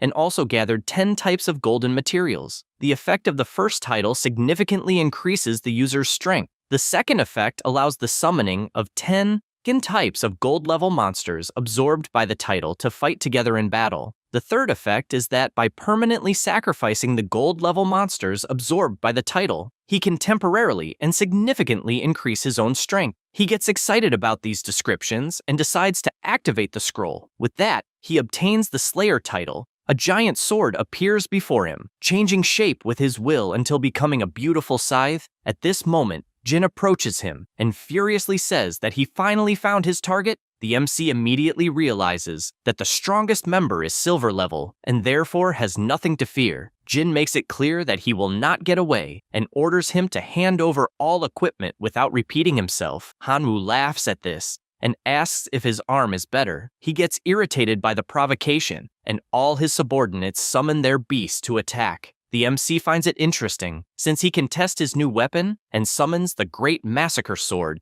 that with simple movements wipes out all the summoned monsters. The blonde boy is shocked and orders the mages to use long-range attacks, but in the same second, all of them flee in fear. The MC simply snaps his finger and summons several gold-level monsters. He also asks if they really dared to demand his equipment. Everyone begins trembling in fear, begging for their lives, but they are all wiped from the face of the earth. He realizes that place is too weak and therefore must look for a higher level training area. With that, he goes to the gold level zone, the Celestial City. A man approaches him and asks if he is new in the city and what level he is at. However, Hanwoo replies that his past is not worthy of being mentioned and therefore only asks what the reward would be for managing to cross that portal. Brian finds this funny and comments that young people should not be so arrogant, since no one has ever managed to cross the Celestial City. However, he emphasizes that as far as he has heard, if he accomplishes this feat, he will receive a platinum title. He finds this interesting, since he will only have to face a tower of 7 floors with 7 different races. At this moment, the administrator approaches questioning what a Black Iron Master is doing in that place, and even tells him to go away since someone of that level should not dream of challenging the Celestial City. The MC laments since he did not know there was such a rule. Because of this, he goes to buy the silver level medal and laments because he spent a lot just to obtain it. Suddenly, he hears someone saying that they have the platinum title in their possession. A woman asks the guy the price of that title, but another person tells her not to even dream about it since the platinum title was claimed by the Daping Adventure Group, so no one would dare take it. Jumin reveals that this title is a family inheritance, and therefore he will not sell it unless absolutely necessary. The big guy tells him to stop pretending to be pitiful and asks once again how much gold he wants. He replies that he does not want gold for that scroll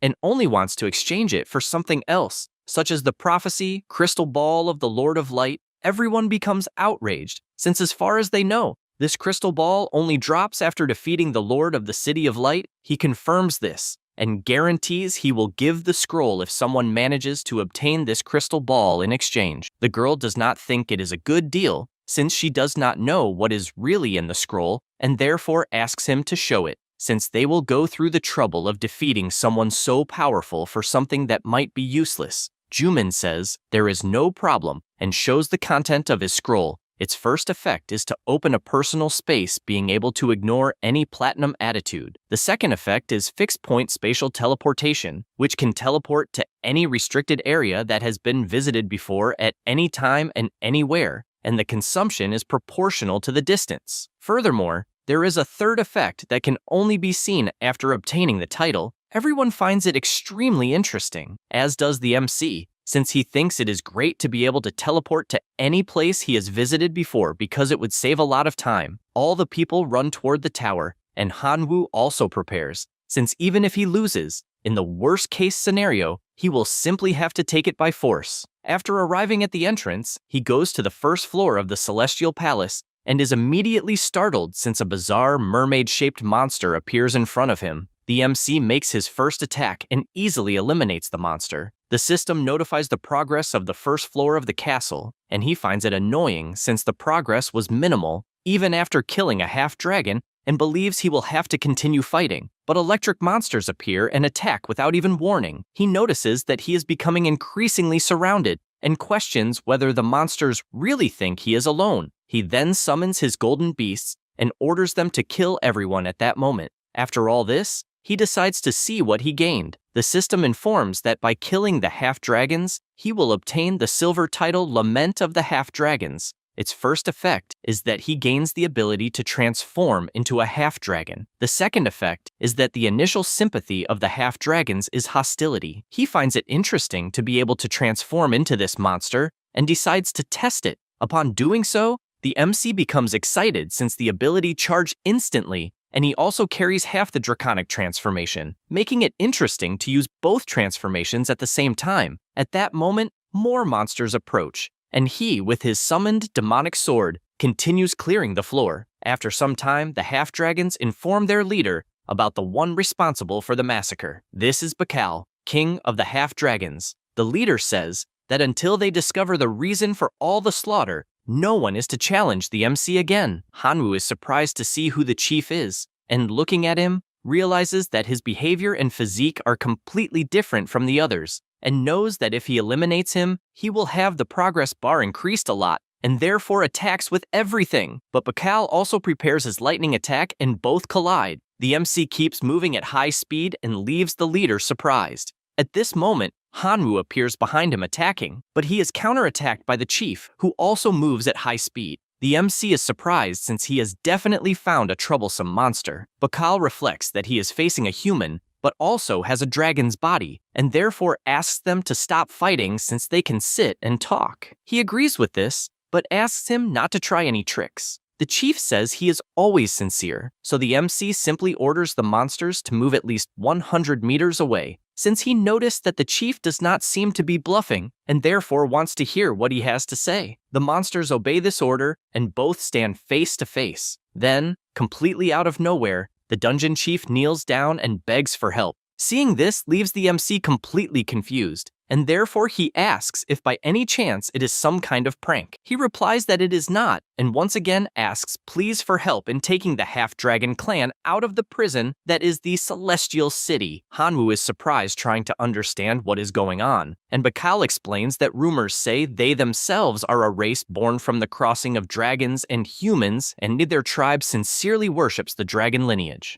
That is why they are confined in the Celestial Palace since birth, and it has always been his desire to escape that prison that is the Celestial City, together with all members of his family, but he does not have the strength for that. Therefore, he says that upon seeing Hanwoo's exceptional talent combined with the dragon bloodline, it gave him hope that maybe they could escape. The MC wonders if the chief really sensed the dragon inside him, and therefore returns to his human form, asking for more details about what exactly he wants. The leader says that as long as he promises that he will take the half-dragons out of the Celestial City, he himself will accept that the MC can do whatever he wants. Hanwoo asks if he is not afraid that the MC might be tempted by profit and end up killing him without even taking the half-dragons. Bakal admits he is afraid, but has no choice since as king of that race. Even if there is a chance of 1 in 10,000 of escaping, he is willing to risk his own life. Then he says that if the MC agrees to the request, he will also tell a secret about the diamond title. The MC asks for more information,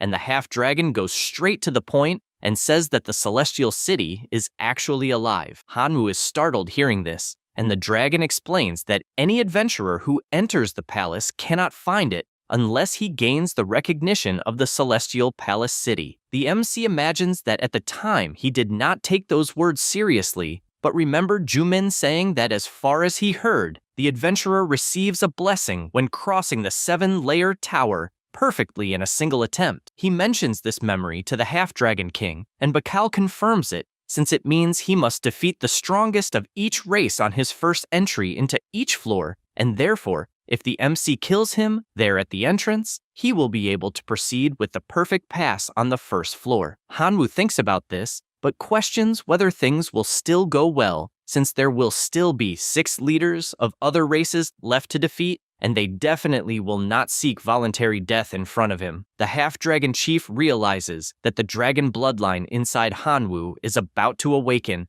and explains that as soon as he is killed, the MC will have his title promoted to Dragon Bloodline, and will finally have his awakening. With that, the leaders of the 6 races above will be no match for him. Hanwoo increasingly realizes that the leader is definitely not joking, and is indeed seeking death to guarantee the future of his race. And besides, that all he wanted was to recruit him as a subordinate, since he is definitely a powerful guy, and it would be a shame to kill him. And with that thought, he asks once again if to unlock the perfect passage, he must kill the strongest monster on the floor, and Bakal confirms and definitely would not lie when it comes to the survival of his species. And Hanwoo then says that there is a way to cultivate a half-dragon even stronger than the leader, and thus he would not need to kill him. And he is surprised hearing this, and the MC says that he can keep the casualties in the 2 digits for this to happen, and therefore he should consider it. And the leader prepares to say that he can give his life, but Hanwoo refuses since he does not want to take it. So the half-dragon subordinates approach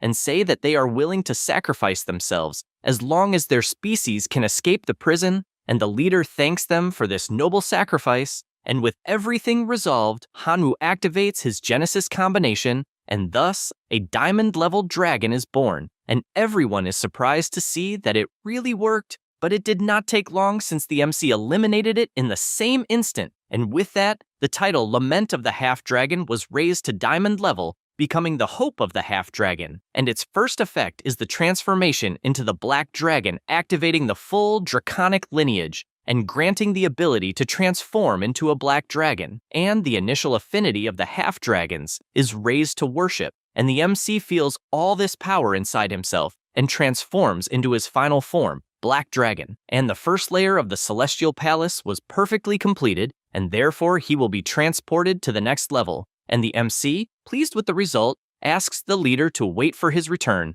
since he will guarantee everyone's freedom, and Bakal thanks him and asks for the great dragon to please return to save his descendants. And after this, on the second level of the Celestial Palace, all Hanwoo wishes is that there are no hidden monsters, and only then does he realize that he forgot to ask Bakal about the situation of the second floor, but as it is too late to ask, he simply enters, and he activates his fire magic and starts walking through the darkness until he reaches 3 different paths, and he thinks about which path he should take and summons his Minotaur, Goblin, and Golden Demonic Cat to explore for him, and all 3 enter different paths, and sometime later, an energy comes out from all of them, and the MC notices that breath has returned and the room is full of spirits, and the title Spirit Purifier of Silver Level was acquired, and its first effect is the passive skill Gift of the Spirit, which allows randomly obtaining a piece of equipment used by the spirit after purification, and it also increases the spirit's initial affinity to intimate,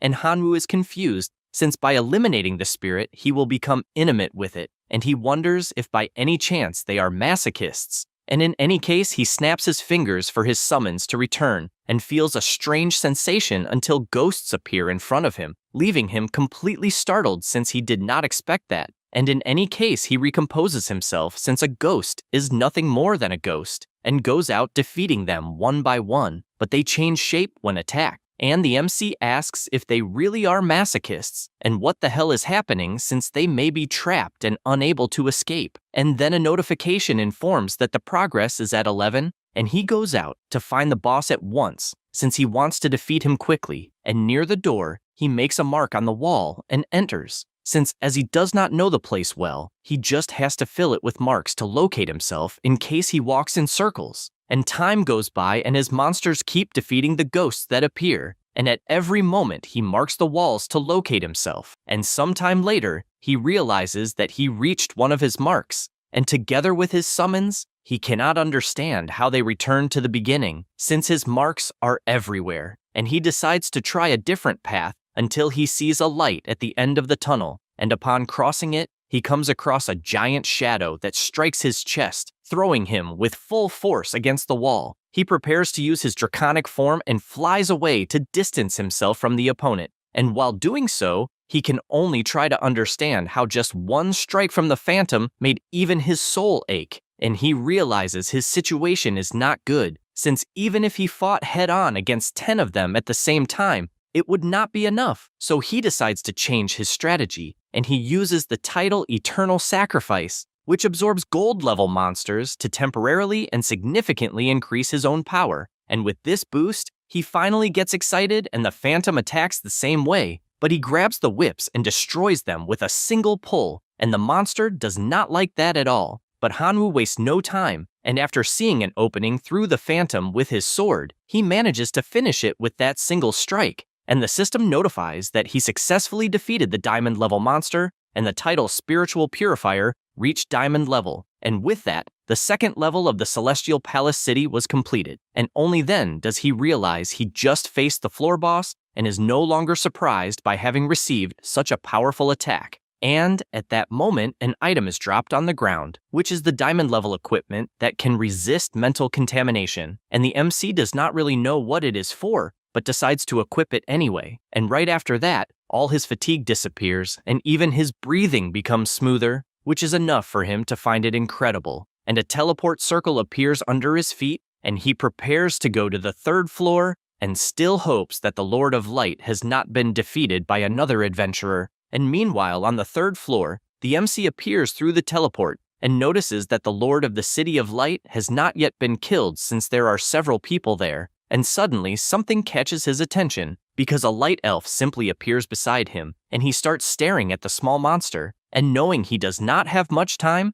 he starts running since he needs to hurry and finish off the Lord of the City of Light. And after approaching, an adventurer shouts that the third floor has already been reserved by the Depeng group and therefore politely asks him to go back and explore another time. And Hanwoo notices they are gold-level adventurers, and since someone of that level cannot stop him, he flies off at full speed, and the big guy asks if he is deaf and once again tells him to retreat if he does not want to die. And after saying that, he throws his fireball toward the MC, who instantly activates the effect of the killer title and destroys both the fireball and a player who is standing in front, and the guy panics and realizes he must flee at all costs. But the MC, irritated, asks if he is planning to report him, and he answers no, and begs not to be killed since his older brother will take revenge. But before he can finish speaking, he takes a precise strike without even having time to react, and Hanwoo realizes that the killer title lives up to its name, and now his spiritual purifier title has reached heroic level, and the killer title has been enhanced by adding 5% soul level attack.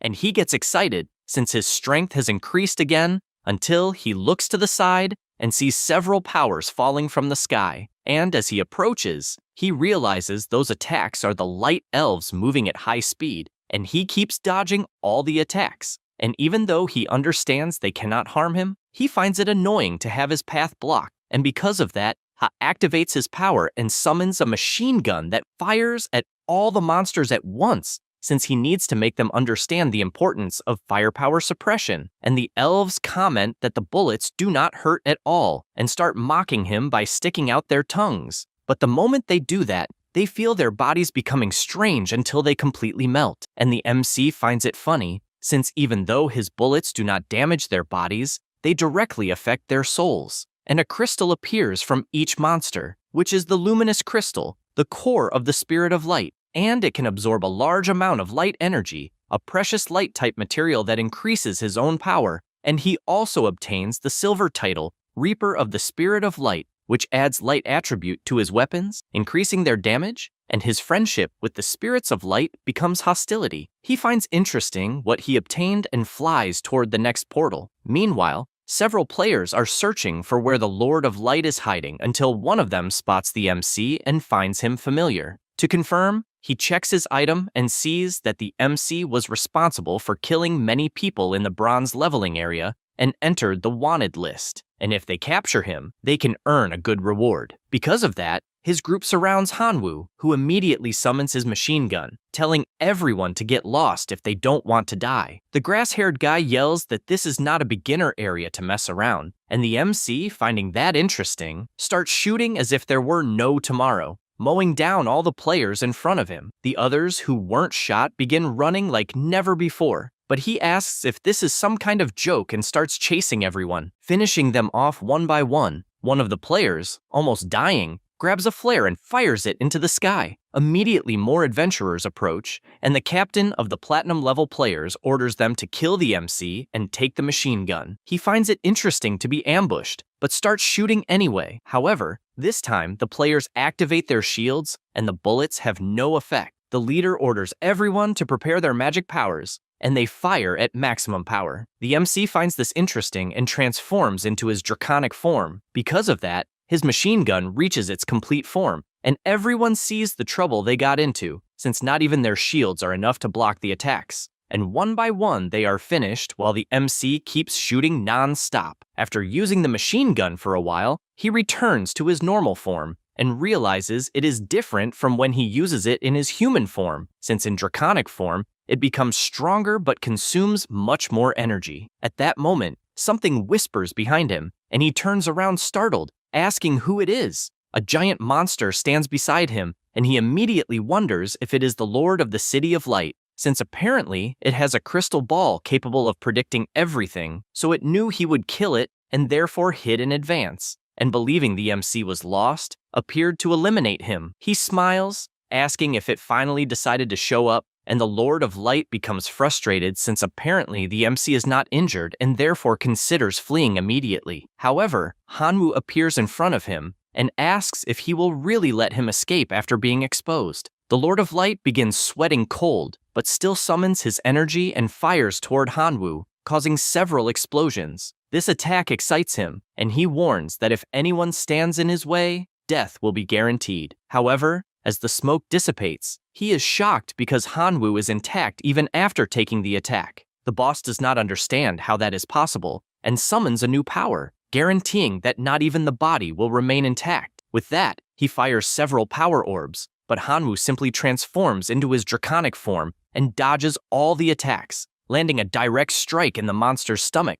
making it disappear without even being able to react. The system informs that the level has been surpassed again, and the qualification to equip has been obtained. The third layer of the Celestial City has been completed, and the Reaper of the Lord of Light has been promoted to Platinum level. He takes the crystal ball in his hand, since that was his goal, and leaves the Celestial Tower to deliver it to Jumin, who is shocked to see that someone actually succeeded and does not believe it, since not even the Depang Adventurer group managed it, and therefore asks to see it up close. The MC hands over the crystal, and the guy cannot believe the texture, since it is definitely the real item. Excited, he asks how he obtained the crystal ball, since the Lord of Light is extremely cunning, and no one has ever been able to find him. Hanwoo replies that it is a secret, and simply tells him to hand over the path to the Platinum title. The boy says it is not a problem, and gives the title, also saying he has become very interested in him. The MC picks up the item and leaves. After some time walking, he starts imagining what kind of title that scroll holds. At that moment, several adventurers appear surrounding him, and one of the thieves orders him to hand over the title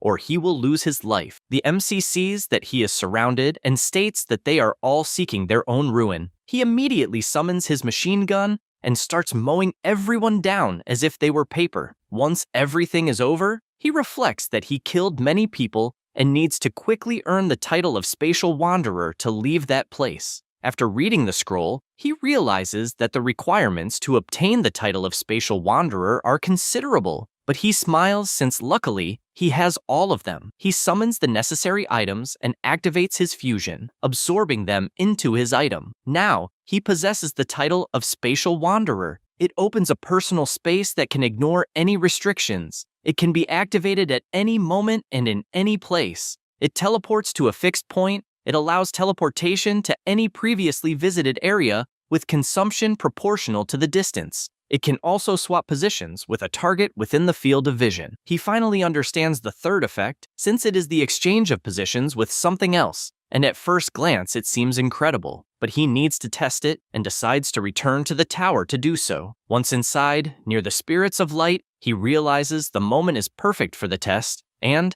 after clapping his hands, his body disappears, swapping places with the targeted spirit of light. All the monsters were confused by what just happened, and it lasted long since, with a single attack, he ended everyone. Now his title of Elf of Light has been promoted to Diamond level. His title of Slayer has also been promoted to Diamond. His weapon evolved into Assassin Weapon, capable of transforming into any weapon, and, after killing any creature, absorbing 1,000th of the creature's power to strengthen him. It grants 5% spiritual attack, and also grants 10% attack as a light attribute. He also obtained the Shadow of the Massacre. It replicates the bearer's actions, intensifying the damage with attack power equivalent to 50% of the host's attack. Hanwoo finds this incredible, as if he had won the lottery, and prepares to go to the fourth layer. After reaching the floor, he reflects that he already passed through the 7th level of the Celestial Palace, and gathered enough for 7 diamond titles. But as far as he knew, if he passed all 7 levels, he would receive a blessing. Yet nothing happened. At that moment, something appears in front of him, a portal to the 8th floor. The MC is surprised to see that the 8th floor truly exists, and wonders if Bakal really told the truth, because in his memories, the half-dragon leader said that the celestial city is actually alive. For this reason, he decides to enter, being pulled into another dimension. Once in the location, he begins walking but soon notices that the heat is immense to the point where he cannot even step on the ground. Hanwoo looks upward and concludes that the sun of that place is extremely strong. At that moment, he sees a statue and notices there are stones around, so he decides to test his position switching ability once more with an object. Upon doing so, the two switch positions, and he ends up in front of the statue. He then decides to lightly touch it, but for some reason the statue began to crack for no apparent reason. The statue breaks apart completely, and a kind of giant person emerges, as if he had been imprisoned. The MC realizes that he needs to be careful since the being is far too giant, and what is even stranger is that the statue suddenly starts screaming with extremely powerful sound waves. Then, it asks whether the tiny being in front of it was the one responsible for overcoming all 7 levels of obstacles. Hanwoo answers yes and asks if there is a problem. The living statue's expression changes, and it finds it incredible that someone so young managed to perfectly overcome the 7 levels, and it is certain that in the future, he will become even more powerful, eventually ruling an entire civilization. The MC, not wanting to talk much, simply asks for the reward. The man summons the item in his hand and gives it to him, since Hanwoo is now its owner. This is the diamond title, Pioneer of the Celestial Palace City. Its first effect is that it is an independent metal that does not take up any space. The second effect is that it allows him to teleport back to any place in the Celestial City at any time. Lastly, he obtains the prototype of the Celestial City, which can be used to capture and imprison lawbreakers who endanger the progress of civilization. He finds all the effects incredible, but soon gets startled since, out of nowhere, the pendant around his neck begins to glow intensely. The system informs him that diamond-level equipment is capable of resisting ideological contamination. He finally understands what this is about when he takes a better look at his necklace. That is because, as far as he remembers, the function of the necklace is to resist mental contamination, and, suddenly, it became so hot for no apparent reason. Knowing that something is wrong, he throws the badge on the ground, which then starts catching fire, and a creature appears in front of him. It was a giant octopus saying that, now that a human has seen its true face, he will have to stay in the Celestial Palace City in its place, managing everything, and, completely changing its expression, it says that he will become the most miserable prisoner in that cell. Without hesitation, it begins attacking in every direction, and the MC tells it to leave him alone if it still wants to stay alive. However, the monster guarantees that there is no way to escape. Hanwoo tries to block the tentacle, but realizes that a type of curse stuck to his arm when he tried to block the attack, and to make things worse, it is obvious that it is poisonous. He realizes that the situation is terrible, since, if he does not treat it soon, his entire arm will be completely ruined. Immediately, he uses his shadow blade on the cut and feels relieved, since, with that, he managed to solve the problem. However, he becomes worried, since his opponent is extremely cunning, and he knows he needs to do something, because if he does not resolve the situation, he will really be imprisoned in that place forever. He activates his draconic form and kicks the octopus in the face, while also attacking the tentacles with his sword. This only makes the monster even more furious, and it starts shouting that it has never seen anyone so ungrateful. It launches its power once again, and the MC realizes that it is far too fast, since it hit his wings without him even seeing it, leaving him worried because that poison is too strong. The octopus mocks him since there is no cure for its poison. The MC replies that it is hilarious to think that, since his dragon scales have magic resistance, and decides to launch that poison back at the monster, which becomes furious for having to fight against its own poison. Then, Hanwoo summons his machine gun and starts shooting at his target, making countless holes in the creature. The octopus immediately regenerates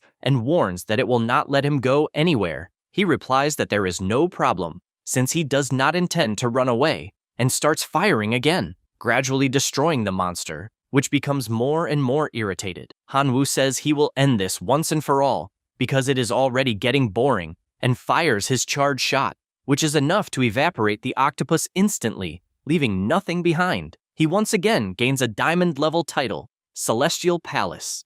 It allows him to teleport to any place in the Celestial Palace city at will and can remove any living organism imprisoned in that city. In addition, it can free any imprisoned prisoner. The MC realizes that he will finally be able to fulfill the promise he made to Bakal. But at that moment, something appears beside him where the monster's body was. He decides to open the chest to see what it is.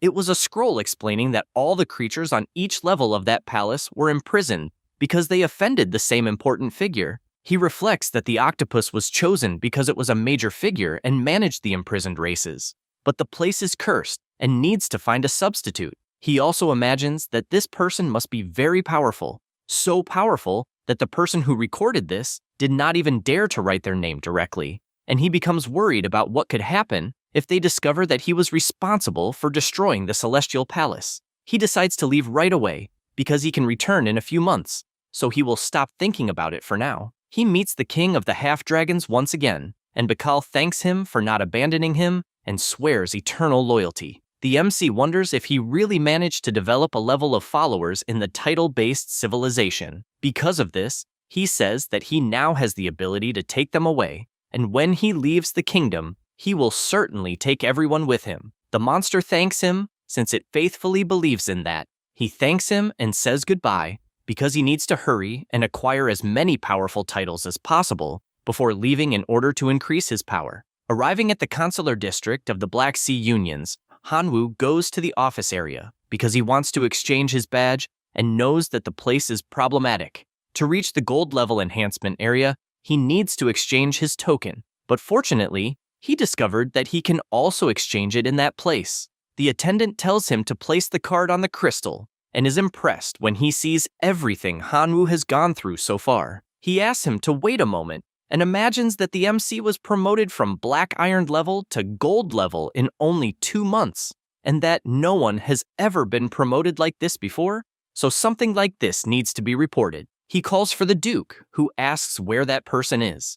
The man leads him to the place, but he realizes that it is nothing more than an ordinary boy. In any case, he launches a fireball because he needs to test his power level. The MC immediately summons his machine gun and destroys the power coming toward him, since, even though he was caught off guard, he was on alert. The Duke is surprised, since any adventurer capable of neutralizing his power has gold-level strength, and because of that, he apologizes, saying that it was only a test, and informs him that he can exchange the badge for a gold one, and even says that, if he needs help, he only has to ask.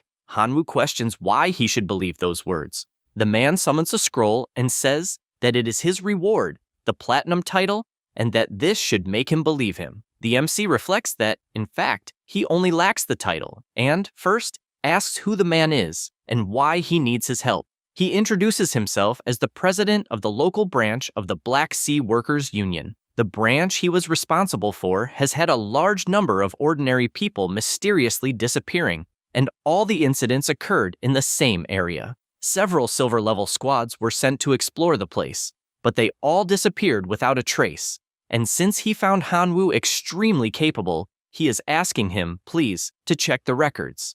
The MC says that is fine, and says he will be responsible for this matter. The president thanks him, but asks him to be careful, since the place is, in fact, dangerous. He goes to this other location, and a man tells his henchman that he had been eyeing the platinum title scroll for a long time, and originally only intended to provoke the branch president, but he never imagined that a kid would obtain it.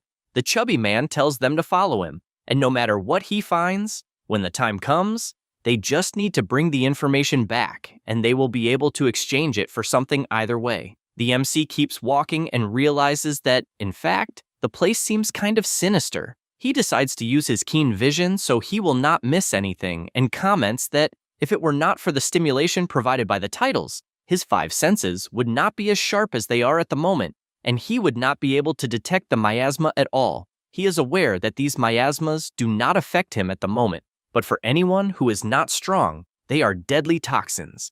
and he wonders if this might be the reason why the scouts disappeared without a trace. At this moment, he hears a sound coming from the trees, and, when he turns around, comes face to face with huge mutant spiders. Without thinking twice, he grabs his hand machine gun and starts shooting like crazy at all of them. More and more spiders keep appearing, and since they are all eager to die, he starts gunning them down again until he finishes them all off. He observes the bodies on the ground and wonders if they might be responsible for the miasmas. At this moment, the system appears, informing him that they are man-eating spiders with a huge size, weak toxicity, and bronze level. He reads this and imagines that a bronze-level monster should not be able to trouble a silver-level team, so he can continue searching. More and more monsters keep appearing all the time, and he remembers that actually, there is a grandmother spider, and the star title can incite hatred among spiders. In fact, the monsters become angry, and he knows he cannot waste such valuable resources, so he uses his power on all of them at the same time, placing them in some bubbles before joining them all together, and, with that, creating a new creature, the gold-level man-eating spider. With that done, he kills the monster according to his plans, and his Spider Slayer title is promoted to gold level. Now he can summon tarantulas, and each summon has from 20 to 100 monsters. Hanwoo summons some to test and orders them to enter the forest to see where the one responsible for the miasma is. The monsters immediately go in different directions, and he waits, since he needs to know this first. Meanwhile, the three men are searching the forest and find it strange that, all of a sudden, the MC's footprints disappeared, and they wonder if they were discovered.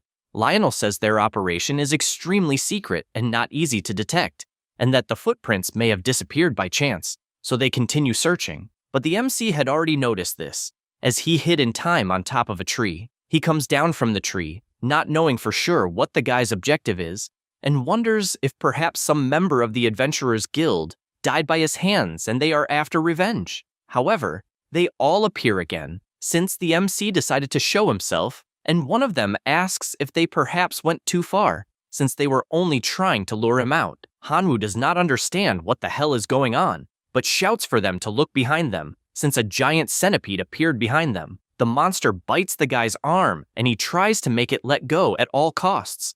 More monsters begin to approach, and Hanwoo imagines that he should first scout the terrain to see how many centipedes there are. While he thinks about this, the guys continue fighting against the monsters, and the centipede bites Morty as well, who quickly attacks the monster so it will let go. They continue battling for survival, and the MC asks if the guys are really gold level since they are trash. Suddenly, all the monsters disappear, and they are left without understanding what happened. The MC wonders what it could be and realizes that everyone who was bitten was infected by a powerful poison. Lionel attacks, accusing the MC of everything bad that happened, but since Hanwoo is not messing around, he simply sends the guy flying away, since he did nothing wrong. Unlike them, a centipede appears and also bites the guy, and Hanwoo just watches, since from what he realized, the silver-level adventurers were also killed by the centipede's bites.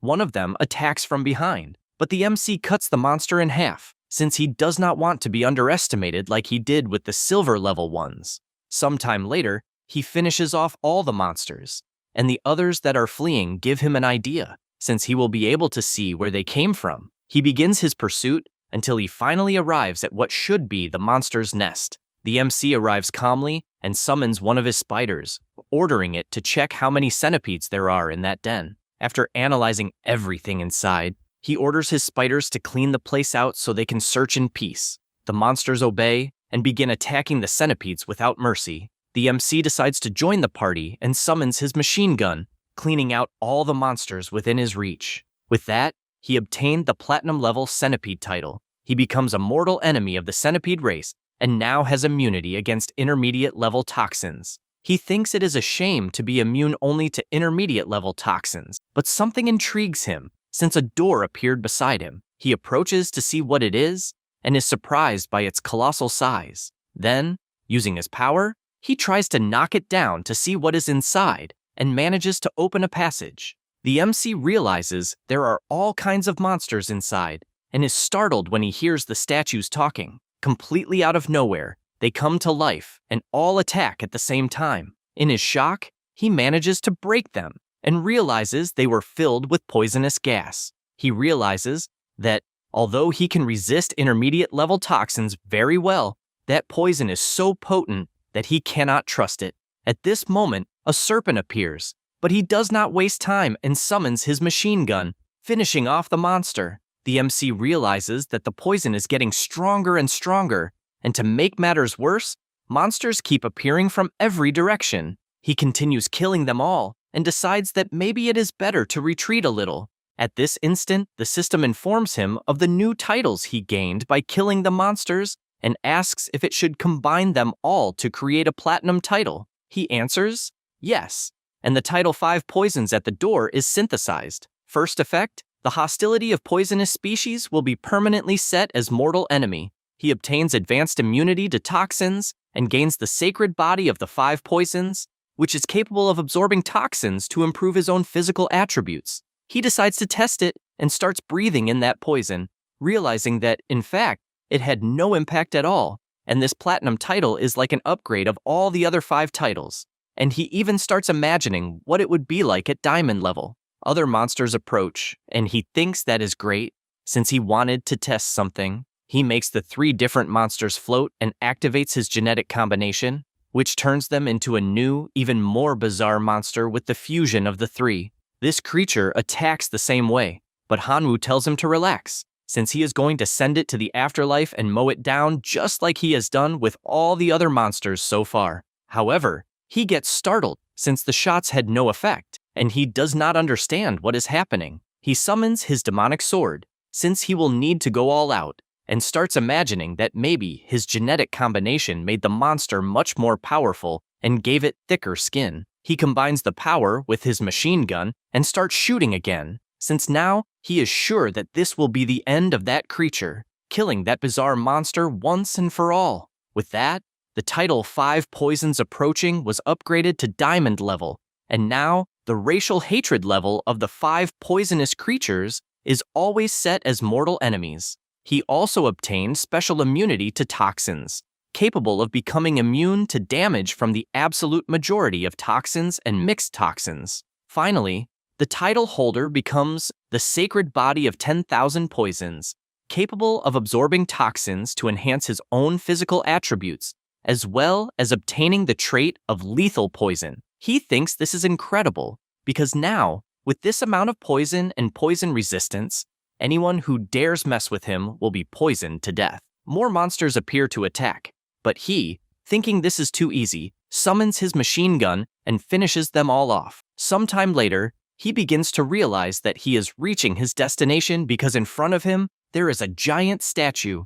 This statue questions why he is standing before it and not kneeling, and a strong pressure falls upon the MC. He draws his machine gun and immediately fires, since the situation is not very good. The divine statue questions how he dares try to harm its sacred body and points out that this crime deserves death. It summons its guards and orders them to execute the MC instantly. Hanwoo senses the danger and transforms into his draconic form. He charges at the soldiers and tries to attack them, but realizes that he did not even scratch them. The golden soldier counterattacks, and the MC realizes that his enemies are greater in number, and that, if he enters a direct confrontation, he will be at a disadvantage. He decides to use a different strategy and claps his hands, swapping places with one of the soldiers and making the attack hit between them. This makes him realize that the strategy will be very effective, because he probably would not have been able to withstand that punch, since it was enough to destroy one of them. Once again, he approaches one of the guards, and at the moment the other was about to attack, he claps his hands again, swapping places and making the punch hit to the nearby soldier. He sees that he has already managed to greatly reduce their numbers, as well as damage the armor of those who remained, and because of that, he thinks he can handle it. He summons his sword and attacks where it is already damaged, managing to cause some damage. The living statue guarantees that he will not be able to escape alive and, once again, uses its power, making poison come out of the soldiers' bodies. The MC immediately realizes that it is an extremely potent poison, one that can subjugate all things in the world, and that, besides that person, no one else could survive with this mortal body. The statue laughs, because it is right, But Hanwoo asks if it is sure and shows that this poison is not having any effect at all. The giant does not understand what the hell is happening, and the MC is relieved because he has the body of the 5 poisons to protect him, so that gas is nothing more than food. The statue asks how this is possible, since its poison should dissolve everything in the world. Hanwoo decides that it is time to counterattack and summons a serpent as if it were nothing. This serpent goes behind the giant, and only then does the MC use his instant swap technique, switching places with the snake and getting the chance to attack from behind. But an invisible barrier blocks the attack. He continues putting more and more strength into it until he manages to pierce the barrier and, with that, destroys that living statue. He feels relieved since he finally succeeded, but feels his body getting heavy, and the destroyed statue begins to release a kind of gas that starts taking over the place until it finally disappears. He leaves his draconic form because it consumes too much energy and comes to the conclusion that this place is far too terrifying. At that moment, the system notifies him that he has obtained the Diamond Title Destroyer of the Underground Palace. It allows him to teleport anywhere inside the Underground Palace at will. He can neutralize any poison inside the palace and can summon an army to fight on his behalf, including 1 million clay figures and 12 golden giants. The more energy invested, the more summons he can make. He notices that the title is very similar to the achievement of the Celestial Palace and starts wondering about that black figure that appears when he obtains the title and considers whether it is the person he is imagining. But he does not know the purpose of building the Celestial City and the Underground Palace. Hanwoo already thinks that it no longer matters, since it is none of his business. And he must hurry, because the branch president is waiting. He reports everything, and the president confesses that he never imagined a place like that hidden within his jurisdiction. The MC asks whether he will fulfill what he promised, and he shows all the platinum titles he has and tells him to choose one. He analyzes them all and chooses the title Monster Hunter. It can seal the soul of a defeated diamond-level monster, which can be summoned at a critical moment to assist in battle. The battle time limit is 15 minutes, and after that limit, the monster's soul will be destroyed.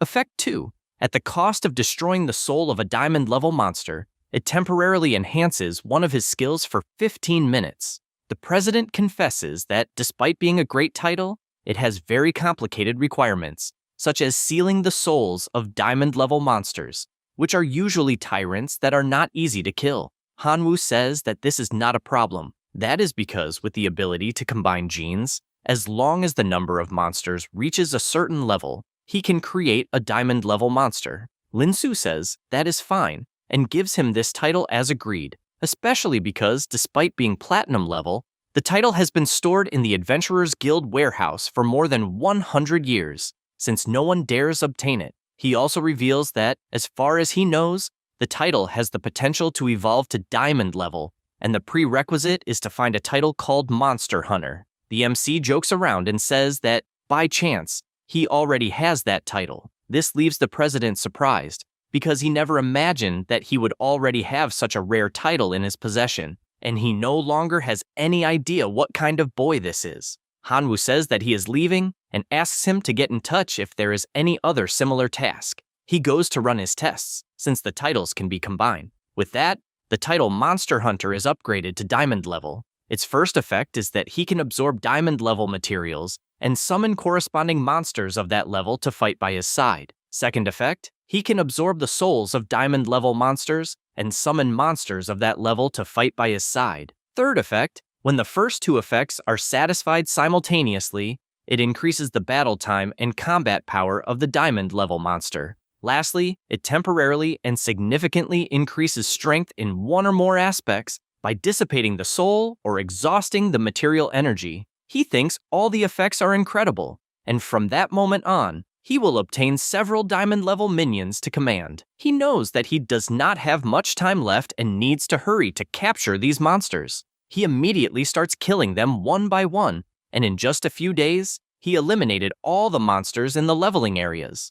The most crucial effect was the title Killer. The lethal weapon received a major enhancement and can transform into any form of weapon, and its destructive power increased drastically. Hanwoo quickly attracted the attention of several adventurer organizations that tried to invite him to their guilds in every possible way. He even received dinner invitations and thought it was absurd that this kind of invitation existed too. However, one of the letters caught his attention, as it was from a guild that would participate in an adventurer competition and could provide unlimited resources. He finds this extremely interesting. After that, he goes to the Federation of Chambers of Commerce, and Chenjuan says that he is satisfied that he accepted their invitation and reveals that there are also other adventurers who accepted the invitation, and now they will all be teammates. His new team is composed of Xiongjan, Yukikaze, Alice, Shaman, and Mainiang. The merchant explains that the continent has always been controlled by 4 great powers, and,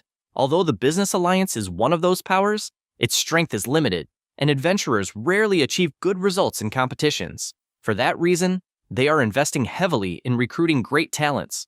From this moment on, they will all be on the same team, and he asks them to get to know each other better. Shaman introduces himself properly and says that he is a platinum-level adventurer and is also known as the Desert Emperor. Mainiang says that she is no match for the venerable shamans, but guarantees that she will do a great job. Shuofeng says that he is skilled in magical attacks.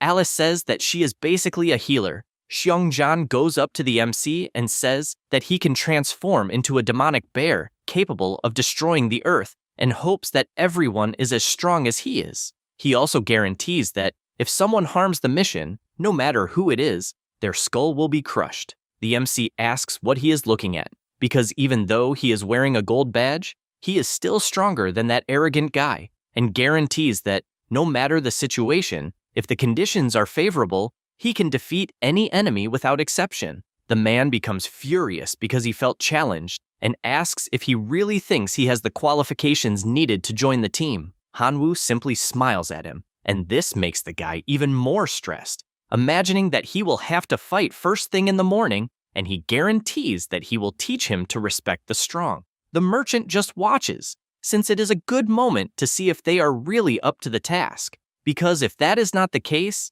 he can simply expel them. Xiongjan attacks with all his strength, but Hanwoo simply claps, and the guy punches the wall, not understanding why the hell they switched places. The team is surprised, since they are seeing abilities above the gold level. The warrior refuses to accept what is happening and transforms into a demonic bear, guaranteeing that this time he will pay with his life. However, Chenjuan blocks the attack and warns that the two are teammates and should not attack each other. That is because the competition is about to begin, and he is in possession of several diamond-level titles, from which each one will be able to choose one. Xiongjan, still unsatisfied, guarantees that they will settle this later. As for the MC, he is only interested in the titles and sees one called Soul Scholar, which suits him very well. He says that he wants that title, and Mainiang, who was also interested, runs up to him with her charm and says that she is known as the Soul Erudite, and for that reason asks for the title. She also says that, as thanks, she can spend a night with him. He answers that, of course, but warns that he only prefers that she keep the title of older sister for him. The girl becomes extremely embarrassed, and the merchant asks them to make a decision quickly because they are about to teleport everyone to the competition site. They get ready since there is no more time and are teleported to another location. Some of the people already present at the place keep watching, and the MC soon realizes that the place is full of masters and that the competition will definitely be very interesting. They get closer to where everyone is gathered, and a guy comments that the MC's team is truly pathetic, since they do not even have a diamond-level player, and, even so, hired a gold-level adventurer. Hanwoo finds this funny, because they have been underestimating him from the very beginning. Everyone is welcomed, and the organizer says that he will read the rules of the contest. The arena is a wild progression area that hides a large number of monsters that are fatally attracted to them, and the tokens also contain countless powerful monsters. It starts with the black iron token, which gives 1 point, the bronze one gives 2, and so on until the diamond one, which gives 32 points. The MC comments that, apparently, the competition will be very easy, and Xiongjan calls him trash, since he has no sense of danger, because the markers automatically emit a scent that attracts monsters. and there are no monsters that are easy to defeat in the arena. Hanwoo once again notices this guy being annoying, and Shaman calls everyone's attention to say that the game is important and that he was even lucky enough to participate in 2 competitions to know some things about the rules. And everyone must follow the instructions so they do not act recklessly. The MC soon notices that the guy is taking advantage of his age to act as if he were the leader of the team. Shaman says that from that moment on, they will split into pairs, and each person will find their own tokens and give a signal so they can meet at dusk. Mainyang takes the opportunity, since they will be groups of 2, and asks Hanwoo if it is okay for them to form a team. The MC sees no problem, and they go to another location. Already inside the forest, the MC continues killing monsters to collect tokens and notices that the color of the sky has changed, as well as the entire environment. The girl admits that she is surprised, since he, although he only has a gold rank, quickly recognized the changes in the scenery, and she approaches, saying that the little sister keeps the word she promises and asks once again for the soul erudite. She tries more and more to use her charm, getting closer and closer, but the MC says that he has already absorbed the soul erudite. She asks if he is joking because she cannot imagine how a gold-level player could do that.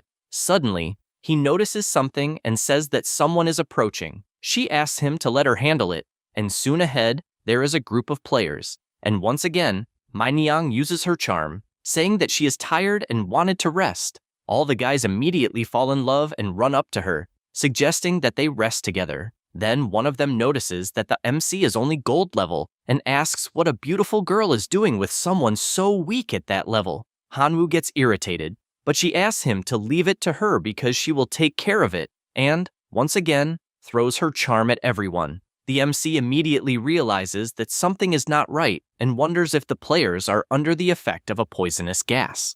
Manyang says that she will show what she is capable of and changes the potency of the poisonous gas, making all the guys fall to the ground. In addition, she points out that now he is aware that he should not mess with the older sister. Hanwoo finds this funny because she is quite extravagant. Manyang approaches him once again, throwing her charm with the help of the poisonous gas. But he says that it is a pity because something pathetic like that does not work on him. That's all, folks. If you enjoy the video, subscribe and hit the bell. Thanks.